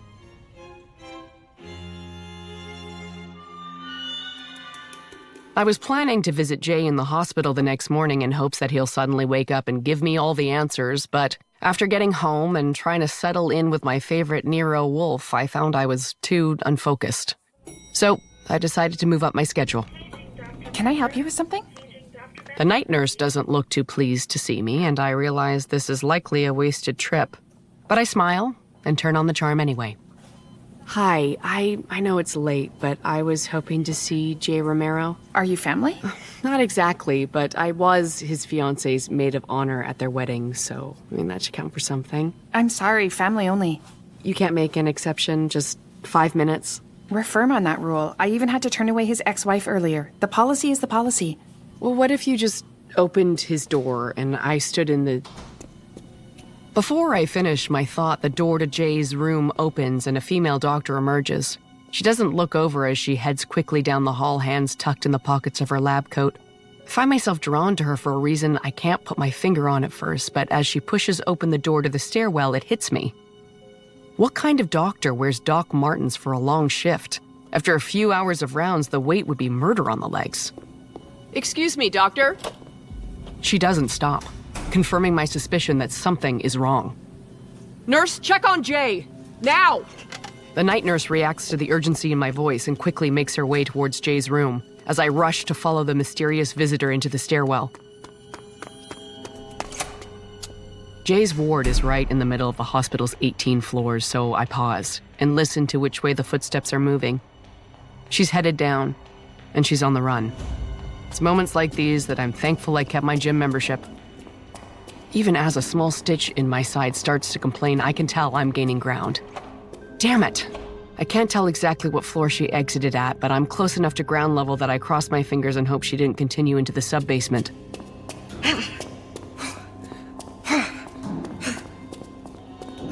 I've lost her, but I see a door that appears to lead out to the street and I take it. I'm in an alley between buildings and I notice the balled-up lab coat on the ground. I pick it up to see the name on the ID card, Dr. Herbert Charles. She must have snagged it from a doctor's lounge or an unattended locker. And bunched up with the lab coat is a black wig, which indicates this wasn't a totally spur-of-the-moment visit. She was determined to get some alone time with Jay tonight. I come out from the alley in time to see a female figure on a bike too far ahead of me to get a good look, but judging from her complete disregard for the red light she just blew through, I'd say it's the same person. I turn my attention to figuring out who the intruder may have been, and something the night nurse mentioned earlier may hold the key. We're firm on that rule. I even had to turn away his ex-wife earlier. The policy is the policy. I push the hybrid to the upper level of its abilities, and 10 minutes later I arrive at the motel where all the out-of-town wedding guests have been put up to check on Natasha. I don't know why she would need a motorcycle when a rental car was already provided, but perhaps that's just another in a long list of her eccentricities. I park across from her room, and I'm just about to head over and knock on her door.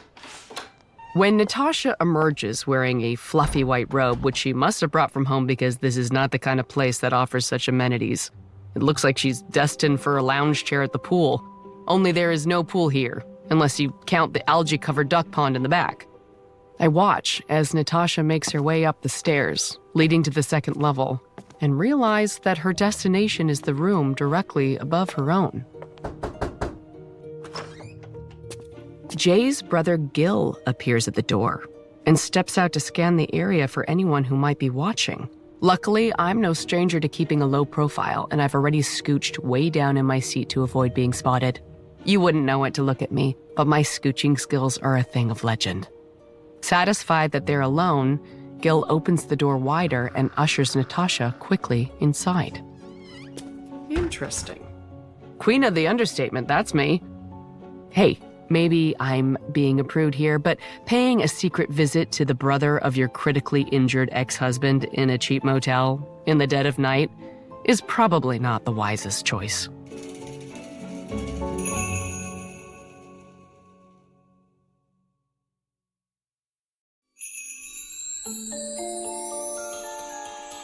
Part 2. 5 Golden Rings. It's been 2 hours since I, Emily Lane, full-time retailer and part-time sleuth, watched Jay's ex-wife Natasha slip into Jay's brother Gil's motel room by cover of darkness. And although I can't be certain what they're up to, the longer she stays, the more unlikely it is they're playing hearts or doing each other's hair. Hop in, stranger. Thanks. Glad you called me. Don't look so surprised. Why should I suffer out here alone in a cold car when I can force my cutie Officer Sam to suffer with me. I checked in with the hospital like you asked. Jay's condition is unchanged. Whoever it was you saw likely wasn't there to hurt him. The more I think about it, the less I'm convinced it was Natasha. Hey, you sure this is okay? Me and you being here like this? Because of Damien? I don't think he'll turn up at a trashy motel in the middle of the night. If he does, I'll have more questions for him than he has for me. He wasn't too happy that I called him in. Guy's got a huge ego. Yeah, I know. But in a crisis, he's a great guy to have in your corner. Fair enough. But this thing we're doing, sneaking around, someone's gonna figure it out eventually. Sooner than you think. Violet's been asking questions. It doesn't surprise me. I never liked keeping it from her. It was your idea. I know, I didn't want to put her in a position where she has to lie to protect the two of us. She can handle it. I guess we'll find out. You said you took pictures of the 2 items you found in the rental car. Yeah, right here. And don't worry, I put everything back where I found it. Nice ring. What is that, silver? White gold. You were right about the chip. It's Narcotics Anonymous. Damn shame. Why do you say that? I snuck a peek at the autopsy. Oscar had cocaine in his system. He relapsed? I wonder if it was this note I found that triggered it. Feels like a veiled threat. Now we're even. Even how?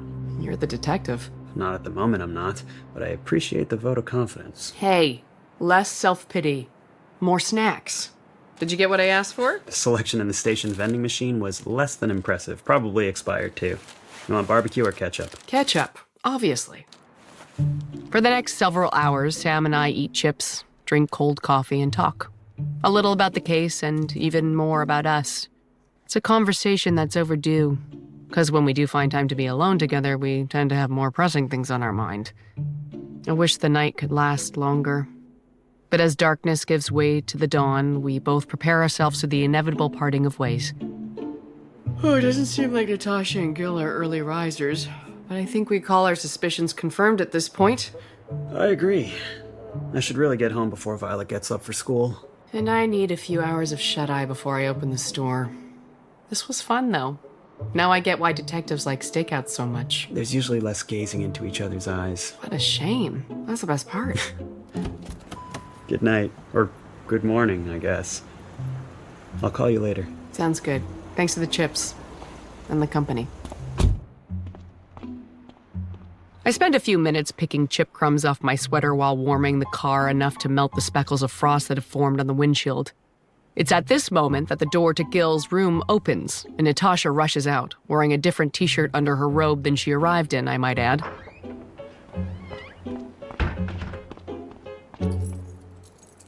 And as I watch her fumble with the key at her motel door, I can't help but wonder if her night with Gil was a spur-of-the-moment tryst or a long-standing secret affair.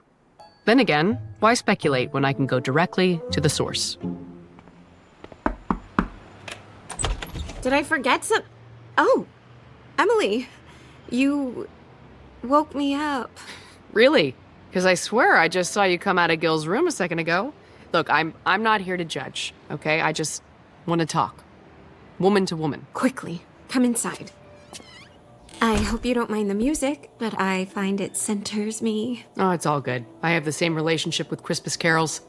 So, just to be clear, there's nothing going on with Gil and I. I love your Spurs shirt. You're a baseball fan? Totally. Sports are my passion. Of course. Only the Spurs are a basketball team, and that shirt is several sizes too large for you. This thing with Gil, is it serious? I don't know. It started at Jay's engagement barbecue. We had some drinks. I was upset about Jay finding someone new. It just happened. You're still hung up on Jay? I can't help it. I still love him. I know we don't work when we're together, but seeing him start a new life with Brooke, I'm happy for him, but I'm also not happy for him, if that makes any sense. How does Gil fit into all this? We hook up from time to time. It's casual. Truth is, I don't think Jay would even care if he knew. But maybe that's the trouble. It would mean he's moved on from you completely, and you haven't. You sound like my wellness coach. Of course, she charges by the hour. Last question. Why did you visit Jay at the hospital last night? I'm sorry, what? It was a Hail Mary pass, and the look of genuine confusion is all the answer I need. It wasn't her, but our conversation does bring up an interesting point. Natasha is still pining over Jay. There's something there worth exploring. But the only thing I currently have the strength to explore is a warm bed and a soft pillow. As I arrive back at my apartment, located conveniently right above my store under the mistletoe, I can barely keep my eyes open. Good morning. Someone was up early. I was on my first coffee run of the day. Sleep, it seems, will have to wait. Listen, you think we could... We need to talk. As I prepare a gourmet breakfast for my two precious fur babies, Mosley and Doyle, Damien fills me in on the latest news from HQ.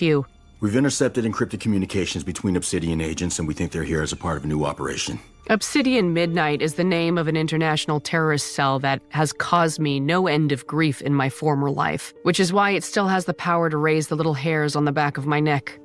That's troubling, but I don't see how it pertains to me. We couldn't crack the entire message, but your name came up.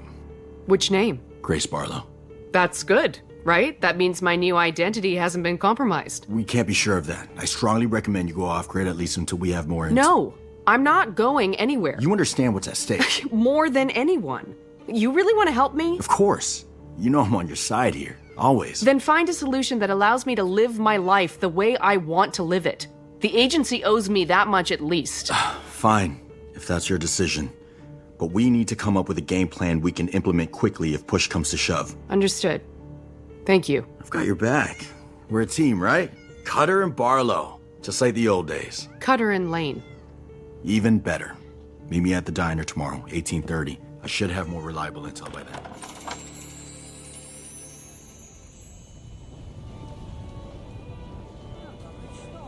Here you go. Enjoy. Happy holidays. I haven't paid yet. I'll take it from here, I appreciate that. As much as I tried to get some sleep before work, my mind decided instead to race through questions I'd rather not contemplate. Like, how do I manage my normal routine knowing my time in Fletcher's Grove may soon be coming to an end? Have a nice day. You know I can handle the store if you need to crash. I'll push through with caffeine. You've had 3 large coffees since I got here. Well, hopefully they kick in soon. Why are you so tired anyway? Just couldn't sleep. So it didn't have anything to do with my dad sneaking into the house super early? I think I need more time to formulate a response. My brain not work so well. I think I just got my answer. Emily? Hi, Brooke. Do you have a minute? I could use some advice. Sure. If it's not a good time. No, it's fine. I'm just not sure why you'd want my advice over the counsel of your closer friends. Honestly, since I found Jay, found my soulmate, I've come to realize how shallow those relationships were. Is that why you asked me to be your maid of honor? No offense, but it was a bit of a surprise. It's not like we're exactly besties. I did it for Jay. He says you're his guardian angel. That you stopped him from making a mistake once that could have gotten him into a lot of trouble. That's accurate. He insisted you be in the wedding party, but since he'd already asked his brother to be the best man... I guess that explains it. The universe makes sense again. Having said that, through this whole strange experience, I genuinely feel closer to you. That is really touching, and I am also warming up to you. Oh, Emily, you're such a goose. Nice to get a smile from Brooke after what she's been put through, but the moment is fleeting. I can see she's wrestling with something larger. You said you needed some advice? It's about Jay. I can't stop seeing the look on his face when I tried to put the ring on his finger. I think this is something you need to talk to Jay about once his condition improves. But that's just it. Jay told me he had reservations about both of his previous wives, but he ignored the warning signs and married them anyway because he didn't want to hurt them. What if he's doing the same thing to me? Marrying me out of kindness instead of love? Listen to me, Brooke. I did see the look. I won't lie about that. But I also saw 100 other looks. And every single one of them was the look of a man in love. I needed to hear that. Jay was right. You are a guardian angel. Not that I don't appreciate the sentiment, but I wouldn't start fitting me for wings and a halo just yet. In fact, I'm sure Brooke would change her tune pretty damn quick if she knew a fraction of the trouble I've made for myself over the years. But I accept the compliment and somehow manage to stay conscious long enough to close up for the night, drag my carcass up the stairs to my apartment, and fall into a dead sleep for the next 10 hours. When I finally wake up, I have 2 calls and 4 texts from Sam, wondering where I am. It's open. I got your messages. Sorry, I was dead to the world. Yeah, I slept through my alarm too. Can't pull those all-nighters like I used to. Come here, I want to show you something. I've heard that one before. In this instance, it's purely professional. I pulled some strings and managed to get CCTV footage from the hospital. Thought you weren't getting involved. I covered my tracks. I'm a bad influence on you. That's probably true. Here's the camera outside the door your fake doctor went through. I isolated this. Wait, go back. When she takes the wig off. Pause it there. I recognize her. She was outside Sue's diner the night of the rehearsal dinner. Think she might have flipped me the bird. Making friends wherever you go. Can we run this through facial recognition? Already did.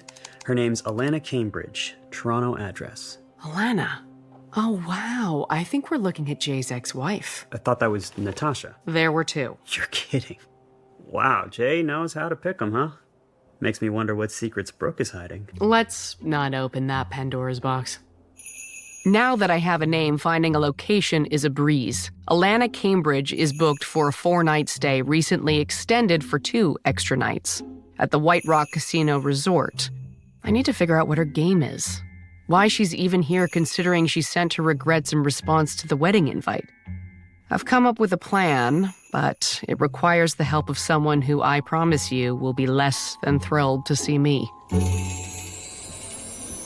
Emily, I thought we agreed last year our business was concluded. Come on, Lonnie. A girl can't pop in to say hi to an old friend? Is that what we are? Friends? Lonnie DeLuca is the general manager at the White Rock Casino and Resort. He also has a part-time job fitting his enemies with cement shoes. Not literally, it's just my cute way of saying he's a known figure in the local world of organized crime. Although if he ever asked me to meet him out at the pier, I would politely decline. I know we're square, but I need a favor. I need to search the room of one of your guests, incognito. Look at you with the fancy words. So what's in it for me? You'd be my hero? I'm a busy man if we're done here. I have a friend who's fighting for their life, and a person who may be involved somehow is staying here at your hotel. I need to do this. See? I can relate to that. You don't mess with the inner circle. I'll tell you what. I do this for you. You do something for me. Quid pro quo.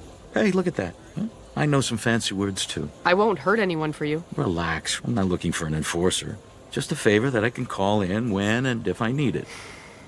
Fine. Then we have a deal. Now, what exactly do you need from me? A room number, a key card, and someone from housekeeping who can lend me their uniform. Housekeeping! Alana isn't the only one who knows how to rock a disguise. I've passed a dozen guests, and the only person to give me a second look was a woman looking to score an extra bottle of shampoo from my cart. Nobody here, which is just as it should be. I convinced Lonnie to comp Alana some chips for the games table out of my pocket, of course. His generosity only goes so far. It should keep her busy long enough to search her room. Hello?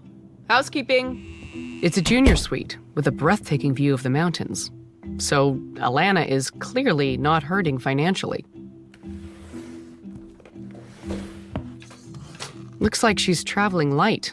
Only a single army-style duffel bag tucked away in the dresser drawer. Makes sense if a motorcycle is her primary mode of transportation. Couple of days worth of clothes and a small baggie of what appears to be cocaine. What is going on? Did Tony Montana blow through town and leave a dime bag in everyone's Christmas stocking?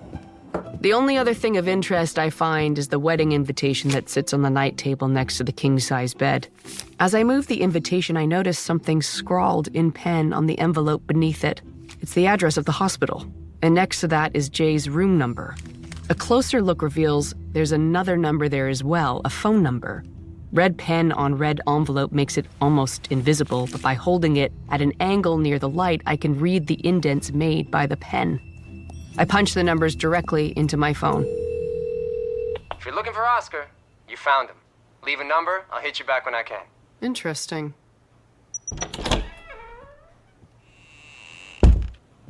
Don't mind me. I'll be out of your way in a sec. Just came to grab my... Wait. I recognize you.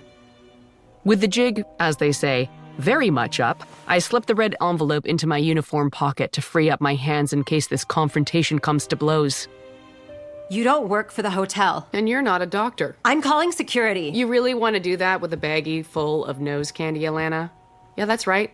I know who you are. What I don't know is why you would send your regrets to the bride and groom but show up here the week of the wedding anyway. I don't owe you an explanation. Fair enough. But I bet the police might like to know why you put on a lab coat and a wig and snuck into Jay's hospital room. Impersonating a doctor's a crime. I think. If I tell you what's going on, will you stop rummaging through my dirty undergarments? Nothing would make me happier. Fine. When Jay and I got married, my father gave Jay his own wedding band as a gift. His arthritis prevented him from wearing it, and he wanted Jay to have it. That's a big sign of acceptance. He loved Jay, treated him like a true son. Anyway, my dad passed away a few months before Jay and I filed for divorce. Jay offered to give the ring back, but I told him to keep it because it was a gift, not a loaner. Then, a few months ago, I got a call from Jay telling me he was getting hitched again. He asked if it was cool to continue wearing my dad's ring. I told him I didn't care, congratulations, have a nice life. But you did care. I don't have a lot of keepsakes from my childhood. I realized how important that ring was to me, so yeah, I came to ask for it back. That's why I was at the diner that night you so rudely bumped into me. Oh, I'm the rude one? She seems to be overlooking the part where she flipped me off, but I'll let it go. How did Jay take your request? He was disappointed, but he understood, and he agreed to use a different ring. But his friend Oscar had already left with the ring, so Jay gave me the guy's motel info. They really cheaped out on that. It was a total dive. So you got the ring from Oscar? No. I explained the situation to him, and he told me Jay had already been in touch to tell him he would find a replacement ring. But Oscar was worried that it might not come through in time, and he practically begged me to leave the ring with him just until the new ring was in his hand. He also gave me that Coke you found. I'm not big on the stuff, but what the hell, free Coke is free Coke. So we made plans to meet up before the ceremony. I think I see where this is heading. I called him the next morning and learned that Jay wasn't able to find a suitable ring short notice, so we agreed Jay could use my dad's ring, but it would be returned directly after the ceremony. Only the ceremony was never completed and your dad's ring was practically fused to Jay's finger. Look, I'm not proud of it, okay?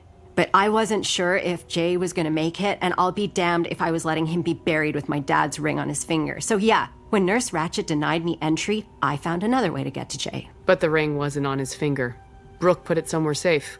Honestly, after seeing him there, I'm not sure I could have gone through with taking it anyway. This will sound crazy to you, but I kinda still dig the guy. Less crazy than you'd think. As I head back to the Grove to meet Damien at the diner as promised, I wonder if my chat with Alana was worth the price. Lonnie DeLuca will eventually call in his mark, and as a woman of my word, as well as someone who rather enjoys the fine art of breathing, I'll have no choice but to comply. Can I get you some menus? Just coffee for me, Sue. Same for me. You got it. Be right back. I was starting to think you wouldn't show. I was like 5 minutes late, tops. What was it you used to say? If you're not 15 minutes early, you're late. You need to stop comparing me to the person you used to know.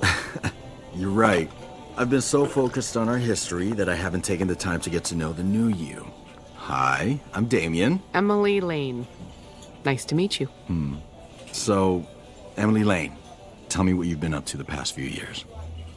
For the next hour and a half, I share my story, leaving out Sam as much as possible and my habit of stumbling across local murders, while still painting an accurate picture of events. Damien listens respectfully, interjecting here and there with a question or a joke as we fall effortlessly into our old rhythm, until the story catches up to the moment Damien turned up at my door last Christmas Eve. I'm impressed. I honestly thought you'd go stir-crazy here inside of a month, but sounds like this place really got its hooks in you. I wasn't expecting it either, but here I am. Yeah. It makes my job harder knowing you might have to start again after everything you've built here. I hope it doesn't come to that. Damien reaches across the table, puts his hands on mine.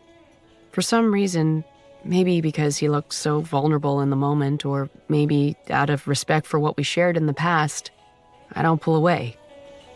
You know how dangerous Obsidian is. I won't lose you again. Damien, you can't just... I lose my train of thought as I notice a figure at the end of the counter watching us. It's Sam, and I see his eyes glance at my hands still folded into Damien's. There you go, Sam. Freshly brewed. Thanks, Sue. Have a good night. I watch as Sam heads out, his expression unreadable. I want to call out to him, but I fear it would tip our hand to Damien. Hey, you okay? Yeah, fine.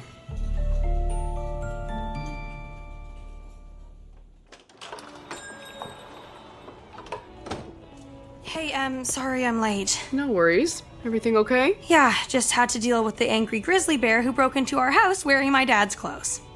Sam's in a mood today, huh? It's probably a work thing. He's frustrated by how long it's taking to get cleared for field work. That might be part of it, but it's definitely not the whole story. I saw his face when he noticed my hands and Damien's. It was poor judgment on my part and bad timing on his, and I owe it to him to provide some context. Jealousy can be a hell of a buzzkill. That's it. What? Just thinking out loud. Can you take over for an hour? Sure thing. And no switching out the Christmas music for your playlist. How did you... I mean, duh, of course not. 20 minutes later, I arrive back at the motel by the highway, which somehow looks even worse in the cold, hard light of day. Yeah? Gil? It's Emily Lane. Can we talk? Oh, hey, is it about Jay? Yes and no. I don't have an update on his condition, but I do think I understand what's been going on between the two of you. Okay, this should be good. I couldn't help but notice your mood at the rehearsal dinner, and then again at the wedding ceremony. I assumed you were angry with Jay, but that wasn't it. You're jealous. Oh, come on. How do you figure? Jay's got a thriving business. He's found love, and people just naturally gravitate towards him. But it hasn't been as easy for you, has it? Even now, you're in love with a woman who can't quite let herself get over Jay. How do you know about that? Natasha and I had a heart-to-heart. She sees what you have as a fling, but you want more. And I'm a fool for it. I mean, when it's just the two of us, she makes me feel like $1 million. But the second Jay walks into the room, I may as well be chopped liver. Your brother thinks the world of you. Why didn't you talk to him? And say what? Hey, bro, can you not come around so often so I can get with your ex-wife easier? Well, I probably wouldn't word it like that. This is my problem. It's not his. And he's impossible to stay mad at anyway. Even Oscar came around on him, although that one took a few years. Can I ask, what exactly was it that broke up their friendship in the first place? Oh, yeah. I mean, Oscar and his fiancée at the time, they were about to tie the knot. Jay was set to be Oscar's best man, you know, like the whole works, right? But 2 days before the big day, Jay caught Oscar's girl with another guy. And he told her that if she didn't tell Oscar the truth, he would. Sounds like he was standing up for his friend. Absolutely. I mean, you'd think it was a good thing, right? So Oscar and his fiancée end up in a big fight, and she calls off the wedding and dumps his ass. Well, it turns out Oscar knew she was cheating, but he figured if they got married, that would fix everything, and they'd live happily ever after. Never works that way. Well, of course not. But Oscar was madly in love with her, and it messed him up when she left. He spiraled hard. Booze, drugs, man, it wasn't pretty. And he changed. It was like Jekyll and Hyde when he was using. He blamed Jay for all of it. I tried to intervene on Jay's behalf, but Oscar needed someone to hate, and Jay took the brunt of it. So he lost his best friend. Yeah, and it killed the band, too. I mean, that's what I think hurt me most. Jay had other things going on, but I put everything I had into that band. After Oscar got clean and he and Jay made amends last year, I kind of thought, Jugular was like ripe for a comeback. Man, I was so ready for it. But Jay wasn't. It doesn't matter now. We're permanently down a member. I just hope and pray we're not down too.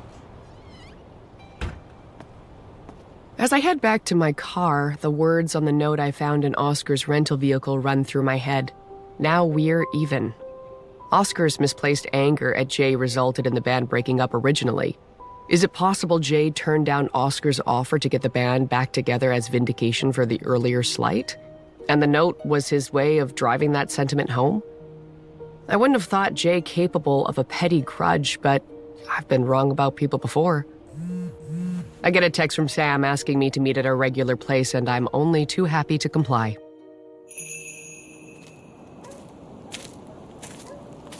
Hey, Sam. Thanks for coming.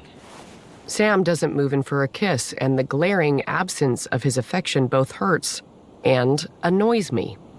I want you to know that I understand you had a life before this, and the last thing I want is... Oh, shut up. Excuse me? Just listen, okay?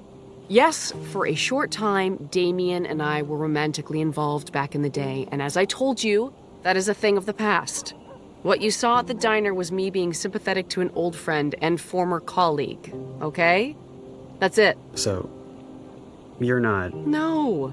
You think I would just throw away everything we've built here together because an old boyfriend decided to cry on my shoulder? You just happened to walk in at the complete worst possible time. That's not exactly true. I came in the same time I do every workday for a post-shift coffee. I didn't realize that. But I wonder if Damien did. Wait, you think he set the whole thing up? Why would he do that? I may have antagonized him a touch when we had our chat. He wants me to know that he's the one in control. I'm not sure I believe that, but if it was the case, then his actions would be well outside the parameters of his orders. I know you two go back a ways, but it can't hurt to be a little vigilant, right?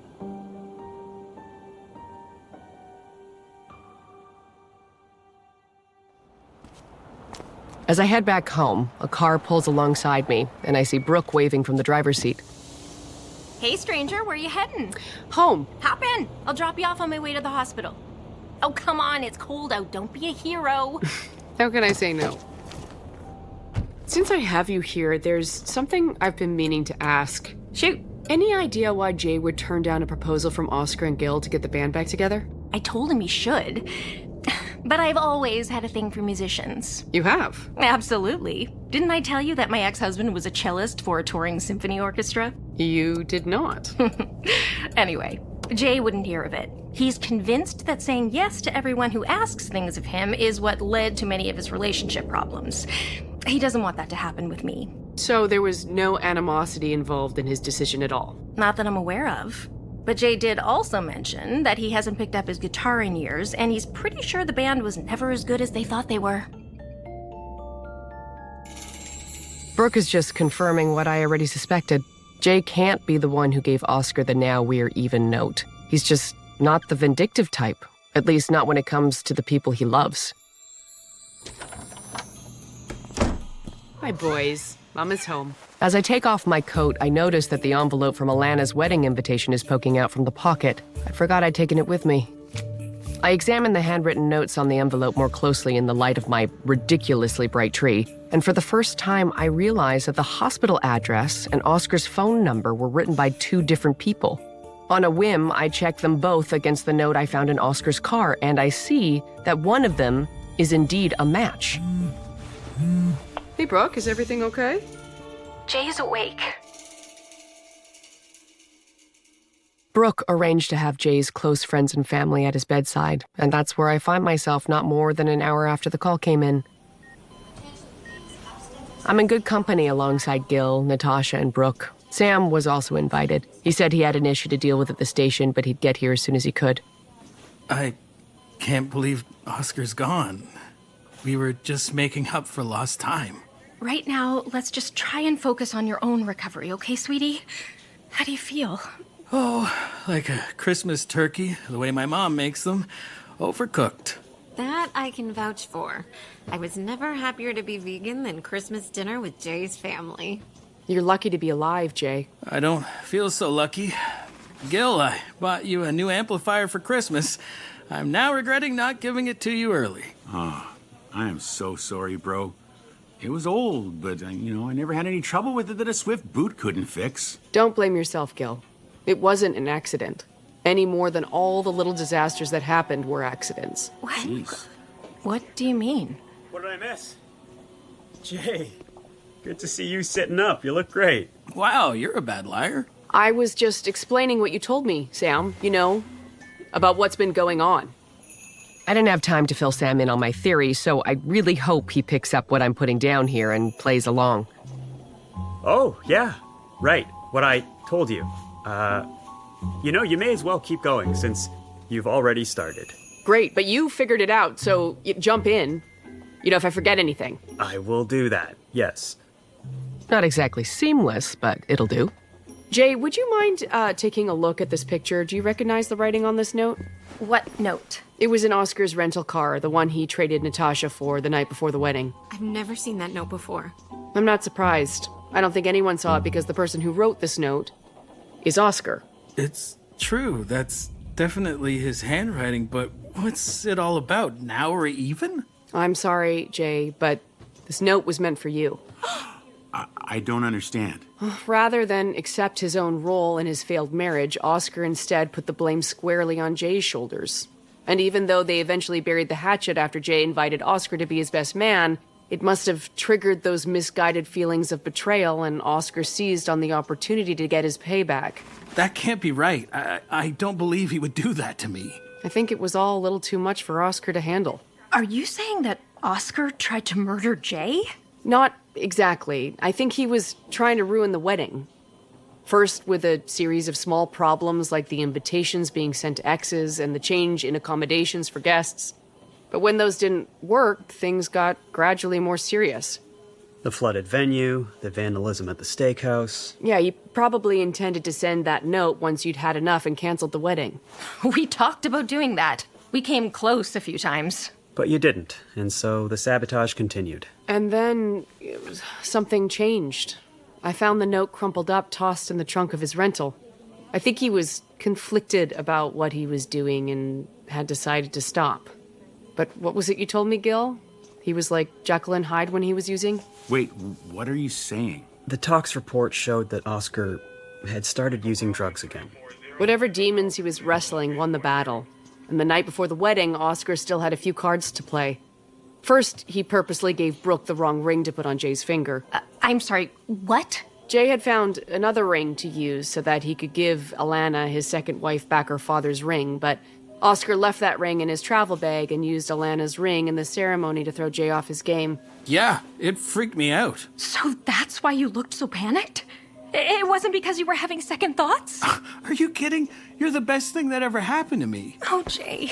But wait, what about the amp? Sam, care to do the honors? Oscar tampered with it, but I don't think he was trying to kill you, Jay. There would be no point in writing that note if he was. I think he only meant to ruin your song with some bad electrical feedback. But whatever wires he crossed caused a massive electrical surge that caught him by surprise. So, in effect, he killed himself? Not intentionally, but yeah. I'm having trouble believing this. I could always tell when Oscar was using, and I didn't see any indication of that whatsoever. I have to agree. Oh, hey, look at that. We agree on something. Never thought I'd see the day, right, Gil? I'm in love with Natasha. Okay, how long have I been asleep? It was another 20 minutes of family drama before Natasha admitted she too had feelings for Gil, and Jay gave the happy isn't the right word, complicated couple his blessing. After that, Brooke shooed everyone out so Jay could rest. After hugs and farewells, I finally find myself alone with Sam.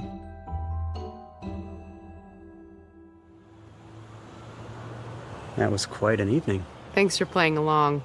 I kind of put it together on the fly. It was impressive. You should have my job. My office, too, since I won't be needing it for a while. What do you mean? Someone reached out to my superintendent, told them I've been doing some unauthorized investigating. They checked my computer history and confirmed it. Crap. Yeah. 2-month suspension. Do you think it was Damien? Who else? Sam, I'm so sorry. Don't be. I don't regret anything. There's worse things than having some free time over the holidays. Earth to Emily. You still with me? Sorry. I was just thinking about what Jay and Gil said about Oscar not showing any signs of drug use. Just reminded me of something. Anything I should know about? No. But there is someone I'd like to talk to, and if I hurry, I can catch her before she checks out.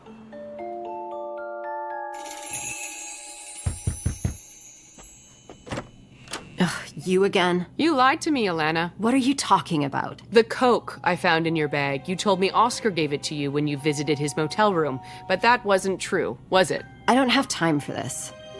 Alana begins to close the door in my face, and I instantly see red as I kick it back open, knocking her back against the bed. Jekyll and Hyde got nothing on me. The hell? Both Jay and Gil are positive that Oscar was clean right through the rehearsal dinner. The coke was yours. You gave it to him when you went to see him about the ring. So what if I did? It fell out of my pocket when I took out the invite so he could write his phone number down. He offered me triple what it was worth. He's an addict. He was 2 years clean. What am I, a sponsor? I didn't know, okay? I'm sorry. Well, it's not me you owe an apology to. It's Oscar and Brooke and Jay. I would never do anything to hurt Jay. You sure about that? His best friend is dead. Oscar was struggling, but he was still on the sober path until you showed up. How do you think Jay is going to feel when you tell him you contributed to Oscar's relapse? I'm not going to tell him. Yes, you are. Or I will. I hold up my phone to show Alana that I've been recording our conversation, and I see a range of emotions flash across her face: anger, fear, and finally, shame. Please, don't do this. He'll never forgive me. If you believe that, then you never really knew Jay at all. Brooke Carmichael and Jay Romero, I now pronounce you husband and wife. You may kiss the bride. Finally! Happy wife, happy life, am I right? Thank you, Captain Sam. I'm a detective constable, not a captain. But yeah, you're welcome. Who says a simple ceremony at town hall is inferior to a big, expensive fairy tale wedding? The thing about fairy tales is that they're just stories. They aren't grounded in reality. But being surrounded by loved ones as a very handsome local detective turned newly ordained wedding officiant brings two very deserving people together in marriage, that's as authentic as it gets. Get ready, ladies. Here comes the bouquet.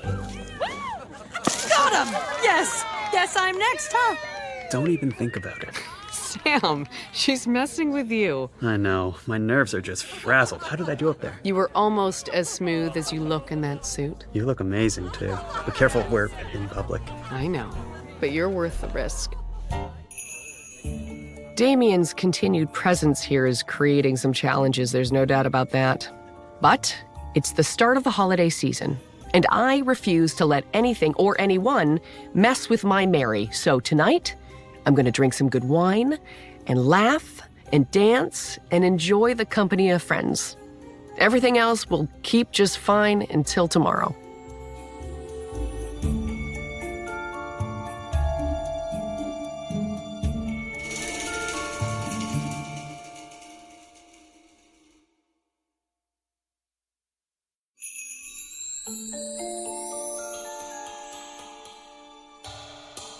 Mistletoe Murders 3. Part 3. You better watch out.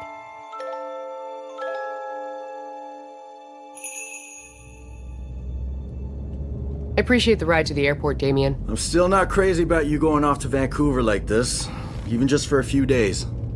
That's Damien, ex-mentor, ex-handler, ex-friend with benefits, and current pain in my ass. He's been assigned to watch over me due to a security threat involving a terrorist group known as Obsidian Midnight, who may or may not be trying to track me down. Long story, but they're the reason I'm now living under the name Emily Lane in a small town called Fletcher's Grove, where I run a little year-round Christmas shop called Under the Mistletoe. Only the shop is closed for the next few days. Not the best timing since we're right in the middle of my busiest month of the year, a few weeks before Christmas. But my friend Brooke offered me her VIP pass to a prestigious retailers conference, which she couldn't attend because she's currently on her honeymoon with Jay, who is recovering from his near-fatal songwriting experience. And what am I going to do, pass up on a free trip? It'll be fine. It's a retailer conference. No one's going to make a move against me there. If there's even a hint of trouble, call me right away. We can have help get to you within minutes. That's actually reassuring. Thanks. You know I have your back. Aside from missing Mosley and Doyle, my feline fur babies, currently staying at the finest cat hotel in the region, I'm happy to leave my adopted home of Fletcher's Grove behind for a couple of days. But I'm not the only one taking time away. So are Violet and Sam, for a pretty exciting reason.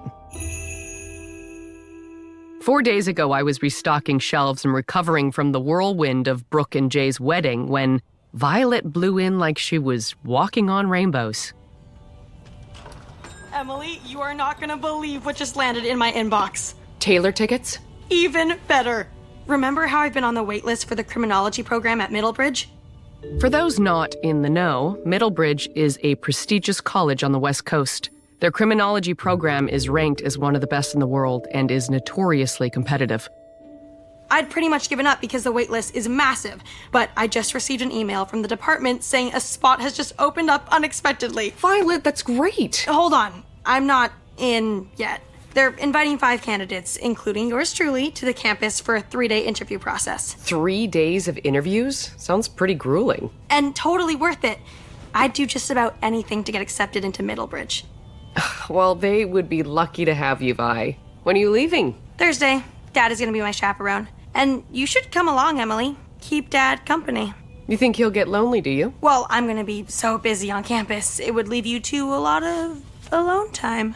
You know, your dad and I have put things on the back burner. Uh-huh. And you know that I know when people are lying to me. Look, it's complicated. You don't have to answer right now. Just think about it, okay?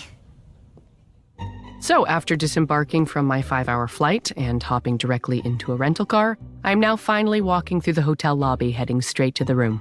Is there anything better than the anticipation of stepping into a hotel room for the first time? Will there be a welcome basket of fruit? A swan made from towels? Or maybe a certain handsome man you've been secretly seeing on the sly? Oh, hello, miss. May I help you? I sure hope so. I'm looking for Detective Constable Sam Wilner. I see. And what exactly is the purpose of this visit? Well, that's something he'll have to discover for himself.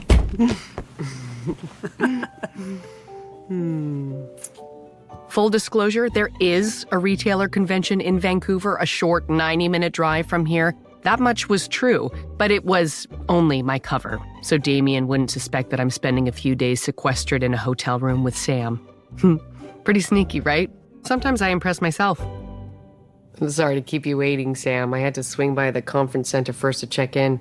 Need to keep up appearances for Damien. Do you think he suspects anything? Oh, he'll definitely figure it out at some point, but I'm hoping it will be too late for him to do anything about it. Well, if we're on the clock, let's not waste any more time. Oh, Emily, I knew you'd come. You guys didn't fool me. Just be sure to keep it to yourself. Oh, shoot. I already gave a statement to the press. If only you'd warned me sooner. All right, smartass, grab your stuff. We need to get you to campus to get you registered.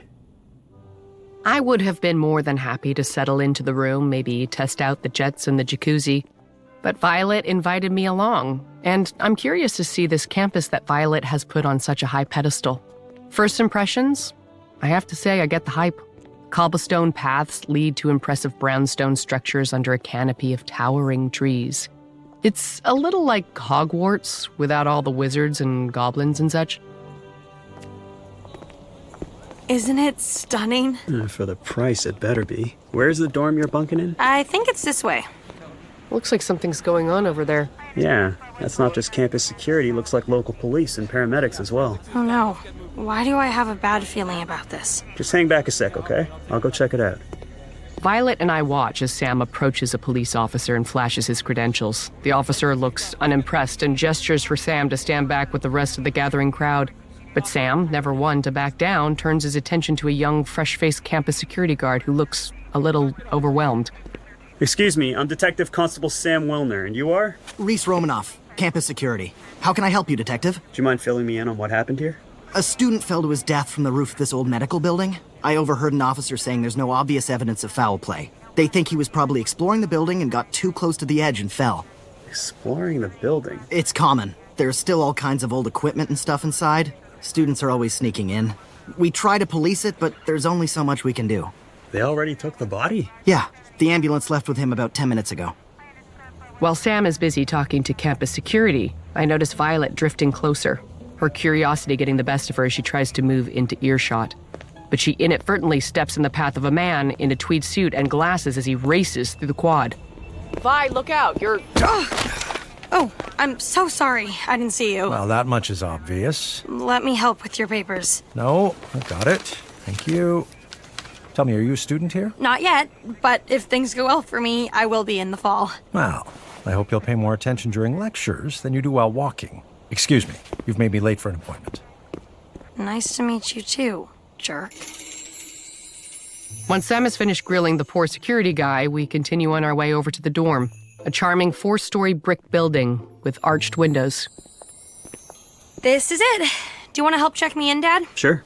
If it's okay with you two, I'm just gonna stroll around for a bit. Of course. I'll text you once I get Violet settled. As soon as Sam and Violet disappear into the dorm, I head back to the old crumbling medical building to have another look. Sam said the police are indicating that this was an accident, but I noticed some details that could challenge that assessment. For instance, the windows on the top floor are covered in heavy plastic tarp. But I had noticed the tarp in the top corner had torn free and was flapping slightly in the wind. And looking up at it now, I believe the plastic has in fact been sliced, not torn, which could suggest foul play. Staying a good distance from the investigation, I leave the path and circle the building to see if anything else unusual catches my eye. I know what you're thinking. Poking around the site of a slightly suspicious death isn't anyone's definition of keeping a low profile. But the small crowd is laser focused on the police, not the random lady in the stylish hat and scarf who's peering in through the partially shattered grime-covered windows. The interior is dark, but I can still make out the concrete graffiti-lined walls inside, and not your garden variety graffiti either. I'm pretty sure that the writing is in Latin. I take out my phone to grab a few shots. Excuse me, miss? Crap, I didn't notice Sam's new security pal approaching. Time to pour on that Emily Lane charm. Oh, hi there. I hope you don't mind. I'm a fan of old architecture and just thought I'd grab a few quick shots of this beautiful old building. This building's not safe. I'm gonna have to ask you to stay on the path, okay? You can get pictures from there if you like. Understood. Thank you. Not much else to see anyway, so I head back to the dorm to wait for Sam. I hope Violet's not too stressed over the interview process, the poor thing. Can't even begin to imagine what's going through her head right now. Seems like a nice building. Yeah, lots of character. It's okay if you're nervous, Vi. Oh, it's more that I'm really excited. I can't wait to do my first interview tomorrow. Who am I kidding? I'm so freaking nervous I want to throw up. But that might make for a bad first impression. Deep breaths. Excuse me. Hi. I'm Tina. I'm the resident assistant for this building. RA for short.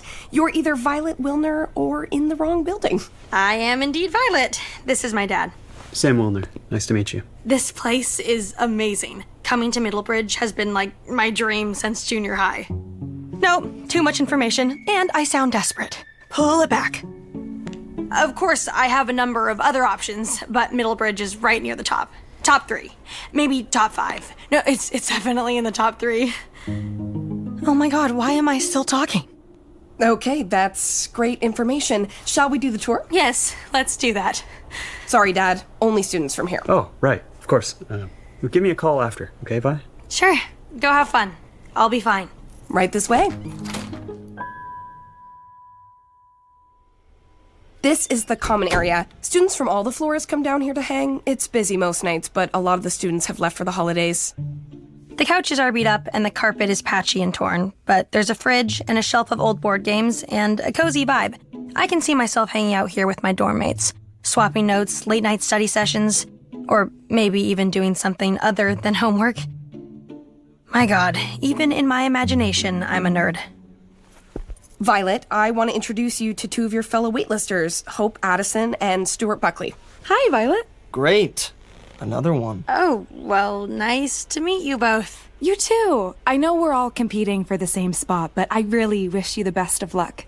Oh, that's so sweet. And totally insincere. She'll be devastated if you get in and she doesn't. But don't worry, I can assure you that neither of you will make the cut. The spot is mine. Don't listen to him. He's just playing head games with you. And doing a pretty good job of it. I prepared for a series of interviews, not for the Hunger Games. Shall we continue the tour? Your room is up on the 2nd floor. Sorry, my dad is already texting. All parents are like that. They think we're helpless without them, but it's actually the opposite. They don't know what to do with themselves when we're gone. Wow, that's pretty deep. It finally hits me that this might be my new home for a few years, and it's a little overwhelming. But before I can get too worked up over it, we arrive at a door halfway down the corridor, and Tina knocks sharply. Bonnie, it's Tina. It's open. Violet, this is Bonnie. She's a second-year med student. Hey, welcome to Middlebridge. Thanks. Tina, did you hear the news? No, what happened? Some student took a header off the top floor of the old med building this morning and died. You're kidding. It's true. I saw the police there when I got here. I think they're saying it was an accident. That's so sad. And unnecessary. They should just tear it down. Hey, that building has a lot of history. I think they should declare it a heritage site. If you say so. I gotta go do my floor check. Good luck, Violet. Thanks, Tina. Thank you for letting me stay here. It's cool. My roommate's already left for the holidays, and we get a little break on our fees for doing this. Every little bit helps. It's so crazy that a student died. Did you know him? I don't think he was a student. I heard he was a waitlister like you. Seriously? Yeah. Not to be morbid, but I think your odds of getting in just got a little better. Stop pacing, Sam. You're making me nervous. Sorry, just worried about Violet. I hope that death on campus doesn't pose too much of a distraction. I'm sure she's fine. Probably locked in a room prepping for her interviews right now. Maybe I should call her, just to check in. No? Maybe I'll text. Or you could give her a little space. She has your number if she needs you, and we're meeting her for breakfast tomorrow. She'll be okay until then. Yeah, you're right, of course. Thanks. What are you working on here? I'm researching that Latin phrase I saw spray painted inside the medical building. Oderunt dum metuant. What does it mean in English? Let them hate as long as they fear. That's creepy. Do you think there could possibly be a connection here? What do you mean? You know, between this phrase and the kid who died? You're doing that thing again. There's an ongoing police investigation. Let them do their job, okay? Close the laptop. For tonight, at least. I guess we both have to learn how to let go. Maybe there's something fun we can do to distract ourselves. I'm listening. It's probably easier if I showed you what I had in mind. I think you've convinced me.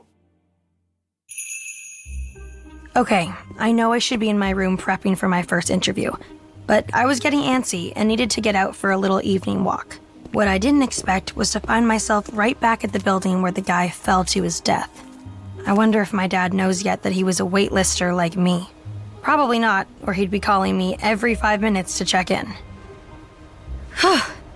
It's getting colder. I should probably head back to the dorm.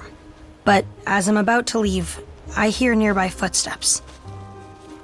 More than one person, and they're walking across the lawn, not the path. Probably some frat boys heading home from a party. Something about the fact that nobody in the group is saying a word is kind of freaking me out, so I duck behind a nearby tree. A moment later, a group of 6 individuals, all dressed in black cloaks hiding their faces, walk past my position. Close enough to reach out and touch. Not that I would do that, because what the hell? I hold my breath and keep as still as I can until the sound of the footsteps have faded. And once I'm certain the cloaked figures are gone, I quickly make my way back down the path towards the dorm.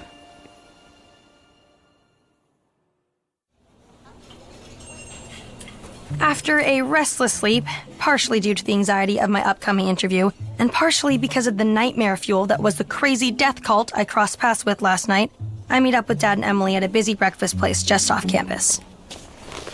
So how was your first night at the dorm? Totally uneventful. Spent a few hours prepping for my interview, then got to bed early. Is that right? Oh man, Emily's giving me her I know you're lying face. At least she's being cool and not calling me out on it in front of my dad. I'm sure you're gonna do great. Even with the competition, you only have a few other waitlisters to worry about, right? Yeah, I met them. Hope and Stuart. There's only 2 here? That I've met, anyway. There was a third staying in a different dorm. What do you mean, was a third? Did they bow out? In a sense. He's the one who fell off the roof yesterday. When did you find this out? I knew you were gonna freak out. Are you serious right now? Emily, little help? Maybe this will sound rich coming from me, but I don't think I should get involved. I just wish you would have told me, Vi. I'm sorry, okay? But it was just an accident, and there's nothing you need to worry about. I'll be the judge of that. That went about as well as I knew it would. He'd probably have a full-on panic attack if I told him about those cloaked people I saw last night. So I think I'll keep that one to myself. Thanks to breakfast, but I have to get going. My interview is in 30 minutes. You're gonna do great, Vi. Thanks, Emily. Love you, Dad. Love you too. Break a leg, kiddo. So, does our deal still stand? I leave this case alone if you stop worrying so much about Violet? Now that I know that the young man who died has a connection to Violet, not a chance. I'm going to check in with local PD to see what I can dig up. Not a bad idea. I guess I'll just find a way to keep myself busy while you're gone. I assume that's code for you're gonna start poking around where you don't belong? Wow, you really get me. Remember that if word of your involvement gets back to Damien, we've got an issue. So please, try to stay out of trouble. I'll try, but no promises. As I head towards Professor Fine's office for my first interview, the butterflies in my stomach start to really get their flutter on, but I do my best to ignore them. Professor Fine is a legend in the field of criminology, so I need to make a great first impression. Come in. I step inside the slightly musty-smelling office to find myself face-to-face with the professor I bumped into yesterday. Professor Jerk, I believe was his name. Well, now, isn't this a surprise? Violet Wilner, I assume? You're not Professor Fine? Correct. My name is Professor David Bellows, and I'll be conducting your interview. I don't understand. What happened to Professor Fine? Medical emergency, I'm afraid. All very sudden. So, I'm stepping in as acting head of the department. This is a total disaster. I've been studying Professor Fine's methods for weeks now. I don't know anything about this new guy, other than he doesn't look where he's going when he's walking. Not to mention, he already hates me. Is there a problem, Miss Wilner? No, sir. Everything is perfect. Glad to hear it. Take a seat, and let us begin. While Sam is off doing his thing, I decide to hit the student store to pick up a few supplies, because the first step in looking into the circumstances of that young man's unfortunate death is figuring out exactly who he was. And I have a plan in mind that should get me the intel I'm after, but the only way it will work is if I look the part. Moments later, I'm heading across the quad toward the campus administration building where the dean's office is located. More importantly, it's where the dean's computer is located, and I intend to sneak a peek at it. Easier said than done, I know, but I think I have it figured out. Step 1, find the dean's car. I scan the lot outside the building, and a sweet vintage green Jaguar practically shouts, "I'm the dean's car." It also doesn't hurt that the car is parked in the dean's private spot, complete with a brass plaque with the dean's name on it. If only it was always this easy. Step 2, call his office. Hi there. I wanted to report that I accidentally backed my car into a green Jaguar in the lot here. I really did a number on it. Ugh. And I need to exchange insurance info with the owner. That should get the dean's attention and buy me some time to implement step 3. As I make my way down the corridor toward the dean's office, no one gives me a second look. Here's a pro tip. If you appear confident and you look the part, you can go anywhere you want and nobody will ever question whether you belong there. And with the items I bought from the student store, reading glasses, a satchel bag, and some notebooks, I absolutely look the part of an administrator.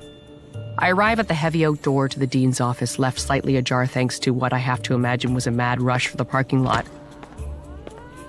And with zero hesitation, I step inside and close it behind me. I go straight to the dean's computer and breathe a huge sigh of relief when I see that not enough time has passed since he left for his computer screen to lock. I pop the last of my purchases, a 64-gigabyte thumb drive with the name of the university in silver lettering, into the USB port. So far, so good. But if I don't find and transfer the files I'm searching for before the dean returns, I could be in for a very awkward conversation. I'm sorry, could you repeat the last question? Can you explain the conceptual underpinnings of crime typologies and how they help elucidate criminal comportment? Okay. Crime typologies work by categorizing offenses based on distinct patterns. Don't give me the rote answer. I want to know why criminologists use typologies in the first place. Okay, well, they aid with statistical modeling and offer a consistent representation of behavior. The models are anything but consistent, Miss Wilner. As I point out in my paper, A Critical Examination of Crime Typologies, published last month in the Journal of Interdisciplinary Criminology. I'm sorry, I didn't read it. Clearly. Thank you for coming in, Miss Wilner. Once you've completed the rest of your interviews, someone will be in touch. Thank you. As I leave the office, all I can think is that I've totally blown it. I just want to crawl into a hole and die, but I refuse to let Professor Bellows have the satisfaction of knowing how badly he's crushed my dreams. Hey, how'd it go in there? Oh, this is perfect. Of course I'd have to run into Stuart right now because the universe hates me. It was great. Totally nailed it. Yeah, right. I can tell by your face that it didn't go well. Let me guess, you didn't hear about the last-minute change? No. Did you? Of course. I had my parents make some calls in advance. They have a few connections on the board. Like I said, I've got this in the bag. Hello, Professor. Ah, you must be Stuart Buckley. I've heard good things, young man. Please, come in. Good luck, Stuart. Thanks, but I don't need it. Once I've transferred all the data onto the thumb drive, I quickly eject it and head for the door. When I'm back in the corridor, I see the dean round the corner, heading quickly back towards his office with a very prominent scowl. Good morning, Dean. He gives me a quick glance and a curt wave as he continues on his way, and a moment later disappears into his office none the wiser. I cut it a little close, but mission accomplished. I get a call on the cheap burner phone I purchased at the airport. I only gave Violet and Sam the number, but when I read the call display, my stomach drops. Hello, Damien. I'd ask how the retailer convention is going, but we both know you're not there. I'm impressed. I thought it would take you at least one more day to figure this out. This isn't funny or clever, Emily. Okay, look, with everything that's been going on, I just needed some time to myself. You have a target on your back. And how am I supposed to protect you if you're going rogue like this? I didn't ask for your protection. I can look after myself, Damien.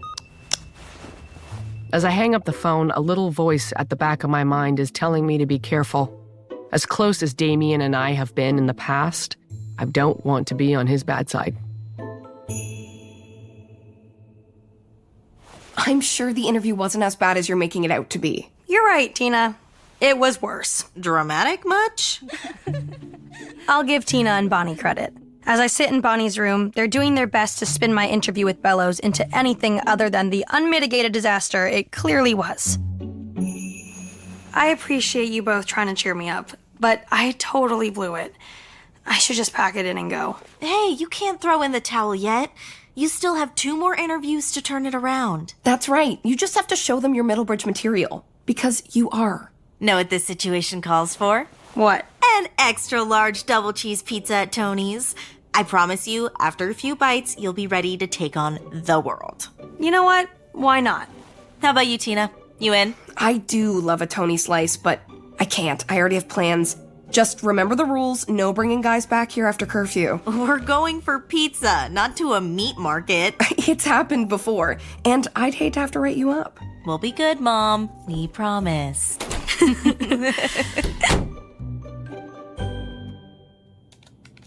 I can feel you hovering, Sam. Sorry, I'm just debating whether I should ask how you managed to get your hands on a thumb drive full of Middlebridge student data. Probably better if you don't. Right. Then at least tell me what you found. The boy who died is named Benjamin Carter. Yeah, I learned that as well at the station. But did you know there was another waitlister named Doug Nordheim who took himself out of the running 3 days ago? Why? It doesn't say, but he packed up and left before his first interview. Something is going on here. I don't like it. I'm worried about Violet. Yeah, I know. And the local police are no help. They're convinced Benjamin's death was an accident. At least that's all I could get out of them. They stonewalled me once they ran my ID and learned I'm suspended. Then maybe we should be talking to a law enforcement official who's more inclined to open up to you. Why do I feel like you've already got someone in mind? Feeling better, Violet? Way better, Bonnie. You were right. Pizza with double cheese is just what the doctor ordered. I am a med student, so I should know, right? Definitely. And you know what else you were right about? I need to go into that interview tomorrow and show them that I belong here. That's right. You own it, Queen. I need to use the restroom. Be right back. You better hurry if you want any more of this pizza. I'm not waiting for you. That's fair. As Bonnie makes her way to the back, I notice her backpack has fallen to the floor, and I bend down to pick it up for her. As I do, I notice something is sticking partially out. Some kind of black fabric. No, not just fabric. A black cloak. You gotta be kidding me.